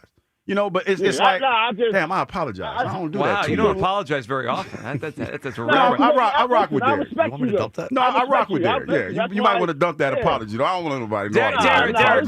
Derek, what do you got for us for someone who replaced someone else? Someone who replaced someone else. I hate it, man, but it seems like Amazon replaced UPS, man. And I'm a truck driver. Amazon drivers are way worse than UPS drivers, bro. That is a really Derek. Seriously? You're right. I'll just give you very creative. It's a great answer. It's one. The trucks are nicer. I noticed just on my street, like stuff that comes to my house. It's always Amazon. So when I first got out of college, they deliver in the morning too. Before I got my first radio job, you know what I did around this time of the year? What's that? I was a FedEx driver. I was a seasonal FedEx driver when I first got out of college. There were no jobs. I couldn't have told everybody. I was a FedEx driver. They got someone to go back in the truck and deliver the packages. Listen, I did it. Put the fries in the It was hard work. Put the fries in the bag, Joe. It was hard work, and it was around this time of the year I was freezing because you never got warm. You're in the truck, you're out of the truck, you're stopping. But just on my street, I never notice FedEx trucks anymore. I never notice UPS trucks, but the Amazon truck or van or whatever it is, they are nice trucks, by the way. Here, the kind of but they be tearing them up. They're on my street every 5 seconds. There's a new one driving down. It's a great answer by Derek. All right, 215-592-9494. It is a safe space. Are you curious? Have you thought about it? Have you closed your eyes and wondered, would this offense be better? Would it look good if Tanner McKee was in the offense? I have. I mean, I'm not going to lie to you. I've thought about it. Where do you come down? Plus, we want to get to a couple things Nick Sirianni said yesterday and analyze what he meant. That's coming up. 215-592-9494. Combo Con today. Something that replaced something else. Could be a thing like the Amazon UPS thing. Could be a person in a role that replaced someone else. Your thoughts on it all. We'll get you in the mix for Combo Con. Your phone calls, 215-592-9494. It's the Midday Show on Sports Radio 94 WIP. After a setback against the Bears, do whatever I need to do to help get it fixed, and that's what we're working on right now. the Eagles charge ahead into L.A. for a Monday night showdown. The Eagles Radio Network, presented by PNC Bank. Brilliantly boring since 1865. The Verizon pregame show starts at 6. Then Merrill and Mike have the call. What an adjustment by A.J. Brown. Followed by the PDQ Restaurant Point of Sale Systems postgame show. Only on your exclusive home for the defending champion Philadelphia Eagles. Sports Radio 94 WIP. This Merrill Reese update is brought to you by PNC Bank. Brilliantly boring since 1865. Enough. We've lingered on that bad Black Friday enough. It's time to move on. It's time for the Eagles to put every ounce of their energy into preparing to beat the Chargers next Monday night out there. Each phase of their game has to be better. 5 regular season games remain. The Eagles have to treat each one like it's a playoff game. It's that important. With the Eagles, this is Merrill Reese. Hi, I'm Joe Mederchik, PNC Bank Regional President. As presenting sponsor of the Eagles Radio Network, PNC Bank loves an exciting game. But we also think a little boring can go a long way. You see, boring banking means you're doing the right things. That is why PNC leaves a third and long to the professionals. Reliable fiscal strategies are more in our zone anyway. PNC Bank, brilliantly boring since 1865. PNC Bank National Association, member FDIC. Experience casino like never before at Bet365. Spin your way through your favorite games. Check out our awesome table games and face off against a real live dealer. And play exclusive games that you simply can't play anywhere else. New Bet365 players get a 100% deposit match bonus up to $1,000 plus spins. Download the app and see why it's never ordinary at Bet365. Gambling problem? Call or text 1-800-GAMBLER. 21 plus only. Must be physically present in New Jersey and Pennsylvania. T&Cs apply. Hey, it's Pete reminding you Chicky and Pete's gift cards are the gift that always fits and always gets returned. All holiday season long, buy a $50 Chicky and Pete's gift card and get a $10 Chicky and Pete's bonus card. Then follow our socials for the days of Chicky and Pete's double bonus days. Get 2 $10 bonus cards for every $50 you spend. Year after year, the gift that always fits and always gets returned. Gift cards from Chickies and Pete's. B101 is spreading holiday cheer throughout Philly. Tune in for the soundtrack to your Christmas season, featuring all the holiday songs you love. Christmas music all day, every day, only on B101, Philly's official Christmas station. The working families of Laona Labor's District Council of Pennsylvania, D.C., Maryland, and Virginia are proud contributors to all aspects of growth in this great city. The Labor's District Council provides safe, well-trained, productive workers who enable projects to be done on time and under budget. We appreciate our signatory contractors and their commitment to fairness and equality. Laborers, we're building a better future today. Brought to you by the Laborers District Council Licit Fund. This is the story of the one. As an HVAC technician, he and his digital multimeter are in high demand. So when a noisy office HVAC turns out to be a failing blower motor, he doesn't break a sweat. With Grainger's easy-to-use website and product information, he selects the product he needs to keep everything humming right along. Call 1-800-GRAINGER, click Grainger.com, or just stop by. Grainger, for the ones who get it done. As a mom, comforting my family is what I do best. Vicks Vapor Stick provides soothing, non-medicated Vicks Vapors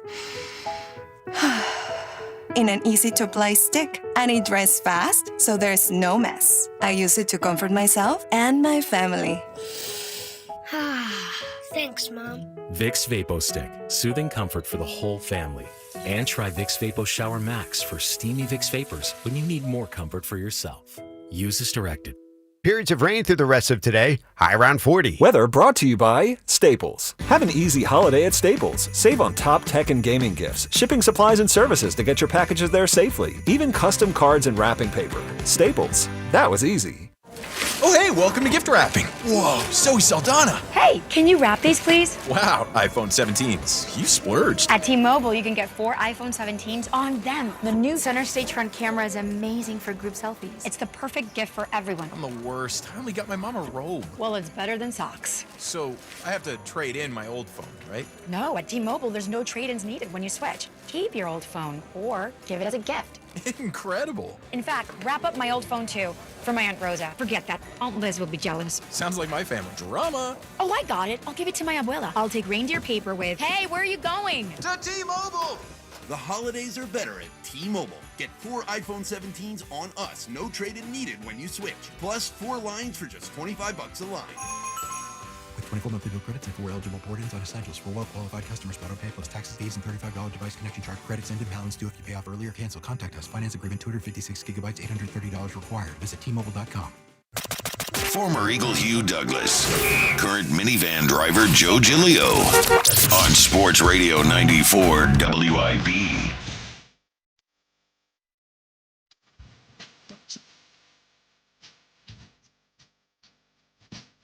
Just wondering, you thinking. Nope. Still can't let your mind wander. It's a safe space. The midday show is a safe space, you Douglas. Unless you're Mark. Unless you're Mark, yeah. Well, I did apologize for the yelling. Now, the content of what I was yelling about, I had not apologizing for. It was a ridiculous conversation. Also, can I point out one thing? Because I've heard this has become up a lot lately. Well, it was windy. It was cold. Guys, is it going to get nicer the next 2 months? Oh, okay. The weather's going to get nicer. So, I mean, you talking about the excuses? Well, yeah, okay. I acknowledge the game in Green Bay was very cold and not a great weather night to throw. The game against the Lions, obviously. That's not like the weather. The weather is never an excuse. But hold on. You know what this reminds me of? What's that? The beginning of the Philly season when he was telling us it was just In chilly. football. Yeah. Chilly. In football. Okay. Football players are different than baseball. Okay, players. but baseball plays playoffs in No, they do. October. No question about that. But you also have the opportunity to play in a warm climate area, like you can in the Super Bowl. But in the NFL, that dog does not hunt. But not the most important month of the season. No, that dog don't hunt. I'm just saying down the stretch of the season. I hear you though. Yeah.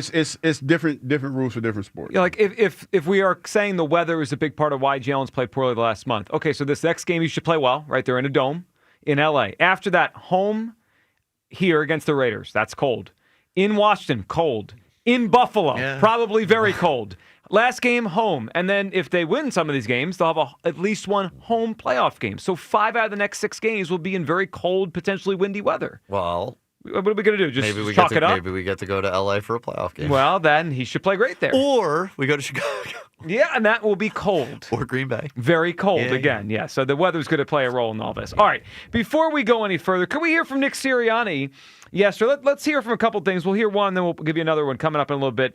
Next hour, we'll hear Nick Sirianni, his response to all this on the morning show today, and Ross Tucker will be on the show with us coming up at 12:30. So yesterday, Sirianni talking about, trying to do things their players do best here. I was wondering as a coach, how you balance running something that's their strength versus doing something at times that might be their weakness, but it's what needs to be run against a certain look, and how you get them to buy into something like that.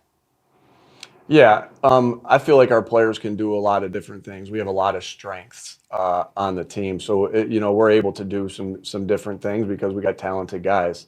But make no mistake about it, you always want to be doing the things that they do the best. Like if we asked them to do something we didn't think they could do, I think that I don't even though it might draw up well on paper against a certain team. There's different ways that you can attack. Different looks. And so you're always thinking about what they do to do the best. That's why you're constantly evaluating the players. But like I said, we got talented guys that can do a lot of different things. But when you ask a guy to do something they can't do or they might not be as good at, and it doesn't really matter how it draws up. So it is always a balance, but we're always trying to do the best thing schematically and also always trying to do the best thing, that they do well. Feels like it was drawn out. What'd you take away from that? Long talking. It felt long talkish. Am I the only one? Didn't it feel long talkish? Not to me. What did you hear? To me. Well, I mean, he's talking about it might look this way on paper. It just, I guess when I hear that, it reminds me of the conversation we have this week is like everyone's pulling up the film on Twitter because everybody's an all-22 tape expert. Oh, yeah. And they're saying, why don't they do this? Why don't they do that? And Sirianni said, well, this might look good on paper or in theory and stuff, but not necessarily playing to our players' strengths. Like, I think what he reiterated there and affirmed to me was that this offense is built around the strengths of their players. Yeah. So and that's why they run a lot of the things that they run. I think when people talk about crossing routes and all these kind of things, attacking that's not what we do well. So I think it comes down to one of two things. The coaches, the coaches obviously don't think it would be successful if they did it, right? Or they wouldn't work, or it wouldn't play to the player's strengths. So you got to believe one of two things. The coaches are flat out morons, and you could believe that if you want, or they're right about the players and they're trying to hide their deficiencies by calling things that they think will work based on the players they have. It can only be one of those two things. You got to look at it like this, Joe. And I think we've been talking about it for weeks. And like I said, chicken's coming home to roost. Donovan said it best yesterday. We talked about firing Kellen Moore last year. Didn't we talk about firing somebody before that? Well, probably. I mean, every year we fire somebody. I mean, but no, I'm saying the thing is, you have to look at all the constants in this.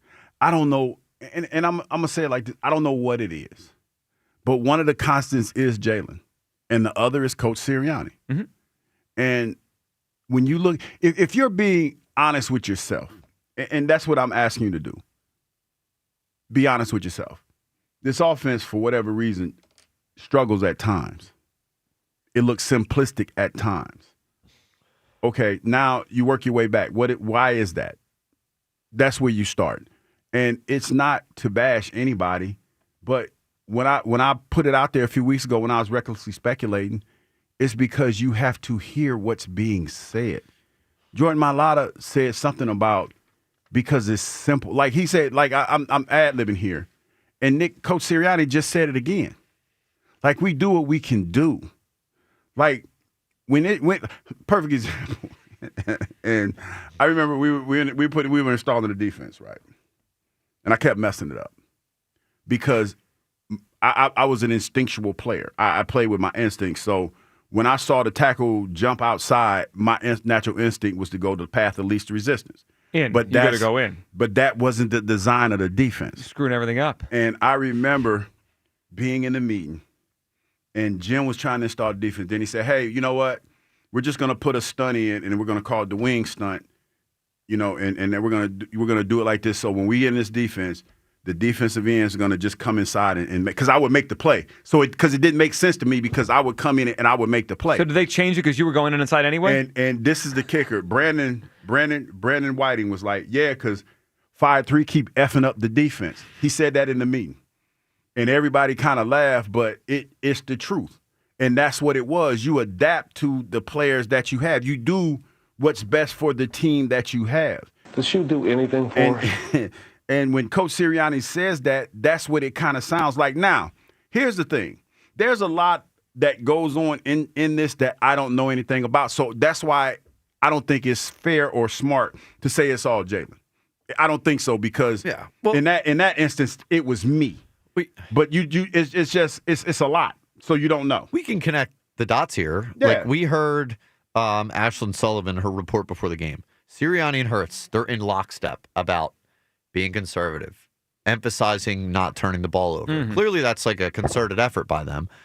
And if you look at Jalen Hurts' like career passing chart, like a heat map almost, he doesn't throw over the middle. The middle's bare. Yeah. Now, I think the middle's the most dangerous part of the field. And you know what, Kyle? That's what I'm saying. If you go back and you look at if you just look at where Jalen is most successful when he wins, I would venture to say, I haven't charted this, but I would venture to say it's when his passes are from between 25 to 30 passes a game.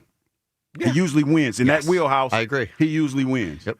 Like when you start getting into that 30, 40 range, like the numbers might look a little bit better. Was on full display in the beginning of the season last year versus later. I mean, and that's me just thinking back on the games. Because like I said, when I first got here, go back and look at the numbers. That 2022 season, Marcus Mariota and Jalen Hurts' numbers are eerily similar. But the biggest difference was Jalen just won games. So I agree with both of you, what you're saying here. It makes me think about the play that was like the play of the game that didn't go right for the Eagles on Friday, right? With the Devontae slant, he thought he was going to sit down, and Goddard's wide open. So Kyle's right. If you look at Jalen's passes over the course of his career, they're outside the numbers, very rarely over the middle. At some point, other teams realize. It's like in basketball, right? If you know a guy won't take a shot from somewhere, you're going to stop guarding that spot on the floor. The Ben Simmons theory, right? Do you think it's possible defenses are just not even worrying about the middle of the field anymore? I will say this, Joe. Like that Bears defense on Friday, and I know there was a Kurt Warner breakdown where he said, well, Devontae's the first read, so yeah, they left Goddard, but Jalen doesn't even look over there.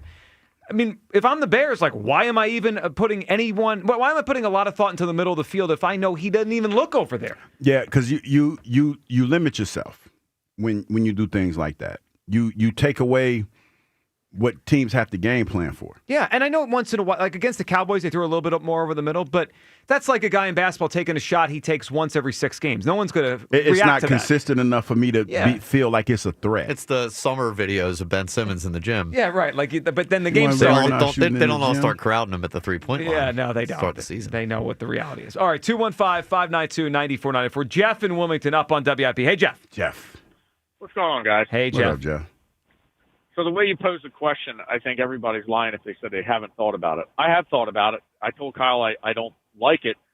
When I think about it, I cringe because I think, first of all, you're putting in a guy, you want to put in a guy that's never played a meaningful snap in the NFL behind a guy who won the MVP in the Super Bowl, been to another Super Bowl. All these things that Hurts has done, he has been fairly consistent over the last 5 years. I mean, that's what Mike was talking about yesterday when you look at it. I mean, he's going to have bad games, and I just can't see putting Tanner McKee in. He's going to get probably demolished because our offensive line, which to me is the root problem of this whole offense this year, is not playing well, and they're often injured. So you're going to sit Jalen down because the offense, we can't run. Are you going to sit Barkley down? Because, comparatively, he's had a worse season than Hurts has. Are you going to do that? No, but I would like to see Tank Bigsby get some carries. Jeff, obviously, running backs you can rotate. Quarterbacks you don't rotate, right? Like that's different. Yeah, it's different, right? Because you can rotate. But no, I mean, it would cause total chaos in the organization. Yeah, and we're not at that point yet. We just won the damn Super Bowl, dude, and we're still leading the division. I know it looks bad the last 2 weeks. But, I mean, I can't see that. I mean, no, absolutely not. I wouldn't do it. So, Jeff, I have thought about it. Yeah, I mean, I think curious. it's correct. Yeah, and I appreciate that. Like, you're curious and you've thought about it. And, Jeff, we appreciate the phone call, but you don't want to go there. So, I want to make it clear. I don't think that Tanner McKee is the next this or that or anything. I don't know. I mean, I know a lot of people like him, and I think he's got a chance to be a quarterback that maybe one day starts somewhere. But I do think it's funny that we talk about this like we know. We don't know either way with Tanner McKee. I mean, at one point, Tom Brady came in for Drew Bledsoe. Drew Bledsoe was a $100 million quarterback. I believe he was the first or one of the first 100. Yeah, he was one of the hot. Yeah. Yeah, I mean, he took the Patriots to a Super Bowl. He didn't even like when Tom Brady came in. He liked. So that happened. Brock Purdy. I'm talking about inexperience. Brock Purdy was Mr. Irrelevant. And he came in and never came out as a starting quarterback for the San Francisco 49ers, and they went to a Super Bowl with that guy. And then, if we want to just go to Eagles' version of this, I mean, this kind of reminds me of 2018. The offense stunk. We were talking about, is it the coach? Is it the quarterback? And then Carson got hurt, and Foles came in. Everyone thought the season was over. And then they didn't lose for a month and made it to the divisional round and almost knocked off the Saints. I just want everyone to know it's natural to be curious. Like, the way you say that is. It is. It's very true. Yeah. Very natural to like. You don't have because to be, no one's judging. There's a known versus an unknown here. The known is that this offense stinks. That is so known. The unknown is what the hell it would look like if you just tinker with some of the variables here. Yeah. I did the unknown. No, I'm cool. The unknown piques my curiosity. I'm not a tinker. Also, Always has. I'm a thinker, Hugh. I will give you one more example. And again, I'm not saying that Jalen is the first guy I'm going to mention, and I'm certainly not saying Tanner's the second guy I'm going to mention. At some point, Bill Walsh said, you know what? I'm done with Montana. I'm going to Young. Like, guys, this happens. This is sports. And we've been told that Hurts is like Joe Montana. Well, I've heard that. And well, maybe Tanner McKee's Steve Young. I use that argument. Yeah, maybe Tanner. Maybe we have Steve Young. I don't know. He was like maybe me. I probably use that argument. It might have been you. It might have been your fault. I digress. It might be your fault. Good growth from All right, let's go to Steven in Chestnut Hill. What's up, Steven? Hey, I want to thank you for standing up for your buddy there. That caller. I mean, I'm tired of guys like that too. I don't know what he's thinking, but listen, my point here is, I think you can't replace Jalen Hurts. I think you should, and you're thinking about it is accurate. Are you there? Yeah, we're listening. We got you. I think you're accurate to think about it, but I don't think McKee's got to come in here and take him to the Super Bowl. I mean, even as bad as Jalen's playing, I mean, he's the best shot you got to get to the Super Bowl right now. I mean, that's it. Unless he gets hurt. Now, listen, that guy that called in was talking about how I think he wasn't talking about this, but I was. How bad was Aaron Rodgers? Did you hear Tony Romo ripping Rodgers actually on the offense the other night? I did. I was watching some of that. The Steelers-Bills game, yeah, he was terrible. Yeah, so we have to agree that Aaron Rodgers is just crap right now. Am I correct? Correct. I'd say he's one of the bottom 10 quarterbacks in the league right now. And do you know that they score more points than the Eagles so far this season? Which is crazy because they don't have Steven, they don't have a great running back. They don't have great receivers. Like the idea they're scoring more is a joke. It is. I'm saying. I mean, that's how bad Jalen's been playing this year, and they're winning because of defense. If you look at the stats between the Steelers and the Eagles, the defense is the difference. That's 249 points the Eagles gave up. They got 2-game difference in wins, and the Steelers had given up more points than they actually scored. Still scored more than the Eagles, though. So, I mean, there's a lot of crap going around. And so if you're going to say Aaron Rodgers is playing crap, you got to apply the same thing to Jalen Hurts. We're looking at it. My eyes aren't lying to me. He is horrible. Well, Steven, right now, the offense, I mean, you can't score 15 points a game for a month and not have people start to wonder what it would look like if something else was going on. I mean, that's correct. It's a long time, Steven. It really is. It's too long. And one more point. Mm-hmm. I'm looking beyond this season. I'm looking at the top quarterbacks in college right now. And I think that's what Hallie did when he decided to get rid of Carson Wentz. He brought in Jalen, and I think we should be thinking that. I mean, I don't think McKee's a guy to be a franchise quarterback. I think we got to look beyond the season and look at the quarterbacks. Steven, I agree. And too far. No, I don't think so. Steven, I think agree? Steven, I think there's a very high probability they're going to take a quarterback within the first 2 rounds of the draft. Very high. Yeah. I mean, if I know Howie one thing, he hedges. He doesn't let the bottom fall out. He hedges before the bottom falls out. And they're probably not going to do anything with McKee. We're all probably agreeing on that. But Can I give him my replacement? Yes. What do you got? The greatest, without a doubt, of all time is Tom Brady, obviously. But second, in this town, it's got to be Nicky Foles. That's the best replacement in this town we've ever seen. Yeah, it is. It is, Steven. And that's it. Those two. Nicky Foles, they both have statues, by the way. Love it, Steven. Appreciate it. Right? Nick Steven, Foles it's a great couldn't one. play nowhere else. Tom Brady went to another spot. No. See, this is what folks talking about. See, listen. He means for us, for here, Foles is the greatest replacement. Like it's when someone says, all right, then I'll give you that. I think he meant like in terms of the city. I digress with that. I don't think he was saying Nick is better than Tom. Okay. Yeah. Okay. I'll digress. Replacement stories, like that kind of thing. All right, I'll write it down. Nick Foles for Carson Wentz, 2017 and 18, by the way. It happened twice. Omar is in West Philly. Hey, Omar. Hey, what's going on, guys? How y'all doing, man? Good, Omar. What's up? I to be optimistic, man, but y'all are getting a little bit. This is getting ridiculous, man. Like seriously, man. I said that we can get. I said for real, he coming off a Super Bowl. I said we can give Jalen Hurts a pass. And I called you up. I think I talked to y'all about this. Like he's coming off of a Super Bowl. He had a tough schedule. We only 1 game out of first place in the whole conference, man, and we beat the top team that's in the conference, and we play well against them. Well, you're speaking you're speaking about team things. You're speaking about team. Well, you are. You're saying Omar. Hold on, Omar. You are. Omar, you are. You're saying we are 1 game out of the conference. We are 8-4. Correct. Jalen's performance has been poor compared to the rest of the quarterbacks in the league. That's the issue. But who won the Rams game though? He got us out of the Rams hole, didn't he? Well, didn't he put them in the Rams hole in the first half? The defense was playing horrible. And how was the offense in the first half? I'm saying everything was horrible, but at the end of the day, he's the leader. I'm saying no. I like when you say no. He won 8 out of 12 games. Well, let's look at objectively. The Eagles won. The Eagles won. He's not a fluke. Wait a second. He's not a fluke. He's been in 2 Super Bowls. And on top of all of that, that's just the style. So you can say they went ugly, whatever. At the end of the day, 2 Super Bowls, Super Bowl MVP, champion. So at the end of the day, let's think about this now. We're not factoring in what some of the fan base may be doing for some of our teams too. some of our fan base make it hard for some of our players to play. Oh, stop. Oh, you got to stop. Omar. They do. Omar. Sometimes it do. Sometimes it do. Hey, And no, people do Omar. talk No, about no, the no. fan base. Omar, please stop. So let's just be optimistic, man. We get a standing ovation at the Phillies games. Oh, the Phillies Super Bowl no, champion. no, You won, you know what I'm saying? So you run away our Super Bowl champion. But these guys, y'all want to cheer for Turner and all them bums. But then at the end of the day, y'all want to get an Eagles our way to go. And it's Jalen Hurts. No, man, come on, man. So, Omar, I have a question. Omar, I have a question. How can we win? What I'm saying, how can we fix it? What's the optimistic part about it? What can we do to fix it? We're trying. Omar, a question for you. So the whole season gets a pass? Whole season.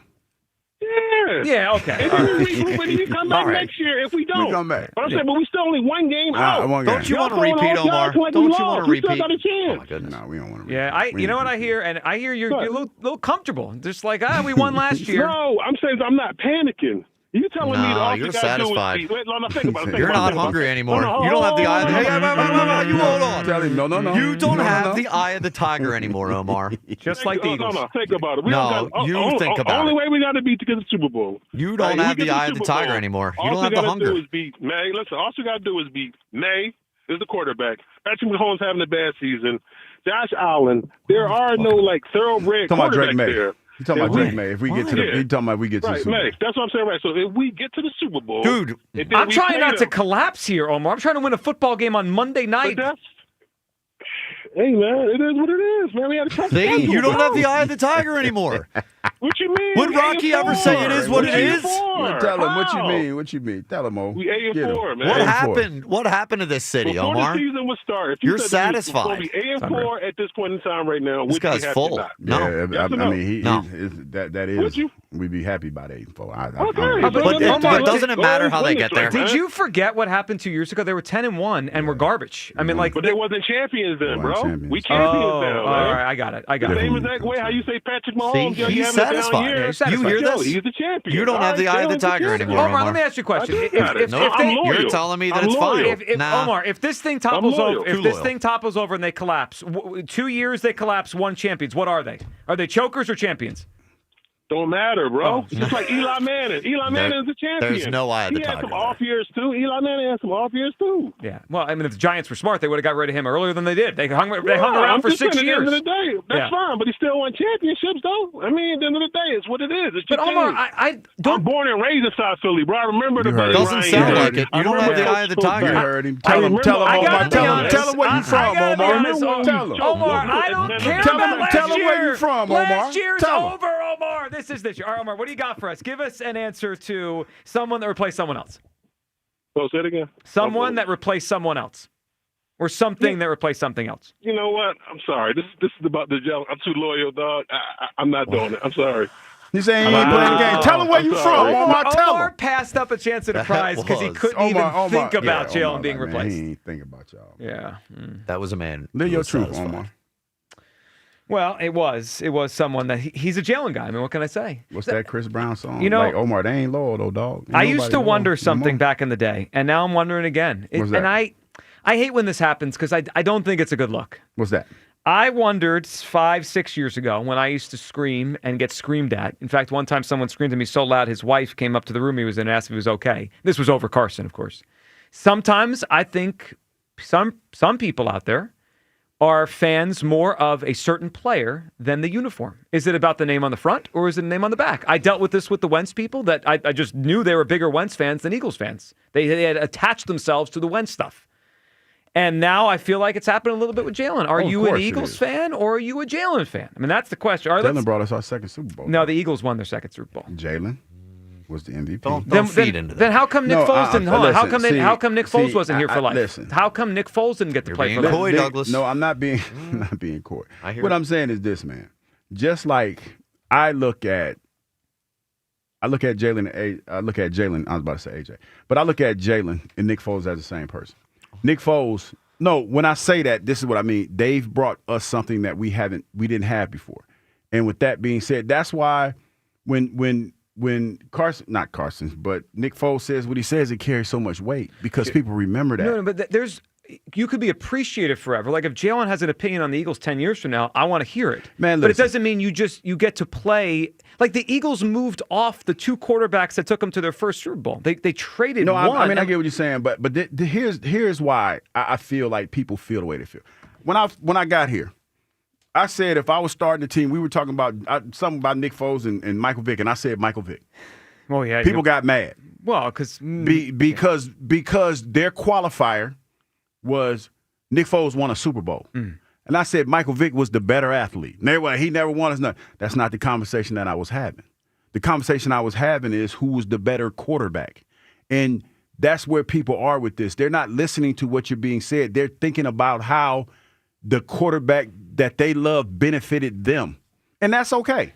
That is okay. That's why, when you're having these conversations, people can't remove one from another. Yeah, that happens. 215-592-9494. Coming up, your phone calls and all this. Have you thought about it privately, what this offense would look like if Tanner McKee was playing quarterback? Privately. Share it with us. It's a safe space here on the Midday Show. I've thought about it. I think Hughes thought about it, but doesn't want to admit it. All right, we'll have Nick Sirianni with the morning show coming up, Ross Tucker, and we got to get at something he said yesterday that made me think a change with the coach staff maybe actually has been made. That's all coming up. Midday Show, Sports Radio 94 WIP. FanDuel in partnership with Valley Forge Casino is the number one sports book for same-game parlays, from points to rebounds to threes and assists. FanDuel is the best place to combine your favorite picks into a same-game parlay or track every stat live, all in one easy-to-use app. And right now, it's the perfect time to join because new customers get $150 in bonus bets if your first $5 bet wins. So bet on the players you love the way you want. Head to FanDuel.com/GIGLIO to sign up today. FanDuel, official sports betting partner of the NBA. FanDuel Sportsbook is the official sportsbook of 94 WIP. 21 plus in President, Pennsylvania. First online real money wager only. $5 first deposit required. Bonus issued as non-withdrawable bonus bets, which expire 7 days after receipt. Restrictions apply. See terms at sportsbook.fanduel.com. Gambling problem? Call 1-800-GAMBLER. Does your home need new windows and doors, but you decided to brave it through one more cold season before making the plunge? Then let me tell you why acting now will not only keep your family feeling warm all winter long while lowering your high heating bills, but also save you big bucks with the big end-of-year sale from my good friends at Guida Door and Window. Guida is offering their biggest discount of the year. Get 40% off each window you buy. That's right, 40% off every professionally installed window. You'll also get 40% off any door, including entry doors, patio doors, garage doors, and storm doors. Plus, Guida will let you start your project with no money down and let you pay it off interest-free for up to 12 months. If you need new windows and doors, then you need to go Guida right now so you can take advantage of these huge savings. All prior sales excluded. Offer expires December 31st. So call Guida today to schedule a free in-home estimate at 877-GO-GUIDA or visit them at GoGuida.com. That's go, GUIDA.com. Every team needs a reliable defense, especially when life blindsides you. At Pansini and Pazika Law Group, you're not just an injury case, you're family, and we fight for you the way we'd fight for one of our own. From your first call to your final settlement, we're by your side, making sure your voice is heard on every play. Your recovery is personal to us. Pansini and Pazika Law Group. Hundreds of millions recovered. Schedule your free consultation. Visit PansiniLaw.com. 1-877 Cars for Kids. KARS Cars for Kids. 1-877 Cars for Kids. Donate your car today. Call 1-877-CARS-4-KIDS to reach a friendly live agent. Donation's super easy, and your car can be picked up as soon as tomorrow. Call us now. 1-877-CARS-4-KIDS. Donate your car today. Hurry! It's our last chance to donate for 2025. Ready for action, basketball fans? BetMGM, an authorized gaming partner of the NBA, is giving players another reason to hit the court this season. BetMGM is adding extra excitement to every basket, every slam dunk, and every buzzer-beating shot with special promotions, new features, and more. Log in throughout the season to find odds boost tokens, no sweat tokens, and same-game parlay boost tokens in your account to amplify your winnings. Enjoy enhanced product features like dark mode too. Log in to BetMGM, an authorized gaming partner of the NBA, all throughout the basketball season to see what's new. BetMGM and GameSense remind you to play responsibly. If you or someone you know has a gambling problem, help is available. Call 1-800-GAMBLER. BetMGM.com for T's and C's. 21 plus to wager. Pennsylvania and New Jersey only. Existing customer offers subject to eligibility requirements. Rewards vary and expire in 7 days. 250 years ago, a promise was made to connect families and friends near and far. And during the holidays, that promise is more important than ever. That's why USPS is building a better network to meet your needs with timely deliveries, easy and affordable ways to ship, and everything you need to make your season full of holiday cheer.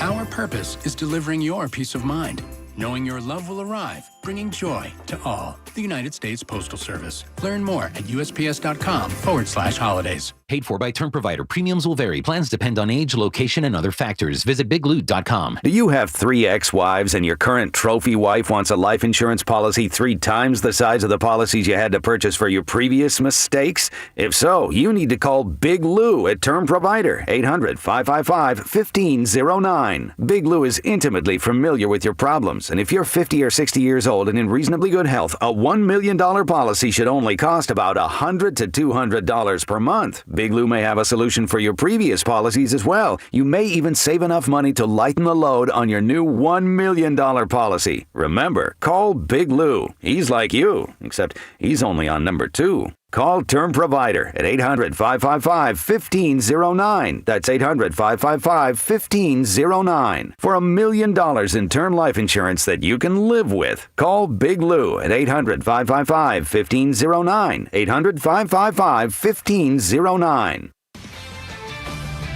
This is Maggie Gray with an Odyssey Sports Minute. Chip Kelly's firing in Las Vegas exposed the Raiders' real problem: dysfunction at the top. Reports say Kelly went off script with play calls, while Pete Carroll forced both coordinators into running his old Seattle schemes. The result? A team getting blown out weekly. Now the Raiders look like a mess with a 74-year-old coach who may want full control and an owner who has to decide whether to give it to him or start over. I'm Maggie. 94 WIP HD1 Philadelphia. Live from the Tasty Cake Studio. Sports Radio 94 WIP. An Odyssey Sports Station. The Eagles play here. And now on the free Odyssey app. Sports Radio 94 WIP.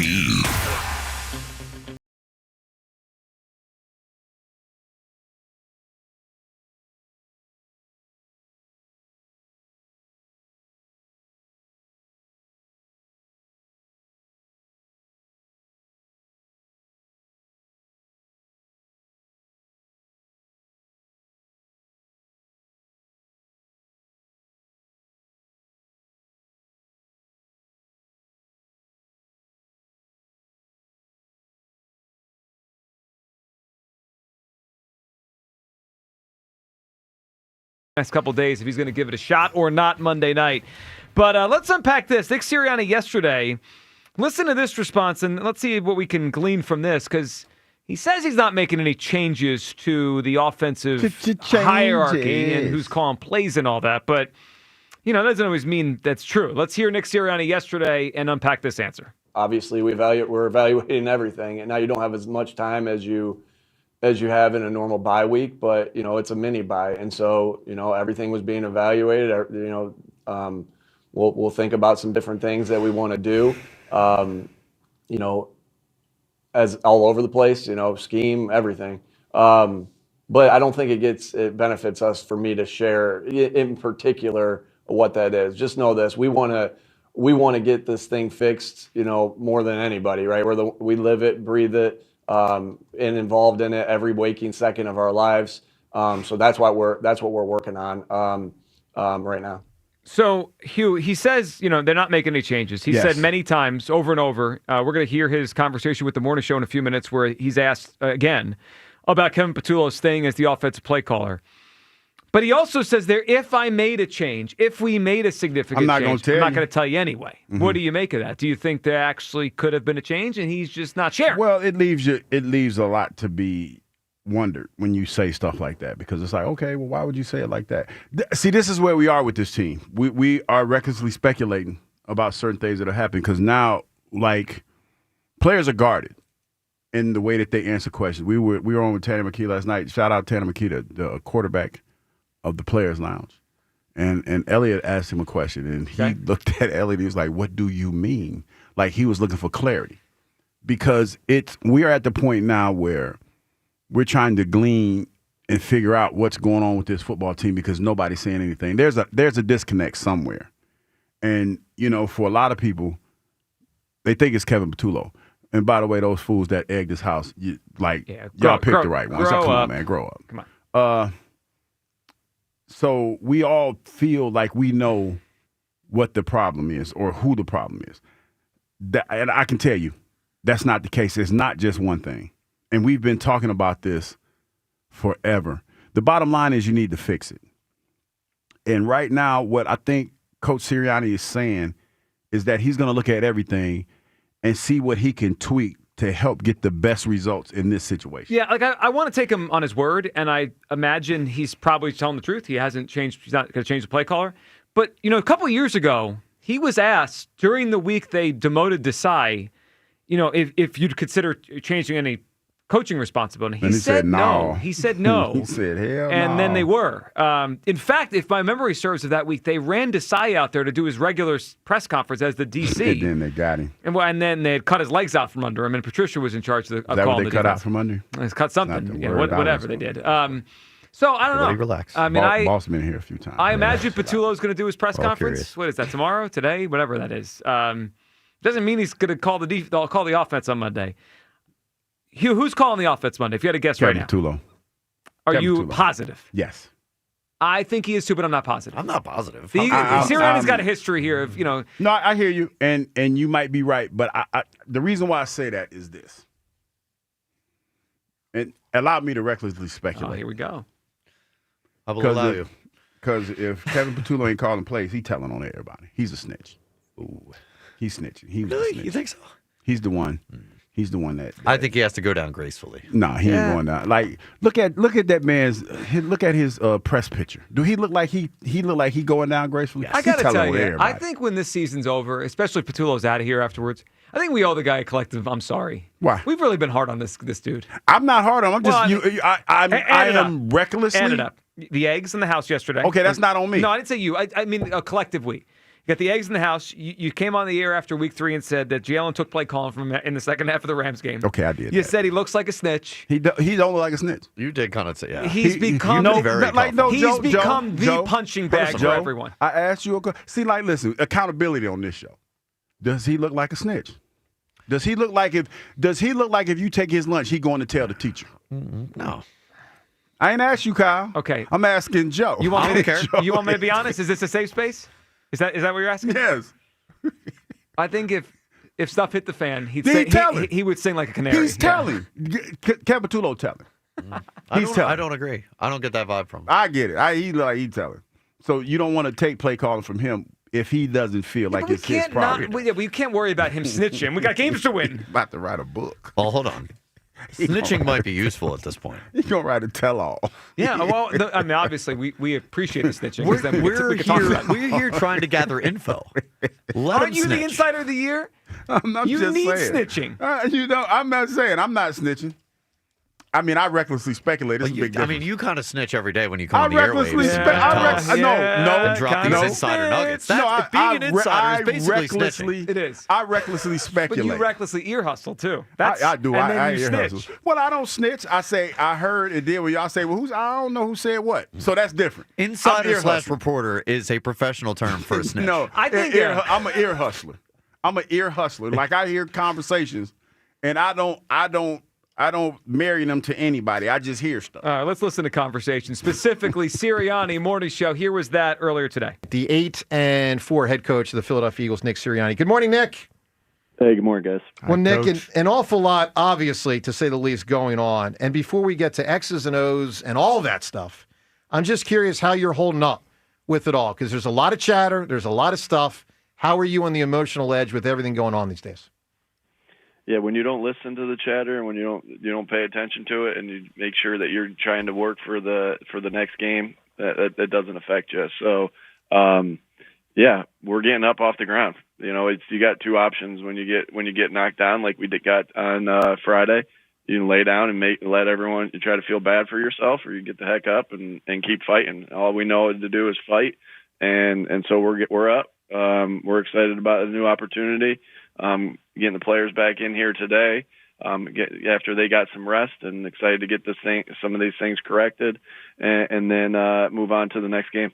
Hey, Nick, the word execution is being said by a lot of coaches and players lately when speaking publicly, referencing the offense. You hear we have to execute better. And I see that word execute as code for players have to play better, whether it's not jumping off sides or anything. When do you consider changing who gets to play if they don't play better? Yeah, it's everybody has to execute better. Players, coaches, all of us. And we always put the guys in the game that we think are going to be able to go out there and execute the best and for each an individual play. And that's thought about with every play that you go over and everything that you do. And so sometimes that's through different personnel. Sometimes that's taking one guy out, putting another guy in for one of those plays. But we constantly think about that. I have a lot of faith in the players and the coaches in here. And we're working like crazy to get things going the right way. Hasn't happened yet. I mean, we've had elements of it, but obviously the last game, and whenever you lose two in a row, it shows itself. And even when you win and you're not playing to your standard, but we're constantly thinking about everything and how we get better. Coach, you said you're sticking with Kevin Patullo as the play caller, and his performance on game day gives us as fans concern. What gives you the confidence that he's still the right guy for that job, and how do you respond to fans who vandalized Kevin's house early Saturday morning? Obviously, like I've said, in the greatest team sport there is, when things are going well, it's never just because one person. And when things are going bad, it's never just about one person. And so, obviously I spent a lot more time with Kevin than and the coaches and the players than I know that you guys get to outside of that. And you watch the body of work of your daily process, how you call the game. Like I said, if I thought it was just one thing, and then sometimes when you think it's just one thing, you're able to do different things, but and make changes. But that's not the case, and that's not how I feel with that. No comment about the vandalism or anything like that. I don't want to get into that. But just know that we're working like crazy to get going, to get it going better. And had a little bit of time this week to reevaluate some of the things that we were doing and how we can get better off of that. And, we've been in a little bit of we win 4 in a row, we lose 2 in a row. We then win 4 in a row, we lose 2 in a row. And so, ready to get back up and go from there. Nick, I just want to tell you, and I understand the no comment in that you don't want to sort of get into a war of words with fans, so to speak. I just want you to know from our standpoint, we have expressed today absolute disgust with the action of those individuals. We think it's disgraceful. And we just want you to know that we have the back of you, your coaching staff, your team, and all good citizens when something nonsensical like that happens. So I want to express that to you. And I appreciate that. Of course. I appreciate that. Nick, Jalen, obviously, there have been some reports that have come out on him. One is that he doesn't want to run as much this year. And I'm curious, when these things get said, and it can't be easy on him, some of the reports are negative in nature.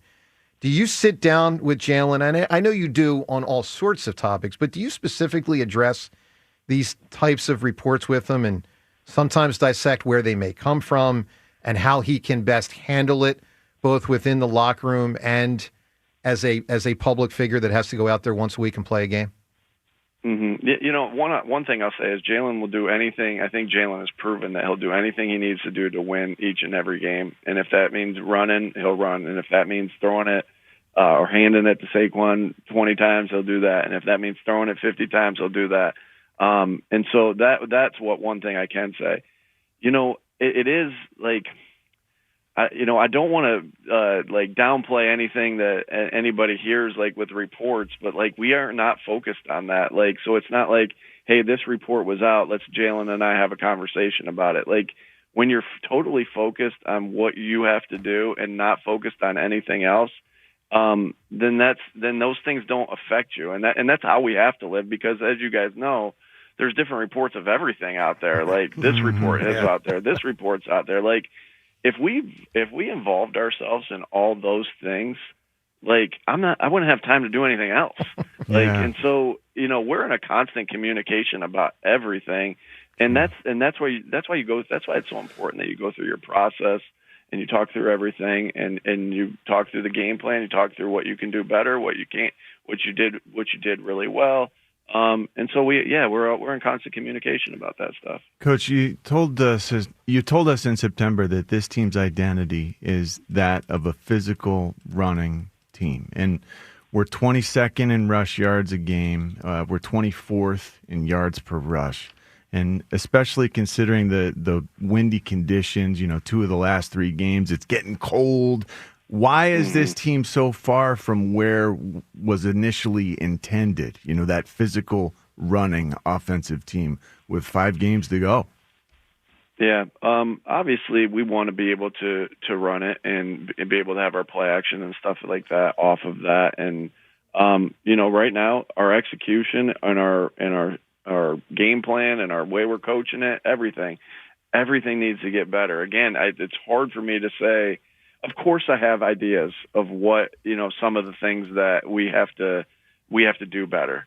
But obviously, that's not something that. And I really respect the job that everybody has to do in the media, but it's also my job to keep things in house, not give things to the opponent that we play in the upcoming weeks. And so we have thoughts there, but again, it does. And I know I sound like a broken record here, and it's like, oh man, he keeps saying this. Like, it isn't just ever one thing of what needs to get better. And it's the same thing when you're playing really well. Mm-hmm. It's not just one thing there either. All right. And so, that's we know we have to get that part of our game rolling. And that's not like, and I'm not sharing any real breaking information there. Like teams that are well balanced are usually the teams that do well, that they can run and pass. Whenever you're a one-dimensional team, that's not good for any team there. Not at all. And so, so we always want to be there, and one will help the other. We know that. So if we can get that going, then our pass game will get going better, and vice versa. And that's how we feel. And then the discipline is an issue. 91 penalties this season. That makes us the 5th most penalized team in the NFL. That's just behind the Giants, who have 92 penalties thrown against them. Why are we still so penalized? Yeah, that's obviously something that we work on constantly, and understanding the rules, playing within our fundamentals, not having any penalties that you can control on your own. Some thoughts of how we need to get better on that. And again, like I've said with penalty, like I've said with penalties before, sometimes it's something that is a fundamental issue, right? When you go out there and play, and sometimes it's, hey, we weren't in position to succeed as players based off of what we did as coaches, and they're fighting against it, and they got a hard fundamental to be able to do. And some of these happen in the heat of the battle. The ones you're trying to eliminate are the pre-snap ones, right? The ones you're trying to eliminate are the post-whistle ones, because that to me is something that you can focus on and really take, really can control more than anything else.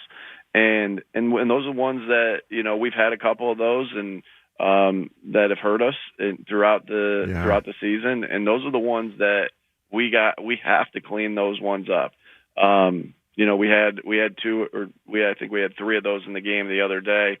We were able to overcome those, but it was still, you can't put it that way. You can't look at it and be like, oh, we overcame this, so it's no, because you don't know the one that you're not going to be able to overcome. So controlling the things that you can control, and some of those penalties do happen in the heat of the game, for different reasons. Nick Sirianni with us as he is every Tuesday at this time.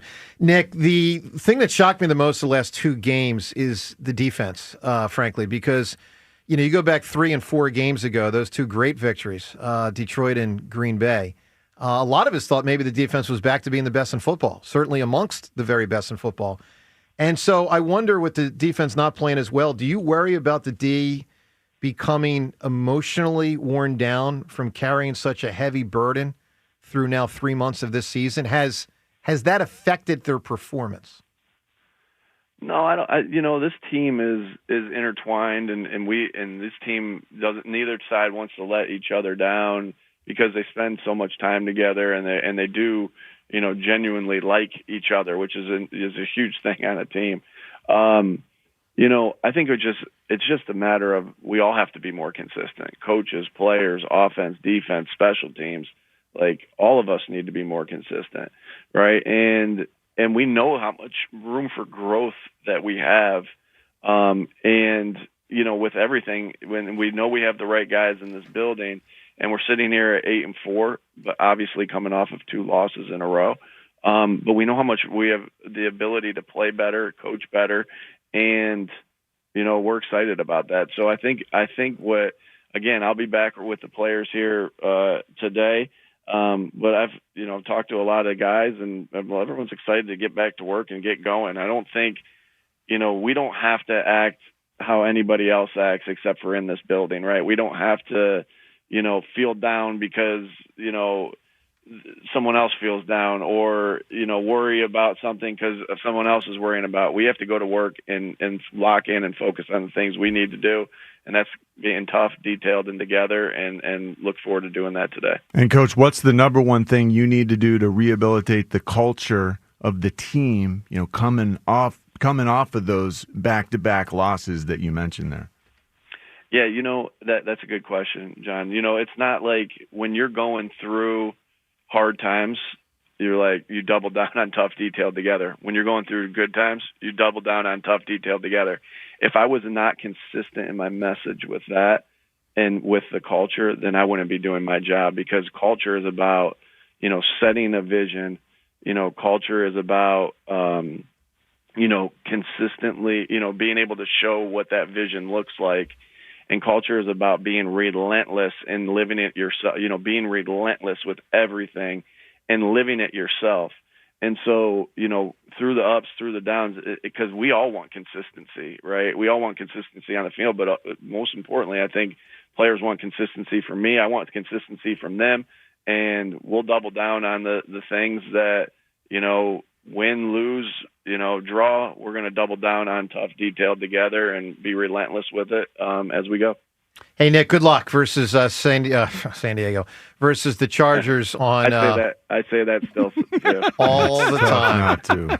And Ruben, who's the Angels? The California, the Anaheim, the Los Angeles Angels. I coached for the Chargers for 5 years, and 4 of them I was with the San Diego, so I have a little bit more excuse. California Angels and the and I think it's the Cleveland Indians still, That's right. as far as I'm concerned. All right, Nick, stay well. Good luck versus the Chargers on Monday night. We'll talk to you next week. Thanks, Coach. Great luck. There he is, Eagles head coach Nick Sirianni. There he goes, the head coach of the Eagles, formerly coach with the San Diego Chargers, not the Los Angeles Was that Chargers. funny? No, I just thought about something, man. And I'm Before you tell that thought, today's show is sponsored by NJM Insurance. Hugh, what are you thinking about? I just laugh because, what the kids did to Kevin Patullo house, that was crazy. But that's not funny. but for Joe to go out of his way and say, hey, we stand with you. What do you like? Okay, let's be honest. A little dramatic, you think? Let's be honest. Let's be honest. They egg Joe to Camera House. What are you gonna do? He ain't about to do nothing. Joe's not gonna do anything. Yeah. Do you think the Eagles would stand with Joe to Camera? I stand with you. So if Jacameron's house gets egged, do we have to come on the air the next day and say we stand with the camera? I'm being messy. Okay, I stand with you, Kevin Patullo, because they egged your house. Sirianni opens his press conference. I stand with Joe DeCamera. Take my hand. I just thought it was corny a little bit. It wasn't. That was a lot. Hey, Kyle, I stand with your mustache and you keeping it. Whoa. Nah, we're getting messy. All right, well, some insurance companies use gimmicks to get your attention. NJM would rather focus on I putting stand with you. their policyholders first. No jingles or mascots. Just great insurance. Visit njm.com to learn more. Joe, yes. I stand with you in your insurance read. Thank you, Hugh Douglas. We are a team together, just like the Eagles and WIP. 215-592. No one needs a break. I know. Hey, I stand with you guys. I just want to let you know I stand with you. So this is twice now that we've really needed a break. Once after I screamed myself into a sweat at 10:30. Yeah, to be clear, for the people who don't know, we were about 10 minutes late for break. Yeah, I didn't know. Oh yeah. So I stand with us being late for the break. It was mostly my fault. I took us 4 minutes past the break by myself. I handed it to you, and then you took us 4 more minutes. So I didn't know. Yeah, but you were cooking. Normally you do the break sign. I knew. You know what? I was sweating too much. I just let you go. I needed the break more than anyone else. I'm sure the audience did too. All right, 215-592-9494. Eventually, I was like, all right, guys. Yeah, that's enough. All right. I'm curious. I admit it. I'm curious what the offense would look like if Tanner McKee was the quarterback. Have you had the same thought? I have. Kyle has. I think Hugh has. Deep down, he's curious. Yeah, he was. Deep down, Douglas is curious. We know it. Ross Tucker joins us next. And back to all your phone calls, including Combo Con on Sports Radio 94 WIP. The NBA season is here, and I stand with Fanatics Sportsbook and is already running plays straight out of the championship playbook. Here's the deal, people. You guys have heard me talk about fan cash. Remember, every time you bet with Fanatics Sportsbook, you're earning up to 10% fan cash, win or lose. So that if your bet misses, you're still scoring fan cash. Fan cash unlocks real value. You can flip it on authentic NBA gear, game tickets, and access exclusive Fanatic events with NBA legends. But that's not their only play, folks, because as the listeners know, where other sportsbooks let injuries box you out, Fanatics Fair Play protects all bets and first-half injury across pro football and pro basketball. So if a player goes out with an injury, boom, Fanatics Sportsbook keeps you in the play. Make the switch and get more with ways to win. Fanatics Sportsbook, winning hits different here. Must be 21 plus. Gambling problem? Call 1-800-GAMBLING. Hey, it's Pete reminding you Chicky and Pete's gift cards are the gift that always fits and always gets returned. All holiday season long, buy a $50 Chicky and Pete's gift card and get a $10 Chicky and Pete's bonus card. Then follow our socials for the days of Chicky and Pete's double bonus days. Get 2 $10 bonus cards for every $50 you spend. Year after year, the gift that always fits and always gets returned. Gift cards from Chickies and Pete's. When you need to know, depend on KYW News Radio 103.9 FM. Wet weather today that brought snow to some parts of the far northern and western suburbs. Philadelphia police officer Andy Chan has died 6 years after he was struck by a van while riding his police motorcycle. And Eagles offensive coordinator Kevin Patullo's home was egged after the team's loss to the Bears on Friday. Get the latest anytime on KYW News Radio. Now on Crystal Clear 103.9 FM. You've never needed us more. Hey Philly, did you know natural gas is the most reliable and efficient way to heat our homes, cook our food, and dry our clothes affordably? And with PGW, the benefits of natural gas keep on coming. PGW has programs and offers that can make life easier no matter where in Philly you live. From spreading your bill evenly across the year to boosting your home's energy efficiency with rebates, and from year-round payment assistance programs to servicing appliances, PGW's got you covered. Check us out at pgworks.com.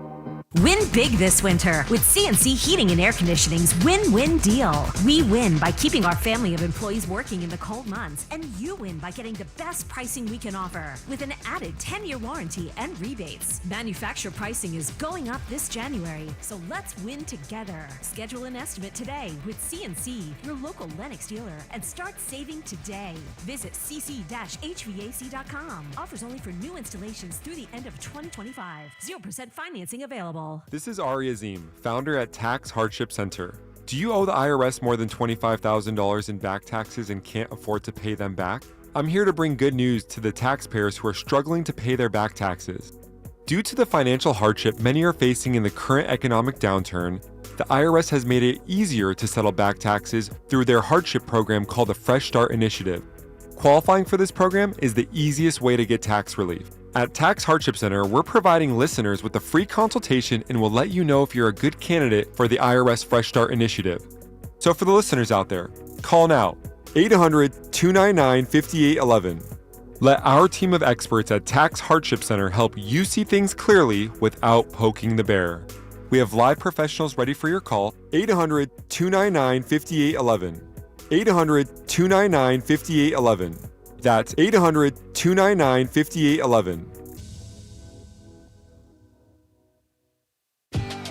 Never have I ever called my sister from the finish line of my first marathon.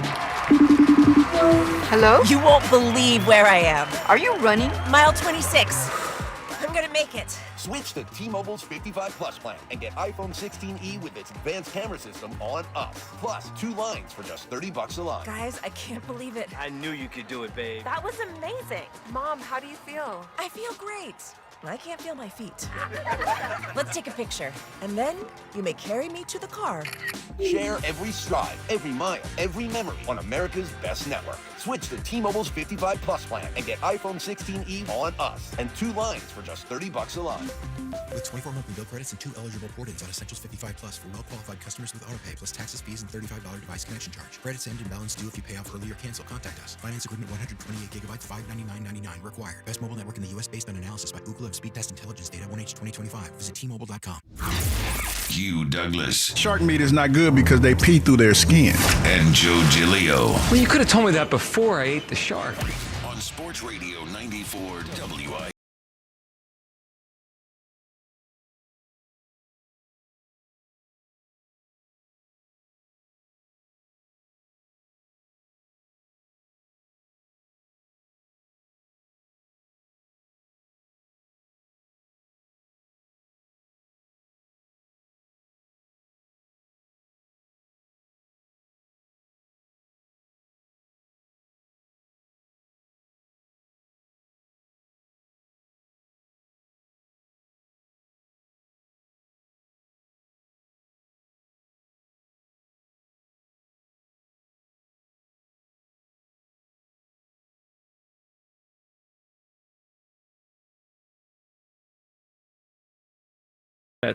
As it is a safe space on the Midday Show. Joining us right now to talk about all the Eagles issues, how we fix this, and where this season is headed, our guy Ross Tucker at Ross Tucker NFL on social media. Ross, how we doing?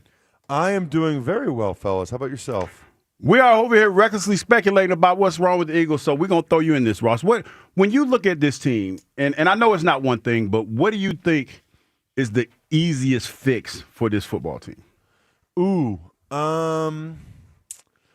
I think that there's 2 that jump to mind right away. One would be the penalties. Maybe 3, actually.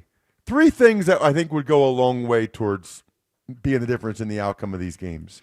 One would be the penalties, which I don't know if that's really a quick fix or an easy fix because they've obviously been saying, hey, let's stop with the penalties, and it's still not happening.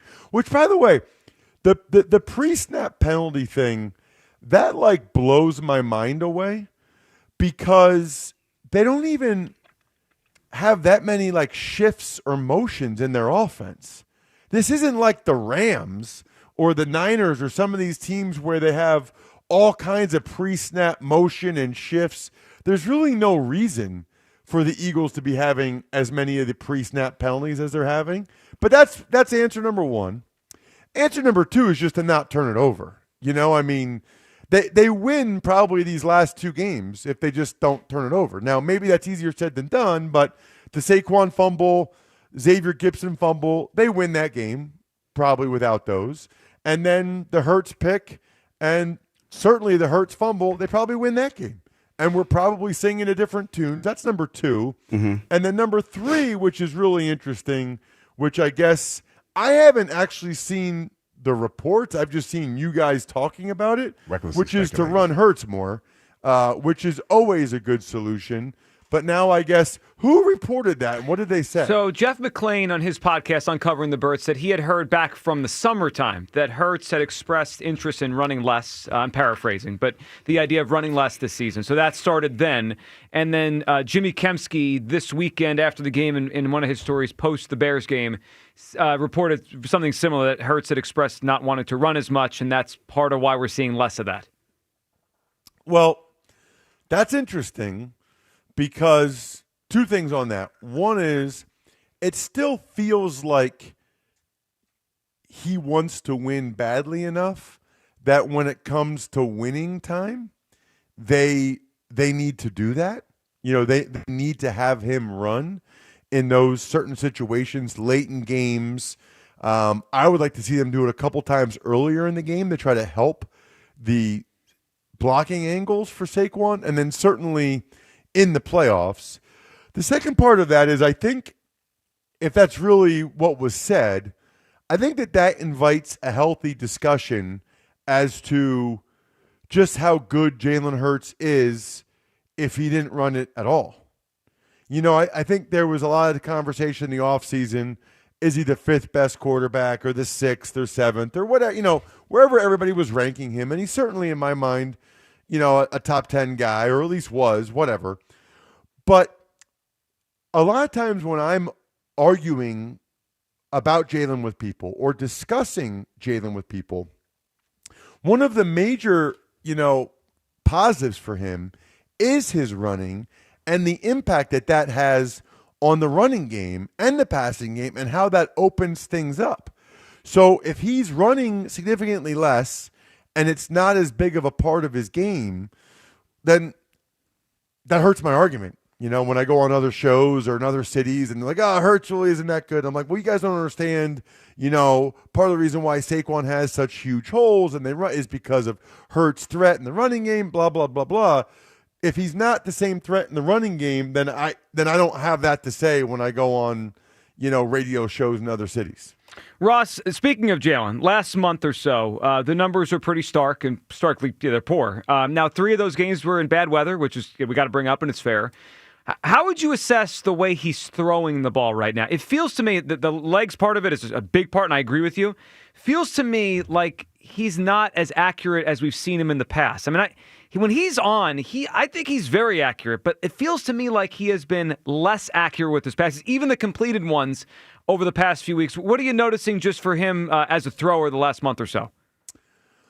I think that's probably fair. I'm trying to think about the games. If you think about Lions, Packers, Cowboys, and Bears. Now, it felt like Cowboys in the first half, he felt like he was pretty on in the first half of that game. I'm trying to go back and remember, but it felt like the passing game and in rhythm and some of those throws, maybe the one to Devontae wasn't great. But I think that's fair, Joe. I don't think he has been as accurate as he was previously or needs to be. I think you nailed it. It's not always whether it's a completion or not. A lot of times it is ball placement and whether or not he's putting the ball in a good place for the guy to be able to get yards after catch. Feels like it's been a pretty bad year. You know, I'm sure those stats are somewhere, but it feels like it's been a pretty bad year for yards after catch. They're down. Yeah, I can look it up, but it does. I feel it too just watching. It feels like they have less like catch and run, and they're super big plays there. Ross, let's go to the other side of the ball for Friday's game in particular. I'm trying to unpack what the Eagles' defense is because I feel like I have a grasp on the offense. It's not great. We hope it gets better. But Ross, part of me is starting to wonder if I was fooled, if we were fooled. So. The defense first couple months of the season had some moments, but it clearly was a drop down from last year. And then they had that month stretch. They play the Vikings, and they beat up Carson Wentz, and then they take a pick 6 back. They play the Giants here, dominate the game. Bye week, they add Jalen Phillips, and they play those 2 weather games against the Lions and Packers, and they dominate. And when I started saying, they're back, right? It's Fangio's figured it out, and they're back to being a defense that could carry them. And then they go to Dallas, and they struggle in the last 3 quarters. And then we saw what happened to the Bears. Ross, when you add it all together, how good is this defense? What happened on Friday? Was that just they're breaking because they're on the field too much, or did I get fooled by a good 4-game stretch? It's a terrific question. I still think they are a really good defense. But, I mean, Ben Johnson, the Bears had him in a blender, man. You know, you watch that tape.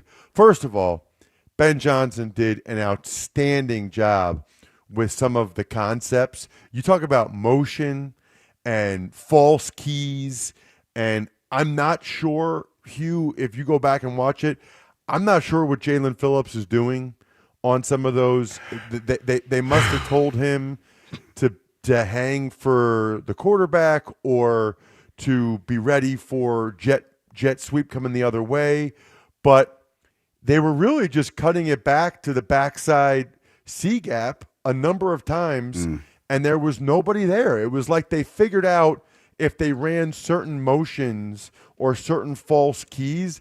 It felt like, Joe, they got him schematically. Now, I will say they were getting pushed around at times also, and there were some double teams that were displacing those guys, knocking them back. I'm not here to say it was a good game for the D-line because it wasn't, or the entire front seven because it wasn't. But some of those holes, you can't get those holes unless there's a schematic advantage. In other words, like, let's say we have really good blocks up front and we're knocking the D-line back a little bit. It's still not a 5-yard wide hole, Joe. You know what I mean? Mm-hmm. Like, it's like these are big human beings. It's still not that big. It felt like Ben Johnson. Listen, I think Fangio's fantastic. I don't know if anybody that's come on this station and praised Fangio more than me. I love like everything about him. I think he's hilarious. Tells it like it is.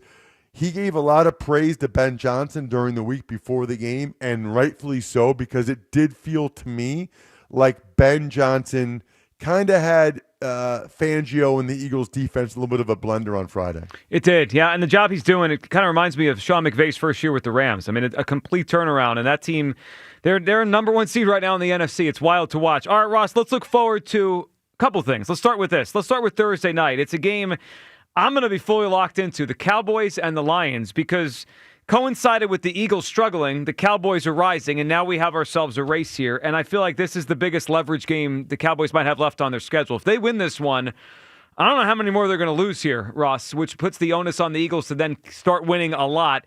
What do you think of this game Thursday night, the Cowboys and the Lions? Well, I'm going to be there. I'll be calling the game for Westwood One out there in Detroit. And so I think that'll be on WIP. So if people are driving around Thursday night, they should be able to listen to it here on the station. So, Joe, I'll do everything I can to try to bring back a win for the Lions. Okay, good. That's what we're sending you there for. No, I mean, you know, it's so funny because you always say it's not necessarily when you play or who you play, it's when you play them. Lions are in a bad way right now. I highly doubt Amon-Ra St. Brown plays.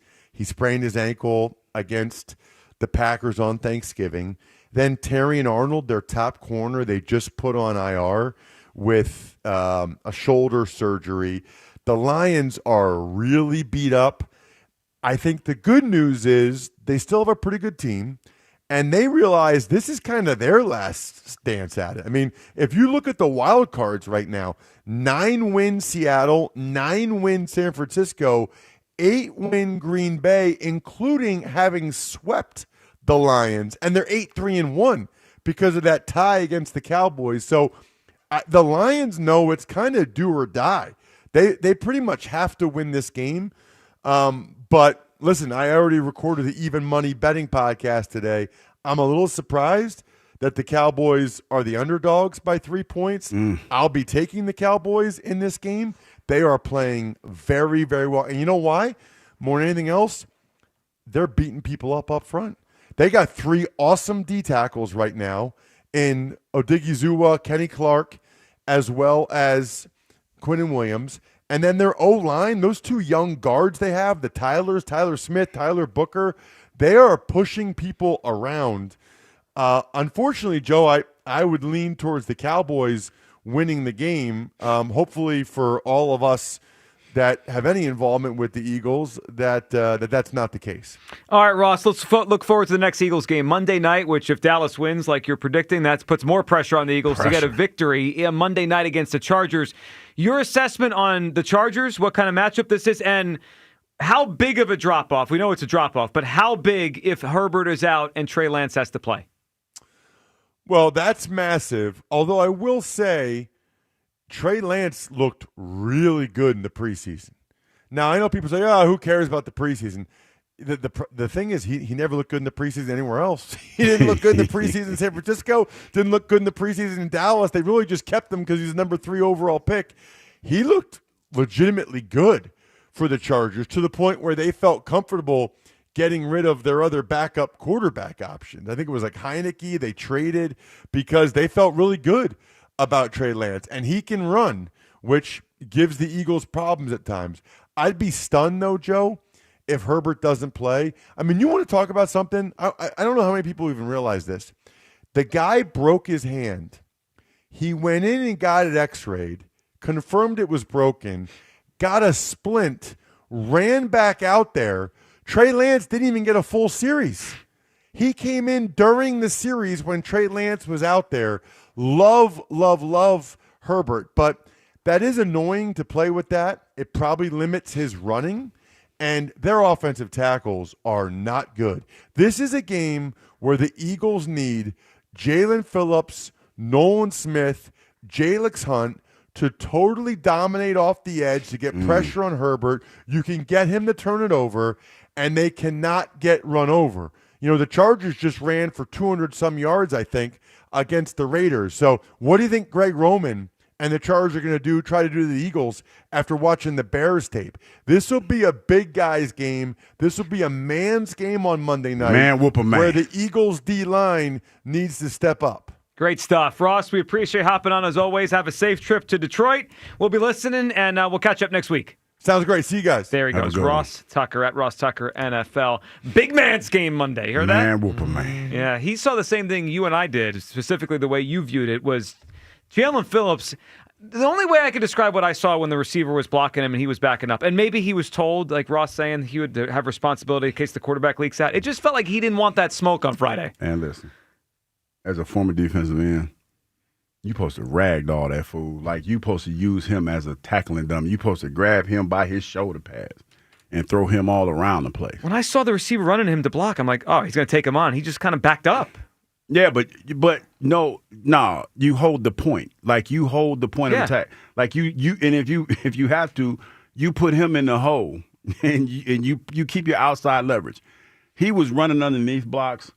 He was losing outside Not his best day. Not it his was best not. day. It was not. He looked like Hassan Reddick when Hassan Reddick was trying to get sacks. Yeah. That's what that was. Yeah. All right, 215-592-9490. Let's get back to the phone lines here. A lot to discuss. And, we're having a discussion today, and this is a safe space. The midday show always is a safe space. Now, I say that, and I did yell at Mark earlier, which I apologize for. Mark, we didn't mean to yell at you, but it was just I like, meant to yell. it was I probably a lot. deserved it. Yeah. Other than Mark, it's a safe space for everyone to have their take on this. Have you thought about it? We're all curious. Have you wondered? It's okay to be curious. Have you wondered what the offense would look like if Tanner McKee was under okay to be center? curious. It is only natural. It is okay. Let's go to. Man, that scared me. I thought my phone went off. I was like, wait a minute. You think Jay in West Philly's curious? Let's find out. Jay in West Philly, what's up?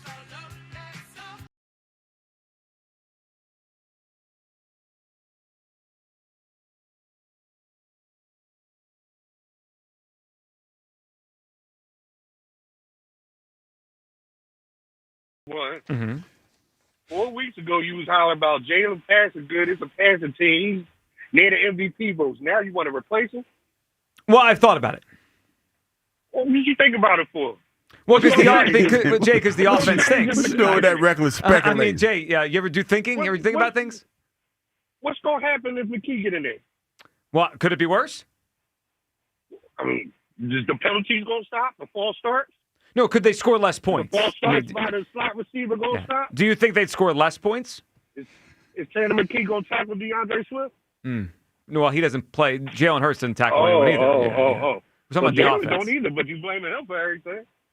No, I didn't blame him for Maybe everything. the wrong way, right? Mm-hmm. So have you thought about it or not? So have you thought about Tanner McKee or not? Why would I think about it for what? Why would I do that? I'm just coming off a Super Bowl victory. Just coming off a Super Bowl victory.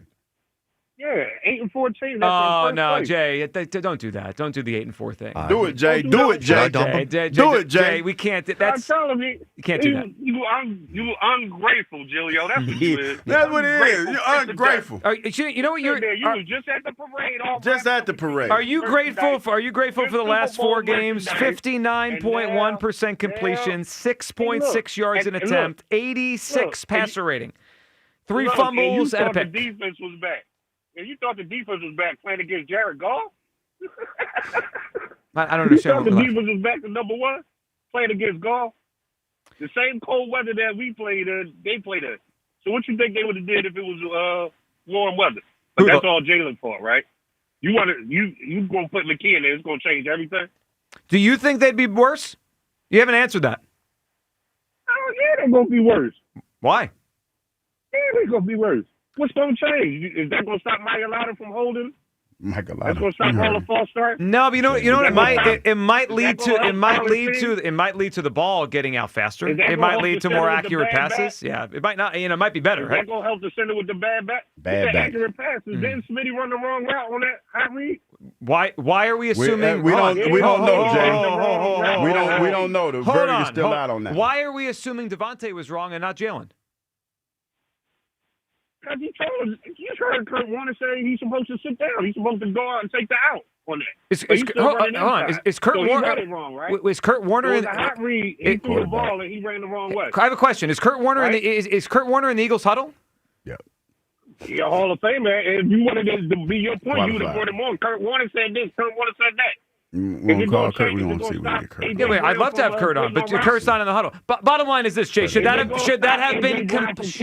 have been completed? Answer that question. Is it going to stop A.J. Brown from quitting on routes? Maybe. Actually, I don't know. Maybe he doesn't like the quarterback. Maybe he likes it. I mean, when Tanner got in there last year, he threw a touchdown to A.J. right away against the Cowboys. Definitely curious about that. Yeah, I mean, of course I'm curious. Against the Cowboys, right? Against the Cowboys? Yep. Oh, okay. Yeah, against the Cowboys, right. It wasn't a playoff team. I forgot. Who won the Super Bowl last year? Last year it was over. Jay, do you have the eye of the tiger? Jay has no eye of the tiger. Jay, here you go with that eye of the tiger. Well, you don't have it anymore, Jay.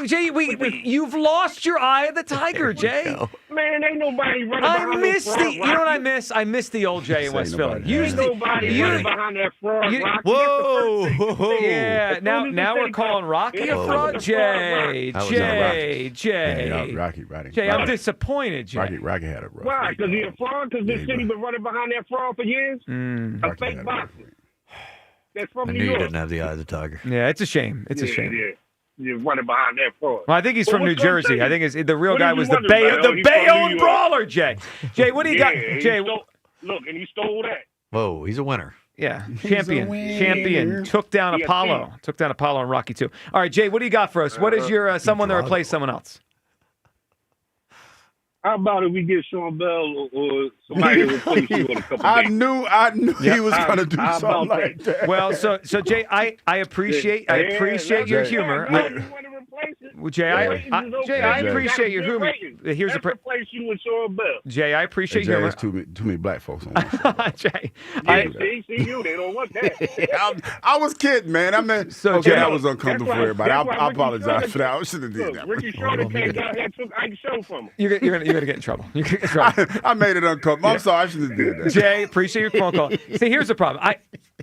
Jay, his humor was fine, but we're talking about someone that replaced someone, not that someone you wish replaced. Yeah, Jay. Doesn't count. I'm sorry. You got me in trouble with that, Jay. Well, you got yourself in trouble. I mean, that was all on you. I shouldn't have said. I mean, I thought it was funny though. Well, sometimes we're all laughing. I already got in trouble. Yeah. So did Jay bring anything useful to the table? No, never does. Never. What was useful? He crushed him crushing Rocky. Called Rocky a fraud. Which is just Rocky had a rough week though. Rocky had a rough week. What happened to Sly? We don't get political on this show. Oh, I missed this. Oh yeah, me too. I got to search this. Interesting. This is that. All right, let me search this. Drew and West. I'm going to search this while we talk to Drew. Drew and Westchester. What did Sly do? Go ahead, Drew. Hey guys. What's up, man? As I explained to Kyle, man, honestly, the Scout's honor, I have not entertained or thought about. I haven't dreamed about. You haven't even fantasized once. I have not thought about Tanner McKee at all whatsoever. Okay. First of all, let's not get too excited. I mean, Tanner McKee, yes, that seems like a good guy and all that. He's performed well in his little moments. You know, he was at Stanford, right? 2 years a starter, 23 touchdowns, 15 picks against whoever he was throwing against. Yep. Let's not get all excited about Tanner McKee in the NFL. Okay, let's not get all excited, all right? And Joe, honestly, give me an honest answer to this question, and you can chime in too. If I had told you before the season, if I had given you the Eagles statistics, the running game stats through 12 games, and then I asked you, what do you think Jalen's numbers look like this year? How is he doing? How do you think he's doing? How is he performing compared to past seasons? What would you have said? Are you asking me to recklessly speculate, or are you talking about now in the moment? No, I'm just saying, like, you know, if you had known how bad the running game was going to be this year, how anemic it is, as hard as that would have been to believe at the time, Mm-hmm. if I told you before the season this is what the running game was going to look like, what would you have speculated that Jalen Hurts' stat line would look like this year? So this is what I would like to happen, Drew. I would have loved for Jalen to be more of a passing quarterback. Like the numbers, like maybe 200 or 300 yards a game. Because that was like, and the only reason I'm saying that is because at the beginning of the season, outside of the first game that we played in, that's kind of what you saw that first weekend was everybody throwing the ball over the schoolyard. Drew, I probably would have guessed it would have been not great considering the circumstances. Yeah, exactly. So you're talking about what do you mean? About as far as like what? Well, if we couldn't block and we couldn't run, I'm not going to expect Jalen to be great. Yeah, I mean, I would. Why not? Because he's not great. I mean, but what I'm saying is, if you knew going into the year that the running game was going to be no threat whatsoever to defenses, you really think that Jalen would it be easy for him to have great success throwing the ball? I would say I think that with Jalen winning the Super Bowl and playing the last game that I saw him in, throwing the football, my point is I think that he would have been better because he got better, because he looked better. Because the reason why I say that, Drew, is he threw the ball probably the best that we've seen him throw it in that situation. So for me, I was thinking that was going to carry over. So that's why I'm there. But my problem is that was last year's team around him, and this year's team around him is not in the same stratosphere. It's not. But here's the reason. Let me be not to cut you off, Drew, but let me tell you why I believe that. Because I believe what Jalen tells me. I believe when Jalen talks about the main thing is the main thing, that he means that. I believe that when Jalen talks about getting better, that's what he does. But unfortunately, this year, for whatever reason, he has not progressed. He hasn't. And I don't know, and to your point, that might be the running game. That might be the blocking. But he hasn't gotten better for whatever reason that is. Yeah, and so look, my takeaway from this season is that there are some strong winds blowing in the face of Jalen Hurts this year that haven't been there before. Whether you want to talk about the coaching with him, the OC being another neophyte who's never done it, the offensive line not able to block for the running game so that the running game is not a threat to defenses, whatever you want to call it, I feel my takeaway is that there's lots of winds blowing in his face, and yet he's still producing numbers, 19 TDs. He's going to have more touchdowns than he's had in any season he's had. Drew, last thing I want to say, and I want to say this in a way that I don't want to poo-poo 19-2. If you look at almost every other number, the closest season to this year is 2021. I think the touchdown-interception ratio is masking everything else. His success rate is down. His completion percentage is down. His yards per attempt are down. I think we've become so conservative. He has that touchdown number and interception number makes it look better than it is. Down.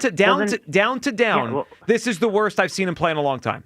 Okay, well, look, that everyone's entitled to their opinion, but I'm telling you, watching the games and the plays that are called and the patterns that are run. I mean, I am so sick of seeing out passes to like Devontae or Goddard at the sideline for a 2-yard gain where they have nowhere to run anyway. They can't. There's not even any room for them to make someone miss because the ball is thrown to them when they're about to step out of bounds. Well, what is the point? What is the point of that?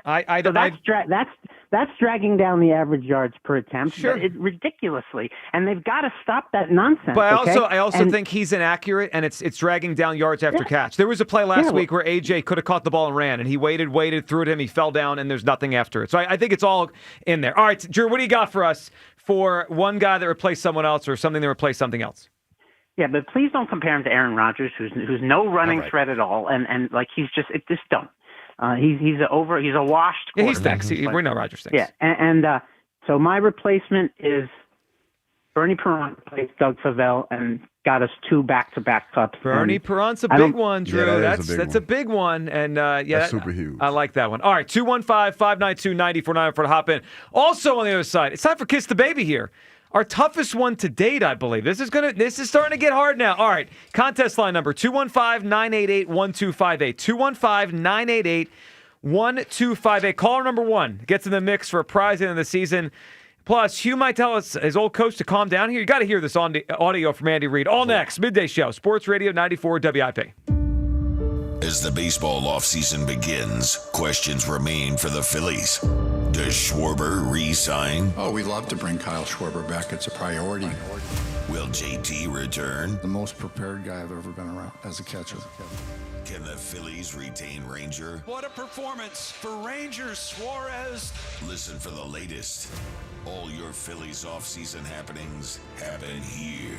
We'll see what happens. Sports Radio 94 WIP.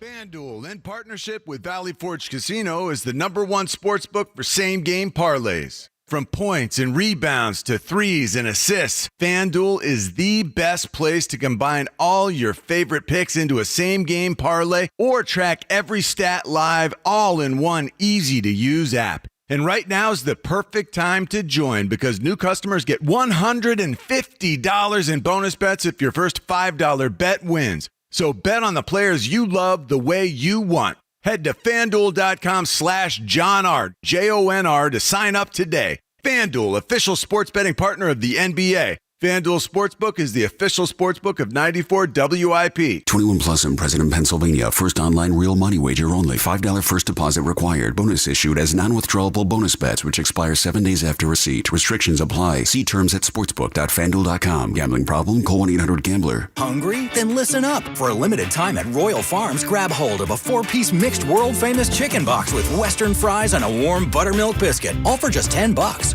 Wait, only $10 for all that? That's right. 4 mouth-watering pieces of Royal Farms chicken, those crave-worthy Western fries, and a tasty buttermilk biscuit. That's a full-on feast for just $10. Don't wait. Get your chicken box meal deal today. Only at Royal Farms. Real fresh, real fast. Imagine being the wizard of your own home. With Xfinity, intelligent self-healing Wi-Fi fixes problems like magic. It boostifies speeds to your devices when you need it most, and makes your favorite Wicked content sparklify on every screen. All while a spell of protection helps keep your family safe online. When you're out in Oz, Xfinity Mobile joins Wi-Fi and 5G to keep your phone connected from here to the Emerald City. If you had the most intelligent Wi-Fi from Xfinity, everything would work together for good. And now you can cast a spell to stop time and keep your internet bill steady for 5 whole years. With the Xfinity 5-year price guarantee. No contracts or commitments with amazifying equipment included. Xfinity, imagine that. And see Wicked for good, only in theaters November 21st. Restrictions apply, select plans only. Xfinity Mobile requires Xfinity Internet. It's here. B101 is transformed into Philly's official Christmas station. Relax and unwind with your holiday favorites 24 hours a day, all the way through Christmas. Tell your smart speaker to play B101. Now's the time to enroll in quality, affordable health insurance through Get Covered New Jersey. All plans provide free preventive care, coverage for prescriptions, emergency services, and more. Plus, 8 in 10 get financial help. Enroll by December 31st for January 1st coverage at getcovered.nj.gov. On the job, every minute counts. That's why Lowe's now has ProBlock Quick Dry Primer, expertly manufactured by Sherwin-Williams. Engineered for pros to dry fast and go on smooth for virtually flawless results that keep your job moving. It's available in oil and water-based, and getting it is easy. Order online by 2 p.m. and get free same-day delivery right to your job site. Lowe's, we help, you save. Orders placed after 2 p.m. will be delivered next day. Valid in select zip codes. Subject to driver availability. More terms apply. Honey, that flu keeping you up? Did you take NyQuil Intense Flu? Nah, I got this. Okay, I don't got this. Yeah, you need NyQuil Intense Flu. Undo your flu with NyQuil Intense Flu. NyQuil Intense Flu provides powerful relief of your flu symptoms so you can sleep. You do got this. NyQuil Intense Flu. The nighttime sniffling, aching fever. Best sleep with the flu medicine. Use as directed. Keep out of reach of children. With Black Friday savings at the Home Depot, you can get up to $1,400 off, plus get free delivery on select innovative appliances like GE Profile. Add a touch of ease to your holiday with the all-in-one combo to wash and dry your laundry in one machine. And refrigerators with built-in convenient features like the dual dispense autofill water pitcher. Shop Black Friday savings on select GE Profile appliances, plus get free delivery now at the Home Depot. Free delivery on appliance purchases of $396 or more. Offer valid 11/5 through 12/3. U.S. only. See store or online for details. check engine or ABS light on? Take the guesswork out of your warning lights with O'Reilly Veriscan. It's free. Ask for O'Reilly Veriscan. O'Reilly Auto Parts. Find what you love and love what you find at Total Wine and More. There's so much waiting for you. With the lowest prices for over 30 years, find what you love only at Total Wine and More. Drink responsibly, B21. This is Andrew Perloff with an Odyssey Sports Minute. Drake May's numbers are so ridiculous they almost look fake. The Patriots' second-year quarterback leads the league in passing yards and passer rating. He's incredibly efficient throwing the ball down the field. And most importantly, New England has the best record in the NFL at 11-2. He almost seems too good to be true. But he's here, and Patriots fans could not be happier. I'm Andrew Perloff. 94 WIP HD1 Philadelphia. Live from the Tasty Cake Studio. Sports Radio 94 WIP. An Odyssey Sports Station. It's time to kiss the baby. Oh, it is that time of the week as we kiss the baby and we say goodbye to another NFL team with the goal of creating a perfect playoff field, eliminating a team week by week. The rule, of course, as Hugh was reminded last week when he was stuck with the Giants, if you do not eliminate a team before they're eliminated, you're stuck with them in your postseason. And Kyle said this earlier, this is getting hard now. Now we're at the point of the season where teams are getting eliminated by the week, and you got to start to make tough decisions. You got to kind of predict what happens the rest of the way. All right, before we get to Brandon, who's representing the callers today, Hugh, we have had quite a few teams that have already been eliminated. I think it's now up to 5 teams have been eliminated from postseason contention. So the Titans, the Raiders, the Giants, the Saints, and the Cardinals are officially out. We say goodbye to them for the rest of the season. If you have not eliminated them, well, they're in your postseason. So let's go to Brandon in West Philly, who's up first today for the callers. Brandon, what's up, man?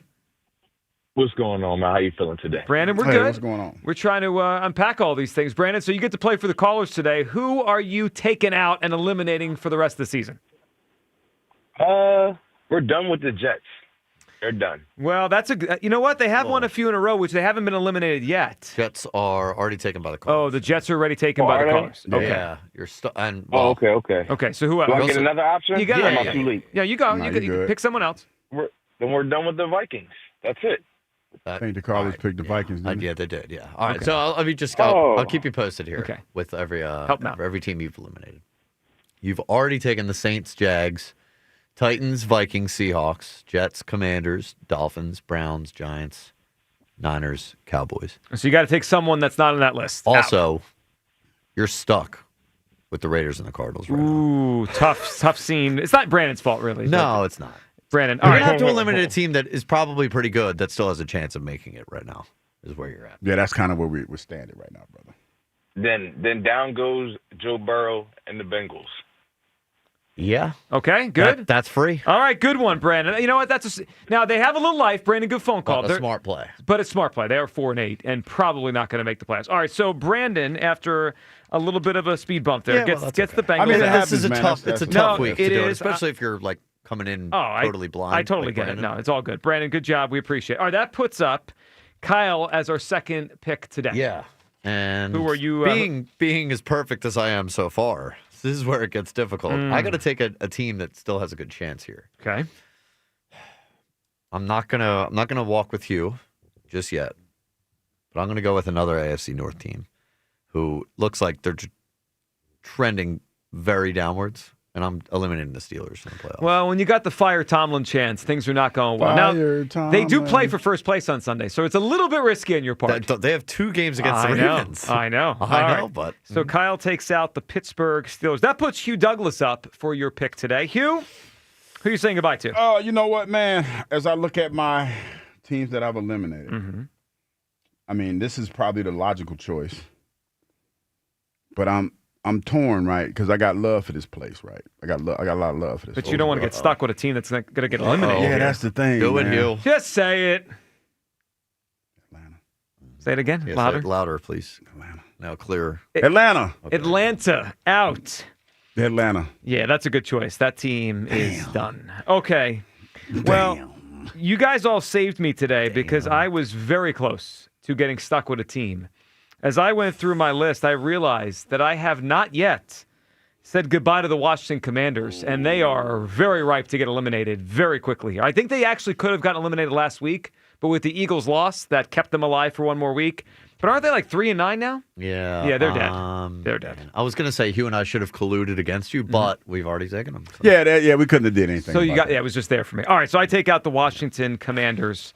Collusion's about to start becoming a thing. Oh, I know. We'll get Hugh next week. Oh no, you got me last week when you came in. No, and you was got like, yourself. He's like, you forgot to take out whoever got to take out. You forgot to take out the Giants. And Joe was giddy about it. Yeah, he was super giddy. So let's unpack where we're at, because the first big one that was eliminated by someone on this show was Hugh eliminating the Chiefs after Week 4. Hugh, how you feeling after they dropped to 6-6 on Thanksgiving? I feel vindicated, Joe. Well, I wouldn't say it's over yet, but you are in a better spot than I think we thought you would be. So I feel good. I stand with my pick. Yeah, Joe, I stand with my pick. Obviously, you didn't hear your former coach yesterday. Can we hear Andy Reid, what he said about his team trying to get on a roll here? 38 hot. What's your level of confidence that things can start going your way and that you can win these next 5 games in a row? Yeah, well, I believe that. I mean, I believe you come, if you're coming to me on this, Matt, I'm telling you, we're going to go after you every game. And, that's how we roll. We're going to try to tickle your tonsils on every play, every game. And, but that's the attitude that we're coming in with. And then you let the chips fall where they may. Tickle your tonsils is crazy. Have you ever heard? Is that an old one he used to use? Have you heard that one before? I mean, I have. Okay, from Andy? But not in that context. Now, when you practiced against Andy's offenses, did they tickle your tonsils? Ain't nobody tickling my tonsils, Kyle. What? That's just not how I Did get Andy down. ever stand in front of the whole group and say, we're going to tickle your curious? tonsils? It's okay to be curious. No one, this is a judgment-free Ain't nobody zone. tickling my tonsils with nothing. Ain't nobody, no. Again, this is a judgment-free Safe zone. space, you. It's safe It's space. natural to be curious. I need a text coach like, what are you doing? What are you doing? He's What tickling was that? tonsils. I mean, you heard him. Guilty! What are you tickling? What do you mean tickling tonsils? Well, I mean, you can take it for any way you want. I guess he's trying to win football games. He is, and sometimes coach gets confused. He gets confused. You think that's what's going on? That's why they're 6-6? Is he confused? Well, no, he confused when he talking about tickling. I think he mixed his metaphors. All right. Just try to tickle some. Let me throw this at you guys. I think they have to win out to make the playoffs. They don't have many tiebreakers. In fact, they don't have almost any tiebreaker in the AFC. They lost to Buffalo. They lost to the Jaguars. Here are the remaining 5 games. I think they have to win out. Home against the Texans. I think they're going to win. Home against the Chargers. I think they're going to win. No, those division games, you never know about that. Okay, but I think they're going to win. Okay. At the Titans, they'll definitely win. Home against the Broncos. The Broncos on a 9 game winning streak or something? You know what? No disrespect. Who you said that last before the Broncos? They play at Tennessee. No disrespect. What they're due. But, man, you feel it. You feel me on that? Like, it just feels like that might be the – because that's this year. Yeah. And it feels like Tennessee might be like, we're like, damn, seriously? They totally end agree. with the Raiders, by the way. I don't think there's one team that I'm looking at. Like, there's a lot of good records in the NFL, but nobody I think is like that deserving of it. No one looks super dominant. Yeah. I mean, the Rams, up until like they just dropped the game to the freaking Panthers. Yeah, and they got Bryce Young I tortured. stand with the Carolina Panthers. That's your Panthers. I stand with I mean, the Bears are the 1 seed. I don't. And I stand know with the Bears just came in here and kicked our ass. But that, to me, feels more of a product of us not being able to get out of our own way. I agree. Than the Bears being like a wagon. I agree. All right, weekly check-in. Will the Chiefs make the playoffs? They put hands all over us. No, they kicked our ass. Yeah, we put hands on ourselves every week. That's. Will the Chiefs make the playoffs? I still say yes. Kyle, Chiefs make the playoffs? Yeah, I think so. No! Well, you've been on this for 2 months, so we're going to go with that. All right, let's go back to the phone lines. And, well, let's see. Terrence in Springfield is up on WIP. Terrence! Dude, Joe Kyle, what's up? You said Terrence! like that, dog. Like Terrence gets on You your did nerves. not or want to go to something. Terrence. I love Terrence. I wanted to talk it to didn't him. sound What's like the problem, guys? No, what I stop. do to you, I guys? you took a deep sigh and said, No, I'm looking at everyone Let's mad. go to It's Terrence. not about Terrence. It's not about Terrence. I'm still recovering from Jay's nonsense. Go ahead, Terrence. All right, well, you might get a little mad now. Mm-hmm. I love you, Joe. I love you, Kyle. I mean, y'all my guys. But I'm a heel on this one, man. If you think Tanner McKee can come in here and turn an 8-4 slumping team around that's going downward, you guys are a little crazy on the crazy side. We saw Tanner McKee against a bad Giants team. We saw Tanner McKee in the preseason. It's totally different, man. Right now, you're in the thick of a playoff run, and the Eagles are knee-deep in this thing, man. We're knee-deep in it. And McKee wouldn't stand a chance, man, playing against the Chargers, that defense, or playing against Buffalo. Like, hell, even the Washington Redskins, they're playing good defense right now. We've seen enough to be confident in him, yes. He might win a couple games, and that's it. The Eagles are going down right now, and I think Sirianni and Jalen Hurts, these guys want to go down with the ship. You heard Sirianni say he don't have any answers. You heard him say it. And he's a pump-up man, pretty much. He's a pump-up man, and eventually, when you don't have X's and O's and you don't know how to scheme, you're cooked. Nick don't have the answers unless it's a veteran coordinator like Kellen Moore or Shane Steichen. And to me, guys, Saquon and Jalen Hurts, together, they're slumping right now. So when Tanner McKee comes in, I think it will get worse, guys. He's a great kid, but right now will be so much pressure on this kid, bringing in this guy, throwing him into the wolves at this time. It's bad right now. We suck right now all of the collective. And I think it boils down to Patullo and that lazy hire that Nick Sirianni did, and it's backfiring on them. Well, all right. But how much worse could it get? In the last 4 games, they've scored 10, 16, 21, and 15. Also, I'm not even like – I don't know if any of us are sitting here saying the offense is definitely going to look so much better with Tanner McKee, or like the season's going to change. He's going to save the season, or McKee's a savior, or anything. Like, aren't you just curious to tinker with some of the variables, the constants? You said Nick Sirianni doesn't know how to scheme. Okay, like what? So wouldn't it be interesting to see a new play caller? Wouldn't it be interesting to see if maybe it's not the play caller and it's the quarterback? Like, these are things that we have to do when we're desperate. To throw that thing, he needs to sling the ball and stop being a little punk ass and let the ball go. This is on Jalen Hurts and these guys not going to their full potential. It's not Tanner McKee. It's these players and Patullo all together. They never stood a chance in the offseason. Jalen Hurts didn't have confidence in the coordinator. When they asked him in the interview in the offseason, he said, "Oh, he never called plays before." That's telling you right there he wasn't all in on this guy. Well, maybe. Terrence, you might be right. All right, Terrence, what do you got for us? For someone who replaced someone else, or something that replaced something else? I got a classic one. This is 2 TV icons. I used to watch this show every day when I came home. 2.5 Men when Ashton Kutcher replaced Charlie Sheen. At first, I didn't know it, but then I'm like, this is Ashton Kutcher. Wait, how did? Yeah, hold on. He didn't know. I mean, give the guy a break. He didn't know. Terrence, we appreciate it. You know what reminds me? Melting down. Was it Fresh Prince? Did Ann Viv get replaced? Yeah, she got. There's a whole new actress in there. She's on the new Fresh Prince now, though. Ain't Viv? Well, she's not Aunt Viv. Which Ann Viv? No, like the dark skin Aunt Viv. That was the first Aunt Viv. Yeah, that's the first one. Who? Which Aunt Viv? My bad. My bad. I didn't mean to say it like that, but that's how she's remembered. Just. Please no, Hugh said that. Hugh said that. Sorry, Joe. I put you in a bad spot. It's really been all day with you. I put him in a bad spot.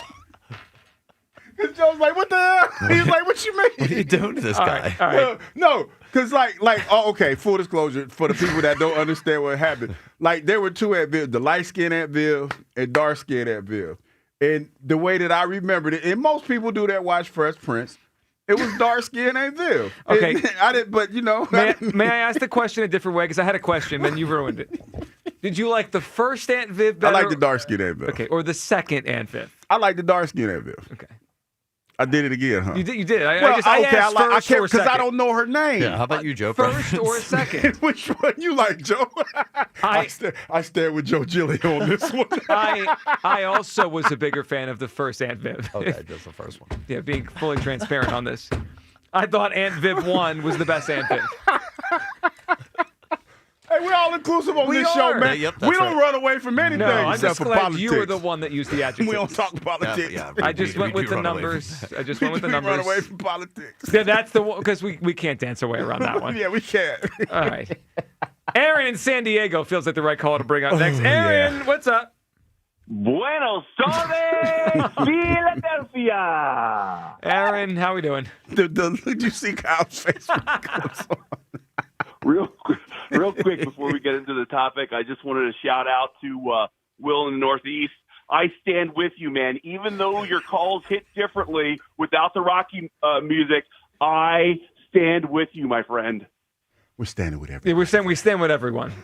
Patullo, Will in the Northeast. What's up, Aaron? What are you feeling? So yesterday, I made a huge mistake. What'd you do? Call it emotion, an emotional, mishap.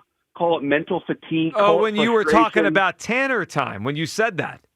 I want to the chosen one, to Sky Marshal, to the field general. I just wanted to apologize. I appreciate you and everything that you've done for Philadelphia over the last 4 years. And, I think what we have to do, I think we have to go back and look at these games. And Russ Tucker took some, fire away from me because, if you look at that Cowboys game, we want to all talk about the scheme and the quarterback, but what killed us was the penalties.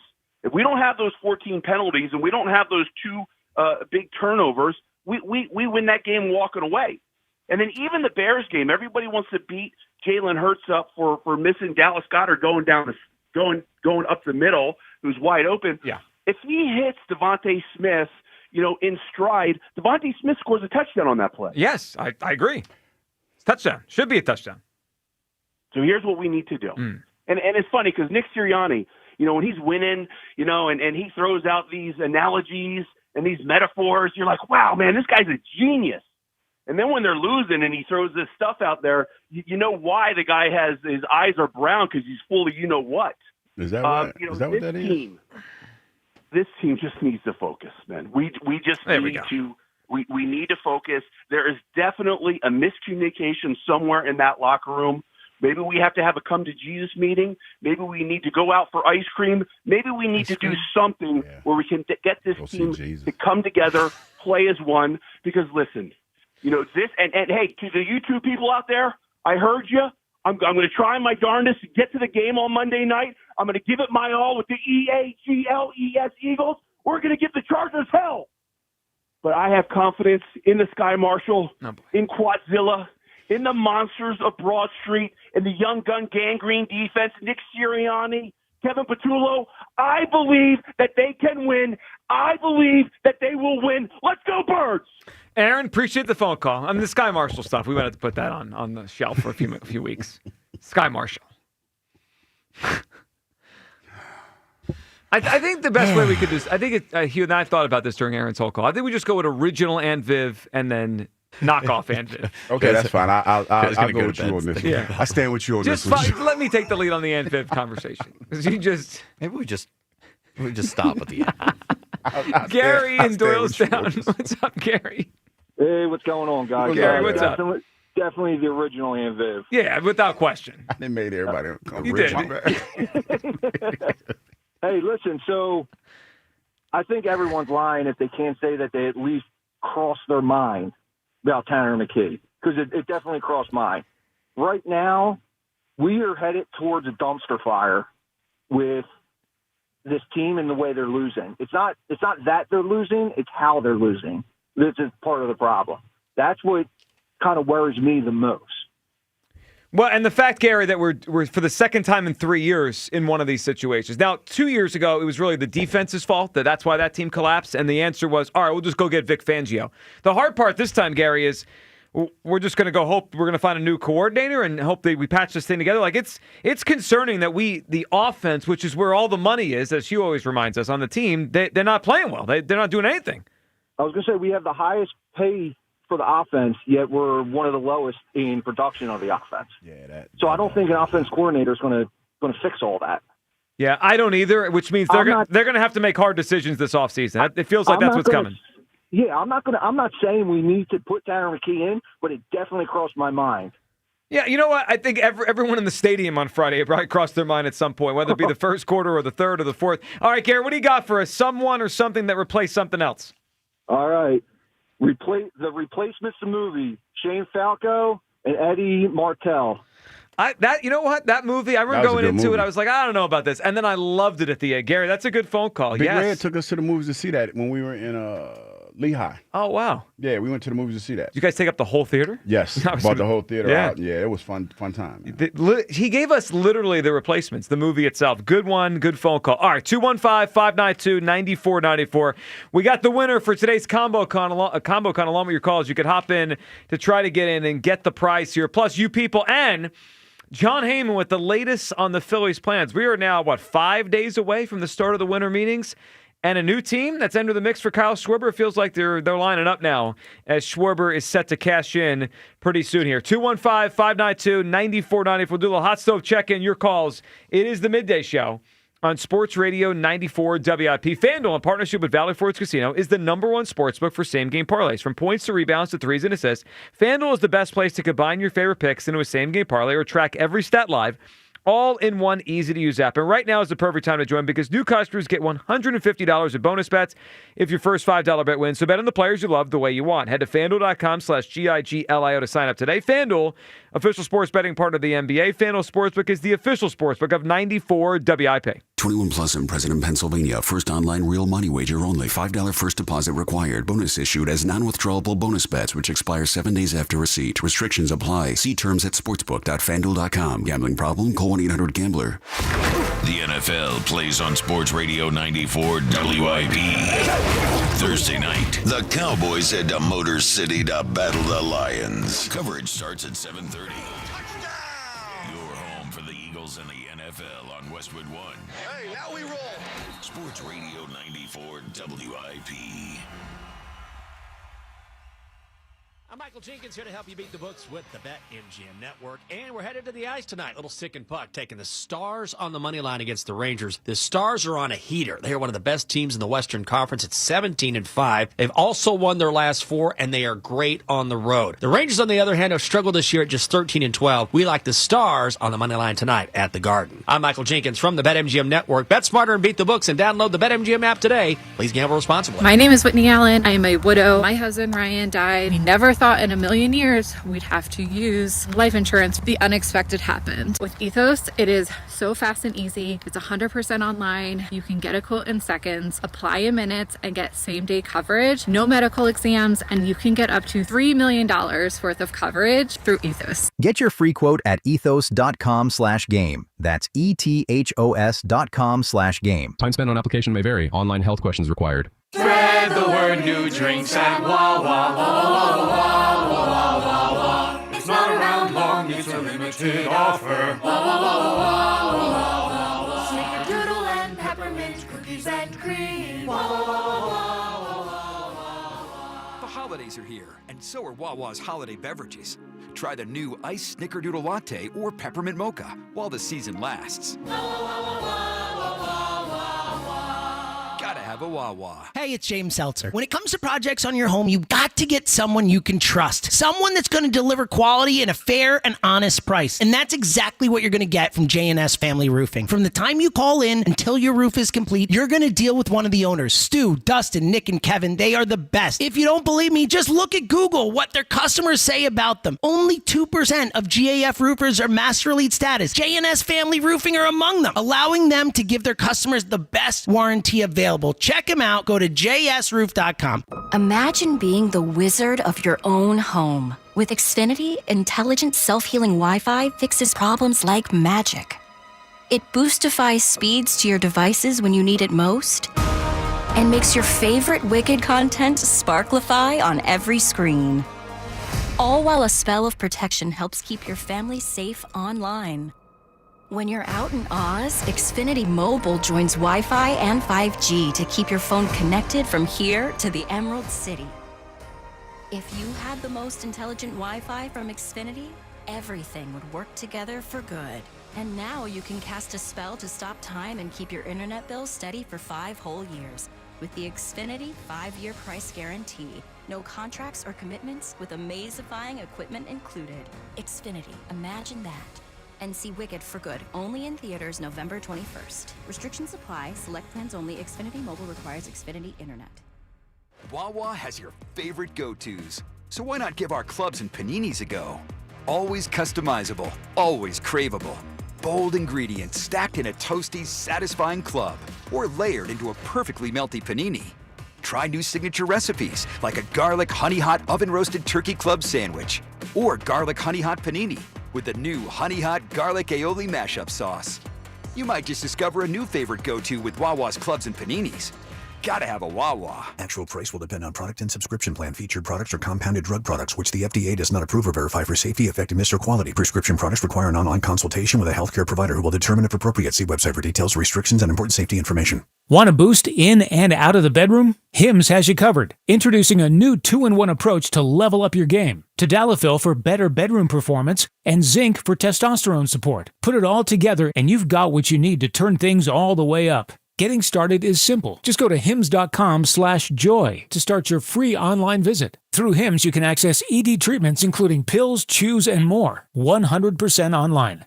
No office visits, no pharmacy lines. Just fill out a simple intake form and a licensed medical provider will determine if treatment's right for you. If prescribed, it ships free and discreetly to your door. Find affordable treatment options at up to 95% less than brand names at hims.com/joy. That's hims.com/joy, HIMS.com/JOY.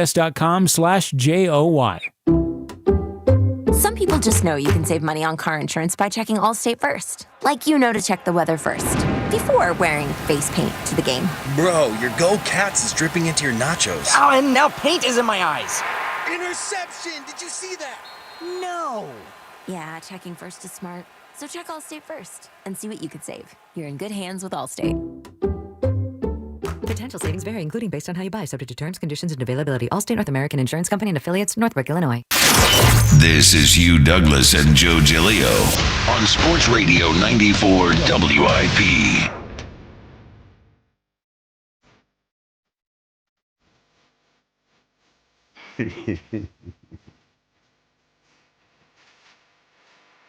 Have you reconsidered the Annie costume? No, not doing it. What if the audience really, really wanted you to be Annie for Halloween? I wouldn't do it. Okay. Not prostituting myself. I don't care about the fans. Well, the allegations are there. Hard Knocks tonight, by the way. 9 o'clock HBO. NFC East Hard Knocks. I will be locked in. Now, I wonder how they... Now, they're going to chronicle all 4 teams. So, we'll see how much we get of the Eagles here. You know where the money makers. The money makers here. Defending champions with some struggles and some infighting. I mean, that's where the story is. I mean, I don't even know if there's any... Is there any Washington story behind Daniels getting hurt? It's been a dull season for them. The Giants fired the coach, so that has some drama attached to it. I mean, Quinn took over the defensive play calling, but, again, who cares? Eagles-Cowboys is the story. Cowboys season down and up, and obviously... Jerry Jones, the showman. Yes. And the defending champs with turmoil. I just want to see the facial expressions, sideline stuff, behind the scenes. 9 o'clock tonight, HBO. We'll talk about it tomorrow. All right, before we get back to the phone lines here, could we hear the latest? John Heyman on the Phillies. Winter meetings start on Sunday down in Orlando, and a lot of expectation out there. Kyle Schwarber's going to sign by the end of the winter meetings, which is next Thursday. Here's John Heyman talking about some of the Phillies' names to watch. Phillies news, the Phillies are active. I think they're willing to talk on Marsh, maybe on Bohm, certainly on Castellanos. I do think that Imai is a potential for them. Obviously trying to re-sign Schwarber and Real Muto. Suarez, a possibility as well. All right, a couple things there. We're hearing Marsh's name there, Hugh, in a potential trade, because we're hearing they could trade from the major league team. So Bohm's name comes up a lot. Marsh now, too. So that's interesting. I'd be okay moving off of Marsh. The only thing about moving off of Marsh, if they're also moving off of Castellanos, who's playing the outfield next season? Bader's a free agent. Crawford's not arrived yet. I mean, I guess they're projecting that, but we need 3 outfielders. Don't worry about it. Yeah, I think that if they're deciding to do that, they have some irons in the fire. Bryce could play off. I was thinking, I wonder if that's one of the irons that potentially. He mentions a Japanese pitcher there. That was that middle name you heard. We know the Phillies have tried for years to land a player from Japan. I think to start that pipeline, maybe they would go after one. And then the Schwarber situation is the one we're keeping our eye on the most. I am terrified the Mets are involved in this thing. Now we got a new team. According to John Morosi, who the San Francisco Giants have reached out to Schwarber. So I think you said this a couple of days ago. There's not many teams that wouldn't find a spot for Schwarber. The Dodgers probably can't because Ohtani has to DH when he doesn't pitch. But Hugh, other than them, most teams are going to be interested in Kyle Schwarber. He checks every box. Yeah, he's what every locker room feels they need right now. And that's why he's such a big free agent. Like, here's the thing. Kyle Schwarber came in and just did his job. Didn't complain. Wasn't, high maintenance. Just hit dingers and went about his business. And looked like he got better as he got older. That's what you want. That's what you want for your locker room. That's stability. Yeah, and if you look at some of his underlying numbers, like his bat speed, it's the kind of bat people think is going to age well. David Ortiz had this, so I could see why a lot of teams are like, yeah, he's 33, but he's probably got 3 or 4 more years of hitting 40 home runs. Let's sign him. So we will keep an eye on that. But the Schwarber sweepstakes, it's just not going to be cheap. I think when we brought this up a few weeks ago, I mentioned if everyone keeps saying 5 years, there is a very simple way for someone to win the bidding. Go to 6.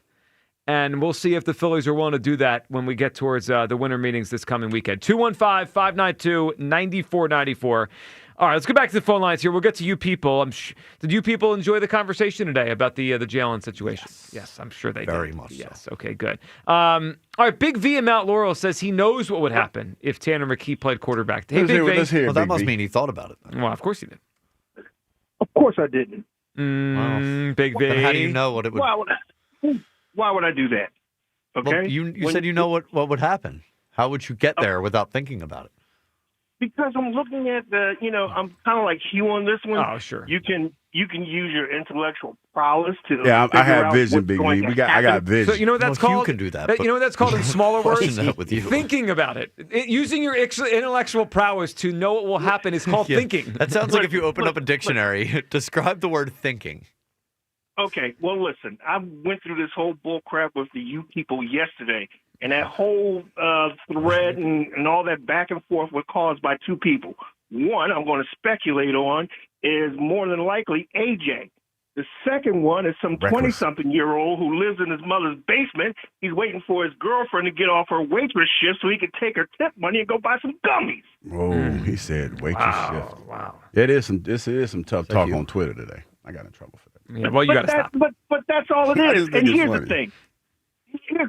Being an Eagles fan and liking Jalen, you don't want him to get the impression that management and fans have lost confidence in his abilities. His abilities are great. And he's not playing bad because of Jalen. He's playing bad because of some things that are happening around him. Well, where's his responsibility in all this? Where's his responsibility in all this? He's the quarterback. So he's going to take responsibility, and people are going to lay that responsibility or blame on him. Just like when he wins, he's the quarterback. He's going to take that responsibility, and people are going to attribute the victory towards him. That's part of being a QB. That's part of being a leader. The one thing that you don't want is for him to be disgruntled, especially when you got this diva. Oh, by the way, Hugh, ask your friend, who got that leak from the Eagles camp that they weren't happy with Jalen running the offense. Mm-hmm. Ask him, was the leak AJ? Because that's the kind of crap that, your side piece, this girl who wants to be your side piece tells your girl because, she wants to be your side piece. Well, you know what, so Big V, I know we recklessly speculating. Guys You're are getting messy. You're doing a great job of it, but like, AJ kind of stood on business. He said, "You see it." He didn't. He said it in public. He said, "You see it." Yeah. He didn't go hide behind. He didn't throw a rock and hide hands. He kind of threw the rock and kind of stood there. AJ would rather the Eagles fail as long as he gets his passes because every time we focus on getting the ball to AJ, we lose. I agree with that. That's been too much. I agree. Here's the big key. Okay, let's sit AJ down, stick something in his mouth so he can't talk, scoop, twitch, whatever he does, okay? And let's go out here. We have the roster to be the next dynasty. Let's not get distracted by this bullcrap. And you're already on, death time 1, and we're only 4 losses. You know what I think is funny, Big V? You're just very, liberally saying, just sit AJ. But I say, I thought about Tanner, and that's blasphemous. Isn't it the same thing? Of course it is. Because when you start thinking about Tanner and it starts to getting out like where it is now, we start to let the quarterback know that we don't have confidence in him. Oh, the one thing that you want your quarterback to know is that you have faith in his ability. Oh, stop. You think he didn't realize that people have lost confidence when they're booing every drive on Friday? You think he didn't hear that? Yeah, I hear it. Yeah, we all hear it. But you also have to put, some things in perspective. One, we're playing like it's a regular game, and everybody's playing us like it's their Super Bowl. Oh, Two, this offensive line seems to have this thing where, if certain people aren't on it, they don't perform well. They don't manhandle. And three, we've been relying on defense, and they're getting worn out. Yes, because they go 3 and out every other series. Correct. Why? Well, one is, like I said, they don't act like, without Lane, they don't act like an offensive line. They've forgotten what it is to get out there and manhandle, to be physical, to live up to the objective. Well, the offensive line hasn't been good enough this year. Big V, we appreciate the phone call. I mean, I can't sign off on, oh, no, we can't say this because what if Jalen hears it? First of all, Jalen's not listening to us. Let's be real. Okay? Nah. It's like, unfortunate thing about all this is the quarterback's insulated from all of this because he's the quarterback. I mean, it's been like that forever. What's funny?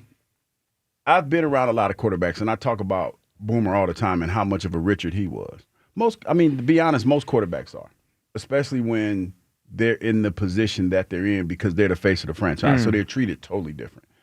I've never played with this guy, but from what I've heard, Tom Brady is probably the realest cat out there. And you know why that is?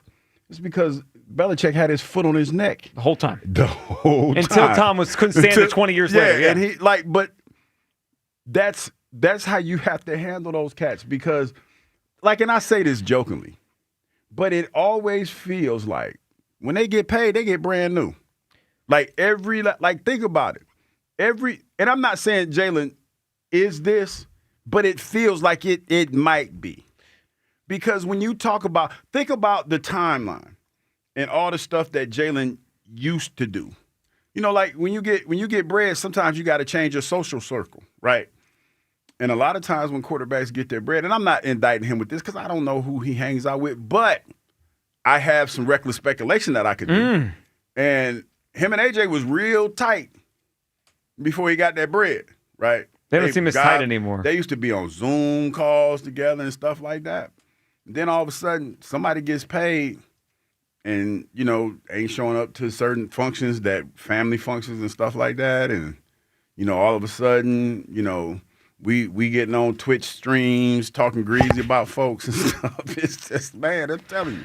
So you have thought about Tanner? No, I haven't. Okay. No, I'm just saying I'm recklessly, in the last couple minutes of the show, I'm just going to recklessly speculate. Let me just throw this out there, and recklessly speculate like I tend to do. Why not? Yeah. And give people something to think about and slide in my DMs and talk bad to me about later on today. Well, I just got to ignore those DMs. But I'm not going to, I laugh at them. Quote tweet them because get talked to by the boss multiple times in one day. I just find it hilarious how the holidays bring out all this bravado in people. Yeah. You know what I mean? No, that man, listen. Might be the liquor too. You probably work at your dad's dealership or something. You ain't about that life, man. You ain't really about that life you talking about on Twitter. You just like to sound tough, like those cats that egg Kevin Petullo house. By the way, I stand with Kevin Petullo. Yep. We all stand with Kevin Petullo. It's like, dog. Joe spoke for us all. No, you know what? And I'm not condoning this. I'm not, because I don't know the township regulations and rules. But if Kevin Petullo would have walked outside and let a couple off, then I bet you wouldn't nobody else would have came. Man. Let's go. They let you go on for about 1 second too long. I'm just saying. What are you doing? You know what I mean?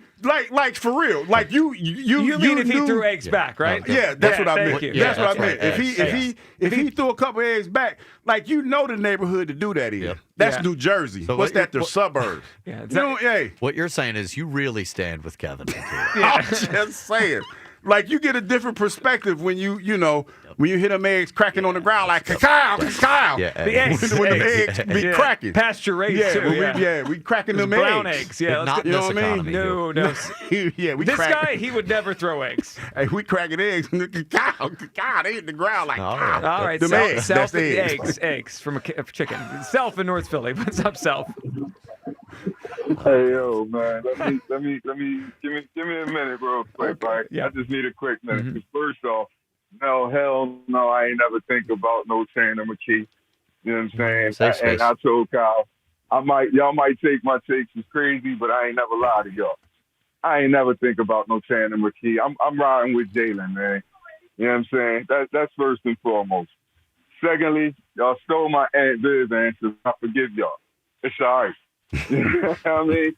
But look, that Bears game, first of all, I'm going to tell you why it's not Jalen. Jalen might do 25% of it. I told y'all last call that I don't like the release of his ball. That's the reason why his placement isn't where it should be.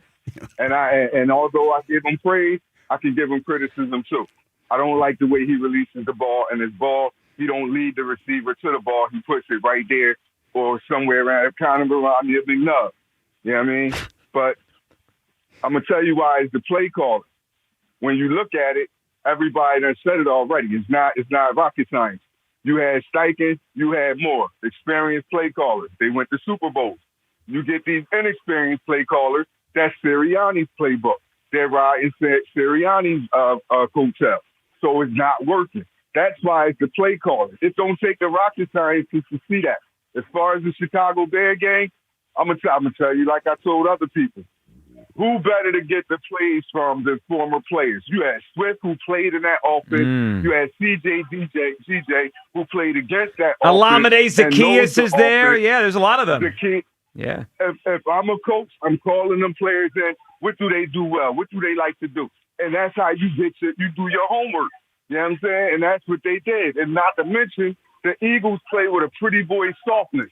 There's no toughness. That was CJ. You know what I mean? They have nobody that put the wreck on nobody. You know what I'm saying? Like, you don't see no hard hitting from the Eagles. You know what I'm saying? So at the end of the day, that's the reason why the Eagles are where they are. But I do have an answer. All right, what do you got? What do you got, Self?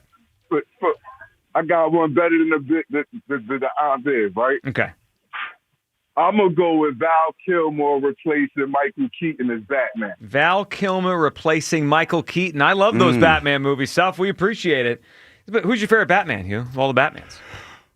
Movie Batmans, I mean. Christian Bale. Me too. Has to be. Because the other one were kind of cartoonish. Well, that was the, what was his name? What's the director's name? Adam West? No, the director's name of the first couple. Christopher Nolan? No.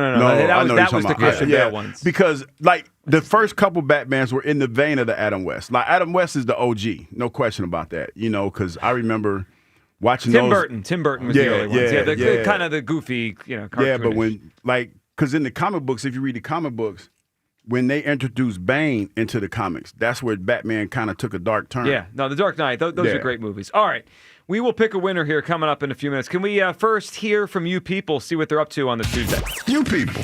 It's time to hear from you people. What do you mean, you people? All right, so I don't know how new this is, but I've been noticing it lately. A little excited about it. There's a new feature in the YouTube chat. Oh, what is that? It gives you an AI summary of what the people in the chat are talking about. Oh, wow. And I know there was a funny one with Mark's call in the beginning of the show, but I didn't have a chance to. So I you mean out. AI as in AI the chat or AI our show? No, it's AI that describes what people are chatting gist about. Of the chat? Yes. But they refer to Hugh's takes and like the people, their responses to Hugh's takes. My epic takes. And things like that. So it's like if you just hopped into YouTube, this is what's going on. It's like this is what people are talking about. Catches you up. It's tangentially about what we're talking about. about. We're going to have to go. We're going to need to check in with AI once a show. So, you heard it. Yes, that's coming. Yep. We stand with you, Mall Santa. I'm okay with that. There's definitely worse things they've called you. They've definitely hurt my feelings before. I'm all right. That day he was in the gym for 2 hours. Yeah. You guys are sickos. Definitely. Yeah. I stand with that. Why? Because we're curious? Well, we're fantasizing. Yeah. Listen, it's okay. This is a safe space. Yep. No one's here but us. Just relax. 4 bums who never won anything. Hugh, Joe, Kyle, and the mustache. It's now its own entity. Oh, okay. It's its own thing. But what if the guy that calls us bums ever won? Curiosity. Well, nothing. I mean, obviously. But the eating competition? Yeah, living in your mom's basement. Here we go. I'm just asking because, you're quick to talk about what we have never done. Well, but we do a radio show every day that you tune into. To be fair, that's what you people's for. Yeah. Yeah, all right? that's right. We're kind of just, we just become punching bags. Really. Yeah. It's fine. Yep. Sometimes. Better chance of happening before the end of 2025, that is. I feel like I'm about to catch a stroke. Probably. Tanner McKee comes in or Hughes Clues back. I caught it straight. Oh, that's a good one. Yeah. I'm going to go ahead and say Tanner McKee. I think it's McKee. I think it's McKee. Hey, I'm starting to realize that they ain't nobody feeling the Hughes clues. No, man. they'll be back. It's again. No, people are asking for it. No, it's like We're the asking Jordan about it. suspension. It's going to have a big return Hey, when the it longer does. y'all make me wait, the worse I'm going to make it. Yeah, we I'm might have just to letting you know. we might do a 30 for 30 on what happened with Hughes clues. I'm going to make it worse. Yep. All right. You can only pick one. OG Wade's 4-point system or Will in the Northeast 4 Cs. I'm going to go with Will in the Northeast. At least I think I go 4-point system. But hold on. He brings up the 4 Cs and then he forgets what they I are. know. At And least that's happened twice. At least OG I can has relate his to that. 4-point system. I can relate to that because sometimes I lose my train of thought. Has anyone unpacked the 4-point system when the Eagles lose? Is it holding up? Is this why they're losing? I tell you what, Good though, point. it's mighty funny. You ain't heard from him in a while. Yeah, has he brought up the 4-point system Well, I mean, in the last 2 games? Jalen's had a couple tough ones. Accountability. So, yeah.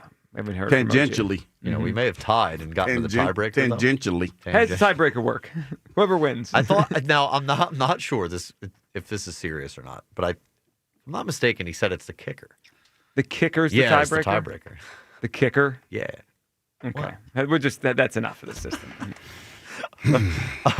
If Jalen Hurts wasn't here, WIP would have nothing to talk about. Man, so you better move well, on. see, I think this person is obviously new around here because I got useless information for days. Well, you do. Also, before Jalen Hurts, there was Carson Wentz. And before Carson Wentz, there was Yeah, Nick how do you think Foles. Jalen got? What do you think happened And before it Jalen would got on be the field? somebody else when these young men decide to retire. And if they put Tanner McKee in and he stinks, guess what? We'll find a new one. We'll talk about Tanner McKee. We'll get the next guy in here. We'll talk bad about Tanner. The when he funny gets part in there, about if he the gets in there. people that are just like the Jalen people now is all these years ago, it was the other side arguing to get Wentz the hell off the field because he stunk and put Jalen on. Yeah, That's how and they were Jalen mad got a about- shot. They were mad at you for that one, They were too. mad at me for that, too, and that's fine. Let's see you go step on a football field, Joe. I hung up my cleats after flag football in college. After I intramural champion, by the way, for everyone says not a champion. Wow. Yes. So you have won something. I have. I have a T-shirt. I can wear the T-shirt. That Still have feels it. like you should have brought that one up earlier. Yeah. This was right after Mark's call. I think Joe was going to go gray today by 1:30. Well, if I grew it out, maybe it would be great, but otherwise I'm just going to be Shout out shiny. to Mark, though. I mean, he's passionate about it. So No, I don't want Mark, nobody to think, that we're picking on Mark. No, But I can't wait for Mark to call again, and we'll yell at each other. We just got to do better. Well, that means the most annoying phone calls are often my favorites Yes. because they bring up very annoying Yep. points and stuff like that. Good job, Mark. Yep. Have we considered that Hugh threw the eggs? Man, seriously, though. Well, your history would be too low. Do you think I'd ride my ass out to New Jersey to throw away eggs? You did say he looked like a snitch. I mean, but yeah, he There's does, personal- and I stand by that. But to ride out for two things, ride to Jersey to throw eggs and then To record waste it, eggs, yeah. and record it, So I just it's the wasting eggs part that he would never. No, do. at the price and, they're at now. and record it. Like people don't realize that's a footprint. That if somebody if he pursues that, they're gonna find out Well, the either video's one or two crazy, things. yeah. But that's what I'm saying. You're gonna find out who shot the video, and you talk about snitching. When they start talking about putting your ass in jail because you live in one of y'all, it's the one of them suburb kids. When they start talking about putting somebody in the jail, you telling on everybody. That's the thing that it is. You ain't Well, about they're that life. kids. for They're not real. going to get put in jail for. Well, they're living gonna. Well, I would try to put them in jail. I would sure do you would. everything We within know- my power. we know Oh, you you're know a what I would do? because you stand with Kevin Petula. You know what I would do? You couldn't do nothing to the kids, but the dad catching hands. The poor dad who's just sitting Yeah, home dad watching catching TV hands. as the kid went out and drinks. Like if it was me, The further we go into this, Dad, the I'm worse it whooping gets. Dad. Yep, I'm we swinging know. on Yep. Dad, like for real, because that's your fault, because your kids out there doing. Well, it. and the dad's probably telling the kid I on might need Friday, to take. the Petula Okay, wait a minute, I got to sucks. walk that back because blue jeans. I'm not putting hands on nobody. This was a Just safe repeat space. that over and over. I again. am not. I'm just saying I would wag my finger Yes, in a that's right. vigorous Yep. way. and you would stitch. You're Yeah, I'm openly, you're pretty open about being a snitch. Don't sell yourself short, Hugh. You act like at least a 10-year-old. I was thinking that, but seven kind of skewed today. That was probably about right today.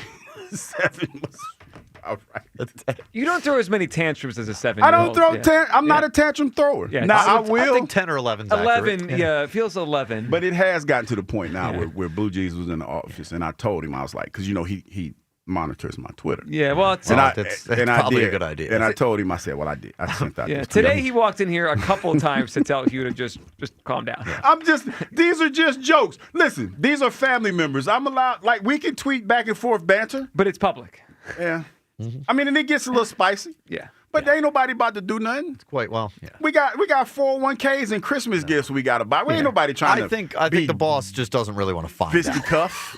You know. Yeah, we ain't nobody about to be out there fisticuff. He just wants to have a good Christmas. He That's doesn't it. want you to ruin it. Unless with there's the somebody's dad who threw eggs at your house. There you go. We're going to catch these hands. Stop. No, not really. No more. Retire with dignity, Hugh. No, I'm not going. I'm not going to go quietly we into the stand night. with you. Yeah. Yep. All right. One more quick thing. We might have to rein Joe in today. He's talking about being curious, fantasizing about Tanner McKee, Completely and now curious. we find out that he used to handle packages. Listen, I let all of that go. I am being an open book with everyone today. I let all of that go today. Y'all was wild with that. It's natural to be curious. It's okay, Hugh. This is a safe space. See, y'all talk about I'm child. This is a safe space. Speaking of handling packages, I think our winner today should be Derek, who gave us the answer of how Amazon replaced UPS, which is so true. Yeah, Derek cooked with that one. Derek's a good one. Derek, you are our winner today. You win the qualifying prize for ComboCon, automatically entered for the grand prize. All right, that is it for us today. 9 o'clock tonight. But tomorrow we're back with more. And we're gonna watch. What's that? Hard Knocks. Hard Knocks tonight. Ooh. Uh-oh. But seriously though, Joe. Okay, how good do you think it's gonna be? It's not about how good it is. It's what can we find out? What can we recklessly speculate? Exactly. About? 9 o'clock, HBO, our afternoon show. They're up next. We'll talk to you guys tomorrow on Sports Radio 94 WIP. Peace. After a setback against the Bears, do whatever I need to do to help get it fixed, and that's what we're working on right now. the Eagles charge ahead into L.A. for a Monday night showdown. The Eagles Radio Network, presented by PNC Bank. Brilliantly boring since 1865. The Verizon pregame show starts at 6. Then Merrill and Mike have the call. What an adjustment by A.J. Brown. Followed by the PDQ Restaurant Point of Sale Systems postgame show. Only on your exclusive home for the defending champion Philadelphia Eagles. Sports Radio 94 WIP. Ready for action, basketball fans? BetMGM, an authorized gaming partner of the NBA, is giving players another reason to hit the court this season. BetMGM is adding extra excitement to every basket, every slam dunk, and every buzzer-beating shot with special promotions, new features, and more. Log in throughout the season to find odds boost tokens, no sweat tokens, and same-game parlay boost tokens in your account to amplify your winnings. Enjoy enhanced product features like Dark Mode 2. Log into BetMGM, an authorized gaming partner of the NBA, all throughout the basketball season to see what's new. BetMGM and GameSense remind you to play responsibly. If you or someone you know has a gambling problem, help is available. Call 1-800-GAMBLER. BetMGM.com for terms and conditions. 21 plus to wager. Pennsylvania only. Existing customer offer. Subject to eligibility requirements. Rewards vary and expire in 7 days. And Doug. There's nowhere I wouldn't go to help someone customize and save on car insurance with Liberty Mutual, even if it means playing in a football game. Boom! 42! You're going down, Doug! Oh, yeah? Your price on car insurance when you customize and save is going down. Hey! Limu? What are you doing on their team? Only pay for what you need at libertymutual.com. Liberty, liberty, liberty, liberty. Down the chimney. B101 is spreading holiday cheer throughout Philly.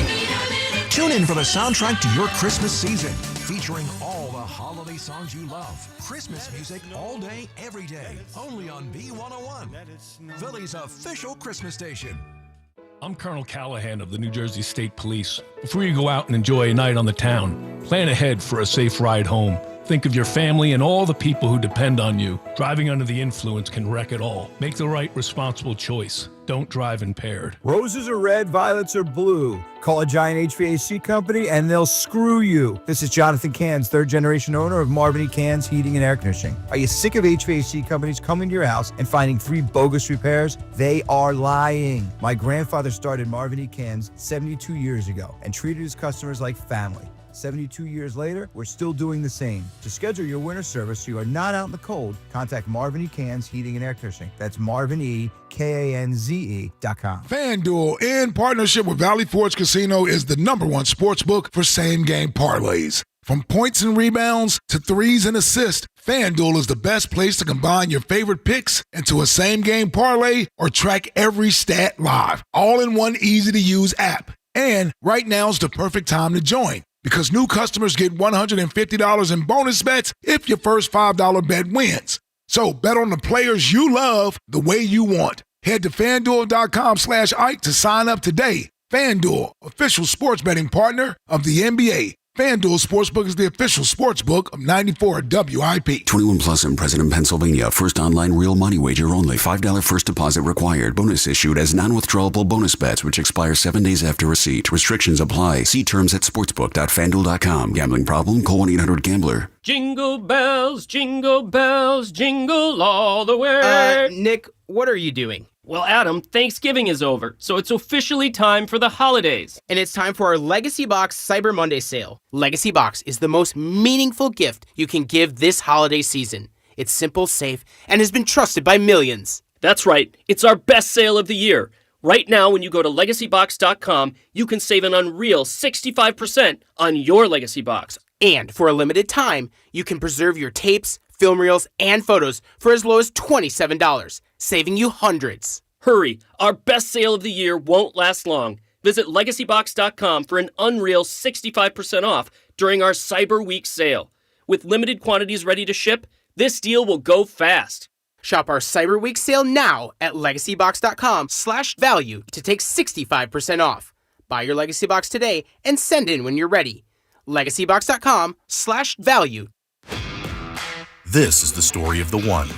As the purchasing manager at a manufacturing plant, she knows the only thing more important than having the right safety gear is having it there when you need it. That's why she partners with Grainger for auto reordering, so her team members can count on her to have cut-resistant gloves on hand, and each shift can run safely and efficiently. Call 1-800-GRAINGER, click Grainger.com, or just stop by. Grainger, for the ones who get it done. Some people just know you can save money on car insurance by checking Allstate first. Like you know to check the weather first, before wearing face paint to the game. Bro, your Go Cats is dripping into your nachos. Oh, and now paint is in my eyes. Interception! Did you see that? No. Yeah, checking first is smart. So check Allstate first and see what you could save. You're in good hands with Allstate. Potential savings vary, including based on how you buy, subject to terms, conditions, and availability. Allstate North American Insurance Company and affiliates, Northbrook, Illinois. This is Andrew Perloff with an Odyssey Sports Minute. Lane Kiffin gave some clues to what he was really thinking when he decided to leave Ole Miss for LSU. In his introductory press conference, Kiffin spoke about LSU's ability to pay players. In the NIL era, that may be the key between being a potential playoff team and being a potential champion. Kiffin will obviously cash in himself. But to make this work, everybody in LSU has to get paid, and paid well. I'm Andrew Perloff. 94 WIP HD1 Philadelphia, live from the Tasty Cake Studios. An Odyssey Sports Station. This is the afternoon show with Ike, Spike, and Fritz. Sports Radio 94 WIP.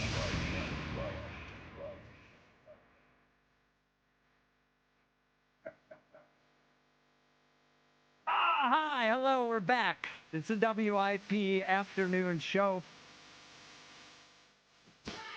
On a beautiful, rainy Tuesday afternoon. Looks outside like we feel in our hearts right now, Ike. Yeah. Ike, Spike, and Fritz, what's up, Ike? Brother Spike, I'm feeling pretty good. Listen, it's Tuesday, despite what has happened over the last 9 days, I think. 9 days. That's 2 losses in 9 days, I believe that is. Yeah. I'm okay. Jackie Baseball, here you got some decent news for me later on, but I want both of y'all to know. Yeah, I didn't say anything, and I waited till now to say it because we're on YouTube. Your boy in his quarter zip. You see me? I'm in my quarter zip today, I do man. see you in your quarter They zip. say the quarter zip is a thing out there right now, man. I do see you in your I'm quarter trying zip. to keep up with the youngins. The kids are wearing the quarter Yeah, zips? they Is that what they're wear saying? quarter zips now, man. Wow. Yeah. Wow. Kids have 6, 7 quarter zips. Wow. Yeah, come on. Big show. Big show. Big show as always. You know, Eliot will be here at 3. Jordan Mailata joins us at 4. I do have a very serious show announcement to make at 4:30. That is happening at 4:30. But, of course, we start. That's never good. We start with our football team. So, Jack was the lucky recipient of a 3-minute voice recording I made on my walk this morning. I was trying to have a nice morning catch with Suddy. Yep. We work every morning on Quick Hands. Yep. And I was also listening to you rant and rave. Yeah, so I was thinking about the Eagles situation. I was thinking about Jalen as a quarterback, and I said to myself, I've seen this before. I know where we are with Jalen Hurts. And where we are, and if you would do me the service of just letting me say my truth right now, all right, we are in Ben Simmons territory with Jalen Hurts. Now, I want to get off the top. I don't think their mental makeup is the same. Obviously, Jalen has thrived under pressure.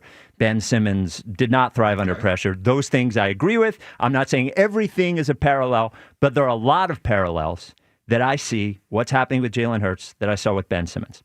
First of all, there are very basic things that Jalen can do as a quarterback to help the football team, just like there were very basic things that Ben Simmons could do to help the basketball team. Ben Simmons would not just go to the rim and get fouled, even though we knew he could on pretty much any play. Jalen Hurts will not run the football. Both are simple. That both things can help. Neither guy wanted to do it. Ben Simmons, although not a great three-point shooter, not even a good three-point shooter, refused to do it, refused to shoot corner threes. We see Andre Drummond shooting friggin' corner threes now. Ben Simmons wouldn't do it. They begged him to. Brett Brown begged him to publicly. They couldn't get him to do it, even though it would help the team. Jalen will not or cannot throw the ball over the middle, making the job of the offensive coordinator even harder. With all of these things that happened with Ben Simmons, the coach got blamed. Brett Brown just couldn't get it out of him. Brett Brown just couldn't figure out the right way to use him, right? So they got rid of Brett Brown, and it just got worse with Doc Rivers. And in this case, we have Kevin Patullo and Nick Sirianni getting blamed for the things that Jalen Hurts will not or cannot do. Then we had with Ben the relationship with Joel Embiid.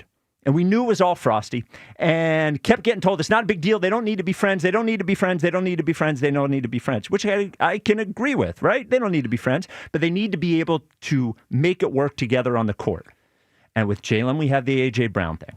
I don't care that they're not great friends anymore, but they don't seem to be able to even communicate on the field, right? So we had this whole big problem. And with Ben, every time you pointed out these issues, these very obvious issues that anyone could see, I would just hear 3-time All-Star, 2-time All-Defense. And with Jalen, every time you point out some of these things that could help the team, you just hear Super Bowl MVP. He was Super Bowl MVP. So now we're here and we're blaming the coaches, and Jalen Hurts is at an inflection point in his career, right? If he could go one of two ways. If he's like Ben, he can either not address these things and not try and not attempt to do everything he can to make this team better. And he can end up like Ben. The world can close in on him at that point because defenses will continue to adjust. His teammates will continue to leak things to the press, and it will get ugly. I promise, if he keeps going this direction, it'll get ugly. Or Jalen Hurts can do the opposite of what Ben did. And this offseason address these issues. Because if he doesn't... Oh, and one final thing. The other thing I heard with Ben is that they just didn't build the right team around him, right? He's actually a small ball 5. If you just surround him with shooters, if you just surround... And with Jalen, I hear the same thing. You just need the exact perfect team around this guy because he has the ball all the time. And I just think we're at this point where it's going to go one way or the other. Now, as I said at the top, I believe more in Jalen as a person than I believed in Ben. But he's showing a lot of signs, and I saw how this ended in the first place, and I'm getting worried that we're going to end up in the same place. You good? I'm good. You good? I'm good. That took a lot for me to I let you cook. You burnt up every damn thing, but I let you cook. You didn't come out with a masterpiece here. I'm just letting you know. Oh, it was a masterpiece. No. That was not a masterpiece. And it all started wrong by comparing him to Ben Simmons. I know Jalen has his flaws. Yes. I'm not saying he's perfect. Yes. He is no way, shape, or form in the same category as Ben Simmons. First of all, Ben Simmons had a ton of talent. Yes. And refused to tap into that talent because he was a mental midget. And I don't mean that in the most derogatory way. I just mean in the standpoint, from the standpoint of. You don't mean that in a derogatory way, No, I Mike? don't. Did you hear that as that came out of your mouth? I did. That's why I heard it. Said I didn't mean it in a derogatory way. Do you want to take back mental midget? Yeah, I'm okay. just saying. All Here's right. what I'm saying. Uh-huh. He lacked the mental capacity Mm-hmm. to perform in moments where it required him to be his best at the highest stage. I agree. That is not Jalen. That I agree. That is a difference. He had more natural ability than Jalen has. For sure. Jalen's a second-round pick. Ben Simmons was the number 1 pick overall. Yep. LeBron James, right? He's the next LeBron James. Like, Jalen was never being compared to great quarterbacks from that standpoint. Yes. Like, he had to earn his I agree. His place at the table. I agree. Here's the other thing. Now, those are the biggest things, and those can't be overlooked because when you are saddled with being the star or the guy who needs to perform when it's required for you to be at your best on the biggest stage and you refuse to answer the bell, not you shot air balls and you just came up lame or you threw incompletions, you didn't even want to shoot the ball. You didn't even want to be in that moment. You were a detriment to the team. But don't you see that happen with the guys running over the middle and Jalen seeing them and not pulling the trigger? No, here's why I don't view that as big of an issue. I'm not saying it's not an issue. Sure. I'm not saying it's not an issue. But they've already shown, and he's already shown, that you can win without him doing that. Now, had the Sixers gone on and won with Ben Simmons not shooting a three, you can scream till the cows come home about shooting three-pointers. If they win without him shooting a three, he's obviously right that he doesn't need to do that in order for them to ultimately win a title. Jalen has done that. He's done those things. He's been the lowest over-the-middle thrower in NFL for the last 5 years since he's been the starter. That is nothing new. They've had success with it. And as far as the running is a tricky thing. Because when you're younger, you run more. You get a few injuries, you get a little older, now you want to be selective when you decide to run. And I just think that's where Jalen is at. He's more selective when he's deciding to run. When you're worth the type of money that he is and the brand that he is, he damages his brand if he's on the sideline for 3 or 4 weeks. He can't play. Somebody else is in there performing in his position. So he's going to be smart like he should when he decides to take off and run. You can't do it recklessly. But the whole Ben Simmons thing, I was out from the time this comparison came up. Because Ben Simmons, I wouldn't want Ben Simmons on my team if he's the last guy I got to pick between him and give me somebody. Give me Reggie Evans. Give me Popeye Jones. Yeah, I don't care. Give me me. Like I'll take me over Ben Simmons. And you said Jalen did win, which is true. But there it is, Super Bowl MVP. Got the trophy right there on the mantle. I'll tell you what, if Ben Simmons has had a Saquon in Joel, but Joel couldn't stay healthy. Well, right? I mean, he was healthy that series. I know, but what happened was he disappeared. My point is there's probably a scenario in which at Ben Simmons' peak, if the team was absolutely positively right, but the problem is the team's not always going to be absolutely positively right. Sure. But the biggest issue in the comparison is the mental makeup. I agree on the mental makeup. I don't want to make light of that. Sure. But it's the makeup of the athlete in those moments. I don't think Jalen, even though he may not necessarily perform the way you want him to, he doesn't run from the moment. That man stood across the field from Patrick Mahomes twice and outplayed him in the Super Bowl. He didn't blink. Absolutely. That takes that's like being across from Brady or being across from Jordan and you still doing your thing and you win and you even outplay that guy. That's what that was with Jalen Hurts. Now listen, I had 3 days where I was in the fetal position. Right. I woke up today. Yeah. We're out of that. Oh, God. No. Yeah. We're out of the fetal position. I'm done licking my wounds. I'm back on the saddle. I'm back on the saddle. And Yeah, well, no, I'm just Ike saying. I saw yesterday. I'm gonna tell you, it's a lot of kicking while we're down going on right now, and I'm not saying it starts with you two, but I'm hearing a lot of it. It started from 10 to 12 is what I'm 10 to 2 is what I'm really hearing a lot of it. They're an issue, and I'm sick of hearing it. I'm there, so that has gotten me out of the fetal position because it seems like there's a lot of joy going on right now. Not on this show. And I ain't having that. I'm not having that. It's time to puke and rally, Ike. That clickbait midday show. All right, 215-592-9494. So, puke and rally. Which way do you think it's going to go with Jalen? Is it going to go the way of Ben? Does it all end up, explosion? Or does he address the things he needs to address? And do we soldier on? And I'm not just talking about this season. This is a future thing. It's not just, I don't expect him to all of a sudden, become a guy who could pass over the middle next week. All right. I don't know if it's ever going to happen. Well, that is my point. I'm just saying. 215-592-9494. Corey in Columbus, you're on WIP. See? What? I don't get why we always got to do this. See, it's okay. You know what I'm saying? We can be upset, but then when you talk about this Jalen deranged syndrome, because we be with you when you right. But you be no, wrong, you're not. You always got to stop over the line. First of all, let's get one thing straight. Yeah. Ben Simmons was the first pick in the draft. I don't care. I don't care about any of that now. No. Let me go. You had an hour to do your It's it's hour. Hour. Yeah, sorry.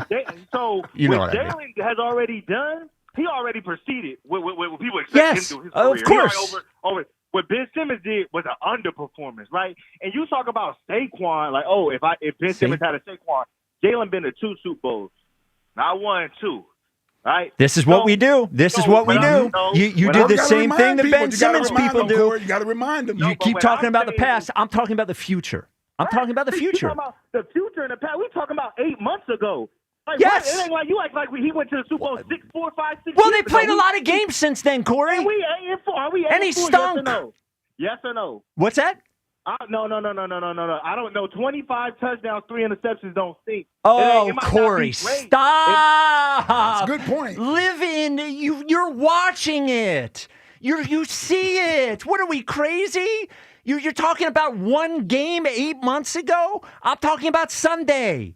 Right. I'm talking about... No. You ain't talking about just Sunday. We talking about Ben Simmons. I'm talking about the right future. Now. I am talking about the future. Okay, then. I've seen Jalen overcome. So what I'm saying is I never seen Ben Simmons overcome. So we sit up here like he been doubted, saying he can't. I'm not going to be on here to say I think Jalen Hurts is amazing and like what the dude said yesterday, best quarterback. I'm not going to be on here doing that. I'll be a fool if I say that. What I'm saying is I'm not going to sit up here and act like this dude can't get better. Like Jalen Hurts is a 6'1" quarterback, not throwing over the middle of the field. That might not be his strong point, right? Some people ain't good at throwing back shoulders, right? Some people don't do that, right? We don't criticize them. All I'm saying is what he does, he got to be better at it, right? What we're doing right now, we got to be better at it. I'm not going to complain with Nick Sirianni. I'm not going to complain with Kevin Patullo. All I'm saying is what these dudes need to do, it's a little bit of everybody's fault. I'm not putting the blame on anybody. You know what I'm saying? It's an organizational failure. One person messed up a game. So when you talk about Jalen and Ben Simmons, no. The mental, Jalen got that. Mm-hmm. You know what I'm saying? But I already said that. I already conceded that. Well, I think when you're talking about overall ability, Jalen got that more than Ben Simmons. Okay. Got the size and all that. Why don't you talk about the things that I addressed, which are all facts? About throwing over the middle of the field. I'm talking about run the ball, throwing the ball over the middle of the field. Hold on. Good relationship with your teammates. Coaches getting blamed for what you can and can't do. All these things are real. They're all there, right in front of you. Jalen Hurts don't got a good relationship with A.J. Brown. He doesn't have a good relationship with the whole team. How you know that? Come on. Was Devontae Smith just on the 7 in Brooklyn podcast with Melo when he said, this guy, I know when I don't got nobody in Philly, I know I got him I can turn to. Now, what I'm saying is, when you go to work, believe me, people piss you off at work. But that don't mean I got problems. You and Ike go at it. I know you and Jack go at it. That don't mean that ain't still your boy. Yes, but I can tell you this, Corey. I can tell you this. If there were rumors all over the internet about me being the reason that the show's not good, I can tell you that at least Ike would publicly say, hey, that's not true. I would say I agree. Jack would agree, but he would say it with his chest.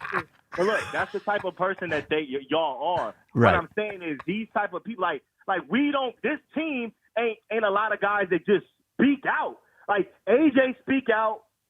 Jordan Mailata has a 1-hour show every single week. All right, when next time you got him on the show, ask him how you feel about Jalen Hurts. Because y'all don't ask that. Don't try to act like you just ask him that. I listen every week. You don't be asking him what you feel about Jalen Hurts as a teammate. Or y'all never ask. So don't Sure do we that. did. Sure we did. I mean, last week we asked him about the rumors of Jalen, and I don't want to incriminate Jordan, but go ahead. Go listen to it. You tell me if that was a chest-out endorsement. Go ahead. Okay, that's cool. All right. Yeah. All right. All right. All I'm saying is I don't feel like your comparison is fair. That's fair. That's fair. You know, I didn't think you would. Thank you for the call, Corey. I didn't think you would. But immediately he went to I'm not talking about the pass name. Pass was great. Thank you for the Super Bowl. Mm-hmm. Thank you. Mm-hmm. Thank you. I love it. Oh, my God. Such a great Super Bowl. I'm so happy for it. But I'm talking about moving forward. You sound like AJ. He makes a lot of sense. Yeah, we won the Super Bowl. Yeah, thanks for the ring. He makes a lot of sense. Thanks for the ring. Makes a lot of sense. Nick in Collegeville, you're on WIP. What's up, Nick? What's up, guys? So yesterday was a rough one. It was. The QB taking a rough one. Yes. Boy, they had you in the corner yesterday. Hey, listen, man. I admit it. Yeah, they did. Yeah, they did. You might as well get back in there, brother. I mean, no. No, I'm out. I'm out. Loud and proud. Yeah. Loud and proud. Let's go. I'm worried. I'm worried I'm going to catch a left hook on the chin. Here's the thing. When Ben Simmons, after about 3 years, my question about Ben Simmons to every host I ever talked to about Ben Simmons was, when he goes, will he ever go to another team and get a contract? Now, we know the answer is yes. Okay.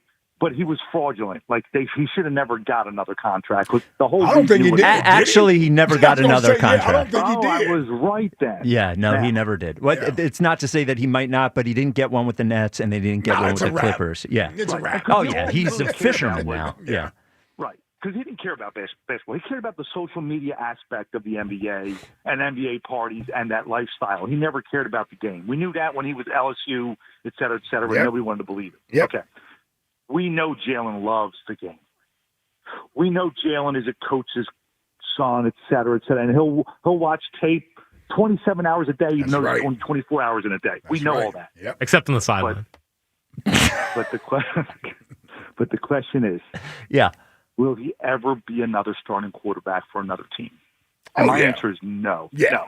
No. Are you? No. I mean, Nick. He'll be a backup. Nick, come on, Nick. 215. We've seen these quarterbacks. Look, come on, Nick. Yeah. Now, listen, I can understand you can be frustrated with Jalen. You may not think he's a top 10 quarterback or whatever. You're trying to tell me that Jalen won't be a starting quarterback anywhere else in this league if he were to lead the Eagles? Are you serious? Well, here's my thing. He's regressed. Like I'm happy he doesn't want to. He's regressed. He's thrown 19 touchdowns and 2 interceptions this year. Where's he regressed to? Yeah, I mean, listen, they're just phony. They're just numbers. Yep. They're just numbers. Yep. Here's my thing. Here's my real thing. Look, it's funny. His touchdown numbers don't matter. The win-loss numbers don't matter. No, what numbers matter? Like, which numbers matter? Is it just your eye test? Listen, I'm not OG Wade, and I'm not the other guy who's the opposite of OG Wade. Sure. Yeah. Okay. Yeah. But I'm in the middle, and all I see is he doesn't want to change his game. Why should he? Okay. You know why? Because the league figured him out. So the league found out one thing last year. We can't stop. We stack the box, okay, and we protect outside the hash marks. Mm-hmm. He might complete 4 passes across the middle all game, and we believe we can win the game if we do that. And guess what? Every defense, that's what they're doing. Yep. And how many of those games did they win when they won? Hold on, they won 17 out of 18 games, 19 out of 20 games. With him not being able to throw over the middle, only can throw out of the hash marks. Hold on, a predictable offense. There's nothing complicated about it. We know where Jalen's going to throw the ball, and he still was able to perform the way he did in the NFC Championship game and in the Super Bowl, even though they all knew exactly what he was going to do. And 2025, how's he look? Well, they're 8-4, He's thrown 19 touchdowns to 2 interceptions. He has 8 rushing touchdowns. So that's 25 total touchdowns with 3 turnovers. So, and they're in first place in their division. I'm glad. Listen, I'm glad. I know they got you in the conference room today, pre-show meeting. No. Nick. Listen, Nick. When I'm coming at you now, you poke the bull. Don't be mad when you get the horns now. You just got to be ready to handle the horns. I'm not doing anything but giving you facts. Now, you're giving me what you feel about Jalen. I'm just telling you it's not as bad as you're trying to portray it. And I'm giving you the numbers that he's put up this year. I didn't say he's a top 5 quarterback. I'm not saying he's elite. I'm just giving you his numbers. You're telling me he's regressing. He's about to probably throw more touchdown passes than he has in his career so far. Right? I think the most he's thrown is 22 touchdowns, I think, right? 22 or 23. He's going to surpass that. Still has 5 games left to go, right? He's probably going to add another 3 or 4 rushing touchdowns. So he's probably going to finish with over 35 total touchdowns this year. Then I'm gonna just say one statement. I'll go because I think you guys go to the break. Okay. The question is, where is this team going to be at the end of the season? Do we believe? It's because the team is not good enough. They could be one and done. It doesn't mean it's because of Jalen. Do a little bit more. Can I ask my quarterback to do a little bit more? Sure. If my team's not very good. Yes. So here's the thing. He's got more time than any other quarterback to throw the football. Right. That's still valid. So we know the offensive line can't run block. Yep. But clearly they can pass block. So why and that's can't fair. he be top 5 quarterback? That criticism is fair. He is coming up short in that area. I'm not going to sit here and argue that. Yeah. You're absolutely right. He's coming up short in that area. All right, Nick. Thank you for the call. I won't argue that. And also, he'll start for somebody else. Of course he is. Are you kidding me? Because really, he'll start for 3 more teams before he doesn't start for anybody else. Well, because Carson started for 2 more. Yeah. No, Carson started for 5 more teams. No, but he went into the season as a starter for 2 more teams. Well, and even Nick started for other teams. There's not enough good quarterbacks. Jacoby Brissett is still out here starting games, man. Well, that's an NFL record holder. He's in the Hall of Fame. Really, at the end of the day, 40 completions. What did he have? 47. 47. Really, at the end of the day, if they decide to move on, it'll be because somebody else wants him to be their starting quarterback. Are you kidding me? I didn't say that. It's at least 10 teams that'll take Jalen Hurts right now. To be clear, that is not what I said. It's not what I said. I just said he's Ben Simmons. All right, 215-592-9494 coming up. This is why I'm glad. Hey, don't worry, ladies and gentlemen, I'm back. Yeah, I was They had me down yesterday. I was downtrodden. I was even looking at you a couple times yesterday. I was like, is this Ike? You know what got me? What? I think his name was Don or Dave at the end. Oh, yeah. And he was like, "Hey, you just sitting here letting this happen?" Yes, it was Don. Yeah, I was toothless yesterday. Yeah, it was. I'm back. I got my dentures in today. All right, there it is. So coming up next, we'll find out what Jack thinks of my comparison. Also, Seth Joyner had some things to say about Jalen this morning. We'll hear that as well. This is the WIP. Turn Seth on me and everything. Yeah, man. This is the WIP afternoon show with Ike, Spike, and Fritz. Hey, the holidays are here and playoff football is in the air. Now, whether you're celebrating with family or you're fired up for a festive tailgate, Dietz & Watson has everything you need. Serve up the official hot dog of the Philadelphia Eagles, plus delicious sausages, premium meats, and artisan cheeses to make any holiday spread shine. And for those busy holiday errands, well, grab some high-protein Dietz nuts, meat snacks, perfect on the go. Dietz & Watson, premium meats and artisan cheeses proudly crafted since 1939. Visit DietzandWatson.com to find a retailer. As the baseball offseason begins, questions remain for the Phillies. Does Schwarber re-sign? Oh, we'd love to bring Kyle Schwarber back. It's a priority. Will JT return? The most prepared guy I've ever been around as a catcher. Can the Phillies retain Ranger? What a performance for Rangers, Suarez. Listen for the latest. All your Phillies offseason happenings happen here. We'll see what happens. Sports Radio 94 WIP. It's that time of year again. Hi, it's George Parenti, the lead dog at the Dogs and Cats Rules stores. If you're a pet parent like I am, you know that the holidays are just as important to our four-legged kids as they are to us. At the Dogs and Cats Rules stores, our goal is to make your holiday shopping easier. When it comes to getting the cutest Christmas-themed toys, collars, and leads, we have absolutely everything. That's Dogs and Cats Rule, now with 7 convenient locations. Shop small, shop local, shop family. Happy holidays from all of us at Dogs and Cats Rule. Get 50% off all window styles plus 0% interest for 5 years with Window Nation. What if you could have reliable and intelligent Wi-Fi? And get this, what if you could keep it at the same price for 5 years? That's the Xfinity 5-year price guarantee. 5 years of Wi-Fi that boosts speeds to the devices that need them most. That finds and fixes problems before you even notice them. Like super intelligent Wi-Fi with a sixth sense. And that keeps you gaming in the fast lane, even when the whole family's banking on bandwidth. All your devices working in perfect harmony for 5 whole years. And here's the best part. No annual contracts, no hidden fees, and our best equipment included. Hey, let's face it, a lot can change in 5 years. Kids grow taller, dreams grow bigger. But your Wi-Fi? It would stay reliable and the price would stay put. The Xfinity 5-year price guarantee. Lock in your price and unlock the possibilities. Xfinity. Imagine that. Select plans only. Restrictions apply. Hershey Park Christmas Candy Lane is back for another year of holly, jolly, and happy. Stroll under tree-lined paths and wonder at over 5 million twinkling lights. Wow! Grab a hot chocolate and warm up while watching the all-new Holiday Spectacular. Extra whipped cream, please. Enjoy epic rides and coasters and visit Santa and all 9 of his live reindeer. Hey, Rudolph, look over here and say, sweet. Hershey Park Christmas Candy Lane is open. Visit this weekend.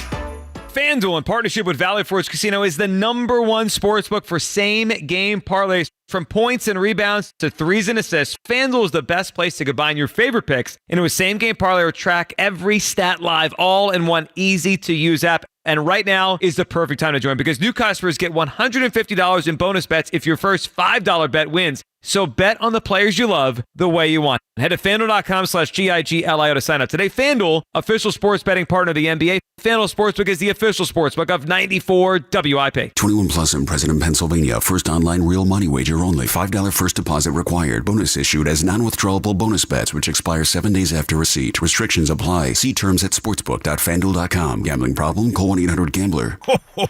Quality is very important here at the North Pole. You see, I checked my list once, twice, all done. Well, Santa, quality's important to us at Nissan, too. We actually test every model thousands of times. There's the frame twist test, shaker test, corrosion test, drive load test, tug-of-war test, towing test, off-roading test, practical strength test, splash test, corrugated road test, chassis dynamics test, water intrusion test, extreme heat test, extreme cold test, rough road test, jump test, curb impact test. And physical parts tests. Save on J.D. Power's #1 mainstream brand in new vehicle quality at the Nissan year-end event. Get 0% APR on the 2026 Rogue Platinum, 2025 Murano, or Pathfinder for well-qualified buyers. For J.D. Power 2025 U.S. Initial Quality Study Award information, visit jdpower.com/awards. Awards based on 2025 model year. Example, 0 down payment, 60 months financing at $1,667 per month per $1,000 financed. Actual down payment may vary. Subject to NMAC credit approval. Not all buyers qualify. Dealer contribution may affect actual price set by dealer. Contact dealer for details. Ends 1/5/26. It's the most It's here. wonderful time. B101 is transformed into Philly's official Christmas station. Relax and unwind with your holiday favorites 24 hours a day, all the way through Christmas. Tell your smart speaker to play B101. Makita knows that pros never settle, and neither do we. With Makita, you get tools that perform at the highest level, on every job, without compromise. Makita is for the most detailed pros, expertly engineered to deliver precision, job after job. When your work calls for the best, call on Makita. Makita, built to be the best. Available at the Home Depot. Too many tools, too much stress, and way too many bills. Odoo replaces it all.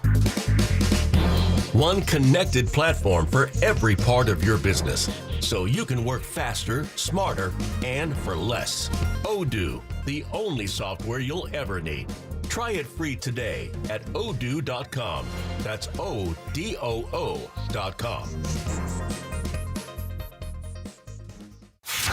The Chargers moved from a city that doesn't care about football to a city that really doesn't care about football. Eagles, Chargers, Monday Night Football. Pre-game starts at 6 on your exclusive home for Eagles football. Sports Radio 94 WIP. Nice one, Jack. Nailing it. Nailing The it. computer's stuck. Oh my God. Damn it. Oh, this is just Why for is it stuck? 232 Dude, are you pucks. serious? Dude, it's stuck. This is. You know how hear many this? people are out there waiting Why to is hear it what stuck? you're playing today? Damn it. Don't you have one in Yeah, in your chamber or something. No. Well, I was going to say Audio Vault. It's not Audio Vault anymore. No. What is going on? Hold on. The moment is gone. Yeah. It's not gone. Yeah, no, Wow. it's gone. It's the We'll get it back up. WIP afternoon We'll get show. it back with Ike up. Spike. It's not gone. We heard you the first Yeah. time. Yeah. Dude, what the heck, man? Oh, hold on. No, I got it. All right. Why don't you hit the thing coming back again? Make pretend I this don't feel didn't like happen. doing, I don't All feel right. like doing that. Okay. All right, we're back on the afternoon show. Blah, blah, blah, blah. There we go.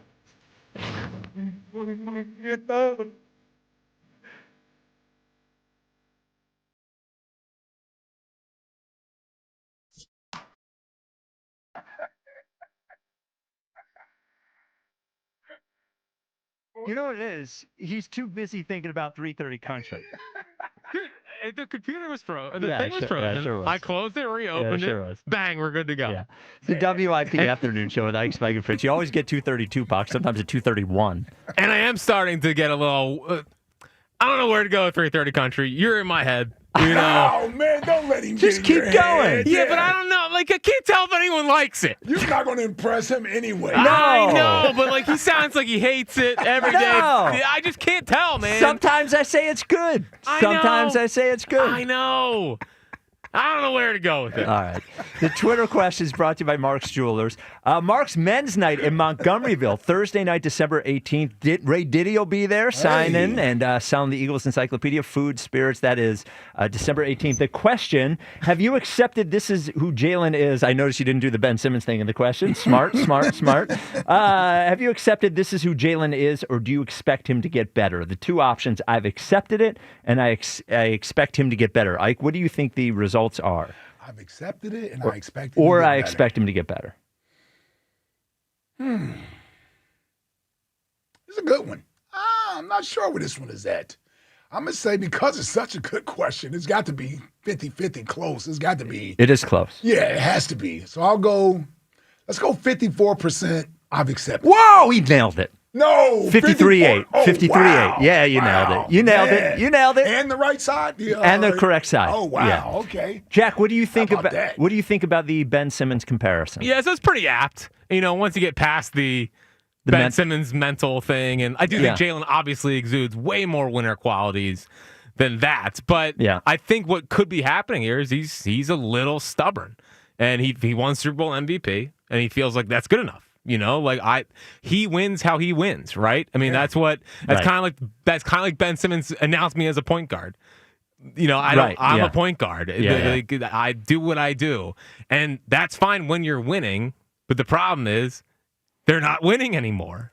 And when you need to put a little bit more on his shoulders, you're starting to see some of this come out. Well, there was a point in that game late where he ran where he needed to run. It was that one drive. Yeah. It was the drive where we can't decide whether we thought it was a meaningful drive or not. But he did. Right. But even So that was all right, I remember this. That was a meaningful drive when it was. But you said it wasn't late in the No, show. I was talking about the one after that when it was already 24-9, and he made it 24-15. He ran How's on that not meaningful? I thought that was the 24th. because that was a meaningful prevent. drive, That was too. prevent. The game was over by that point. Okay. Oh, we don't say that when the Rams almost won, when Vic Fangio went to a damn prevent in the divisional playoff round. You're right. But I was talking about the one where they went down the field in 2 minutes. That was to make it 10. Right. That was to make it 10-9. Well, so and even the announcers were saying on TV, Ike, I knew you were at the game, but the announcers were going, "Wow, look when he runs." It opens everything up and Yeah. and it did. I mean, I think it was like a 20-yard run No, it was or a 25. 22-yard run. Yeah. No, I agree with that. I always say there's a fine line there. Is he doing it too much, or is he not doing it at all? Like, I don't want him just standing back there patting the ball. Like, remember last year, I'm like, dude, run. Like, if you're going to sit back there and have all that time and nobody's open, take off. Well, because he was not good in the pocket on Friday. Friday, right? Yeah. Well, he threw that one pass, dude. The one that looked like it got tipped? It didn't get tipped. It didn't get tipped. Yeah. What the hell happened to that? He gets he's getting happy feet back there. Like, yeah, what the hell happened to that pass? I think Devontae was wide open on that play. I thought it was interesting this morning. There's a lot of receivers wide open in the game. There was. When they asked, I don't know if it was DeCamera or Richie that asked him this morning, asked him about Jalen running, Sirianni. And I thought it was interesting, Sirianni's response. He goes, yeah, we don't want him out there running 15 times a game. That was just interesting to me because there's a big difference between 3 and 15. Sure. And I wonder if he would rather it be 6 to 8 called runs as opposed to the 3 that they're calling per game. Because he said, I don't want it to be 15. It's sort of like when we talk about the Jalen throwing thing and people are like, well, you want him to throw 45 times a game. And that's not what I said. So I wonder. There's that. Yeah, that's there. Yeah. I mean, he ran in that. The one game I know he ran a ton was the first game. The Dallas game. Yeah, the first game. And the offense looked great until the delay. Until the delay. 215-592-9494. Sid the Kid, you're on WIP. Yo, y'all hear me? Yeah, but it sounds like you're on speakerphone. Yo, y'all hear me better now? Yes. Thank you. Yeah. Good afternoon, fellas. Ike, what's going on, brother? What's up, Sid? Hey, yo, you my man. I ain't even gonna hold you, man. You know what I mean? Yeah. Going on the show with these two dudes. Hey, yo, listen real fast though. It's definitely not a good comparison. I mean, if you just break it down in the simplest form, Ben Simmons. I mean, if you ask most people, he's a bust. Yeah, but I said that. But here's the thing, Sid. Jalen Hurts to being a bust. Because here's the thing, is that he wasn't always a bust. And if we go back to those conversations, and this is why I keep likening the Super Bowl MVP to the 3-time All-Star, is when we talked about those things that Ben wasn't able to do. I would hear 3-time All-Star, 2-time All-Defense. Why don't you talk about the things that he can do? And I said, I acknowledge the things he can do. But the things that he can't do are holding the team back. And now Ben, this is the real question to me. Ben was stubborn. Ben to his grave, to becoming a fisherman now. Said, I can play this way, and I can do it, and I don't have to acknowledge this other stuff, and I don't have to try that, and I don't have to do that. And the question to me is I truly believe that Jalen has the ability to be a quarterback in the NFL for a long time. But I do also believe that if he doesn't address the things that he is deficient at, and at least try them, even if you're not quite as successful, because I do think part of why Ben didn't shoot those threes is because Ben knew he wasn't great at it, and Ben didn't want to be seen as somebody who missed them. Shoot, yeah. And I think to an extent, if I'm psychoanalyzing here, part of the Jalen throwing over the middle thing is he knows he's not great at it. He doesn't want the interceptions because that's one thing he holds on to. And I think it holds them back. And I do think the question is where does he go from here? Because the past is the past. And it's unlikely we're going to have a perfect situation in the future like we had last year. And since Ben Simmons was in the league, you would say he didn't really improve his game at all, right? He became a better defensive player. He for sure did. Yeah. But as people all know with Jalen, he had a problem with turnovers for a while, right? Then 1 he year. got better with. Okay, he got better with that, and then he also had a problem reading the blitz. I remember that being a big story for a while. Oh, he can't pick up the blitz. Yeah, but reading the blitz. Yes, this, that, and the third. So he did get better again. He did get better again. Well, what's that? He did get better against the blitz. I agree with you. That's for sure. It's not like exact, but there are the thing about what was the first thing you mentioned about him? Well, about who? Ben? No, about Jalen. Oh yeah, with Jalen with the turnovers. He was turning the turnovers. Well, right, but that. You know how they addressed it? By him not throwing the ball. I mean, he threw the ball, just not as much. Not nearly as much. So we had 23 where he was like 5th in the league in turnovers. And then we had the first 3 or 4 games of last year where he was turning the ball over. And then he ended up throwing it 17 times a game. And again, it worked last year because of where they were. But I just, the odds of them becoming that sort of machine again from a running perspective just seems very low to me, I'm gonna make this last point. So then if the running game has been trash all year, like we all agree, right? Yep. And the defense been up and down like we've seen all year, right? Yep. So then who is the more to blame for the 8 wins we have? You want to say that's more Jalen? This year? Yes. Well, I mean, I'm certainly not putting all those wins on Jalen. Are you going to put? Hold on. Are you going to put the Detroit and Green Bay wins on Jalen? I'm not. Are you? Maybe the Rams. He played well. Denver. He played well. But like The rest of the games. Lost the Denver game. Okay, but Denver he did play well. I'm trying to think. What was the other game Minnesota? The Minnesota. Yeah. Proper quarterback rate in that game. So I know, but it was one of. I didn't say he has been, but it's been one of 12 games. I would say he was the reason they won the Cowboys game.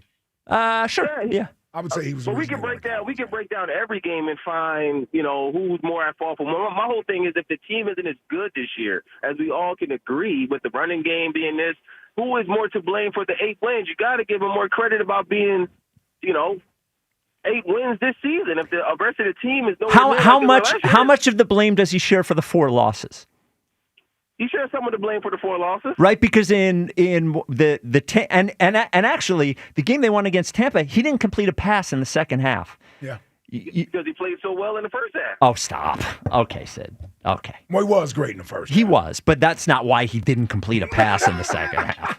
They did almost lose the game. Yeah, they did. They did. So Seth, I'm having trouble nailing down Seth Joyner right now. He did have his anti-Jalen moment, but he also had an anti-AJ moment this year. So he was on the morning show today, and he was talking about Jalen. Here's what he said. Jalen's eyes and the way that he goes through his progression. I'm watching quarterbacks yesterday, okay? They look, they go to the next. 1, 2, 3. That's how fast you get off of primary to secondary to, your third option. But he doesn't do that. When he makes up his mind that A.J. Brown is getting the ball and A.J. gets jammed, guess what he's going to do? He's going to stay with A.J. and wait for A.J. to free up. And you cannot operate effective and efficiently in that manner, in my opinion. You just can't. I agree with him. I mean, to an extent. I understand the full context there. Yeah. What he was saying is that part of that is the quarterback. He's starting to worry about the receiver being upset at him. Well, that's there too. When he knows the ball is supposed to go to him. Well, I think because you're going to get those piercing eyes at you if you don't throw the ball. Well, and you said this yesterday, and you've said it a bunch of times, and I think you're right. If this season unravels, we are going to point to not anything that happened on the field. We'll talk about the offensive line. We'll talk about the rush defense against the Bears in the Bears game, so on and so forth. We will point to the AJ stuff starting and the team not squashing it.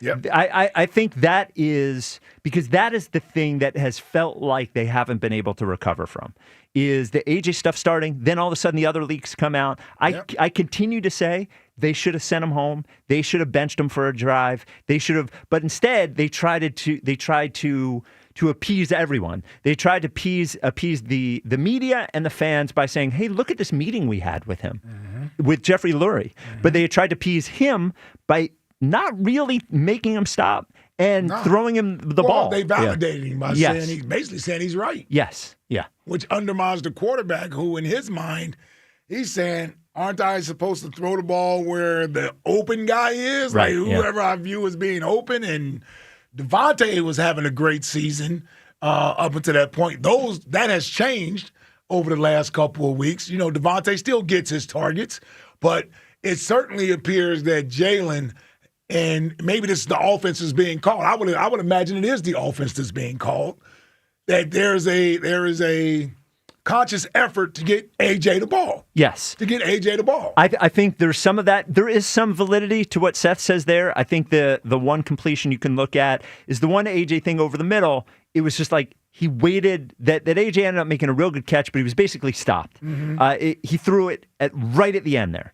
And it was one of those things where if you throw that ball a half second earlier, AJ catches the ball on the run and he goes. And I think sometimes one of the issues with Jalen as a quarterback is like so many times it seems like the receiver is catching the ball while they are stopped as opposed to being on the run. Sure. And I do think that's a throw the ball on time sort of thing. I think the timing thing is a legitimate thing. And that has also been said about Jalen throwing with anticipation instead of waiting till he sees a guy open. I've gotten on him about this, but what am I like? What are you gonna do? If he is averse to wanting to turn the ball over, like what am I gonna do? What are you gonna do? You don't want him turning the ball over. Well, and this is one of those spots where the physical capabilities, I think, hurt him a little bit because most of the quarterbacks that are good at that thing, just throwing it right at the end, have a cannon. Right. The throw a ball 100 miles an hour. They can line it, fire it in there. And I think the wind has been more of an issue for Jalen because of that. And I think, that sort of stuff where you throw it a little late, he doesn't have Stafford's arm. I think it's fair to, when you say that things need to be a certain way around him, I don't necessarily disagree with that. I think that's the absolute truth. Like, he isn't a guy that erases or makes up for all your deficiencies on your offense. And even if you have a defense that they can't score, Joe Burrow playing in Cincinnati, he has to go out and score 35 points a game just to win a game because his defense is going to give up 33 every game. Yeah, he has the ability to do that because he can sit back there and just throw. That's him. That's what he's done. And Jalen has never really been that guy. No. He's never really been that guy. And so when things aren't ideal around him, you see the shortcomings. You see those things. 215-592-9494. Rios in North Philly, you're on WIP. What's up, Rios? What's going on, Hard Chargers? What's up, buddy? What up, Rios? What's up, gentlemen? So, Spike, you out here trying to tickle people's tonsils, huh? What you doing? No, that's an Andy thing. That's not me. I got to admit, I hadn't heard Coach Reed use that one before. He never used that with us. Dude. Tickling tonsils? I mean, what an amazing quote. Yeah. Yeah, yo.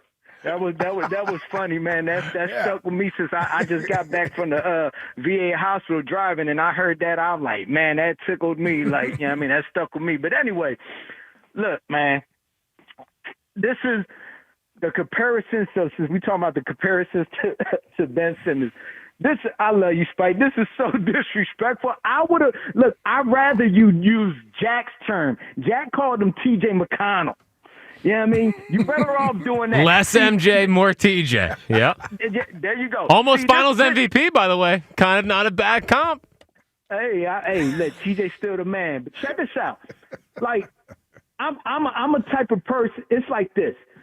Show me who you are. We talk about the overall. Show me who you are, and that's what tells me. That tells me everything. Now with this guy, this sucker. And I don't care how young he is or whatever the situation is, he's a straight sucker. Nobody wants to really hang with this type of cat. Girls don't really want to be with him like that other than the money, because it don't matter if it's a girl who's going for you for the money or whatever. They know. Women know, you a sucker, dog. You ain't a bull. You ain't a man. You know what I mean? Look, you've seen videos of Ben Simmons from way young, going to college. You see when he was in college, wasn't even there for the team for, I guess, whatever playoff seeding, whatever in college and everything. You seen what he was all about. You know what I mean? Didn't go through anything tough, all through that. And then he talked about a lot, like his thing was he had some mental issues. I'm a guy who can speak on that. And, let me tell you something, man. His mental issues, you get mental issues about something with your back, the court, because every time you go and see the damn rim, it's everybody, you can't even hear the stand. That's all you hear because you're afraid of that. So the whole thing about Ben is just that case, is how people use the term apples and oranges is so far different. Jalen, now, mind you, I'm there with it like, yo, bull, I was very pissed. I'm like, you know what? You need to get your act together now. You need to start playing freely. Stop worried about who needs to get the ball, whatever. And then at the same time, if you're not doing it as a leader, as a QB, it's like, yo, hey, KP or whatever, let's do this, let's do that. You know what I mean? He got to get all stuff together. So I'm with that. Just the comparisons to Ben is like too far off with me. Now, I feel like a lot of things, I feel like coaches regress because it's like, you know what I mean? Yo, like, where did you leave your balls and stuff at? I feel that it's like, yo, you're so conservative and so letting things go now that it's like letting these guys do what they want. I would wish Sirianni in some ways was able to do something like how Belichick was with Brady, because I know the caliber of Hurts is that he will be so pissed off. Yeah, piss him off, because I think he's the type of person pissed off, he's going to play great. Huh? He may not want to run too much now because he don't want nobody else coming in the game. There's a lot of things going through with that, with whatever's going on in the locker room, with whatever's going on. Man, you got to play freely and not give a damn. It's a lot of and the thing about the Eagles right now, it's a lot of damn, this is that talk back and forth. And you play football, you know. Yep. I mean, y'all guys know. Maybe not Jack. Jack's probably Jack still a don't little know. bit young. Yeah, I mean, but y'all know that it's like, man, at the end of the day, you got to step to whatever you fear. Do you fear telling this in front of everybody? You got to do it. You got to everybody got to face it. Nick Sirianni, you got to face it because too much of this, I'm telling y'all can't tell me you like any of them press conferences. Y'all don't want to listen to them Johns, but y'all got to listen to it because y'all doing a show. But it's like it gets to a point, smack something off the table and be like, we're going to fix it. Something. Bring something to, because that's what this city is about. And to them suckers, I ain't a KP guy, but to them suckers who did that stuff, do that. Throw eggs at somebody's house that you know got artillery at their house. Throw eggs at somebody's house that you know is a vet. All right. How about that? I mean, no, I didn't like that. You know why? No, I didn't like it either, but yeah. I was in the military, so everybody knows. When they know Philadelphia, they know me. I don't like that. That comes back to me. I get calls. Like it's freaking embarrassing. So I'm going to say it. You know what I mean? Peace. All right. Whew. I would not throw eggs at anyone's house, but specifically Rios. And we do not endorse the kids that were throwing the eggs at Petullo's house. Bunch of ham and eggers. Yeah. Wish I'd catch you out there throwing eggs. Yeah. Hey, what if KP came out and tackled him? Well, as someone who has had, as a child, had people show up at their house because they didn't like that's right. your dad, it's a scary, you know what it is? It's not about what they did. It is about, for me, it's about, and it's not even about Kevin. It's about his family in the house not knowing what the hell is going on. Somebody would do that. Yeah. You know, it's because if they'll do that, who knows who else that inspires? Crazy. And It's crazy, you don't want to do that. His home is his home. Leave him alone. Yeah. You know what? I'd be scouring that neighborhood. Oh, dude. Has to be somebody in that neighborhood. Oh, it has to be. It's a nice neighborhood. Yeah, it's a nice neighborhood. Yeah. They know he lives there. Yep. You know, did somebody drive all the way over there? Like, these kids, they drive over there. Now, that could have happened. But if he lives in a big enough development neighborhood, somebody in that damn neighborhood did it. I was going to say I'd be knocking on doors, but actually I'd get Rios to start knocking on doors and say, do you guys have eggs? Well, you know you got the Ring. Everybody has a Ring camera out there. Oh, yes. So somebody's seen something. Yeah. It's your state, by the way. Yes, it is Jersey. Oh, yeah. It was Jersey. It is Jersey. Yeah. Oh, yeah. The stuff never happens in Pennsylvania. 215-592-9494. Eliot does join us next. Yeah. Find out what Eliot thinks. Also, Eliot said on his power rankings that the Eagles are the number one team in the NFC right now. So makes sense. Yeah, we'll have to question him on that as well. Yeah, get him a lie detector test. Yeah. Tasty Cake Dom, I'm sure, loves the Jalen Ben comparison as a Sixers guy. I'm sure he loves it. As a Jalen guy and a Sixers guy, I'm sure he's very, very, very, he's right on board with it. Yeah. This is the WIP Afternoon Show with Ike, Spike, and Fritz. You know what else I'm on board with, Jack? National Appliance Warehouse continuing their Black Friday mega sale. Big news. Yes. Big news. You missed it. Listen, I know you missed it. It was busy around the holidays. You had to get ready. You probably heard us talking about the Black Friday mega sale, and you were like, damn it. Can't get over there. Why didn't I get down there? Well, guess what? You're in luck. How so, Jack? Because they've extended it. Whoa! For those of you that don't know, 40% off appliances, over 100 brands of appliances at National Appliance Warehouse. They will have the right appliance for you. Whirlpool, LG, Sub-Zero, Wolf, Cove, whatever you need appliance-wise in their 15,000 square foot showrooms in Wilmington and Middletown, Delaware. So you're going to get the right appliance. Take advantage of the Black Friday mega sale right now. They've leveraged their buying power, billions in buying power, to get you the lowest prices possible. So if you missed it last week, don't miss it this time. So on top of everything else you get at National Appliance Warehouse, you also get an unbeatable customer experience. You walk in there, they will get you with the right appliance. Guaranteed. You can learn more at nationalappliancewarehouse.com or hurry to their showroom in tax-free Wilmington and Middletown, Delaware today. Tell them Fritz sent you! As always, tell them Fritz sent you. Spread the word, new drinks at Wawa. It's not around long, it's a limited offer. Snickerdoodle and peppermint cookies and cream. The holidays are here, and so are Wawa's holiday beverages. Try the new iced Snickerdoodle latte or peppermint mocha while the season lasts.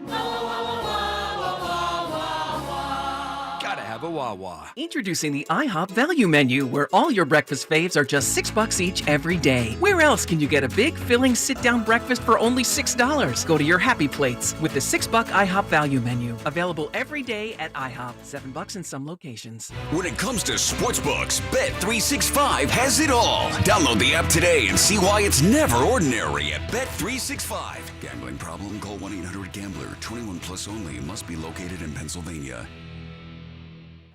Game day is for noise and excitement. But renovating your home? That should be smooth, simple, and stress-free! Tillman Builders knows your home is your sanctuary. That's why their team isn't just skilled, they're polite, respectful, and actually enjoyable to have around. You want a team you can trust. And after just one meeting with Tillman Builders, you'll feel it. They guarantee it. Start your free estimate today at tbremodel.com. Remodeling without the chaos. Wawa has your favorite go-tos, so why not give our clubs and paninis a go? Always customizable, always craveable. Bold ingredients stacked in a toasty, satisfying club, or layered into a perfectly melty panini. Try new signature recipes like a garlic honey hot oven roasted turkey club sandwich, or garlic honey hot panini with the new honey hot garlic aioli mashup sauce. You might just discover a new favorite go-to with Wawa's clubs and paninis. Gotta have a Wawa. If you're drowning in IRS debt and can't afford to pay, then you need to take advantage of special IRS tax programs that are available and free yourself from IRS collection efforts once and for all. Due to the financial hardship consumers are facing throughout the country, the Internal Revenue Service has made it easier to settle delinquent tax problems. An open phone line has been established by Community Tax for consumers to call and see if they qualify. Take down this number or store it in your cell phone, but call the Community Tax Helpline at 800-269-3454.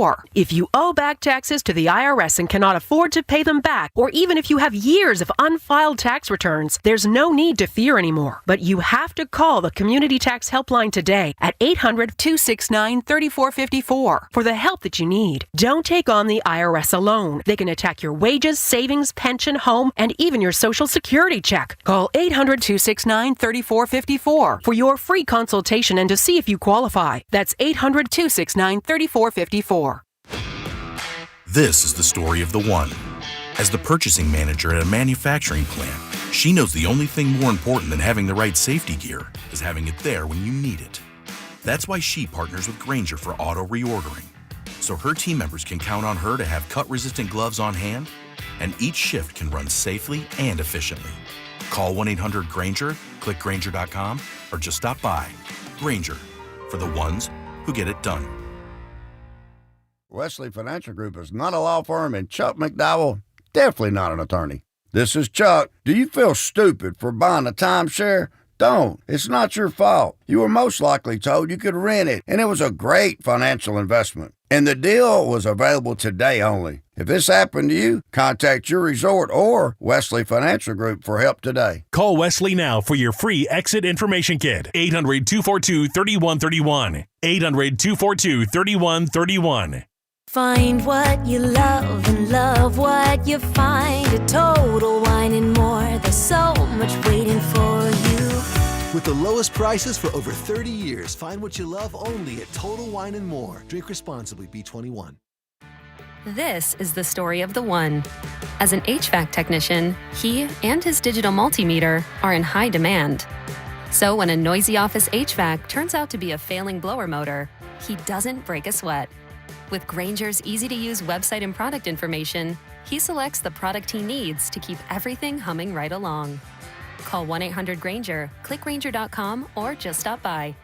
Grainger, for the ones who get it done. Pick up Chevron Techron Fuel System Cleaner on sale now. Buy one, get one free, plus receive 2 times O Rewards points at O'Reilly Auto Parts. O'Reilly Auto Parts. This is Andrew Bogish with an Odyssey Sports Minute. The Patriots might have the easiest schedule in the NFL, but I can't dismiss 10 straight wins and 11 overall. Winning is way too hard in this league. The 9-win Rams just gave us that dud in Carolina Sunday. In New England, Drake May's a stud. Mike Vrabel might be coach of the year, and they'll soon have some key pieces back from injury. I'm Andrew Bogish. 94 WIP HD1 Philadelphia. Live from the Tasty Cake Studios. An Odyssey Sports Station. This is the afternoon show. Sports Radio 94 WIP.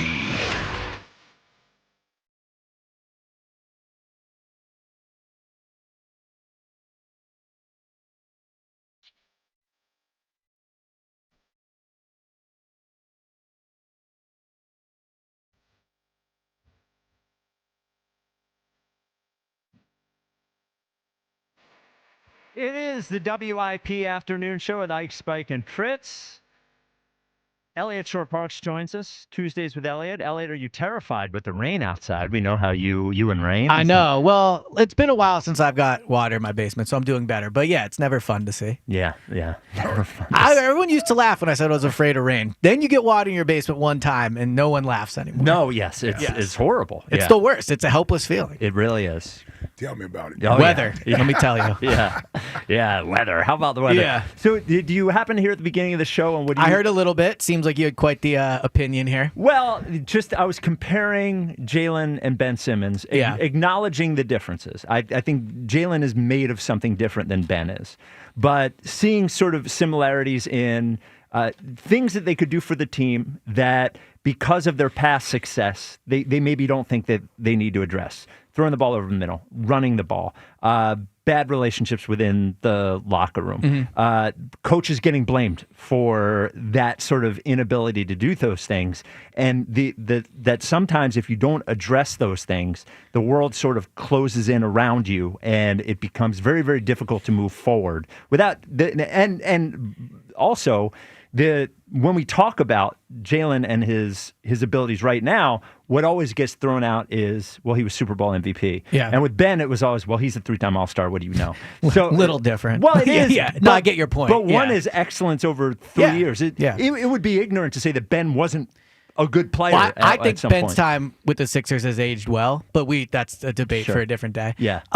So I think when comparing the two, a couple things I would agree with and disagree with. First, I think a similarity is maybe they both have been successful their whole life. Like Ben obviously didn't pan out as an NBA player long term, but he was the number one, one of the top recruits coming out of high school, number one pick in the NBA draft, all-star rookie of the year.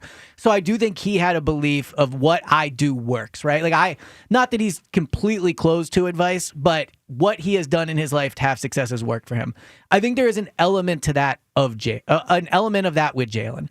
Jalen has had success in every single stop of his football career, right? Goes to Alabama, goes to Oklahoma, almost wins the Heisman, not drafted super high, but comes to the Eagles, wins the job, goes, we all know his resume. So I think sometimes when there's Jalen doesn't listen to anybody. I mean, I don't know if he doesn't listen to anybody to the point where he's like shutting ideas away, but I also understand why Jalen would want to continue to do things the way that has worked for him. So I think that is a similarity.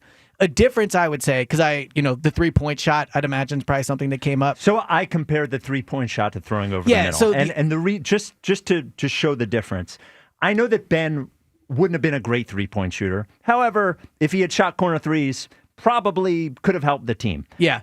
And I thought his reluctance to doing it was more out of, I don't want to be shown as somebody who fails at this. I agree with that with Ben. And it ended up handcuffing him. And I think some of the throw over the middle thing, because you see him see the receiver, and he always thinks twice about it until it's too late. So that was, I compared those two. My thoughts on that would be, one, I do think there is a difference, and I get the premise of what you're saying, but I think there is a difference between literally no threes and Jalen only throwing over the middle and running sometimes. Like, there is an extremeness to the no threes that is very different than, only 10% of his throws are over the middle, or he's running it less than this year than past year. So I think that is one difference. But also, again, like, Jalen is having success the way he is playing. I know it is not always perfect, and I think they walk a closer line than they would need to if Jalen would play at a higher level. But if I'm Jalen, I don't know if I see a ton of reason to change the way I play. Even though he's not playing well, and I don't think he's having a good year, and I think he's, the number one reason the offense is struggling, right? But if I'm Jalen, there's no way you believe that. I do believe that. But if I'm Jalen, I don't know if like Nick and Patullo and all these people can convince me to change my game when I just won the Super Bowl. I'm 8-4. I'm protecting the ball works. Like, at least we can stop with all the, throw one more interception. Like, they've lost a turnover battle the last 2 weeks and they've lost both games. Well, yeah, but that sort of falls apart when you look at how they turn the ball over. They turn the ball over and the tush-push now. But it doesn't matter how they did it. Sure it does. No, it doesn't. No, here's why it does. Why? Because the plays that he is turning down can score points. See, you never acknowledge that and the truth is that a lot of turnovers, it evens out. The Saquon play was not what he fumbled, not a risky play. The tush push, not a risky play. The interception that he threw, not a risky play, just a bad throw. So you equating the turnover thing with risk is wrong. There's an upside to every risk that you take, and the upside is scoring more points, is keeping the defense off the field. It's keeping drives alive. The idea that you can just not turn the ball over, like Alex Smith didn't turn the ball over, and they ended up replacing him. There are quarterbacks who don't turn the ball over who also are not look, turnovers are going to happen. I'm not saying, like Jalen's the best quarterback in the NFL because he doesn't turn the ball over. The point I'm making is if I'm Jalen and I'm going to the playoffs every year and I'm winning games by prioritizing the turnovers, I can see why he would not be super interested in, well, you should throw over the middle more when that is the riskiest part of the field to throw the ball. And I'm not saying every throw, like there are throws against Chicago where Jalen is in the pocket. AJ is wide open over the middle. I think a problem against Chicago was, and maybe this is a year-long problem and it's becoming worse with the line, I think Jalen is way more sensitive to pressure this year in the pocket than he has been in the past. I think now at the first hint of pressure, he's dropping his eyes, he's ducking, and he's rolling out. And I thought there were some plays against Chicago where the pressure started to come, and I know it's easy for me to say, but it looked to me like he could have stepped up in the pocket or just stayed where he was and gotten the ball out over the middle. And I think because of pressure all year, he's not doing that, where I think he's been better at that in the past. But back to the turnover thing, I guess what I'm trying to say is that Jalen has had a career that a lot of quarterbacks would kill for. And so when we're sitting here and saying he should run more or do this or that, I understand his hesitancy in changing how he does things because how he's done things has worked. That's true, but looking forward, again... But that's the difference with Ben. What Ben was doing worked to an extent, but he didn't have anywhere near the success that Jalen had. Well, that's true, but also, let's say Ben, at one point, let's say Embiid went nuclear, won playoffs, they won a championship with Ben playing the way that he played. I don't think that's an affirmation of Ben playing the way that he played.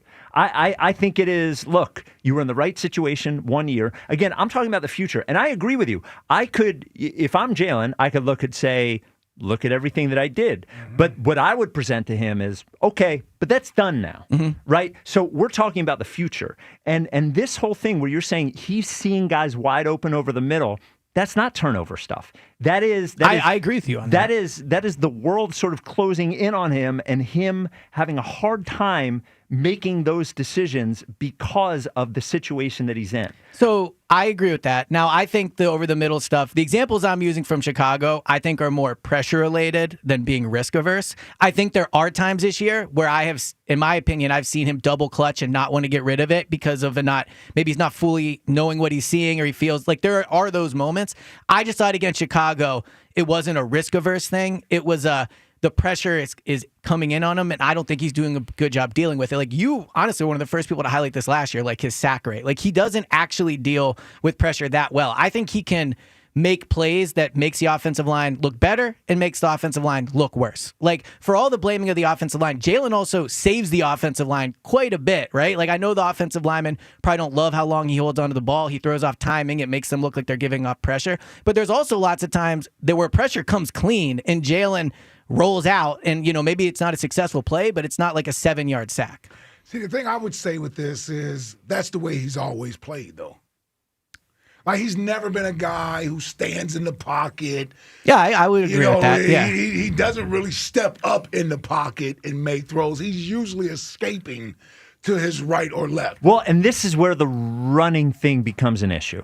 Because if you're not going to run, and he doesn't want to, it seems, I don't see any reason for Kemsky and McLean to have those reports if they're not true.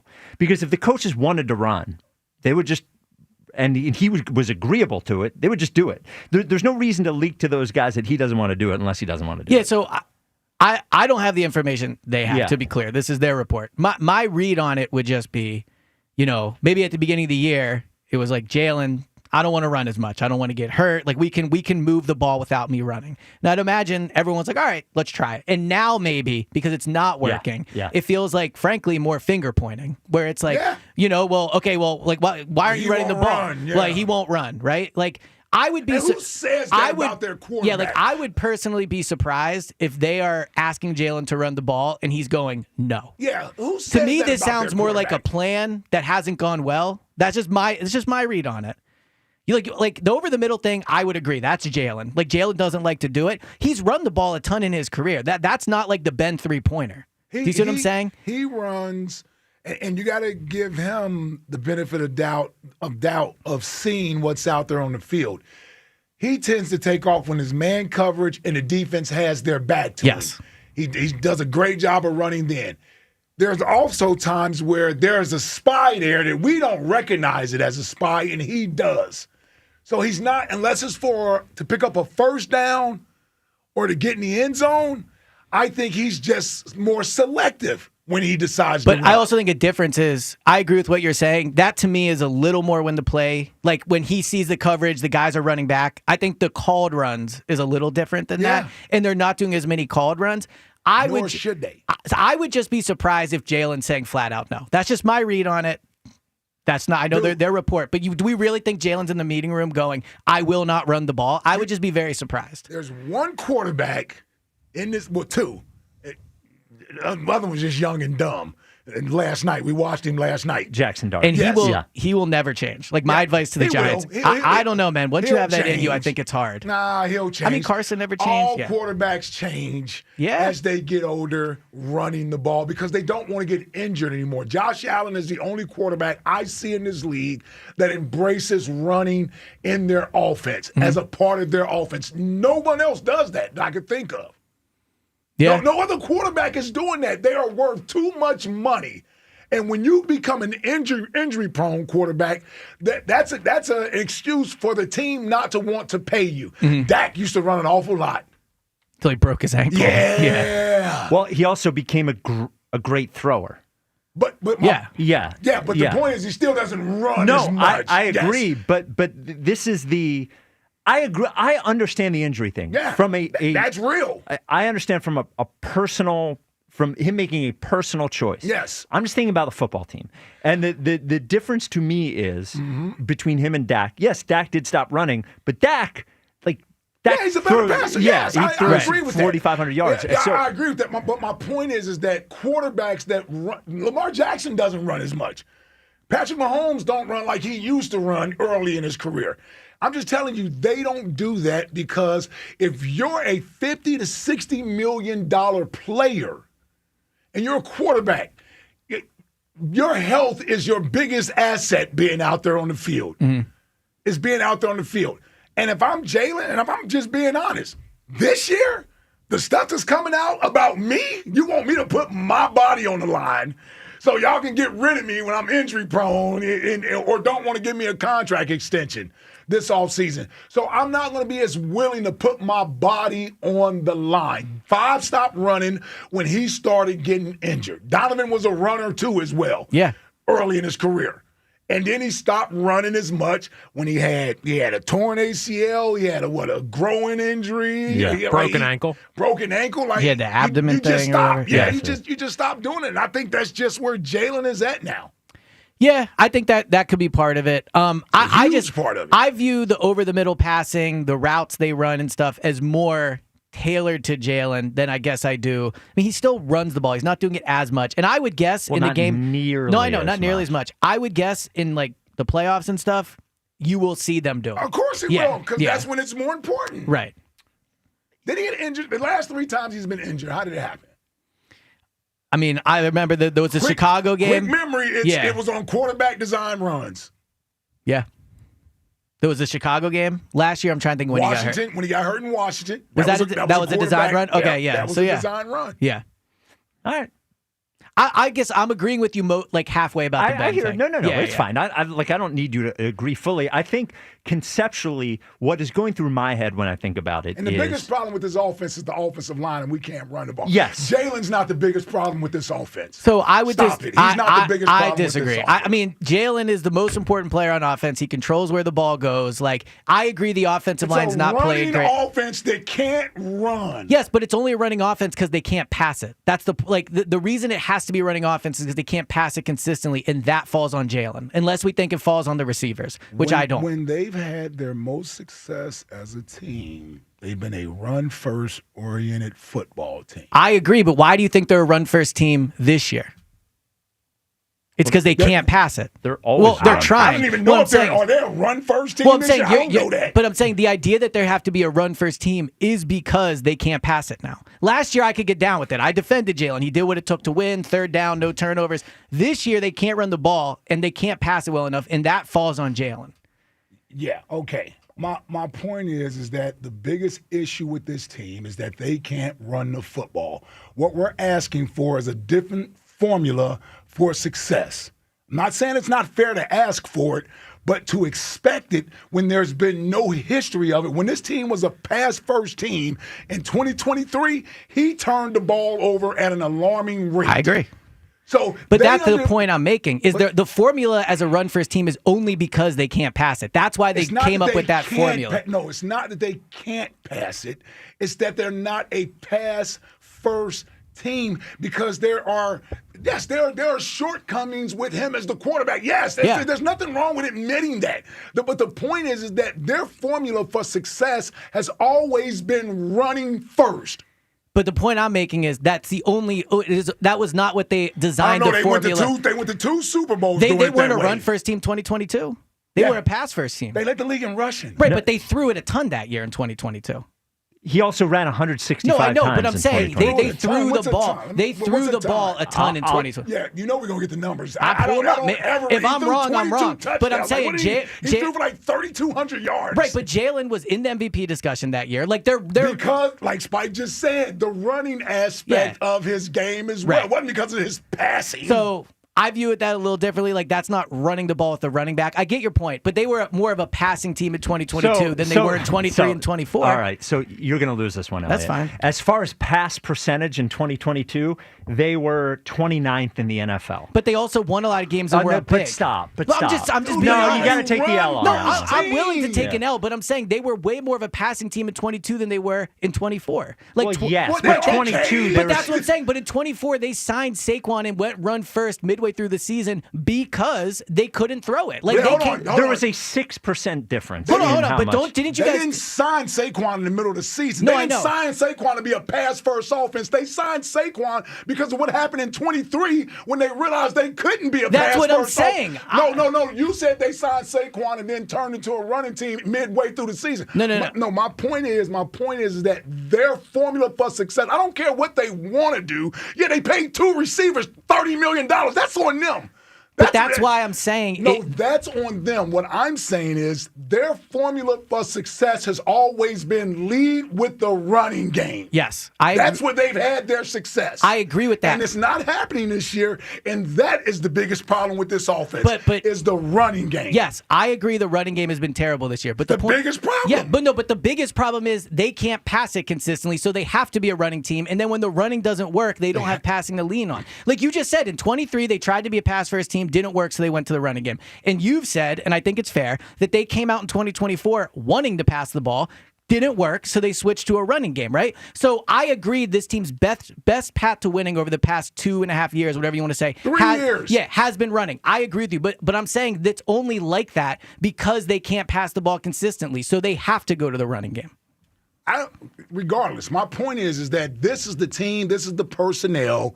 If they run the ball well, they're not even running the ball decently. If they run the ball as a top 10 running team, this would be a much smoother offense. They'd be in much more advantageous second down, third down, stay ahead of the sticks, push on third, all that boring football we watched, and everybody wanted to throw the ball. They won by running the football. But if they were a top 10 passing offense, they'd be in way better shape, When have they ever been a top 10 passing offense? I agree. They've not been, but I'm saying the fact they can't do it is the problem. The running game has carried them. The running game has done its part for the past 3 years. The running game has carried them when? Last year. What about this year? I'm saying this year they needed the passing game to step up, and it hasn't done it. You're telling me Jalen's the biggest issue? Yes, because the passing game. The defense has won 2 games, maybe.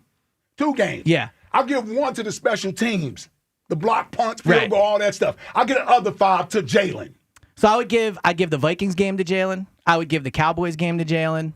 The Giants one, I'd probably give to Jalen. Tampa. Yeah, Tampa's debate. Tampa, you might be right about that. But I'm just saying, yes, he has the most to do in wins. He's the quarterback. But I also think he's been the biggest I think he's the problem. biggest reason they lost last week. That's fine. I'm saying the biggest issue with this team this year has been the inability to run the football. But that Jalen is nowhere near the biggest problem with this But offense. that issue with the running game is only highlighted because they can't pass it. If they could pass the ball, They the pass lack the same of way running they game. always pass.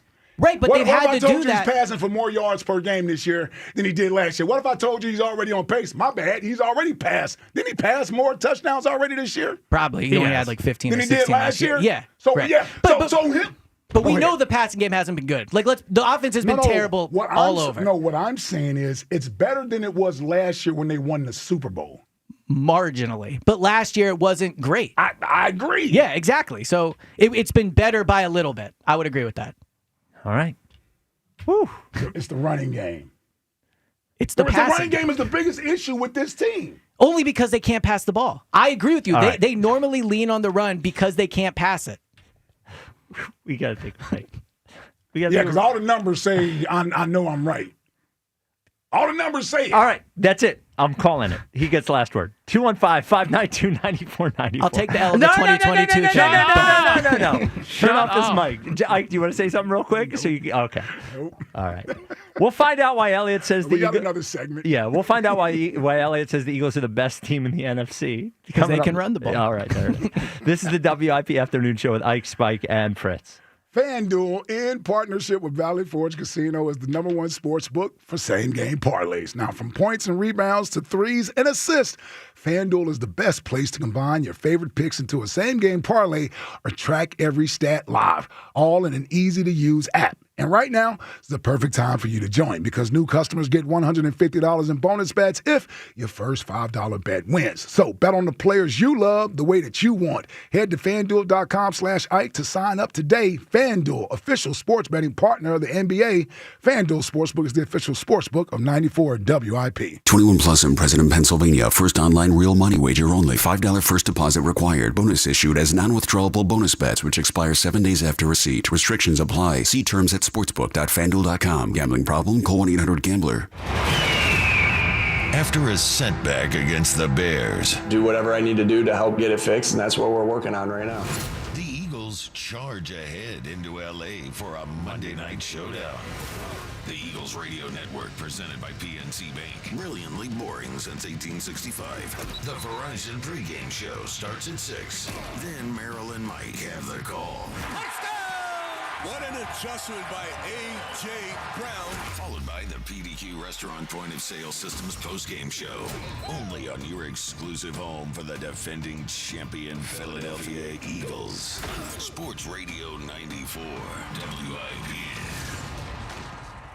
The holidays are approaching fast, and the last thing you want is to have to deal with issues with your home's heating system. Horizon Services has expert tune-ups and heater safety checks to keep your home comfortable through the season. Plus, free estimates, 0% interest financing available for system replacements, and right now, get up to $5,000 toward a next-day HVAC installation when you trade in your existing unit. Horizon offers same-day emergency service, even on holidays. Book with Horizon Services today at horizonservices.com. Every team needs a reliable defense, especially when life blindsides you. At Pansini and Pazika Law Group, you're not just an injury case, you're family, and we fight for you the way we'd fight for one of our own. From your first call to your final settlement, we're by your side, making sure your voice is heard on every play. Your recovery is personal to us. Pansini and Pazika Law Group. Hundreds of millions recovered. Schedule your free consultation. Visit PansiniLaw.com. Get 50% off all window styles plus 0% interest for 5 years with Window Nation. Yo, Philly, Ike Reese here. You know I love this time of the year. Football, family, and plenty of tasty cakes. I'm talking about those limited edition flavors. Those Frostbite donuts, fire. And don't even get me started on the mint chocolate candy cakes. Elite snack status right there. Perfect for tailgates, parties, or just kicking back after a Birds win. So grab your winter tasty cakes before they're gone, and you know the rule, accept no substitute.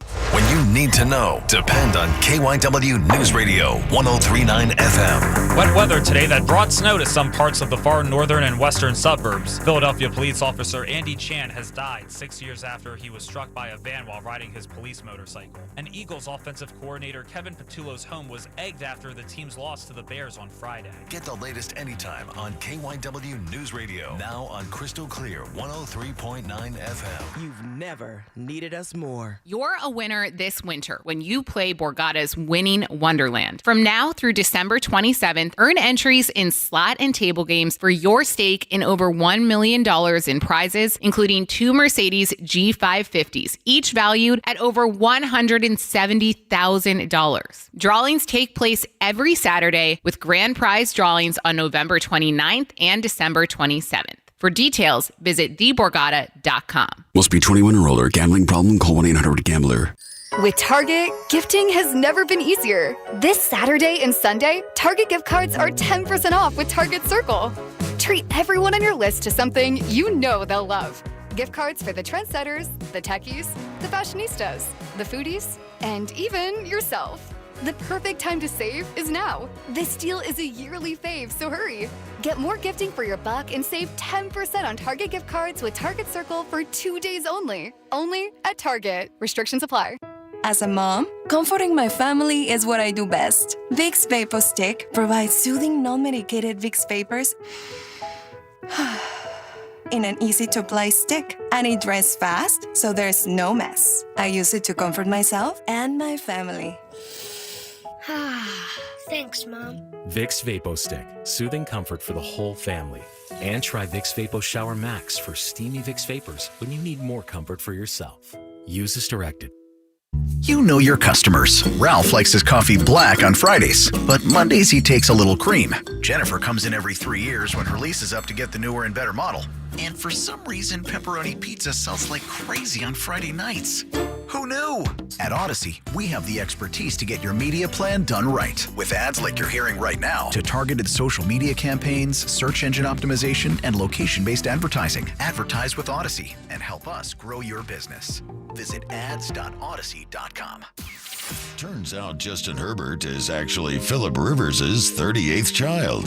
Eagles, Chargers, Monday Night Football. Pre-game starts at 6 on your exclusive home for Eagles football. Sports Radio 94 WIP.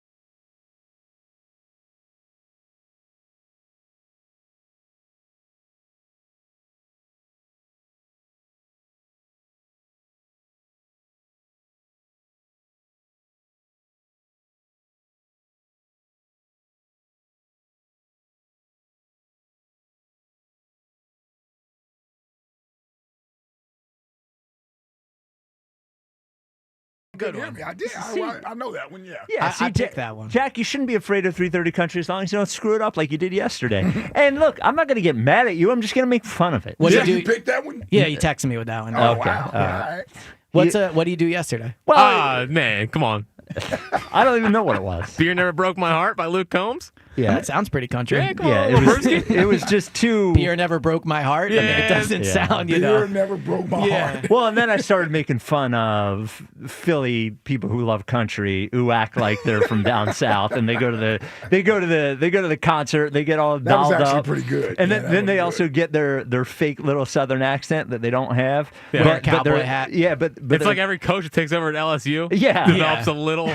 Well, Lane's doing that now. Brian Kelly. Oh, no, Lane Kiffin did that too. Well, he said he called Ed Ogeron, and he'd say, I want to start talking like you. He did a little voice in Ed Ogeron's voice, Yeah, everybody here grew up in, Chester County being like, I'm heading over to the link for the big... Kenny Chesney. Yeah, I'm going to Kenny Chesney. I think Kenny Chesney one time would be fun to go to experience it. Kenny Chesney is a whole thing. Exactly. It is a whole thing. The Twitter question is brought to you by Mark's Jewelers. Mark's Men's Night in Montgomeryville, Thursday night, December 18th. Ray Diddy will be there with the Eagles Encyclopedia, food and spirits as well. Have you accepted that this is who Jalen is, or do you expect him to get better? I have accepted it at 52.6%. Wow. Just like we've all accepted Eliot. For who Eliot is. Exactly, yes. So Eliot released... And I'm not getting better. Is the As Spike highlighted last week. Did I? Well, you were like, not good at leading at the Oh, 6 no. o'clock. Wow, that one hurt. That one stuck. That one stuck. At least it sounds like you're over it. Yeah, exactly. I haven't thought about it since. You had me in a corner, and when you get me in a corner, all right. it gets tough. Yeah. So is your NFC Power Rankings thing, is that new? I don't think I've seen that before online. I've just started doing it again. I did it last year, but there's so many of my other graphics were doing well. I stepped away from it, but I brought it back. So your NFC, Eliot's Power Rankings in the NFC right this second. Yeah, right now. Right now. Number 1, the Philadelphia Eagles. Yep. Well, you got all 5 of them? In my head, I think I do. Okay. Number 2 was the Los Angeles Rams. Number 3 was the Detroit Lions. Number 4 was the Chicago Bears. And number 5, I believe, were the Tampa Bay Bucks. Or the Seattle Seahawks, number 5. So Eagles, Rams, Lions, Bears, Seahawks. How do you like that? I remembered it. So because I don't even have that in front of me. That was good. I thought you had in my brain. Yeah. And the reasoning being, the Eagles are ahead of the Rams because the Eagles beat the Rams. Correct. But the Bears, who have a better record than the Eagles and beat the Eagles, are 4th. So you, as somebody who watches the Eagles every week, and I imagine you see some of the Rams, you see some of these other teams. The Eagles are not playing like the best team in the NFC right now. Well, then how are they number 1 in your power ranking? Because I think in a playoff game, the Eagles would beat the Bears. And I think in a playoff game, the Eagles would beat the Rams. So that's away? I think away, yeah. I do. I mean, I think it'd be tougher. The Rams are the one team I'm most afraid of in the NFC because they don't make mistakes that the Eagles make, and that would be a fear of mine. I agree. But I also think, let's not act like the Rams are 12-1. They have one fewer loss than the Eagles do, and they lost to the Eagles, right? So the Rams are good for sure. The Rams are not special. The Rams are not some, every 3 They're also not, like, spiraling. No, but they did just lose to the Panthers. Yeah, but did you see that game? Well, the Bears are better than the Panthers. No. Hold on. Do you think the Panthers are better than the Bears? The Panthers are not a bad football team. No, they're not bad, but the Bears are better than the Panthers. But hold on. Did you see the Rams-Panthers game? No, I saw most of it. I saw a lot of it on Red Zone. I mean, they had 3 turnovers, but they also moved the ball up and down the field. They scored. Well, the 3 turnovers seem to have mattered quite a bit. They did, but they didn't get embarrassed by the Panthers. Well, yeah, because the Panthers aren't that good. The Bears are better than the Panthers. Of course, but they the Eagles embarrassed are good. the Eagles. Yes, because the Bears are better. And this is not a defense of how the Eagles The Rams are are the number 1 team in the NFC right They're now. not. It's I not don't think they debatable. are. Why? It's not debatable because they're better than the Eagles. Well, then why didn't they beat the Eagles? Because they lost to them. Why didn't they beat them twice last year? Are the Eagles better than the Giants? Yes. They lost to them, didn't they? But they also beat them. Are the Eagles better than the Bears? I think they are. They lost to them, didn't they? Right. But are the Eagles better than the Broncos? I think yes. Okay, but they lost to him, didn't they? Okay, I'll just say. I'm not saying head it's the end-all be-all, but you act like the Rams are like heads and toes above the Eagles. They have the best coach in the NFL. They have. I don't think that's true, number 1. Who's better than Sean McVay? I think Andy Reid's a better head coach than Sean McVay. Okay, so he's the second best coach and in I the think NFL. Nick Sirianni's a better head coach than Sean. Oh, dude, then why does he beat him every time? Who cares? And he just won the Super Bowl last year, and he wins a higher percentage of games. And he's been to the Super Bowl the same amount of times as McVay. He's won it the same amount of times as McVay. Yes. He wins a higher percentage during the regular season. And McVay is also the offensive coordinator, so they don't have to go through this S show every year about who the coordinator is. Well, Nick is the true offensive coordinator. I mean, it's his offense they run. Okay, well, their offense sucks, but Eliot. it's been good enough to win a lot of games. Well, but it's not that good. I agree, but it's good enough to beat McVay. It is. What do you want me to say? He beat McVay. He didn't play McVay. But he beats McVay's team every time they play. He does. He's not a better head coach than Sean McVay. He's not. I think McVay's an awesome head coach. I think he's a great head coach. How many general managers across the NFL? Let's actually include every general manager, 32 teams in the NFL. They're given a choice. You have a choice. You can have Sean McVay as your head coach or Nick Sirianni as your head coach. Of the 32 teams, including the Eagles, how many people select Nick Sirianni over Sean McVay? Probably 31 do. I think the Eagles would take Nick because they have a good thing right now and he gets along with Because Howie doesn't want a smart head coach. No, because it works. It works with Howie and Nick. Well, but regardless, I like Nick too, but it works with Sean McVay too. Maybe until McVay wants personnel control. It seems like he has a lot of personnel control there. Well, it's worked out for him. Yeah. Right. So it works in different places. I'm not saying McVay is like overrated or anything. I'm saying Nick has a better resume than Sean McVay. Okay, but that doesn't make him a better head coach. And you just said, Eliot, okay, who has a better... He's also playing in a tougher division. Oh, sure, yes. Sean McVay is. But you just said 31 general managers would pick Sean McVay. So how in the world? Well, I'm not saying that's the right choice. You're saying that's what all I think 31 of 32 general managers are wrong? I think the perception around Nick is that he doesn't do much and that, it's all Howie and the roster. So I think most teams would. And again, McVay is a great coach. But to act like Nick is not, I'm not saying you are, but like it is very close. It's not like some... No, it's not. Then why does he have a better resume over the last 5 years? Because he's had a better roster. What, the Rams have an outstanding roster. And they won a Super Bowl. And so did the Eagles with their outstanding roster. Dude, Eliot, he's a better head coach. I think he's a better offensive mind. I think there's that argument. But that's not being a head coach. That is like part of being a head coach. Well, he's also the head coach. Right, and Nick's the head coach, and he wins more than McVay does. And twice now, Nick had... How many collapses does Sean McVay have on his resume? Probably none. 0. And Nick has at least one and might even have 2. And if that happens, I will agree. If they collapse again, then I'll have to reevaluate things. But right now, I don't think McVay is a better head coach. You're out of your mind. I just don't see how you can ignore the resume. The resume is the best thing. Are the Eagles the best team in the NFC? No. Okay. That's what I want to But can I ask you why? Yeah. Why are they not? Because they have okay, I'm sorry. No, I don't even know if it's self-explanatory. If we actually felt like this was the best team in the NFL, the NFC, do you think this city would be in an uproar right now like they are? You think the players would be unhappy with everything if they were truly the best team in the NFC? Right. So I don't think they are playing like the best team in the NFC, right? I think that their resume, I think like you lean on that, right? They only have one fewer loss than every other team in the division or the conference, so they're right there with them. Mm-hmm. They have had a tougher schedule than every other team in the NFL. So recently, not playing well the last few games. I give them. But they're not going to have as good a numbers or look as good when they're playing way tougher opponents than other teams are. You look at who Seattle's played.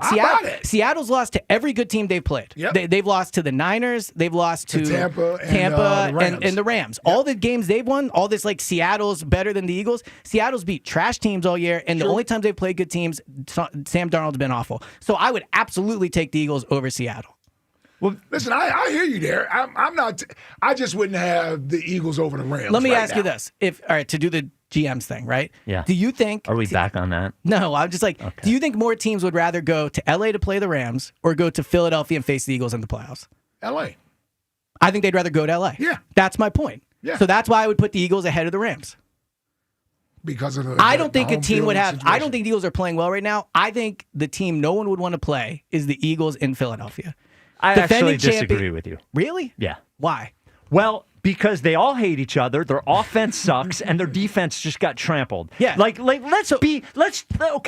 Let's call a spade a spade. They're 8-4. They have a horrible offense. Their defense has been great for 2 games. And in those 2 games, when this entire city made an excuse for the Eagles offense being bad because of the wind and the cold, the exact same team that we are talking about dominating defensively was playing a team in the wind and the cold. They've dominated twice. They are a good defense. No doubt. They're a good defense. They're not a great defense, and they're a horrible offense. So, they don't do anything great. Nothing. Not one thing do they do great. Not one. Well, that's not true. What do they do great? They take care of the ball. They do. I mean, again, you gloss over it like it's nothing. You go like the Rams. Well, they turned it over 3 times, but outside of that, they were moving the ball up and down the field. Well, obviously, one thing matters more than the other. They moved the ball up and down the field. They lost. And you know what the Rams can do? If they happen to turn the ball over 3 times, they can also win. So why did they lose last week? But they almost won the game. But the they point didn't is, win the game. Elliot, the point is... Didn't the Eagles win the turnover battle against the Rams when they beat them earlier in the year? The point is, Elliot, is that the Eagles have no ability to win a football game if they turn the ball over 3 times. And they can't control... apparently neither the Rams do. You can control turnovers. No, they lost a game when they did. It doesn't mean they don't have the ability to do so. So the Eagles don't, but the Rams do, is what you're saying. You think correct. Because they can't score. Have you looked up the Rams' record when they lose the turnover battle? I would guess it's not great. I would guess it's better than the Eagles. Maybe, but I would know. But again, the Eagles have put together. I agree. Their offense is not as good as the Rams. 100%. I was going to say, you would agree that that's not even on the same planet. All right, fine. How about it's twice as good? Yes. Three easily. times as good. Easily. 5 times. It is way better, okay. right? The Eagles make way more mistakes than the Rams. They've been penalized almost twice as much. Yeah. They got 1 fewer win. And they beat them. So while I agree they're not playing well, and the Rams are not a class above the Eagles. And the Eagles just won the Super Bowl and last year. And they beat them 10 weeks ago? And they beat them twice last year. And you know what? The Eagles beat Dallas the opening week and then just got embarrassed by Dallas. I agree. But it was a long time ago. Yes, I agree, but it was still the only matchup we've seen between the two. They are not a better team than the Rams. The Rams are playing better right now. I agree, but the Eagles are the better team. What do they do really well? Again, turnovers is not a thing you do. It is a thing, though. You can not acknowledge it, but it is something that you do. What else? Not much else. Okay, thank you. I don't know what to say. but again, despite not being good at anything, they probably have the best resume of any team in the NFL. Who cares about resume? Well, what do you mean? Who cares about resume? How are they playing? They're not playing 4 well. in their last 8 games. How are the Rams playing? The Rams are on an unbelievable streak. They lost a game. They lost last week, right? Congratulations. Okay, but the Eagles Eagles say they're playing better football. Who's beaten better teams this year? I don't care. The Eagles have. Well, how do you not care, dude? First of all, the Rams should have won that game if the Eagles didn't block 2 kicks. But they didn't. But they didn't. Hold on. But it doesn't matter. The Eagles beat a 6-6 Chiefs. Right? Okay. Well, we're not. You're going to go and just diminish all the losses. But the Chiefs is obviously a quality win. Do the Rams have a win as good as the Chiefs win? I have to go and look. Well, they beat the Niners. Niners are a better team than the Chiefs. No. Honestly, you think the Niners are good. No. You think the Niners are better than the Chiefs? You actually think that? No. If you were a team, would you rather go to Kansas City or San Francisco? You asked me if they had what are their quality wins. The fine. San Francisco 49ers are 9-4. Okay, so there's one quality win. Beat Tampa 34-7. All right, 2. They beat the Colts.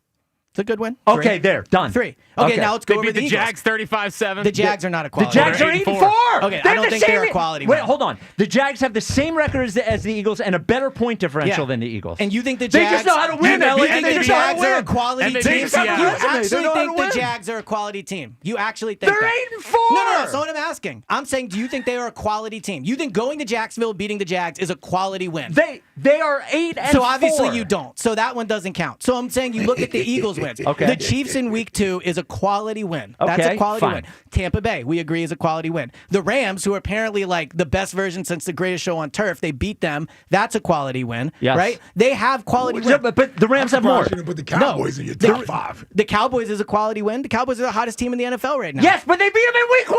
They still beat them. Wake up! I'm saying they beat them. At the time, it was absolutely quality. There's no way pull up on the schedule. God's green earth you think the Eagles are the best team in the NFC. I've been telling you this for the past 20 I know, and minutes. you're lying. There's no way. You don't even think they're good, Elliot. Again, they're not playing well right now. I agree with you. I agree. But despite that, they are right there with every other team in the conference. They've beaten almost every good team in the conference. And again, like the resume of last year does matter to me. That's why I have the Lions ahead of the Bears. Get the lie detector guy in here. Get him in here right now. He didn't beat me before. He can't beat me yet. News. Is this real or is he kidding? No, well, it's real. It's Eagles related. Oh, this is not good breaking news. The Steelers have released cornerback Darius Slay, Damn. making him a free agent. Oh, well, let's get Slay back here. Well, there it is. Bargain bin USA, Philadelphia. Who else can't play? Are we going to sign or trade for this year? And retires. Bad PFF grade this year. Yeah, he's had a horrible year. Nobody wants to play out there. Yeah, with Mike Tomlin. Agreed. Yeah. I would bring him back. Bring him back home. I got to put out my tweet. I can't wait to see what GIF you go with. Eliot, on the Patullo thing, is there any chance they switch play callers? Yeah, I think there's a chance. Really? It wouldn't even shock me, honestly, if they had already switched play callers. Really? My like Nick radar, I felt like yesterday he was not. He said yes. We replayed it. Yes, but I remember what he was like when they moved on from Patricia. They had Patricia do the media availability. I don't think internally they blame Patullo, to be clear. Yeah. But it would not shock me if they make a change simply just to try something new. Because they're not. I don't know what other change you make. So does it just end up being Nick? That's a great question. Like there's Scott Loeffler, there's Parks Frazier who called plays in Indianapolis. Who? Parks Frazier. Is he the pass Eliot game Shorr-Parks coordinator? Frazier? Yeah, exactly. He's a young. I believe he called plays when Jeff Saturday was the head coach for like 7 or 8 games. So.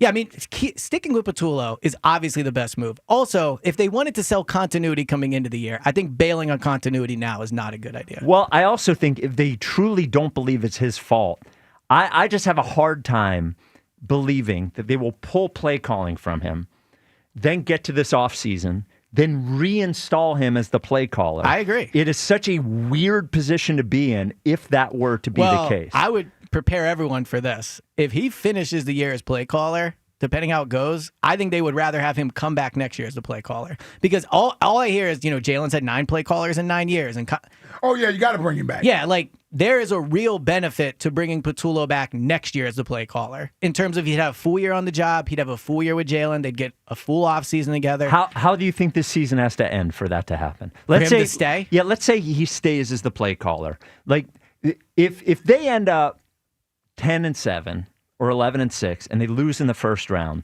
my intuition would tell me Howie would go to Nick's office, say, "We gave you a guy, it didn't work. I am going to go pick a guy like I did last offseason, and it's going to be an established play caller, and you're going to deal with it." So my only thing is, I don't think, and I don't know this, but I don't think Howie would sit down and say it didn't work because of Patullo. Now, you could argue it didn't work, yes, and so it doesn't matter. Yeah. But to your point, I don't think they believe the problem is the play calling. Which is why I don't think which is why I think it's different. Which is why I think it is dangerous to pull it from Patullo. Yes, I agree. Now, here's a question: better chance Patullo's fired or he's a head coach next year? A head coach? Yeah, head coach next year? If they get to the Super Bowl, he will get head coach interviews. Based on what? Based on the fact he's been the right-hand man for the best head coach or like one of the best teams in the NFL for the past 4 years. What? I mean, the Giants would be fools not to interview Patullo. The Giants? Yes. We're going to waste the Giants. Come on, man. Listen, I don't think Patullo's done a good job this year, but I'm saying the difference of a head. But a head coaching job, man. What has he done to have a He's head been coaching in the job? organization that's been one of the best in the NFL for the past 4 years. Like to get that into another organization, I think would be. Put it this way: if we were a Giant station, I would advocate for hiring Patullo, the offensive coordinator of what has been a team that has been one of the best in the NFL. He's the right-hand man. Nick says himself, he's there for every decision he makes. Just being honest.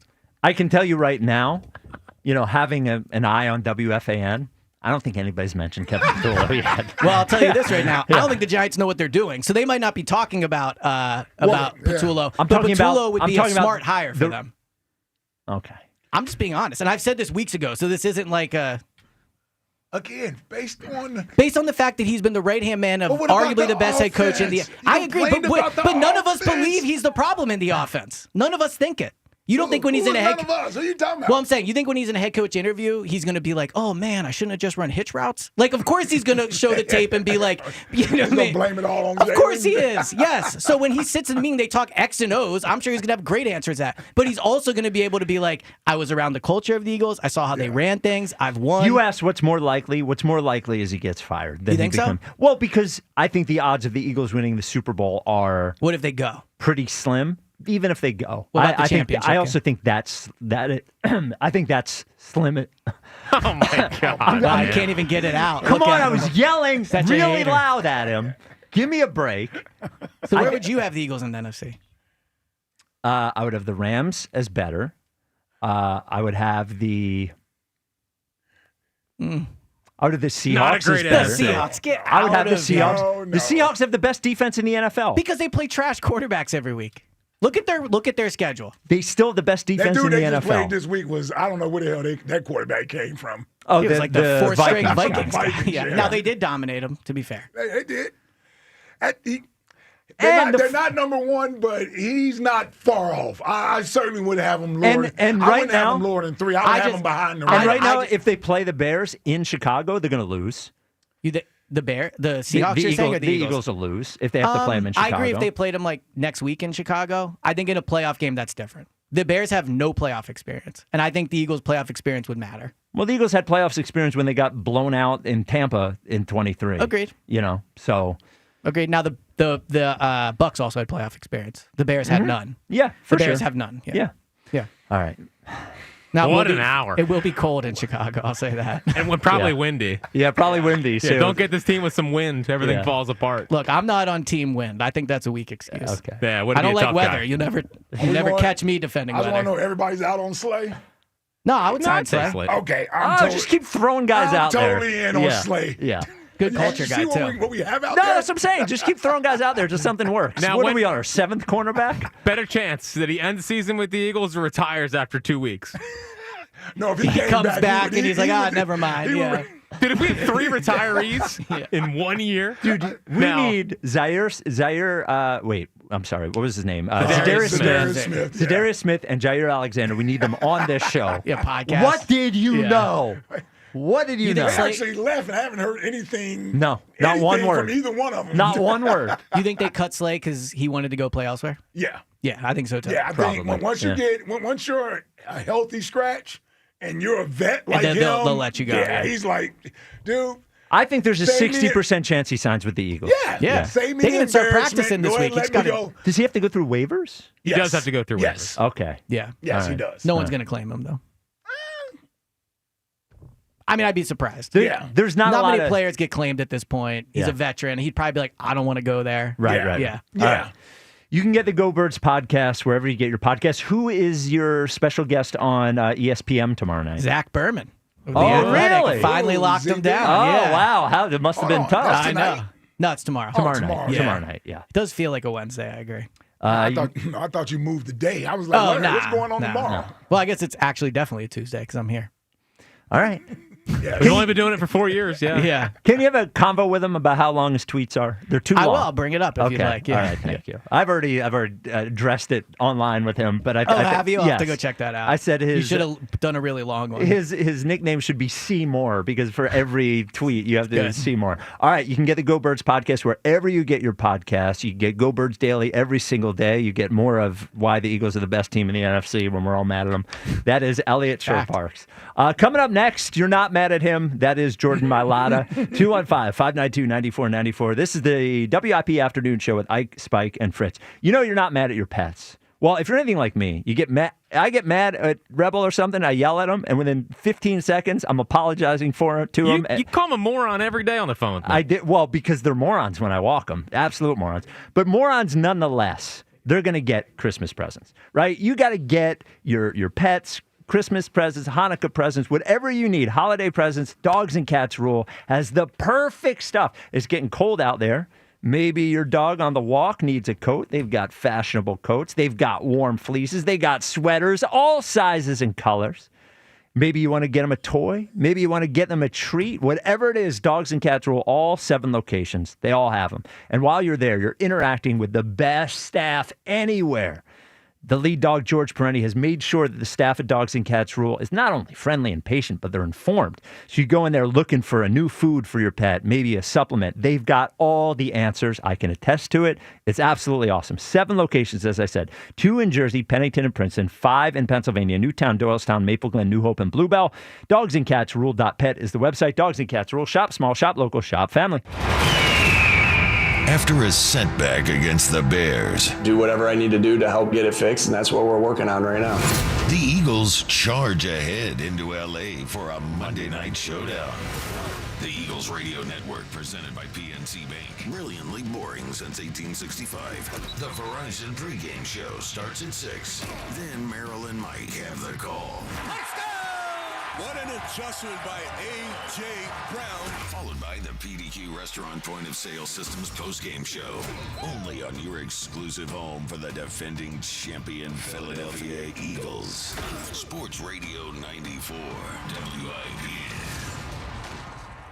Hey, Joe DeCamera here. Let me tell you about FanDuel Sportsbook in partnership with Valley Forge Casino, the #1 sportsbook for same-game parlays. From points and rebounds to threes and assists, FanDuel is the place, the best place, to combine your bets for your favorite picks into a same-game parlay or track every stat line all in one easy-to-use app. And right now is the perfect time to join because new customers get $150 in bonus bets if your first $5 bet wins. What a deal. $5 bet, you win it. You also get $150 in bonus bets at FanDuel.com/hammer. That's FanDuel.com/hammer for FanDuel, the official sports betting partner of the NBA. FanDuel.com/hammer. With FanDuel, the official sportsbook of 94 WIP. 21 plus in President, Pennsylvania. First online real money wager only. $5 first deposit required. Bonus issued as non-withdrawable bonus bets, which expire 7 days after receipt. Restrictions apply. See terms at sportsbook.fanduel.com. Gambling problem? Call 1-800-GAMBLER. When the town is painted green, you need a place to watch the game. A place that embraces the brotherly love this passionate fan base has. A place with a great game day menu and ice-cold beers. A place like McGurk's. McGurk's Pub and Grill, where the fans go. B101 is spreading holiday cheer throughout Philly.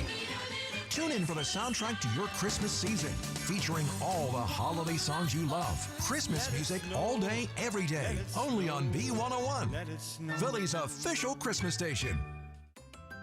What if you could have reliable and intelligent Wi-Fi?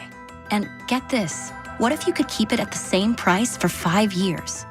That's the Xfinity 5-year price guarantee.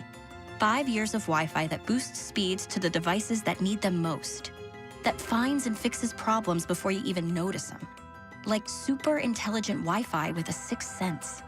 And that keeps you gaming in the fast lane, even when the whole family's banking on bandwidth. All your devices working in perfect harmony for 5 whole years. And here's the best part. No annual contracts, no hidden fees, and our best equipment included.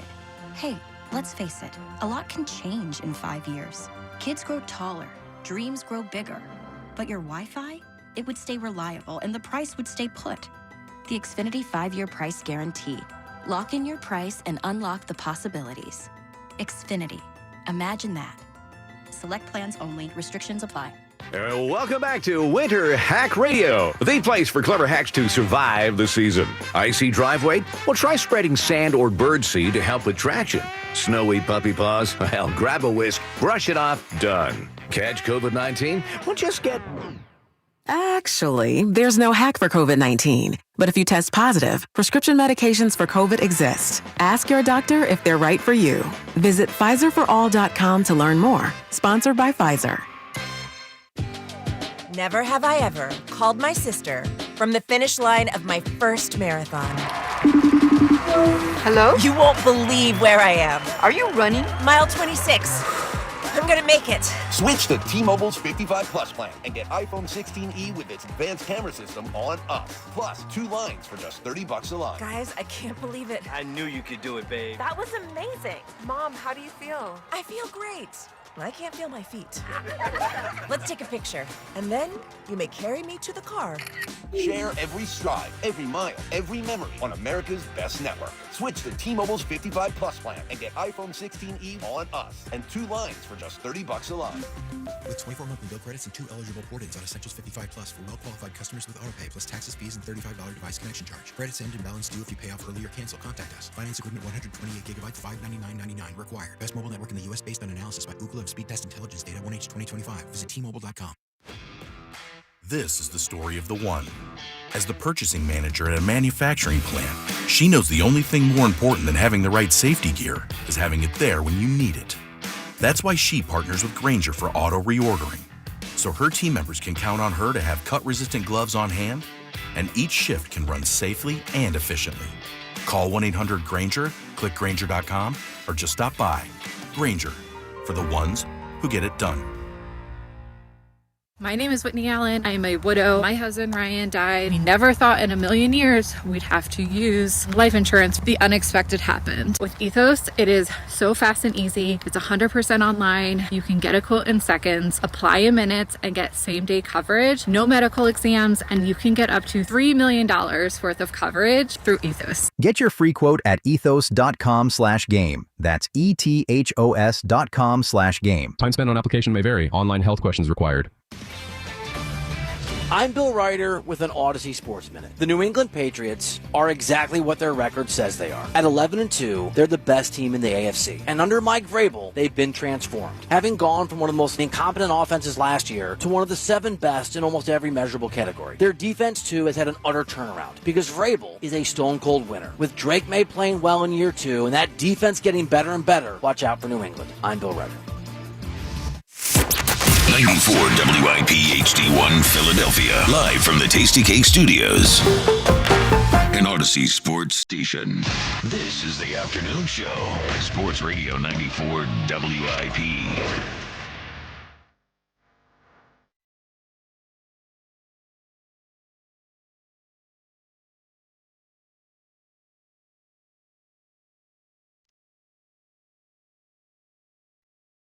It is the WIP afternoon show with Ike, Spike, and Fritz. My throat hurts a little bit from yelling at Eliot. Jordan Mailata will join us in a moment. That call-in sponsored by Colonial Hyundai. Shop online 24/7 at colonialhyundai.com. Colonial Hyundai, the fast, easy, better way to buy a Hyundai. Man, he's something else. Eliot is he is one of a kind. There's a lot of one of a kinds here at WIP, but Eliot is not just one of one at WIP. He is one of one. Man. I'm telling you, man. Yeah, no matter how prepared you think you are. We had like 3 scorchers. Yeah, you just don't know. Yeah. And the Patullo one at the end was the worst about him being a head coach next year. Yeah, well, what if they win the Super Bowl? What if they win the Super Bowl? Why don't they win another game? He's the offensive coordinator for like the 25th ranked offense in the NFL. And again, it's not like we don't blame him for it. Is that but when still you start saying he's going to be the head coach, so I'm like, based on what? Yes. It's like you have these, I'm just thinking of the offensive guys that get hired as head coaches, right? You have Liam Cohen, who did a really good job with the Bucs. You have Ben Johnson, who did a really good job with the Detroit Lions. Like the list of offense, even Kellen Moore came off of, a Super Bowl championship. Mm-hmm. There's usually something there. Ike or Jack, am I wrong on the Jordan thing? We have Jordan coming, right? Well, we're supposed to. Oh, okay. All right, just checking. Should we go to? No, I just want to know whether I should continue or not. You should continue on. All right, okay. We'll get him on here as soon as we can. Okay, all right. That's not an anti-Jordan thing. I just wanted to know what I was doing. Yeah, you're good. You're good. Okay. You would adjust on the fly. All right. Well, yeah, this is very clean. As you can see, I'm dealing with it well. All right. Well, as we wait for the great Jordan Mailata, the great Tasty Cake Dom, you're on WIP. What's up, Tasty Cake? Hey, Spike. How you doing? What's up, buddy? Hey, Ike. Hey, Jack. What's up, Tasty Cake? Man, Spike, I got to tell you, when I initially call in and then you go through the Eliot thing, like my head is flooded with other stuff now. Yeah, well. Like the Kevin Patullo head coach thing. It just, and it's, well, I'm going to put you on hold, Tasty Cake, and then we'll get back to you. But join us now, Jordan Mailata. Jordan, thank you. Good to hear from you. Fellas. How you doing, man? What's up, big man? I'm good. So, how's the squad? How you guys feeling? What's the mood in there? The mood's good. Yeah. We are, pretty positive and trying to fix things. So that's our main focus right now is trying to get back to playing Eagle football. So came in today, had a lift, and we had a practice today. Get a head start. Yeah, coming off that game Friday, man. I know losing consecutive games is not easy. You guys seem to have the right mindset. Obviously, you're not happy with the outcome of the game, but just listening to the guys after the game, the quotes, the comments, it, at least to me, seems like there's accountability there, and there's still a singular focus as far as everyone still remaining on task to try to complete the goals you guys set before the year. Yeah, 100%. I think for us, we just know that there's still a lot of games left to get this thing going, and so that's, again, our biggest mission or biggest focus this week is, can we just focus and do our job in order to get the job done? So we're pretty positive, and trying to keep it going. We've got another game to play and prepare for. We've learned our lessons from the last couple of weeks, or especially this last week, and so going to head into this week and focus on correcting those mistakes. And get back to the drawing board. This is all we can do. Yeah, a little bit of an odd question here, but this is just a thought that was going through my mind watching that game Friday. I'm watching the Bears sort of do what we did last year as far as running the football and doing what they did. I'm wondering from your perspective, offensive lineman, you see a team having that type of success out there running the football.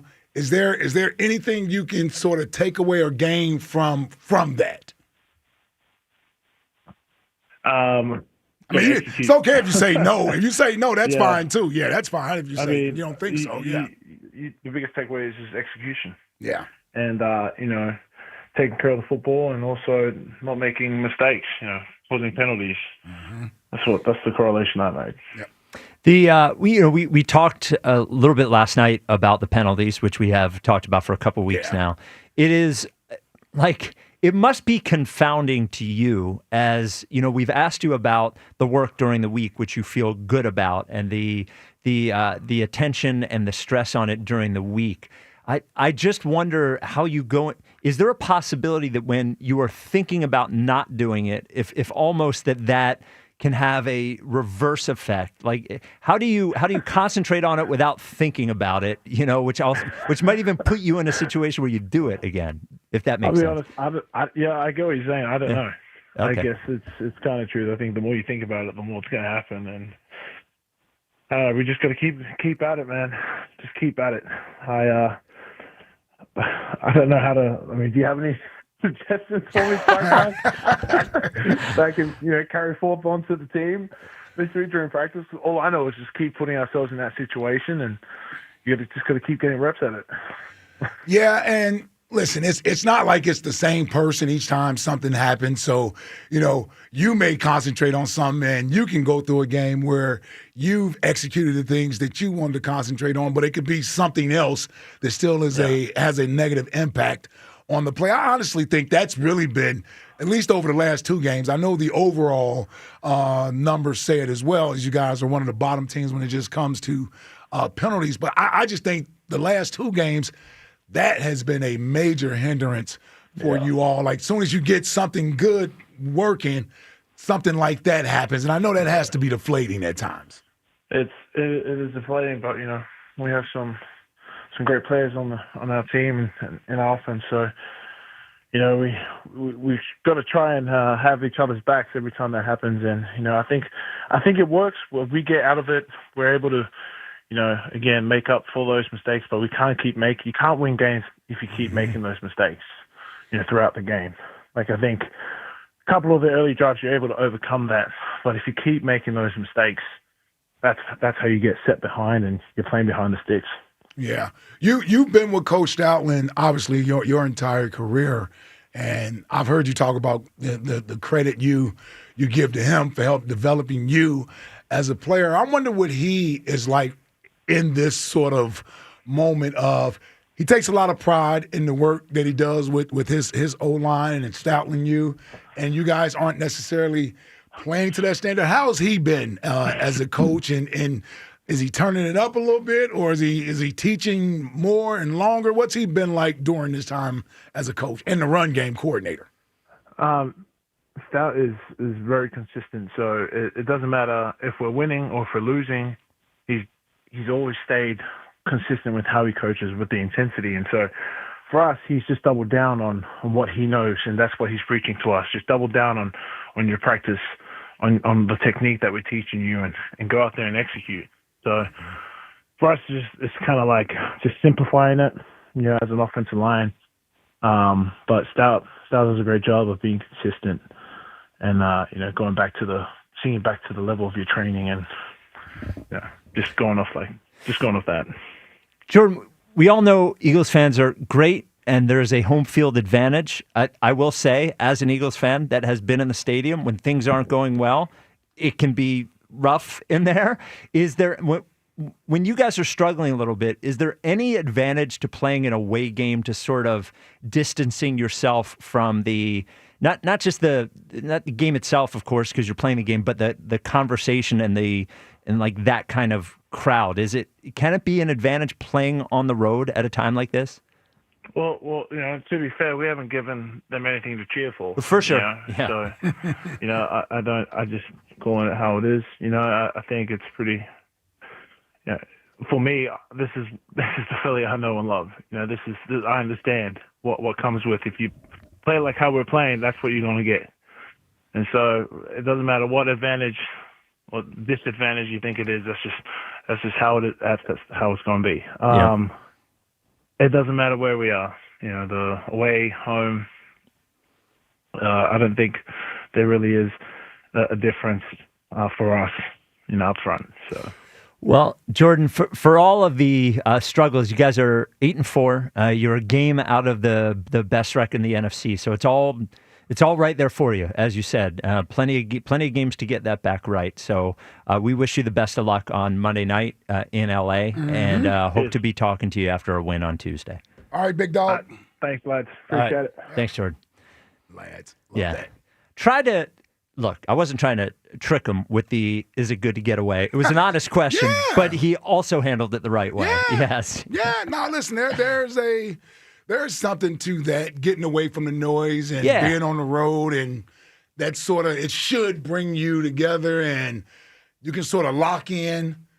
And listen, that's a winnable game next Monday night. Sure. With Herbert or without Herbert, that's a winnable game. And if you can get through that game, then you got a 2-week stretch where you play the Raiders and you play Washington. Now you can start to build some momentum potentially. Yes. Right? Like you can start to do that, but it starts next Monday. Stupid question. Did the Chargers play at? The Chargers don't play at SoFi, do they? Yeah, do they play at SoFi? Yeah. Okay, so they both play at SoFi. Mm-hmm. All right. The camera wondered the same thing this morning. Oh no. Yeah, that's a bad look. Yeah, come on, Hammer. That is a bad look. Don't call me Hammer again. Yeah, we haven't been out there to play the Chargers yet.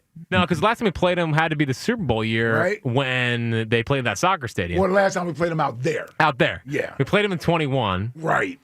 Yes. And so it's every 4 years. Yeah. All right. Before he was so rudely interrupted by Jordan Mailata, Tasty Cake Dom, you're back on WIP. No rudely interrupted there. Yeah, for sure. Mailata. Yeah. Character guy. Yes. Came on, and boy, Ike, Spike's making today's analogy day. Jordan Mailata is kind of like Ike Reese in that from day one, the first time I heard you speak, you understand me. Yeah. Jordan Mailata understands me. Yeah. He understands. And he understands me. He is a good guy to speak for the organization, I think. I think he does a good job of being honest, but not too revealing. I think like the right mix, just as thinking about players here in history, is like you don't want guys to be so honest that we've had that, you want a guy to be honest, but not too revealing. Yeah. And I think Jordan, with the reason that doing the Monday show has been good with Jordan is I don't feel like I'm ever being lied to, but I also feel like I've given him an opportunity to maybe say something that he shouldn't, and he never does. Mm-hmm. So I think it's not good. I think it's good for the team to be that way. You know, I think he's a good representation of the Eagles. Yep. Getting back to, I originally called for something else, but getting back to, you got, all three of you guys are the great debaters. Mm-hmm. Like I would never want to get in debate. Sometimes I do get in debate with you guys, but Spike, your compelling argument that Nick Sirianni is the best coach in the NFL. It was unbelievable. Well, he's not the best coach in the NFL. No, that he is. No, Spike, his compelling argument that Nick Sirianni is the best coach in the NFL was unbelievable. Like you said, Spike, if this thing, and I'll quote you, if this thing goes off the rails and they finish 11-6, well, Spike, I'm 61 years old. If 11-6 is an off-the-rail season, what was their record? Fan, let me ask you something quick, Tasty Cake Tom, as a good arguer. What was the record in 2023? Season. What? No, okay. I'm just going to ask you a question. What was the record in 2023? 11-6. Okay. Did that season go off the rails? The last 6 games. Okay. And would you say that season which got the defensive coordinator fired, the offensive coordinator fired, got the choice of who the offensive coordinator is taken from Nick Sirianni, probably almost got Nick Sirianni fired. You think that is like even though they won 11 games, is a good one to have on your resume? If I remember correctly, Chip Kelly's final season here, he was 10-6. I think. But does anyone think that was a good season?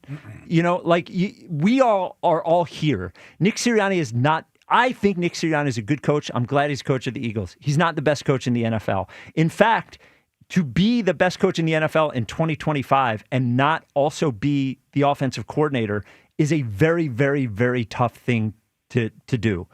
So I don't think he is, but that's okay. Just like this offseason, I didn't think Jalen Hurts was the best quarterback in the NFL. Also okay. We showed we can win the best coach in the NFL doesn't always win the Super Bowl.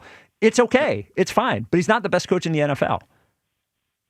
Okay, he's better than McVay. He owns No, he's not. McVay. No shot. No, he's not. Better than McVay. He Okay, owns him. let me ask you this, Tasty Cake. But see, it's bigger than the head-to-head matchup. I'll ask you the same thing I asked Eliot. Let's put the Eagles aside for a second. If you ask 31 general managers in the NFL, you have your choice. You can have Nick Sirianni or Sean McVay. This is all 31. And I'm sure there's some dummies in there, but there's actually some real smart guys in there too. How many of them do you think would take Nick Sirianni over Sean McVay? 25. Well, you're wrong.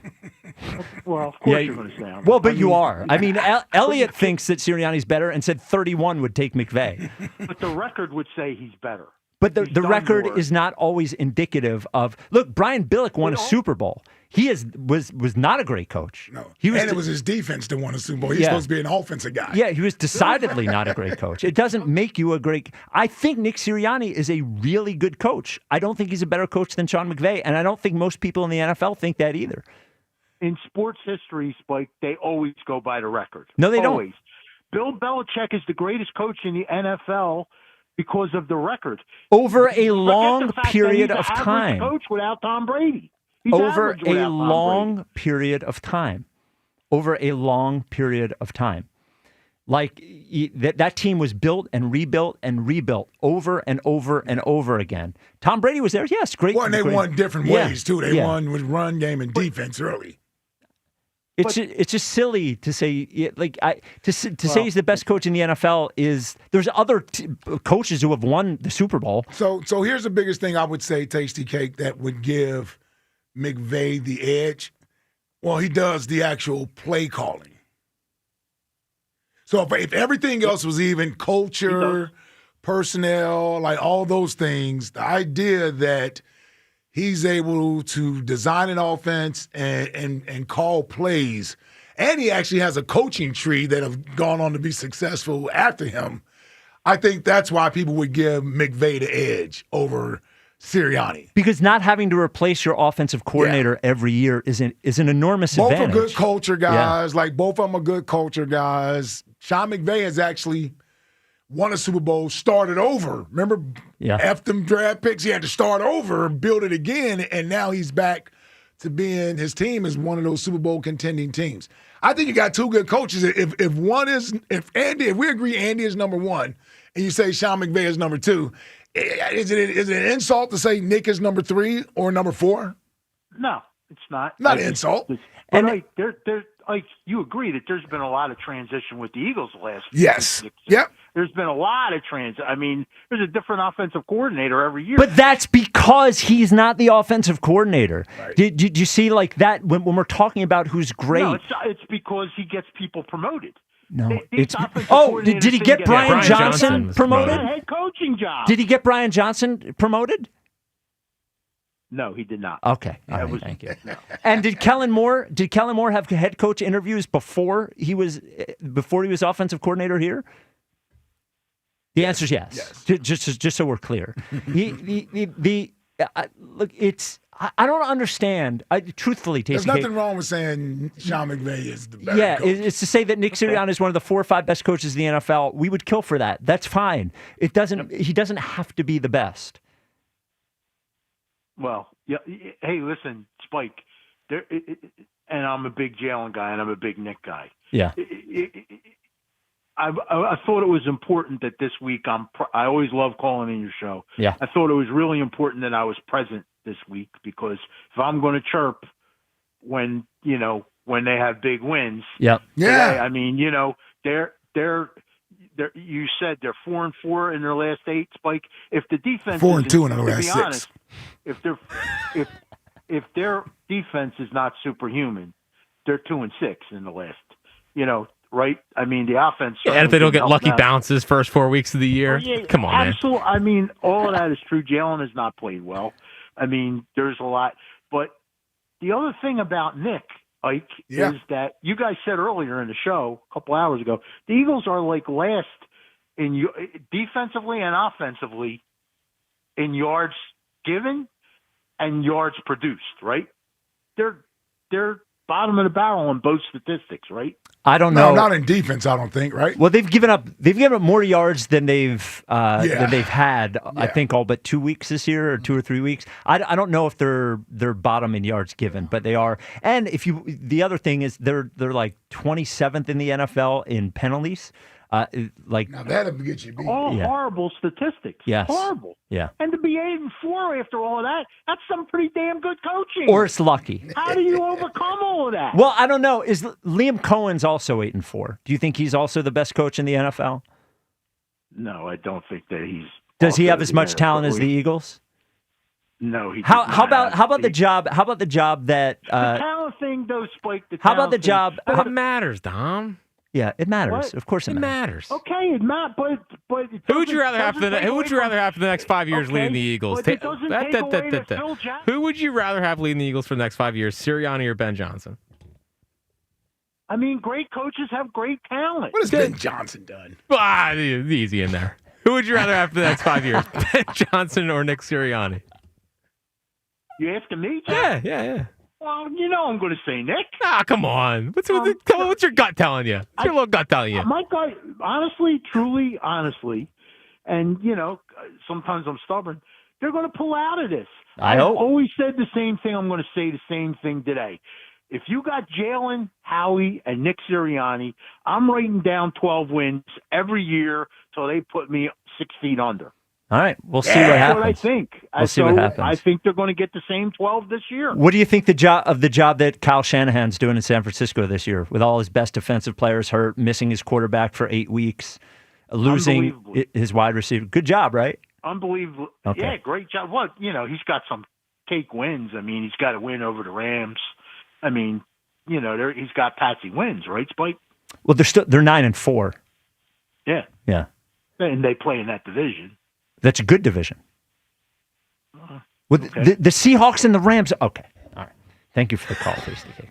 By the way, for correction's sake, that's a good division.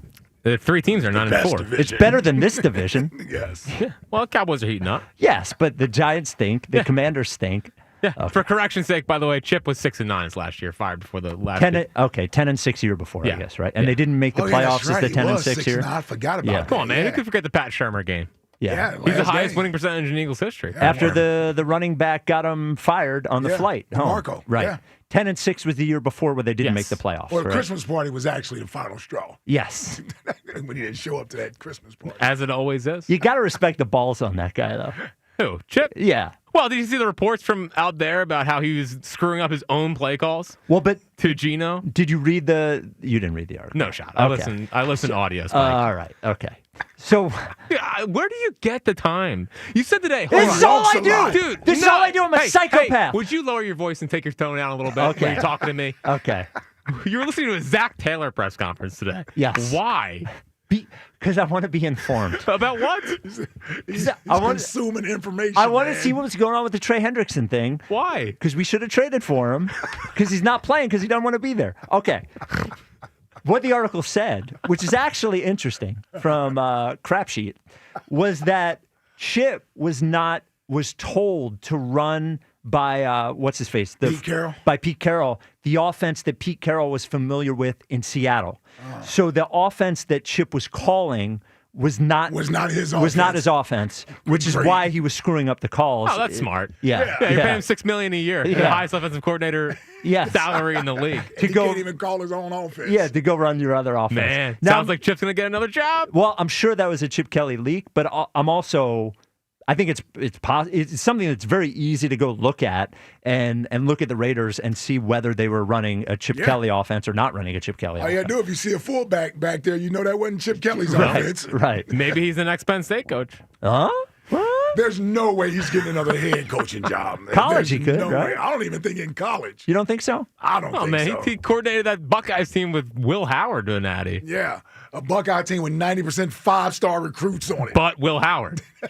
You mean my Buckeyes? Yeah, even Will Howard can win with surrounded by a bunch of 5-stars. 215-592-9494. Two running backs. Is that the Trey Henderson and Travion Henderson? Junkins? Yeah. And then you had Jeremiah Smith. Yeah. Who else? I don't know. That's about as deep as my bag goes. But Will Howard from Downingtown, Chester County guy. Got to respect. So coming up that's next. That's why you said it twice. I wonder why you said that. Well, he stinks, but you know. Well, I knew he had to have some type of connection. Yeah. Jack does. Coming up next is a big announcement on the WIP afternoon show. Big announcement. It is a personal announcement of mine that I think people are going to find shocking. Wow. Would you say so? Would you agree? Yeah. You know what the announcement is. I think people need to pull over to the side of the road. Yeah, not even being sarcastic. It's going to be earth-shattering. Yeah, it is. It's a bomb. A bomb will be dropped. 215-592-9494. This is the WIP Afternoon Show with Ike, Spike, and Fritz. Hey, let's talk about my friends at Mark's Jewelers. The holidays are almost here, and that means engagement season. At Mark's Jewelers, they've seen it all. From nervous proposals to happy tears, even lifelong memories. Now, that's why the team at Mark's Jewelers, they love what they do. At Mark's, every piece of jewelry they sell becomes part of someone's story. Celebrating real people and real love is what Mark's is all about. Visit Mark's Jewelers today at their Mount Laurel, New Jersey, or Montgomeryville, PA locations, or you can check them out online at marks-jewelers.com. Let's live more. This travel week, sail far and save big with Norwegian Cruise Line. Get 50% off all cruises and enjoy our free at sea package with specialty dining, unlimited open bar, and more, all included. Plus, get a special limited time bonus deal. Visit ncl.com, call your travel advisor, or 1-888-NCL-CRUISE. Offer ends soon. Norwegian Cruise Line. Ships registry the Bahamas and USA. Restrictions apply. Now's the time to enroll in quality, affordable health insurance through Get Covered New Jersey. All plans provide free preventive care, coverage for prescriptions, emergency services, and more. Plus, 8 in 10 get financial help. Enroll by December 31st for January 1st coverage at getcovered.nj.gov. And Doug. There's nowhere I wouldn't go to help someone customize and save on car insurance with Liberty Mutual, even if it means playing in a football game. Boom! 42! You're going down, Doug! Oh, yeah? Your price on car insurance when you customize and save is going down. Hey! Limu? What are you doing on their team? Only pay for what you need at libertymutual.com. Liberty, liberty, liberty, liberty. Comcast Business is celebrating the holidays by giving your business the $1,000 holiday bonus when you switch to a gig speed internet package. Just imagine the thousands of possibilities of a $1,000 prepaid card. Like possibility number 12, the new laptop for the office holiday hero. Or possibility number 108, smart speakers to deck those hallways. Or possibility number 192, new equipment for the new year. Or possibility number 555, Bluetooth holiday lights for office decor. Switch to Comcast Business, designed for 100% reliability with business internet and wireless connect, plus advanced cybersecurity, and now get the $1,000 holiday bonus. Comcast Business, powering possibilities. Ends 12/14/25. New customers only with 2-year agreement. Requires qualifying gig package. Other restrictions apply. 1-877 Cars for Kids. KARS Cars for Kids. Ready to get rid of that old car? Donate it to Cars for Kids. Call 1-877 Cars for Kids to reach a friendly live agent. Donation's super easy, and your car can be picked up as soon as tomorrow. Call us now, 1-877 Cars for Kids. 1-877 Cars for Kids. Donate your card today. Hurry! It's our last chance to donate for 2025.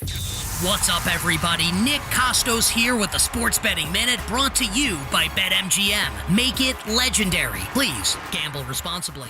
Coming up, Week 14 in pro football. Absolutely awesome game to kick it off on Thursday night as 7-5 Detroit, a 3-point home favorite against surging 6-5-1 Dallas. The total is 53.5. And I understand why Detroit's the favorite in the game. Detroit's playing at home. I think Dallas is just a better team right now. Detroit's best receiver is not going to play in this game, and I think Dallas's quarterback playing at an MVP level.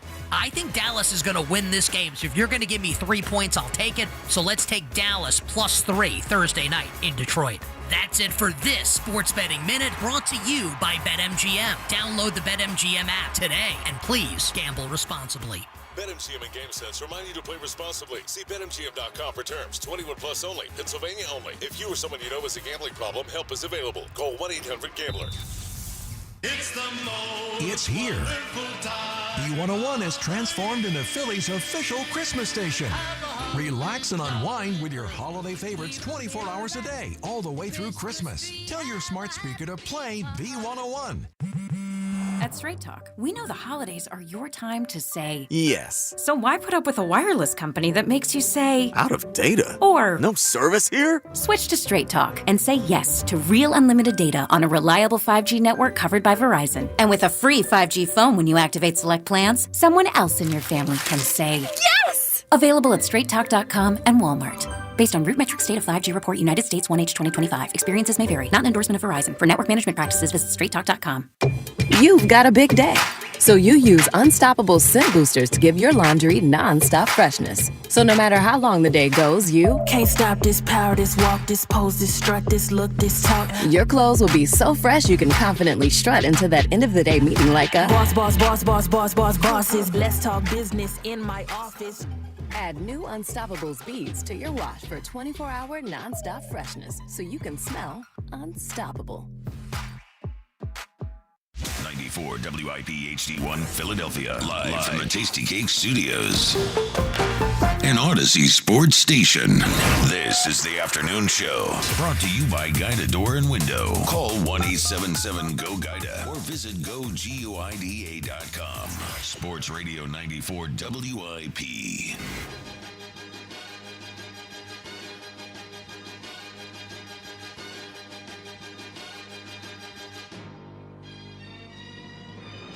It is the WIP Afternoon Show with Ike, Spike, and Fritz. Twitter question brought to you by Mark's Jewelers with locations in Montgomeryville and Mount Laurel. There's Mark's Jewelers minutes from everywhere, online at marks-jewelers.com. Jack, could you put up a new question based on our argument with Eliot? Could you just put out a Twitter question that says, who is the best team in the NFC?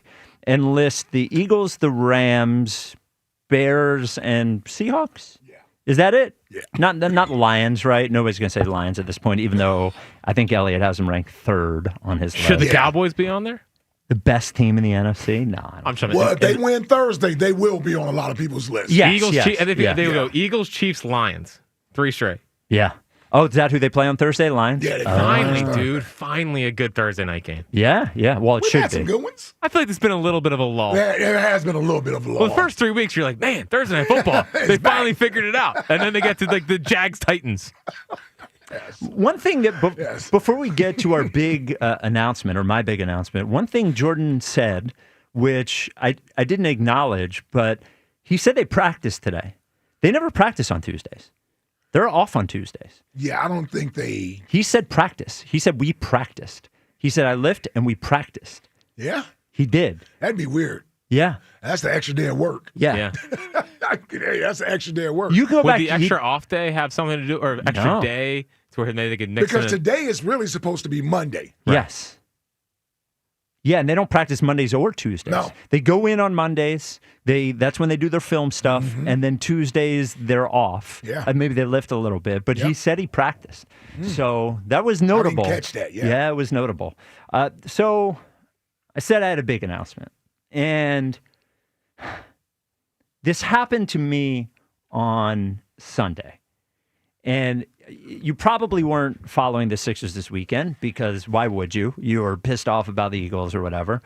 But Joel Embiid was ruled out for Sunday's game on Saturday. And then all of a sudden on Sunday, he was questionable. And then he played. And going into it, I was like, what the hell is going on here? Because what's happening again is the Sixers are trying to, one of the rare times I will give them specific credit, trying to get out in front of the Embiid thing, rule him out the day before, so it doesn't look like this nonsense every day where everybody's waiting. But if he goes from out to questionable, it means that he showed up and he decided he might want to play. I'm done with the Embiid thing. Over, done, kaput. Thank you for being the greatest Sixer that I've watched, the best player, at least. Thank you for the era, bringing us back to relevance. Thank you for playing while you're injured, all those sorts of things. But I am completely finished with this. Sunday broke me.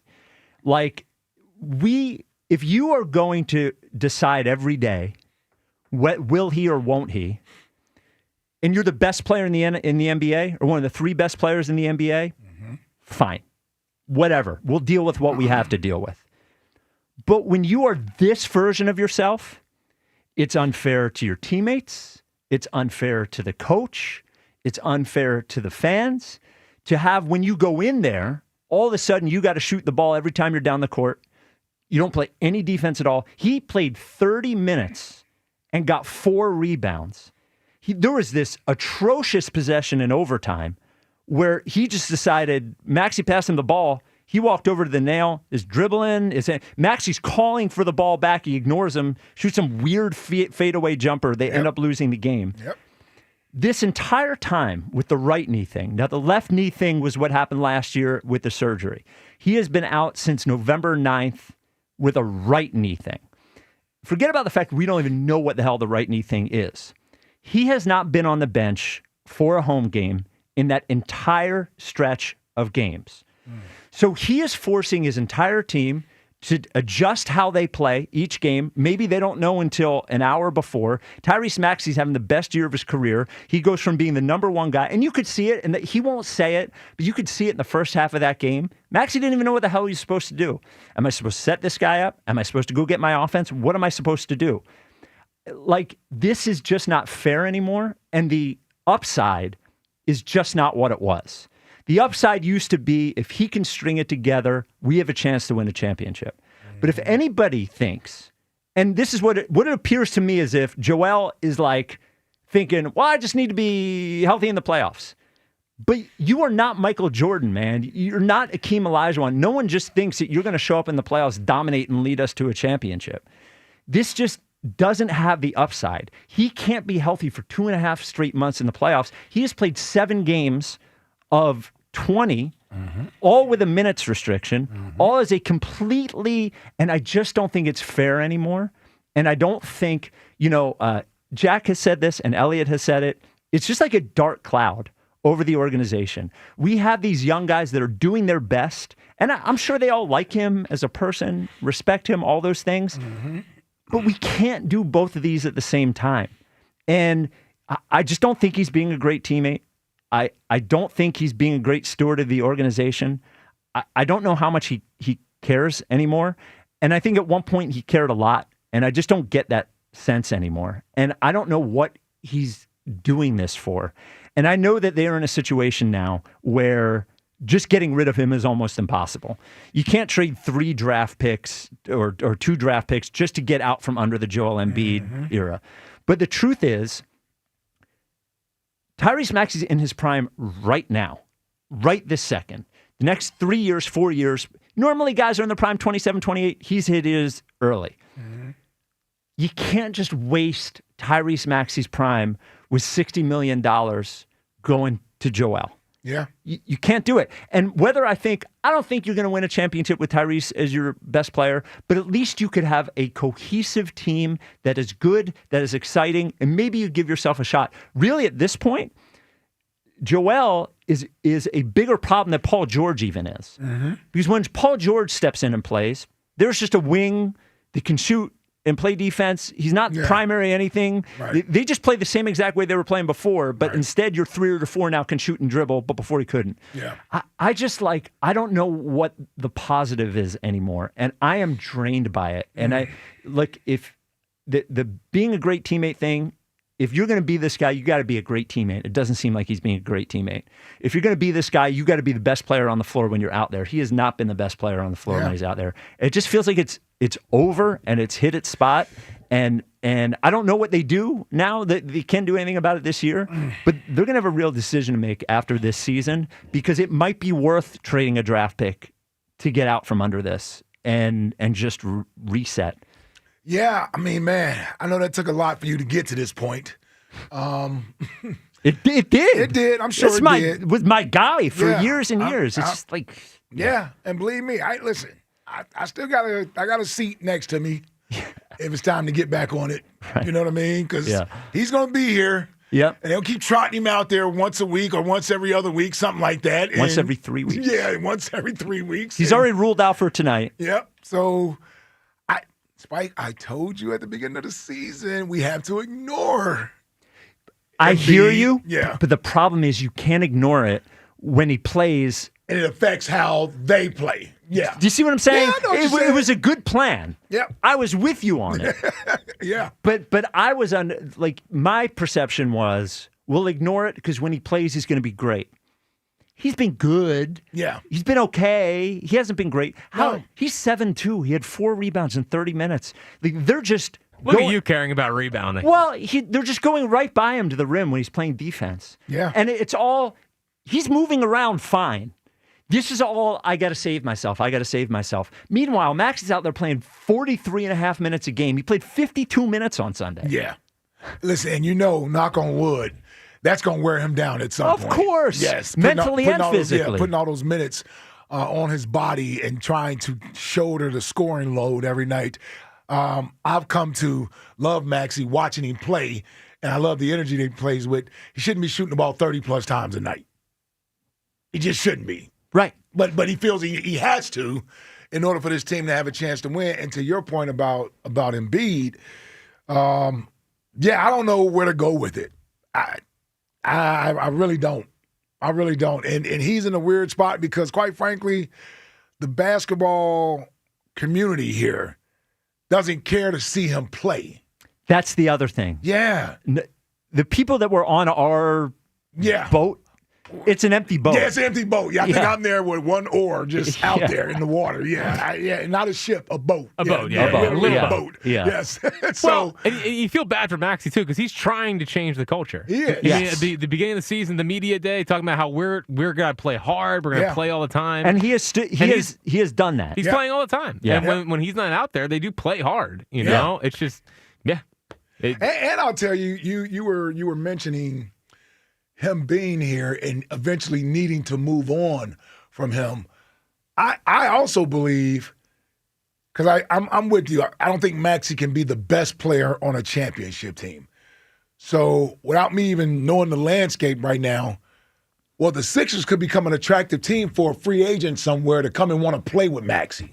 Sure. And at some point. And you just think about that salary, right? Anthony Edwards ain't going to want to stay in Minnesota forever. Well, and let's put best player on championship team aside for a second. Sure. Imagine you took that salary and you look at the Brooklyn Nets. Imagine you added to this team Nick Claxton and Michael Porter Jr. Is that team going to win the championship? No. Is that team going to win 48 or 50 games? Sure. Probably. Mm-hmm. Are they going to give trouble to every team they play in the playoffs? Yeah, especially in the East. Yeah. And it's so weird that I went from the only thing that matters is that you have a chance to win a championship. Now I just want like a functional, good basketball team. And they are that when he's not out there. I mean, they're a 500 team at this point. And that's the problem when you have $60 million committed to a player who is supposed to be the best player. 500 for those guys is great. You're not winning a championship with Andre Drummond starting for you at center or Dem Bona or none of those things. But like, there's nothing they can do about that. They're getting more out of less. Look, Drummond makes $5 million. Dominic Barlow is a two-way player. Kelly Oubre's making $8 million, has been hurt, but like they're getting a lot out of these other, has been or never was as type guys. Sure. There's only so much you can get out of those guys. Yeah, it's man, I don't know what you can do with him. There's going to be, you hope. And you got to get rid of him and Paul George. I know Paul George doesn't necessarily wreck the flow of the team, but if you're just looking at the direction of the team moving forward, eventually you got to get rid of both of them. The crazy part is, you maybe not neutral at this point. You have a better chance of getting rid of Paul George than you do. Oh, yeah, I would agree with that. Than you do Embiid. Yes. Because you could look at a team that thinks they're a championship contender. The Warriors. He could be a nice vet that you add to that team. What if the Warriors get hot and they don't want Jonathan Kuminga anymore and they figure out a way to get the salary up to, you can find a way to get rid of Paul George. Yeah. If he can play, if he can stay on the court, he's a tradable. Maybe not this year, but maybe next year you could trade him. The Embiid thing's tough. It's just tough. So there you go. All right, 2-1. Well, that wasn't easy for you. Yeah. But I feel better now. Yeah, so you got to let it out, man. Yeah, uncle. Yeah. I've had enough. Uncle. I've had enough. Yeah. I've had enough. All right. Speaking of having enough, Cowboy Jim, you're on WIP. You will no longer be named Spike Eskin. You will be Spike from Mount Airy. How about that? That sound good? No, where's Chuck? Don't do that. Man, he will be coming at some point. See, he's going to make me defend him. He is. And you know what? You're going to have to take it. Hey, now, Spike, I know you and Jack had a great Thanksgiving. Ike, yes. Were you choking down your turkey or your pumpkin pie watching the Cowboys or the Chiefs? Come on, Ike. First of all, nobody eats pumpkin pie at the house. We eat sweet potato pie. Fine, you were choking on that then. Actually, no, you'd be surprised, Cowboy Jim. I took the Cowboys plus 3.5 in that game. Yeah, sure you did. I did. He did. Dude, did. He was on the air, and he gave his prediction, and then he said, but don't take the Eagles minus the points. Yep. Yeah. No, listen. Your little engine that could team is starting to show a little fight, and I'm glad because now you can peek your head back out. I hadn't heard from you in a month. I call every week. I call all the time. I just don't sing on your show. That's all. I just sing on the other shows. I don't sing on your show. It's all good. What do you sing? Let me tell you what's going to happen, Cowboy Jim. Here we go. Well, listen. Well, here's the thing. You're going to get all excited. The Cowboys are going to get you all pumped up, and you know they're going to miss the playoffs by a game because they're going to choke away. I don't even know who they played the last week of the season. They'll choke that game away and not make the playoffs. And hey, listen, when was the last time you had a team that won the NFC East, 2 years in a row? So it's been 20 years. Cowboys are going to come back. Nope. They're going to take over. You guys are in the dumpsters. Come on, you're all wanting Tanner McKee as your quarterback already. You're done. You're over. It's over. It's only 1/3 of the show. Time maybe is over. It's over. Okay, and Mad Mike, stop stealing my bit. Okay, listen. So goodbye, losers. All right, goodbye. Dude, he's not great when the Cowboys are good. No. He's not. No. He doesn't know what to do. No, he doesn't even believe it. No. He doesn't even believe it. Cowboys' last 2 weeks are Commanders, then Giants. Dude, on their schedule, they may not lose last week. Well, they've got 2 tough games left on the schedule. They've the Lions and the Chargers, but they also have the Vikings, the Commanders, and the Giants. Where's that Giants game at? It's at New York. Wow. Well, Jaden Daniels may be back for that. Yes. He might be back for ours. Yeah, I was going to say, we may have to deal with him, too. Yeah.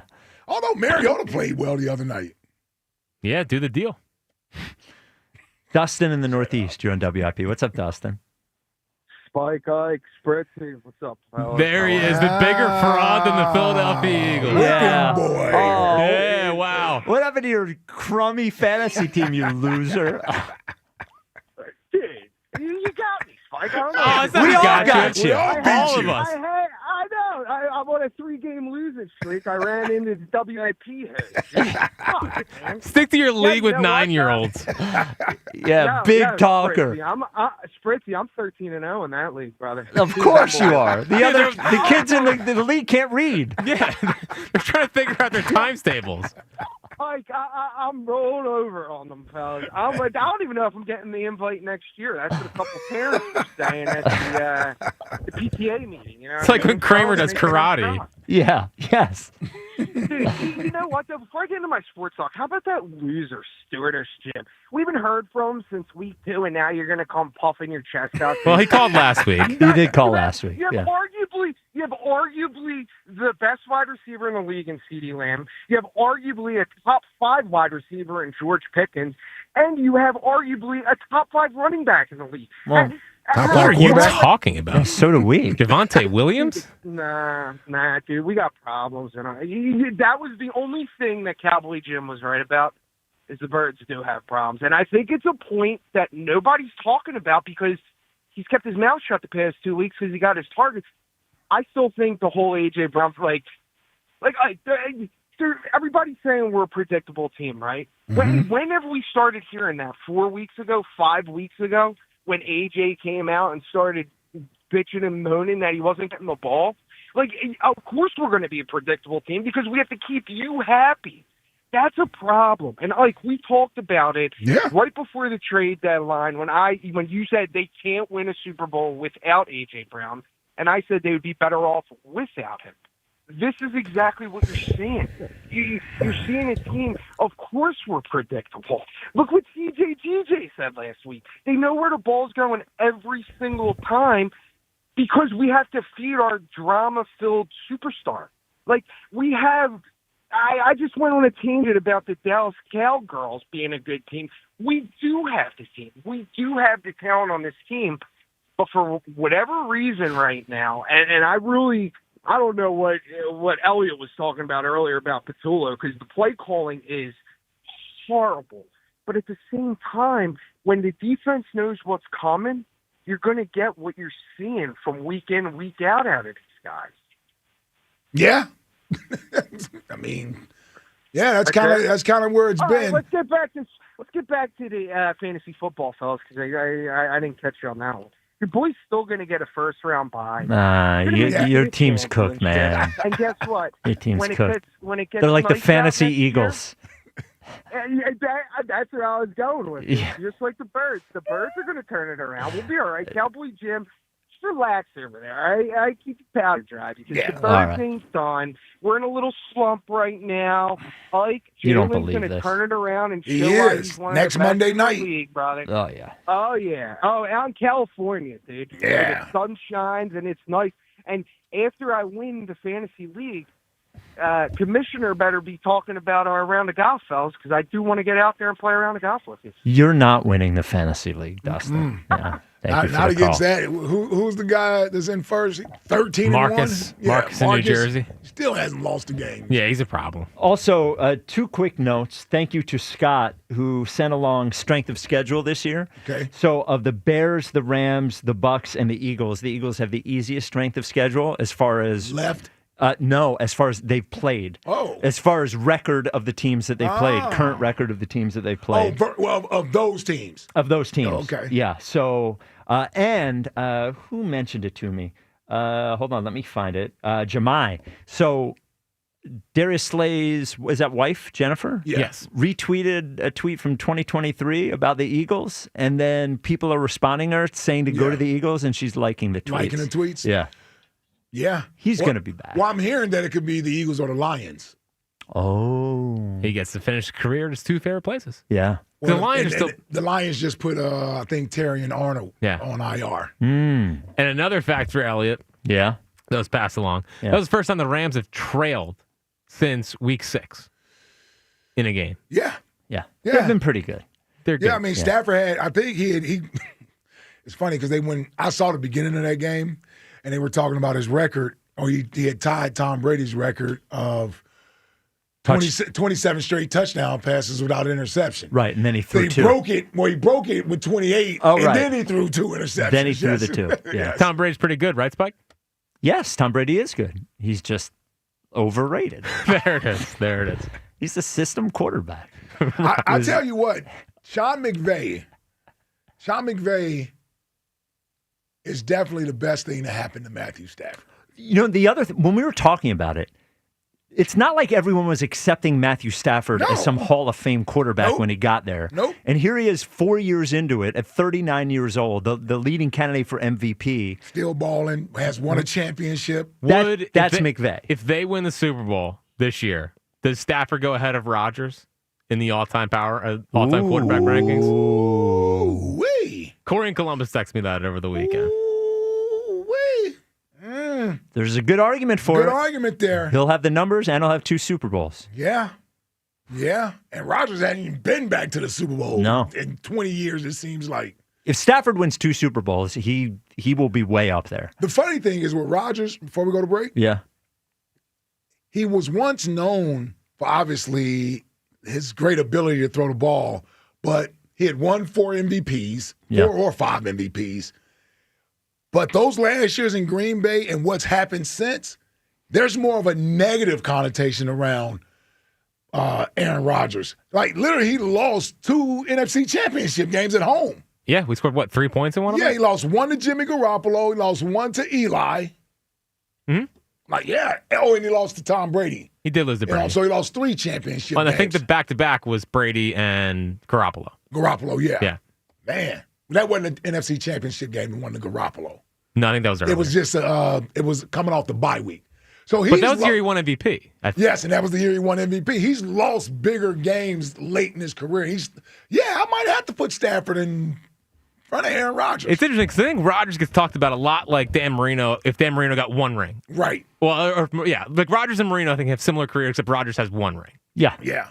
And Stafford's numbers, they're there. Outrageous. They're there, yeah. 215-592-9494. Jack, what is coming up in the top 5 at 5? Things we need to recap. We need to recap. Yeah, including my funeral story. Oh, good. Exciting. That's coming up next. This is the WIP Afternoon Show with Ike, Spike, and Fritz. As the baseball offseason begins, questions remain for the Phillies. Does Schwarber re-sign? Oh, we'd love to bring Kyle Schwarber back. It's a priority. Will JT return? The most prepared guy I've ever been around as a catcher. Can the Phillies retain Ranger? What a performance for Rangers, Suarez. Listen for the latest. All your Phillies offseason happenings happen here. We'll see what happens. Sports Radio 94 WIP. Think Verizon's best 5G network is expensive? Well, think again. This season, bring in your AT&T or T-Mobile bill to a Verizon store for a better deal. Then use those unwanted bills to wrap up goodbye gifts to AT&T. Or cut them into snowflakes to celebrate your switch from T-Mobile. 'Tis the season to save at Verizon. Just bring your bill to your local Verizon store and they'll give you a better deal. Rankings based on RootMetrics Root Score Report dated 1H2025. Results may vary. Must provide a postpaid consumer mobile bill dated within the past 45 days. Bill must be in the same name as the person redeeming the deal. Additional terms apply. Ready for action, hockey fans? BetMGM, an official sports betting partner of the NHL, is giving players another reason to lace up and hit the ice this season. BetMGM is adding extra excitement to the goals, the checks, the face-offs, and the breakaways with special promotions, new features, and more. Log in throughout the season to find odds boost tokens, no sweat tokens, and parlay boost tokens in your account to amplify your winnings. Enjoy enhanced product features like Dark Mode 2. Log into BetMGM, an official sports betting partner of the NHL, all throughout the hockey season to see what's new. BetMGM and GameSense remind you to play responsibly. If you or someone you know has a gambling problem, help is available. Call 1-800-GAMBLER. BetMGM.com for terms and conditions. 21 plus to wager. Pennsylvania only. Existing customer offer. Subject to eligibility requirements. Rewards vary and expire within 7 days.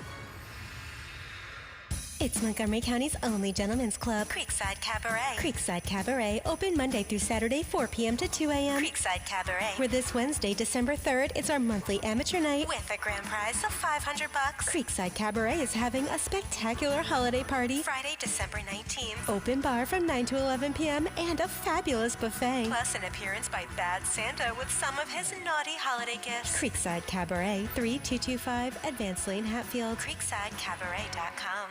Imagine being the wizard of your own home. With Xfinity, intelligent self-healing Wi-Fi fixes problems like magic. It boostifies speeds to your devices when you need it most, and makes your favorite Wicked content sparklify on every screen. All while a spell of protection helps keep your family safe online. When you're out in Oz, Xfinity Mobile joins Wi-Fi and 5G to keep your phone connected from here to the Emerald City. If you had the most intelligent Wi-Fi from Xfinity, everything would work together for good. And now you can cast a spell to stop time and keep your internet bill steady for 5 whole years. With the Xfinity 5-year price guarantee. No contracts or commitments with amazifying equipment included. Xfinity, imagine that. And see Wicked for good, only in theaters November 21st. Restrictions apply, select plans only. Xfinity Mobile requires Xfinity Internet. This is the story of the one. As an HVAC technician, he and his digital multimeter are in high demand. So when a noisy office HVAC turns out to be a failing blower motor, he doesn't break a sweat. With Grainger's easy-to-use website and product information, he selects the product he needs to keep everything humming right along. Call 1-800-GRAINGER, click Grainger.com, or just stop by. Grainger, for the ones who get it done. It's time for Cyber Monday, Dell Technologies' biggest sale of the year. Enjoy the lowest prices of the year on select PCs like the Dell 16 Plus featuring Intel Core Ultra processors. And with built-in advanced features, it's the PC that helps you do more faster. Plus, earn Dell rewards and enjoy many other benefits like free shipping, price match guarantee, and expert support. They also have huge deals on accessories that pair perfectly with your Dell PC and make perfect gifts for everyone on your list. Shop now at Dell.com/deals. If you've been diagnosed with moderate to severe plaque psoriasis, this is what it sounds like to be a million miles away. Imagine being a million miles away. Tremfya guselkumab, taken by injection, is a prescription medicine for adults with moderate to severe plaque psoriasis who may benefit from taking injections or pills or phototherapy. With Tremfya, clearer skin is possible. In clinical trials, at least 70% of patients saw at least 90% clearer skin at 16 weeks. Results may vary. Tremfya is also indicated for adults with active psoriatic arthritis. Serious allergic reactions and increased risk of infections and liver problems may occur. Before treatment, your doctor should check you for infections and tuberculosis. Tell your doctor if you have an infection, flu-like symptoms, or if you need a vaccine. Ask your doctor about Tremfya. Call 1-800-526-7736 or visit Tremfya.com. This is the story of the one. As an HVAC technician, he and his digital multimeter are in high demand. So when a noisy office HVAC turns out to be a failing blower motor, he doesn't break a sweat. With Grainger's easy-to-use website and product information, he selects the product he needs to keep everything humming right along. Call 1-800-GRAINGER, click Grainger.com, or just stop by. Grainger, for the ones who get it done. Hey, I'm Mike Slater. My dad passed away at the age of 63. It's out of nowhere. Had a stroke. Super hard, obviously, for the whole family, but my dad had life insurance. This is why I have life insurance for my family, for my wife and 4 kids. And the best place to get life insurance is ethos.com because you can do it in 10 minutes. And there's no medical exam and no blood test, just a few health questions. Get life insurance in 10 minutes so your family is protected. Ethos, ETHOS, ethos.com/play. This is Zach Gelb with Odyssey Sports Minute. This is how I think the latest college football playoff rankings will look later tonight. Ohio State, Indiana, Georgia, and Texas Tech will have byes, while Oregon will have Tulane come to Eugene to square off in the 5-12 showdown, followed by Texas A&M hosting Virginia in the 6-11 spot, with Ole Miss welcoming in Alabama for the 7-10 matchup, and then finally Oklahoma hosting the Fighting Irish of Notre Dame in an 8-9 showdown. I'm Zach Gelb. 94 WIP HD1 Philadelphia. Live from the Tasty Cake Studios. Sports Radio 94 WIP. An Odyssey Sports Station. Back to Ike, Spike, and Fritz. The Afternoon Show. Sports Radio 94 WIP.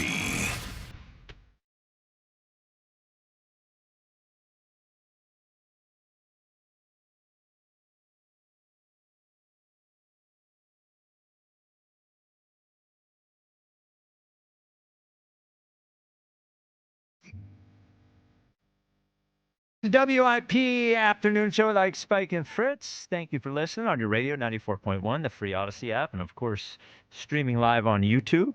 So good to see you, YouTube folks, my favorite people in the whole wide world.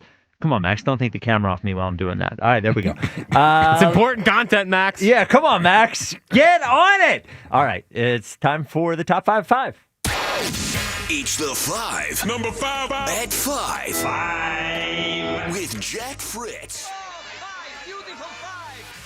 Obviously, we're off for a couple days, so there's a lot that we need to recap. Okay. Starting at number 5, Ike.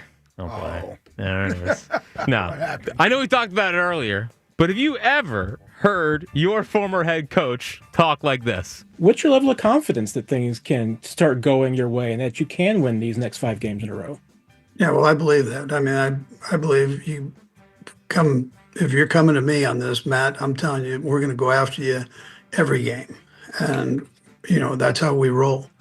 We're going to try to tickle your tonsils on every play, every game. And, but that's the attitude that we're coming in with. And then you let the chips fall where they may. Huh. Yeah, had not heard Coach use that one before. Some may say that boy got a 10-incher. Wow. Yeah, I hadn't heard him use that one Yeah, before. we're going to try to tickle your tonsils. I've never heard that phrase before. Well, I think I've heard a lot. But yeah, sure you have, big dog. Yeah. Yep. All the time. Wow. I don't really think that's where that I know. I've never heard that phrase before. I think that just means putting your fist in somebody's mouth, right? I guess. I don't know, man. I don't know. Tickle your he even laughed when he said it. Yeah, as he was saying, he was like, yeah, this ain't going to come out right.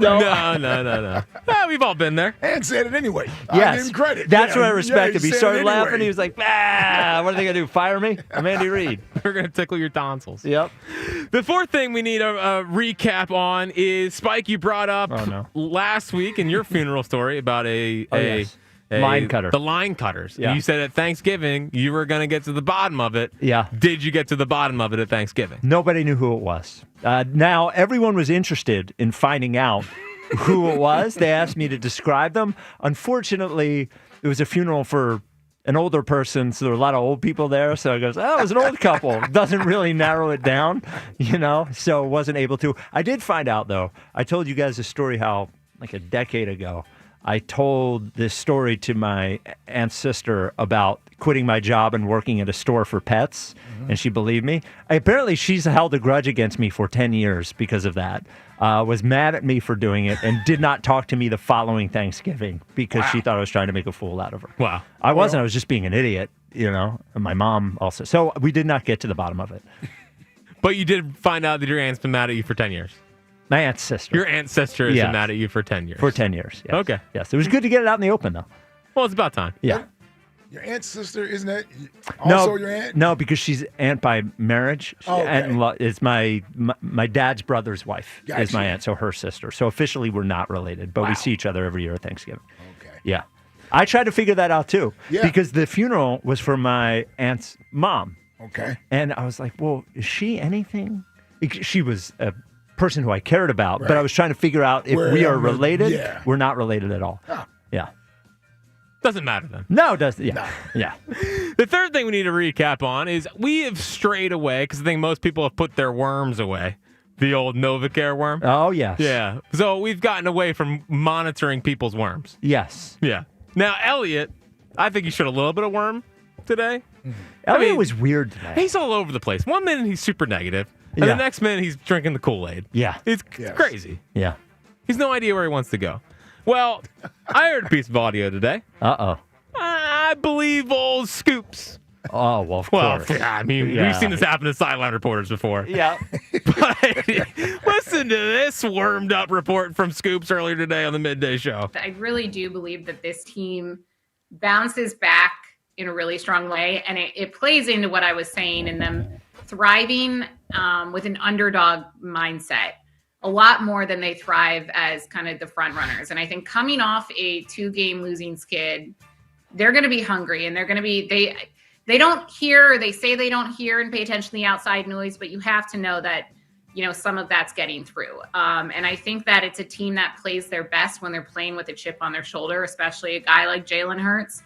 And I'm hoping that maybe they can use this as fuel rather than letting it bring them down rather than letting it kind of spiral downward the way it did in 2023. I'm hoping they can use it almost as a springboard to use as motivation. It feels like they're lacking that motivation, that want to go-getter mindset, really on both sides of the ball this season. And it's understandable. Like, they just won the Super Bowl. Oh my God. Not only won it, like they crushed most of their opponents throughout the postseason last year, aside from the Rams. So I think that they need some extra oomph, and I think that they've gotten it in this 2-game skid and all the outside noise that they're hearing. It's actually good when they lose, because then they're underdogs. Yeah. Scoops. I thought she made a lot of good points there. Scoops. Well, yeah, listen, she's a sideline reporter. No, I know. Like, give us an Alshon thing. Exactly. Exactly. Who's the source? Yeah. It's actually, if they lose 3 in a row, get ready to see how good they get. They needed some more motivation. Yeah. People forget they won the Super Bowl last year. It's understandable It's so that hard. they suck. Well, that's what Seltzer said this morning, too, allegedly. Of what? Seltzer said, these guys are human beings. They just won the Super Bowl last year. It's hard to get it back up. Well, stop. What? Stop. What'd I say? No, I know. Okay. You think they're having a problem getting it back up this year? Yeah. Well, I got the 232 box back up. And we still had a beautiful moment. We did. We did. The second thing that I want to make sure that we have a recap on is what happened last Wednesday. So, obviously, I'm not sure how many people were listening before we signed off and handed things over to the morning show, the Turkey Bowl. Oh, yeah. By the way, quick recap on the Turkey Bowl. 36-0 at half, 56-0 at the game over. Rainy, cold night. Great game, man. Man. But I want to make sure that we all listen to what John Ritchie and the importance of this game was when talking to us before it. I think I've forgotten some about the high school game a little bit, and every year I get reminded a little bit, so it takes me a while to get back into this swing. These teams are they're going to fight it out. They're going to fight and kick and scream, and this is all about, home cooking, who can go to the mall tomorrow and walk down the aisle with pride. This matters, man. This hometown rivalry stuff makes such a huge difference in the lives of everyone on the field tonight and everyone in the stands, and I just want to bring that to everyone's attention. Tonight, Joe and I are calling a game that has it's immeasurable importance in this township. Immeasurable. So, he did say, so we'll get to the kick and claw and scream. Going to the mall? Yeah, so that is the key line in there, is this game determines who's going to get to go to the mall tomorrow and walk the aisle. And be proud to walk the aisle on Thanksgiving when the mall is not open. They'll show their face around old Haddon Township or whatever it was. Teachers don't go to the mall anymore anyway, do they? I don't think so. I think he was having a flashback. Yeah. I think he was. He thought it was 1990 when he was in Mechanicsburg. That was, they had their Turkey Bowl broadcast, which started at 6, so they signed on with us at 5:45. Yeah. That first 8 minutes of that crossover was the strangest 8 minutes I think I've ever encountered on the radio. Richie, this game determines who's going to go to the mall tomorrow and walk the aisle with pride. Are they getting married? Who even talks about going to the mall and walking the aisle? And the immeasurable, it was the 2-9 team versus a 3-8 team, and somehow the 3-8 team won 56-0. How did the one team get 2 wins? I mean, what is going on, South Jersey football? This is your guys' state, man. I knew he was going to say that. Yeah, it always comes back to our state. I'm sure there are no bad teams in Pennsylvania. I would have no idea. And by the way, Glassboro just won the state championship. Yeah. Hell yeah. All right. The number one thing that we need to recap, though. So, 2 weeks ago, the world lost a great lady, Grammy. Jill's grandma passed away. So we had the funeral for her on Saturday. And, beautiful service. Mostly a celebration of life because she was like she's the most joyous person I've ever seen in my life. Always positive. Great. Yep. So it was a celebration of life. And this is the first time that I've ever been a part of a funeral procession. Okay. It's like the driving part. Yep. Yeah. It's tough. So I heard the message from the guy. You screwed it up. Don't tell me you stopped at a light. Oh, no. I broke the chain. Oh. You're an idiot, man. I broke the chain. I led the second unit. There was the other car. There's no second unit with a funeral procession. Man. I got a little spooked. By the way, it was on Westchester Pike, which is the worst road in America, and there's always stoplights. Yeah. So I got caught on a yellow. I had two kids in the back, and I'm like, "There's no way I'm driving through this thing." But you have to. I know. You realize other people know it's a procession, and they let you go. That's what I was told. I wasn't close enough because I was looking at my phone. But wait a minute, you're worried about driving through a red light, but you're looking at your phone. My natural instinct when it goes red, his phone's out. So I broke the chain. Now I did lead the second unit. Are you the sixth man of the year in funeral processions? To the burial site. The other cars behind me started honking. I'm sure they did. And I want to tell them, like, what the hell? Why we stopped? I want to tell them to tone it down a little. We'll get there. I got it in my GPS. I was so embarrassed. I turned my flashers off, and I tried to take the funeral flag down. Why? Because I didn't want people to know that I broke the chain. I didn't want to be known. And then we showed up to the thing a little bit late. To the cemetery. Yeah, to the cemetery. Yes. And everyone... They're like, where the hell were you guys at? Well, why were you late? They all knew it was me. Okay. Yeah, it makes sense now. Why everyone's late to the burial. Oh, my God, bro. You are an idiot. You are something special. Yeah. Total idiot. Unbelievable. Now, I do think it's something special, man. Also, this hour sponsored by Guided Door and Window. Take advantage of Guided's big year-end sale. Get 40% off all windows and doors until December 31st. Call 877-GO-GUIDE or visit GoGYDA.com. There is something, now that everybody has GPS, like map apps or whatever, is like the funeral procession of the cars, it seems like maybe a little less necessary, I guess, because maybe at one point not everybody knew where they were going. It was probably people coming from different areas. That way everybody knew. Mm-hmm. It is a little nerve-wracking. The only defense I'll give Jack, it is a little nerve-wracking, even if you know you're supposed to do it, to drive through the red light. The red lights. Because the people on the other side, you hope they see you. I don't know, it feels like maybe it's a little, now that everyone knows how to get places. I've not done the procession in a while. Yeah. I'm trying to think. Yeah.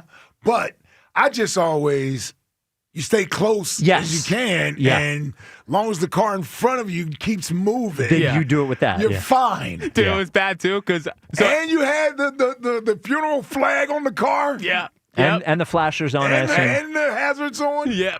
Listen, we're in Delaware County. You know, there might be little crazy drivers out there. Come on, man. It's Westchester Pike, a lot of red lights, which means we kept I kept and Westchester stopping. Pike's not even really well, I guess through a part of Delco. Where Broomall. were you? It was Broomall into Drexel Hill. Okay. Okay. All right, fair enough. Delco. Yeah. That's no, where at one Val's point from. I thought I made a wrong turn, so I did the a shake and bake with from Talladega Nights. I let another car take the lead to make sure that I didn't get blamed. Let them see slingshot the other car up front. Yep. Well, I led the second unit. Also, my brother-in-laws gave speeches, which I saw the rundown of who was giving speeches. They gave speeches. And I was sitting there like, are they trying to one-up me? Like, we got an internal battle with me and my brother. Did you give a speech? No. What do you mean? Your brothers-in-law gave speech. Yes. Because they were directly, like, you were going to give a speech about Jill's grandmother? At the ceremony. Yes, but that's not a spot for you. That's what I thought. Yeah, but it was your brother's... Why were they giving brother-in-law? Why were my brother-in-laws giving speeches? Hold on. We're all in the same situation. Okay, so they weren't directly related. They were related by marriage as well. Oh. Yeah, because of Jill's sisters. Yeah. Okay. Yeah. I didn't know if they were Jill's brothers. No. All sisters. Oh, well then, they did top you. Well, how can they? Given your public speaking record, they can't allow you. You might mispronounce her name. Believe me, Jill didn't want you giving a speech. No. There's no way she wanted you giving a speech. No. Well, you're not even a speech guy. So I can talk in a microphone to hundreds of thousands of people. Yeah. Public speaking, Yeah. But I think they were trying to one-up me. Well, I think I've been going up the pecking order in the family recently, and they're like, guess what? We're taking it. We're giving speeches. I didn't even know they were giving speeches until I saw the thing. I was like, oh, damn, I got a pit in my stomach. I forgot you're like a big deal in the family now. Dude, I'm a big deal. I'm in Westchester, I'm an A-list. He's a big deal in the family now. I can't believe you stopped the funeral procession. Yeah. Yeah. I like that the other people in the procession were honking at you. I'm glad. Yeah, they should have been mad at you. Yeah. Especially the person directly behind you. Yeah. Well, that person was cussing you out for sure. She seemed a little tight. I didn't know who she was, by the way. She had a Florida license plate. I said, "You've never even driven around here." And then I think which is why she needs you. Which is probably why she needs to stay close to the rest of the procession. And she was the one that I made go in front of me. So I'm not taking the blame for this. You are wild. You are relentlessly you. Caleb in Delaware, you're on WIP. Hey, what's going on, fellas? What's up, Caleb? What's up, Caleb? Hey, Spike, I got to get on you first right quick before I start my call. Yesterday, you dropped the ball with Donovan. You always give Eliot a hard time with them press conference questions. When Ike asked Donovan a question, he stumped Ike, and nobody had a follow-up of who exactly was he talking about when he said he didn't have the right personnel. We all wanted to know if he was talking about Jalen or not, and neither one of y'all asked exactly if it was Jalen or not. Yeah, I didn't want to know. I mean, just wait, for the what? sake of the conversation. What was the? I didn't want to press it. Yeah. So what was the? I don't remember the answer. I'm sorry. Give it again. Donovan kind of said that Petula couldn't run in the plays he wanted to run with this personnel. Oh yeah. Well, here's the thing. You would have thought Ike was drinking juice the way he paused. It was like we was not expecting Donovan to say that. And it's like, hold on. Well, you're normally on Jalen's side, so what are you actually saying here? Well, so for me, the reason I remember that, the reason I didn't ask was I knew if I asked him, he wouldn't say Jalen. Like he would have talked around it. You said that because sometimes when I listen to the interviews when Donovan's on, it's almost like you slide Ike the paper with your questions on it, and then you take Ike's questions, so it can be easier on Donovan because you feel Donovan to give a different answer, and it's like Ike leans in with the. So listen here, bro. Yeah. He kind of butters him up. Well, I will say we do not slide each other questions. No, but I understand what you're saying, though. Yes, I understand what you're saying. I think subconsciously we both know the questions that need to be asked, and I think we both know. Yeah, sometimes it's just better to come from me with certain questions. Then there are also questions that I'm like, well, you go ahead and ask him that. Well, I think, Caleb, if you listen, I think my next question was, how do you think Jalen is playing? And I think that was your way of I think that was my way of yeah. getting there. Yeah. Now we all love Five and we all love Jalen, but when he said Jalen was playing well, I think everybody looked at each other like, yes. So, which Jalen? I forgot the point I was going to make, but I do have something else that I just thought of just now. So okay. Two things. When we was playing, my issue again, Jalen, has been at fault. But when we was playing the Bears, the broadcaster had said something about Ben Johnson was giving Caleb Williams the whole entire playbook, whether he knew it or not. They was giving it to him, so it's like it's better he learns it now, and we know if he really can't do it.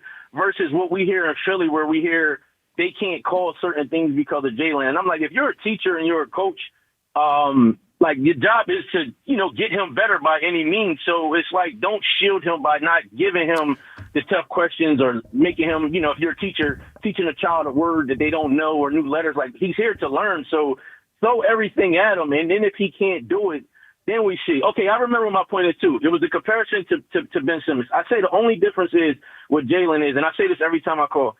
The thing that we're most loudest about on the radio, it seems like he goes out that next week and do it. Now, my whole take with the passing over the middle thing, I think everybody knows because he's a shorter player. But with him being a shorter player, I feel like when he's passing over the middle, the timing has to be perfect because when you're putting that much strength and velocity into a pass over the middle, 9 times out of 10, you're throwing the ball downward. So if he doesn't have that trajectory, somebody put their hands up, they pop the ball out of there. So that might be why, because he had a pass to AJ that was over the middle, and it was in tight coverage where I thought the ball was going to get picked off over 2 guys, and AJ wound up catching it. So, like, it just seems like the difference between him and Ben Simmons is Jalen will actually go in and work on the things that we say he can't do, and whether it's at a high level or not, that next week, I'm guaranteed we see him do it. Like coming up, we're going to see him run the ball like crazy next week. It's just, I don't know that's how it works normally, but it's just normally something that I notice when I'm watching him play. Like everything we say he can't do. And one last thing I wanted to say, because I don't get to call when Seth Joyner is on. Seth said a couple weeks ago when matter of fact with the Giants game, when Jalen threw the interception to Dotson, and he said, man, if Jalen Hurts just holds on to the ball a second longer, he got A.J. Brown open in the fading to the back of the end zone. Now Jalen Hurts is out here holding the ball a second longer to see if A.J. can create a little bit more separation. And now it's like, why is he holding on to the ball? So it's like we really don't know what we want from this guy. Mm-hmm. And again, he's not perfect and he's not above any criticism, but it's like, let's just be fair with it. Like one week you want him to hold it till AJ get open, the next week and just jump off of that read and go to Smitty and go to this person and go to that person. And it's just, I don't know, it just throws me sometimes, man. All right. Yeah, well, that's why they say thank you for the call, Caleb. That's why it is the hardest position in sports. Yeah. Because sometimes you do have to hold the ball a little bit longer and sometimes you have to throw it earlier. I understand the complaint there. Like I get what Seth is saying, but I also understand where if you hear Seth saying that 1 week and then the next week it's that he didn't. Yeah. But, all right. High Hopes Jackie baseball report next. Got some news, maybe a little Schwarbery news. Schwarbomb? Yeah, well, we'll see. That's coming up next. This is the WIP Afternoon Show with Ike, Spike, and Fritz. FanDuel, in partnership with Valley Forge Casino, is the #1 sports book for same-game parlays. From points and rebounds to threes and assists, FanDuel is the best place to combine your favorite picks in a same-game parlay or track every stat live, all in a easy-to-use app. And right now, it's the perfect time to join because new customers get $150 in bonus bets if your first $5 bet wins. So bet on the players that you love the way that you want. Head to FanDuel.com/Ike to sign up today. FanDuel, official sports betting partner of the NBA. FanDuel Sportsbook is the official sportsbook of 94 WIP. 21 plus and present in Pennsylvania. First online real money wager only. $5 first deposit required. Bonus issued as non-withdrawable bonus bets, which expire 7 days after receipt. Restrictions apply. See terms at sportsbook.fanduel.com. Gambling problem? Call 1-800-GAMBLER.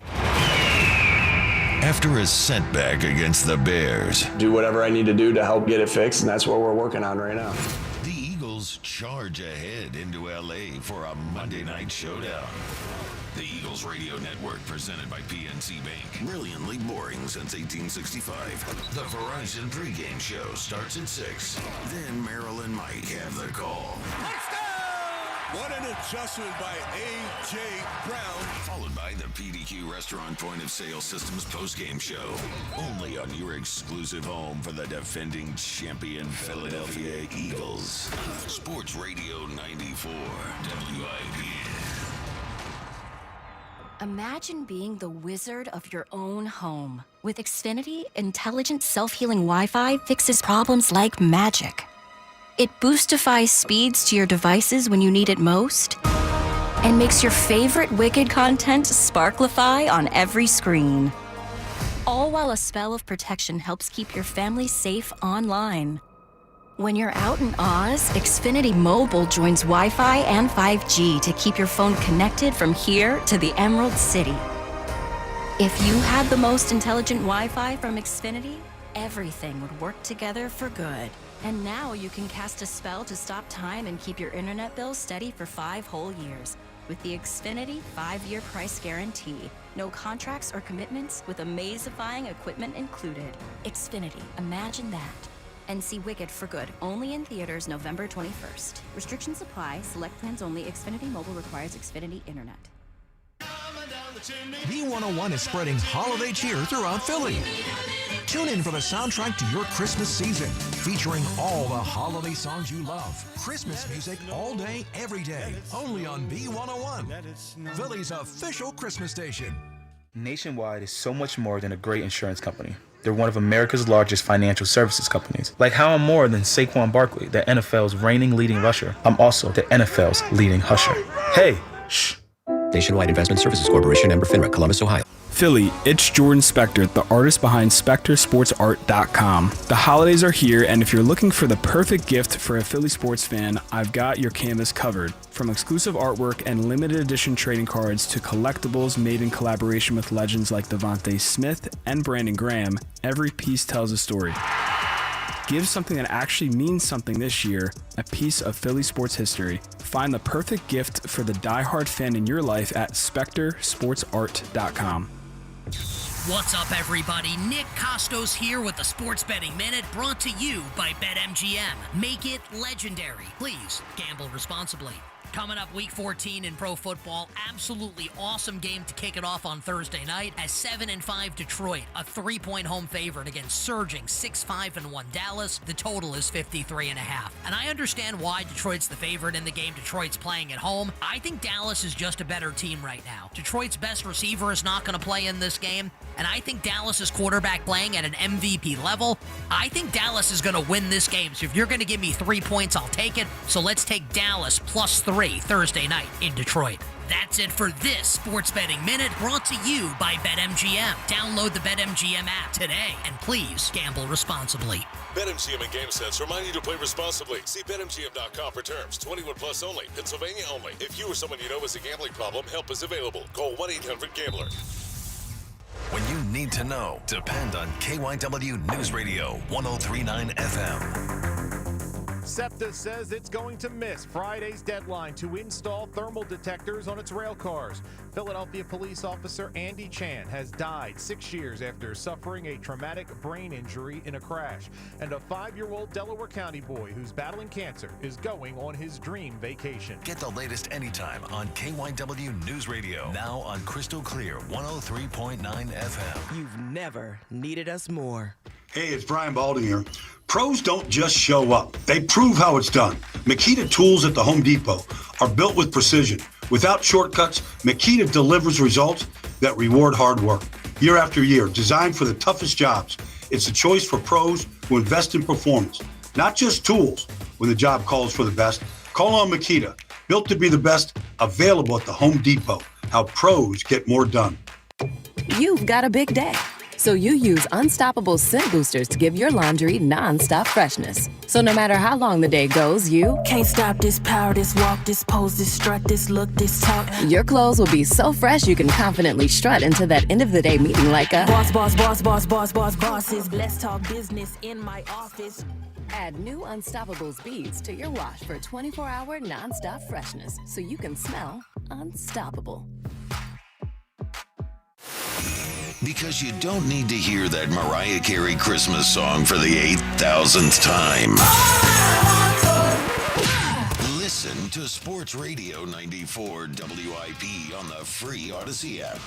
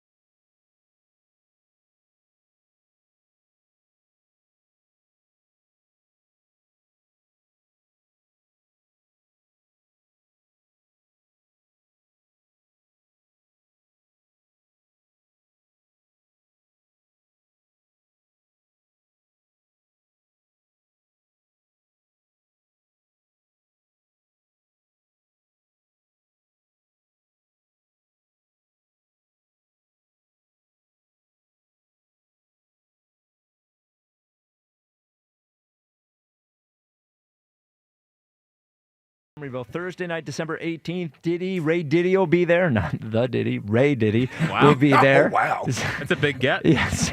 Signing the Eagles Encyclopedia, food and spirits as well. Twitter question, who's the best team in the NFC? Rams at 59.1%. Then the Eagles at 26.3%. Seahawks at 8%. Bears at 6.6%.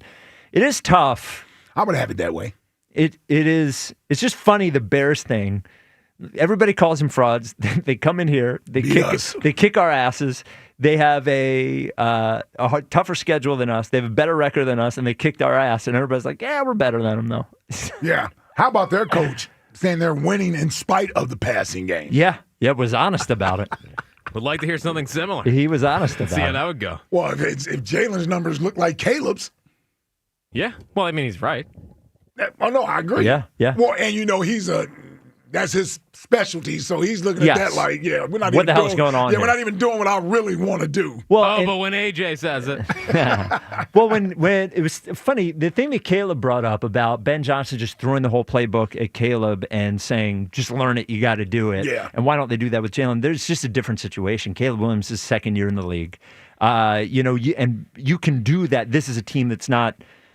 They're trying to win games, but the expectation of the Bears is not to win a Super Bowl. This is a learning year for Caleb Williams. They're just in different situations. And he's going to have to learn that because that coach ain't going anywhere, and that's the offense that he runs. Yes, they're not going to adjust it. No. They'll change quarterbacks before they do, actually, I think.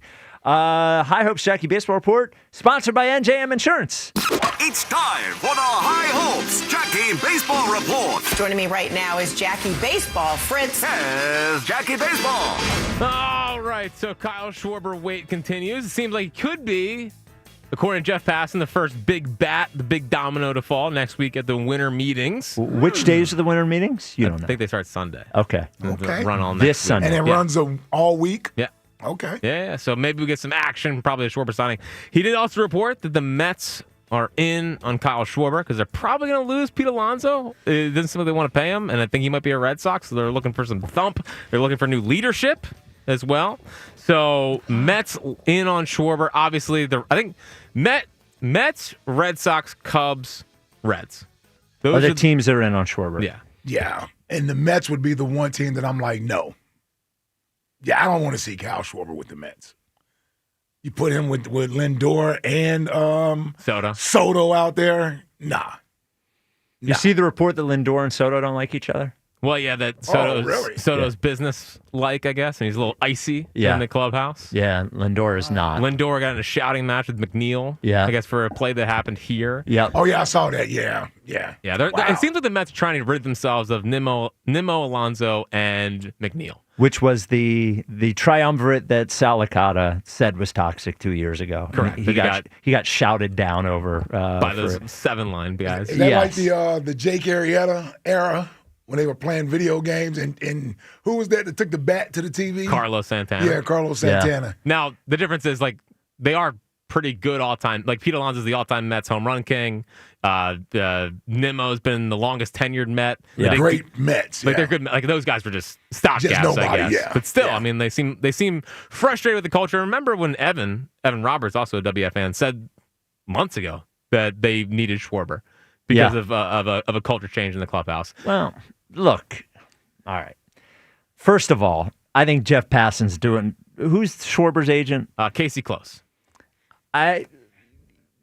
Jeff Passan's been a little like, hey, Kyle Schwarber's going to get $1 billion. The Phillies better sign him. Like, I think that there's maybe a little bit of water being held by Jeff Passan for the agent. That's the first thing. The second thing is, Kyle Schwarber's a good player, a good clubhouse guy. Like, do you see him as Mr. Leader guy? I do not. I think people around baseball do. Really? Yeah.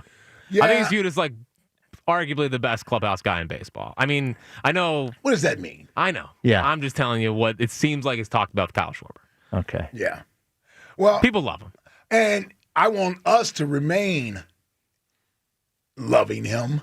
And I think that could happen if he's not playing for the damn rival. Yeah, he goes to the Mets. It's a tough pill to swallow. Yeah, exactly. Well, he can go to hell then if he kissed them. Like, you go to the Mets. I'm like, this whole fan base is looking at you different now. Well, they want to lock up 6 years of Schwarber next to their 10 years of DH Soto. Yeah, where's he playing? How many DHs can they have? Well, Vientos is a DH. Yeah, he's on their infield. Listen. Yeah. I don't know. It seems like if it's really 5 or 6 years from Schwarber, that would be a risky proposition for the Mets, knowing that Soto's future is also as a DH. Sure.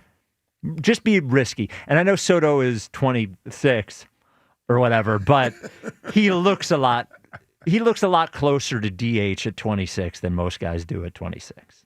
Is what I would say. No, he looks pretty good.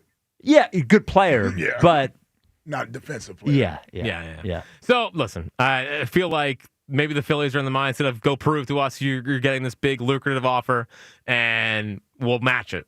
I don't think the Phillies want to feel like they have to overpay for Kyle Schwarber. It does feel a little bit of scare tactic-y. Yeah. Now, the Reds, they're not scaring anyone. But I think I actually do think the Reds are a factor here. So they did get Terry Francona, who's a big-time manager. They theoretically should have money to spend. They're not spending it on anyone else. They have a great pitching staff, a great starting staff.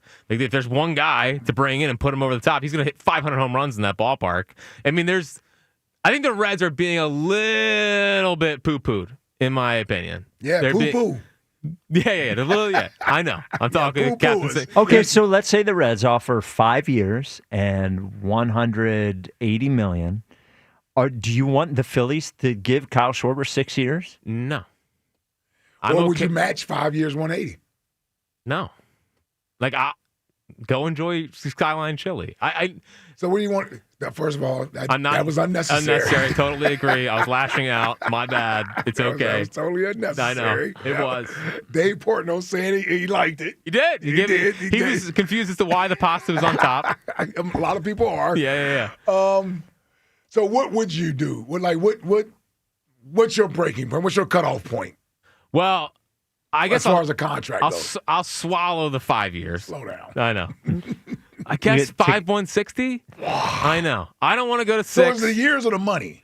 Most of the years, but I also don't want to pay. I don't want to pay him $35 million a year. Right. I'll settle for $30 million a year. I get it. He had a great year. I'll give in on the 5 years. But if we get to 6 and 35, at that point, just Saquon Schwarber. Exactly. Just go to Kyle Tucker. Because Kyle Tucker's going to get something similar. He's 4 years younger. He can play the outfield. Of course, it's going to be a 10-year deal rather than a 6. But who cares? I mean, right. He's 4 years younger than Kyle Schwarber. Yeah. So I just want again, the main thing that's been this whole offseason, I want them to keep their options open and not feel like they have to just pay Schwarber whatever it takes to bring him back. I want Kyle Schwarber back. But I also don't want to pay a 33-year-old DH $35 million when I know heading into last year he was never going to sniff this money. And it's very hard to believe he puts up a year that he put up like he did last year. Yeah, for sure. So we'll see. Now, and what I think is also interesting is the Phillies keep getting mentioned now with other names. Bregman's been out there. Murakami from Japan they've been linked to. John Heyman said they're lurking on Cody Bellinger. Which I know gets you tickles your tonsils. Yeah, it does tickle my tonsils. And Bellinger, listen, it's so interesting because he's been really good for 3 years, but it doesn't feel like there's a lot of buzz for Cody Bellinger, even though he is a former MVP. And I wonder if people are so caught up on him getting non-tendered a couple years ago. It's just so weird. He's been good since then. Yeah. We overrate the defense a little bit. He's more of a corner guy than a center fielder at this point in his career. But still, if they sign Bellinger, he also hit lefties really well last year. Doesn't strike out a ton, and will hit a minimum of 25 home runs in this ball. Hold on, not just last year. His career splits, lefty-righty, are even. He's like 820 OPS lefty and 835 against righty. And he can play first base. And he plays the field. And it's going to be similar. You don't need him to play first base. You give Bryce a day off and let Bellinger play first base while Bryce is DHing or something. You give Bryce more DH days. I'm just saying he is a good corner outfielder and he can play first base. Yes. Mets also signed Devin Williams last night. They gave him 3 years, $51 million. Horrible with the Yankees last year. Kind of turned it on the last month, and I think the Mets are buying into that. What's interesting here is obviously they have Edwin Diaz, who has killed the Phillies for a good time. Yeah. Do they let him go? Do they want to be able to re-sign him? Williams, Diaz is a pretty good 8-9 if the Mets and they sign Kyle Schwarber. So they can't pay two relievers $20 million a year Steve each. Cohen. Steve Cohen. They got off the Nimmo contract, which was $100 million. So, yeah. They're like the Dodgers. They are like the Dodgers. Except they don't win. No. Right. No. And then last thing, Passan did a 25 trade candidates this morning. He labeled Alec Boehm at 50+% getting traded. Okay. 50+%. An interesting thing he threw in here. Okay. Is if they spend their money elsewhere, they could still move him and either acquire a stopgap at third base or just run with top prospect Aiden Miller. No way. Just saying. To start the season? Would be crazy. Just, again, I wouldn't advise it. Start him at Lehigh Valley. Let him kind of cook there if he's. I'd rather see him than Otto Kemp. It's exciting. I know. At least that'll give us something to be excited about. Oh, yeah. I'm excited about the Ottoman Empire, for sure. Yeah. The Ottoman Empire. The idiot. What? While some insurance companies use gimmicks to get your attention, NJM would rather focus on putting their policyholders first. No jingles or mascots, just great insurance. Visit njm.com to learn more. Shannon in Fort Lauderdale. You're on WIP. What's up, Shannon? My brothers, what's going on, man? How you doing? What's up, Shannon? What's up, Shannon? Look, I got 3 initials and I got 3 questions. I'm going to start with the initials. BPS. And I got a question for you. I know this is not a guarantee. We need help in a lot of different areas. But how many more games? Do we win one more game with Big Play Slay rather than those 2 liabilities, Dory Jackson and what's the other dude's name? Keely Ringo, Jacorian Bennett. Yeah, all of those guys. Do we win at least? Is Big Play Slay good for at least one game in those 4 games that we lost? At least one. Yes. Are we 93? Yeah, I think so, yes.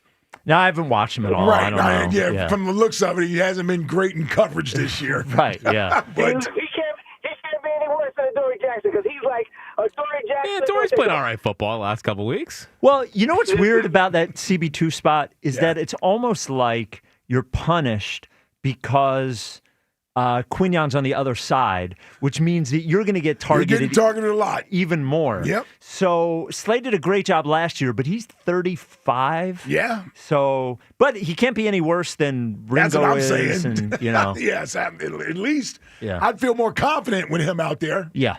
Yeah, I think so. I think there's got to be a really good chance he's coming back, I would say.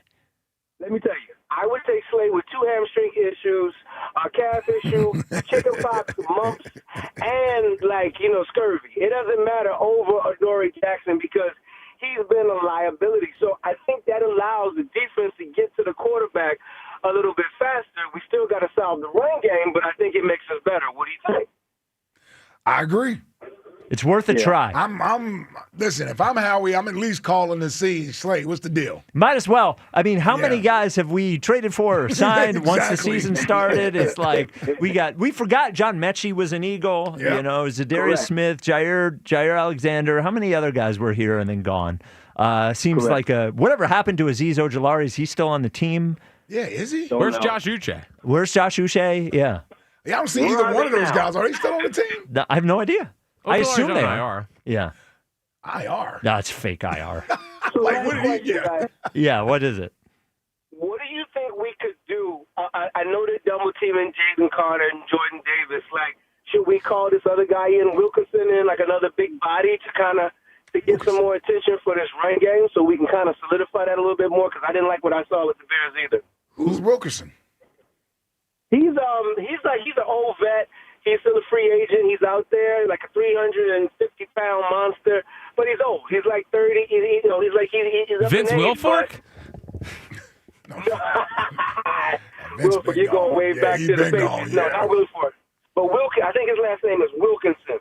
I just saw. Gabe Wilkinson? But I don't know who that is. Would you get somebody like that? Just to you know what? I like the cornerback edition. They're about to bring back. Listen, I know Christian Wilkinson. Played for the Raiders. Wait, Christian Wilkins. He's the one that was got crazy. cut. Yeah, Christian Wilkins. Yeah. Played for the Dolphins and the Raiders. And he was good. And he even got a sniff since they kicked him out of the Raiders. Something happened where they let him go. Yeah, so there was a story 2 weeks ago that he could, thank you for the call, Caleb, that he could resurface with a contender potentially. There have been rumors he had a serious HR issue with a teammate. Right. I remember that. Yeah, I knew something had happened. Yeah, Christian Wilkins. That's what. Yeah. Yeah, he was. Yeah, never mind. Okay. That's a little tricky story. Is it? That something happened. Yeah. Now it's coming back to me. It was a weird one, wasn't it? Yes. Yeah, he was acting weird in the That's why locker room. HR got involved. Yes. It was one of those. Yes. Okay. It's one of those things you're like, but that's funny. Wait a minute. Is that not funny at all? Okay. Right. All right. Okay. Yep. The text line is brought to you by Benari Jewelers. Don't settle for ordinary. What? Were you going to say something? No, I'll wait till text line. Okay. Don't settle for ordinary. Choose extraordinary. Choose Benari Jewelers at Exton and Newtown Square. Online at BenariJewelers.com. Text line, text line, text line. If this inflation continues, don't be surprised if he starts fundraising for a possible presidential run. Eliot on Kevin Petullo's future. He is special. It's been so long since I've been so mad at Eliot. He also wanted me to point out that who's had the better quarterbacks to work with, the better quarterback to work with. Who? Oh, McVay? Between McVay and Sirianni. But what's funny is, so here's what's funny. That's a good point. I'm glad you brought that up. Well, what's funny is, if I asked Eliot to rank quarterbacks prior to the season, if I asked him to rank Jalen, Jared Goff, and Matt Stafford, who do you think he would have at one? He would have Jalen ahead number one. Guys. Right. So why don't we put that one to the side, Eliot? And Eliot also said that Sirianni and Jalen are top 10 quarterback head coach duo of all time. Of all time. That's E. Yeah. What's next? It's the running game! What Ike will yell right before launching eggs at Eliot's house tonight. He came in here looking for a fight. He did. He got He you did. first segment. Yep. He got me and Spike second segment. Yeah. He listens to our first hour and he's like, you know what? This is where I'm going here. Yeah, this is where I'm going. They need a little fight. It's amazing that the 8 to 10 minutes on is Jalen Hurts just like Ben Simmons was the least contentious of the hour. Yes. And again, these other shows, they bring him on, treat him like an expert. Like he's an expert. Yeah. This show gets trucked through the mud. Yep. It's war. He fights, though. He Puts loves up a good it. fight. Yeah. He loves it. You think he likes getting treated like an expert? He's like, nah, fight with me. He's a takesman. But yeah, fight with me. Jalen could be the best pitcher on the Phillies. Prove me wrong. Prove me wrong.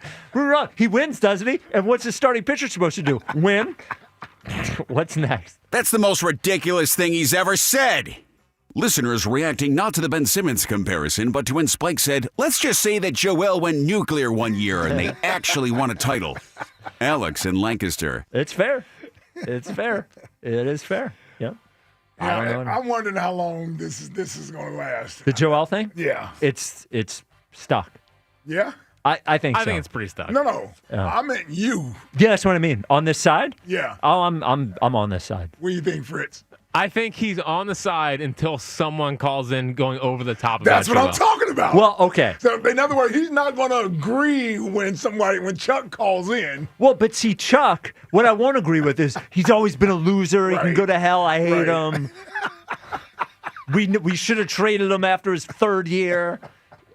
We're in different spots. Yes. You know. I feel you. If you love him, set him free. And I set him free. Go.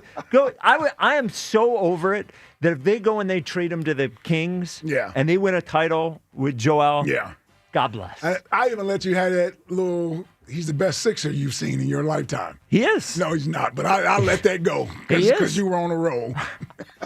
Still is. All right. They won the same amount of championships. What's next? Attaboy, Spike. Andy Reid listening to Spike tickle Sean McVay's tonsils again. What? You really wanted them to win that game last year. Cost you $4,000 those Rams. It did cost me $4,000, but I think the McVay opinion is pretty much universal. You would say that most people think he's the second or first best coach in the NFL, right? Oh, yes. That is probably consensus. And I'm a Nick guy. Yes. Yes. Yeah. Yes. It's either him or Andy. Yes. Almost everybody would say that. Yep. He does have some cowardice in him. He does. 100%. He does. Oh, yeah, that's right. He doesn't do the whole. He's not Go for aggressive a all the fourth. time. Big Yeah. field goalsman. He's a coward. In Kind that of early Andy. No, he does have a ring. Yeah, he does. But it's a smidge of early. Early Andy didn't have the analytics stuff, though. No. Yeah, he's gutsman. Yeah. What's next? Jeopardy host. Where you are if Eliot Shorr-Parks yells, now this is a bar song, and starts doing the twirly thing with his hands. Jeopardy contestant. What is the whitest bar in town? Mark in Modco. Well. Yeah, probably. I mean, I think that's fair. Yeah. I don't know. He's certainly not going to the other parts of town. No. I mean, I'm sure there's a rap song that shows I was up, gonna but say, it's still. He don't listen to the music. I don't think he's mixing with the. No.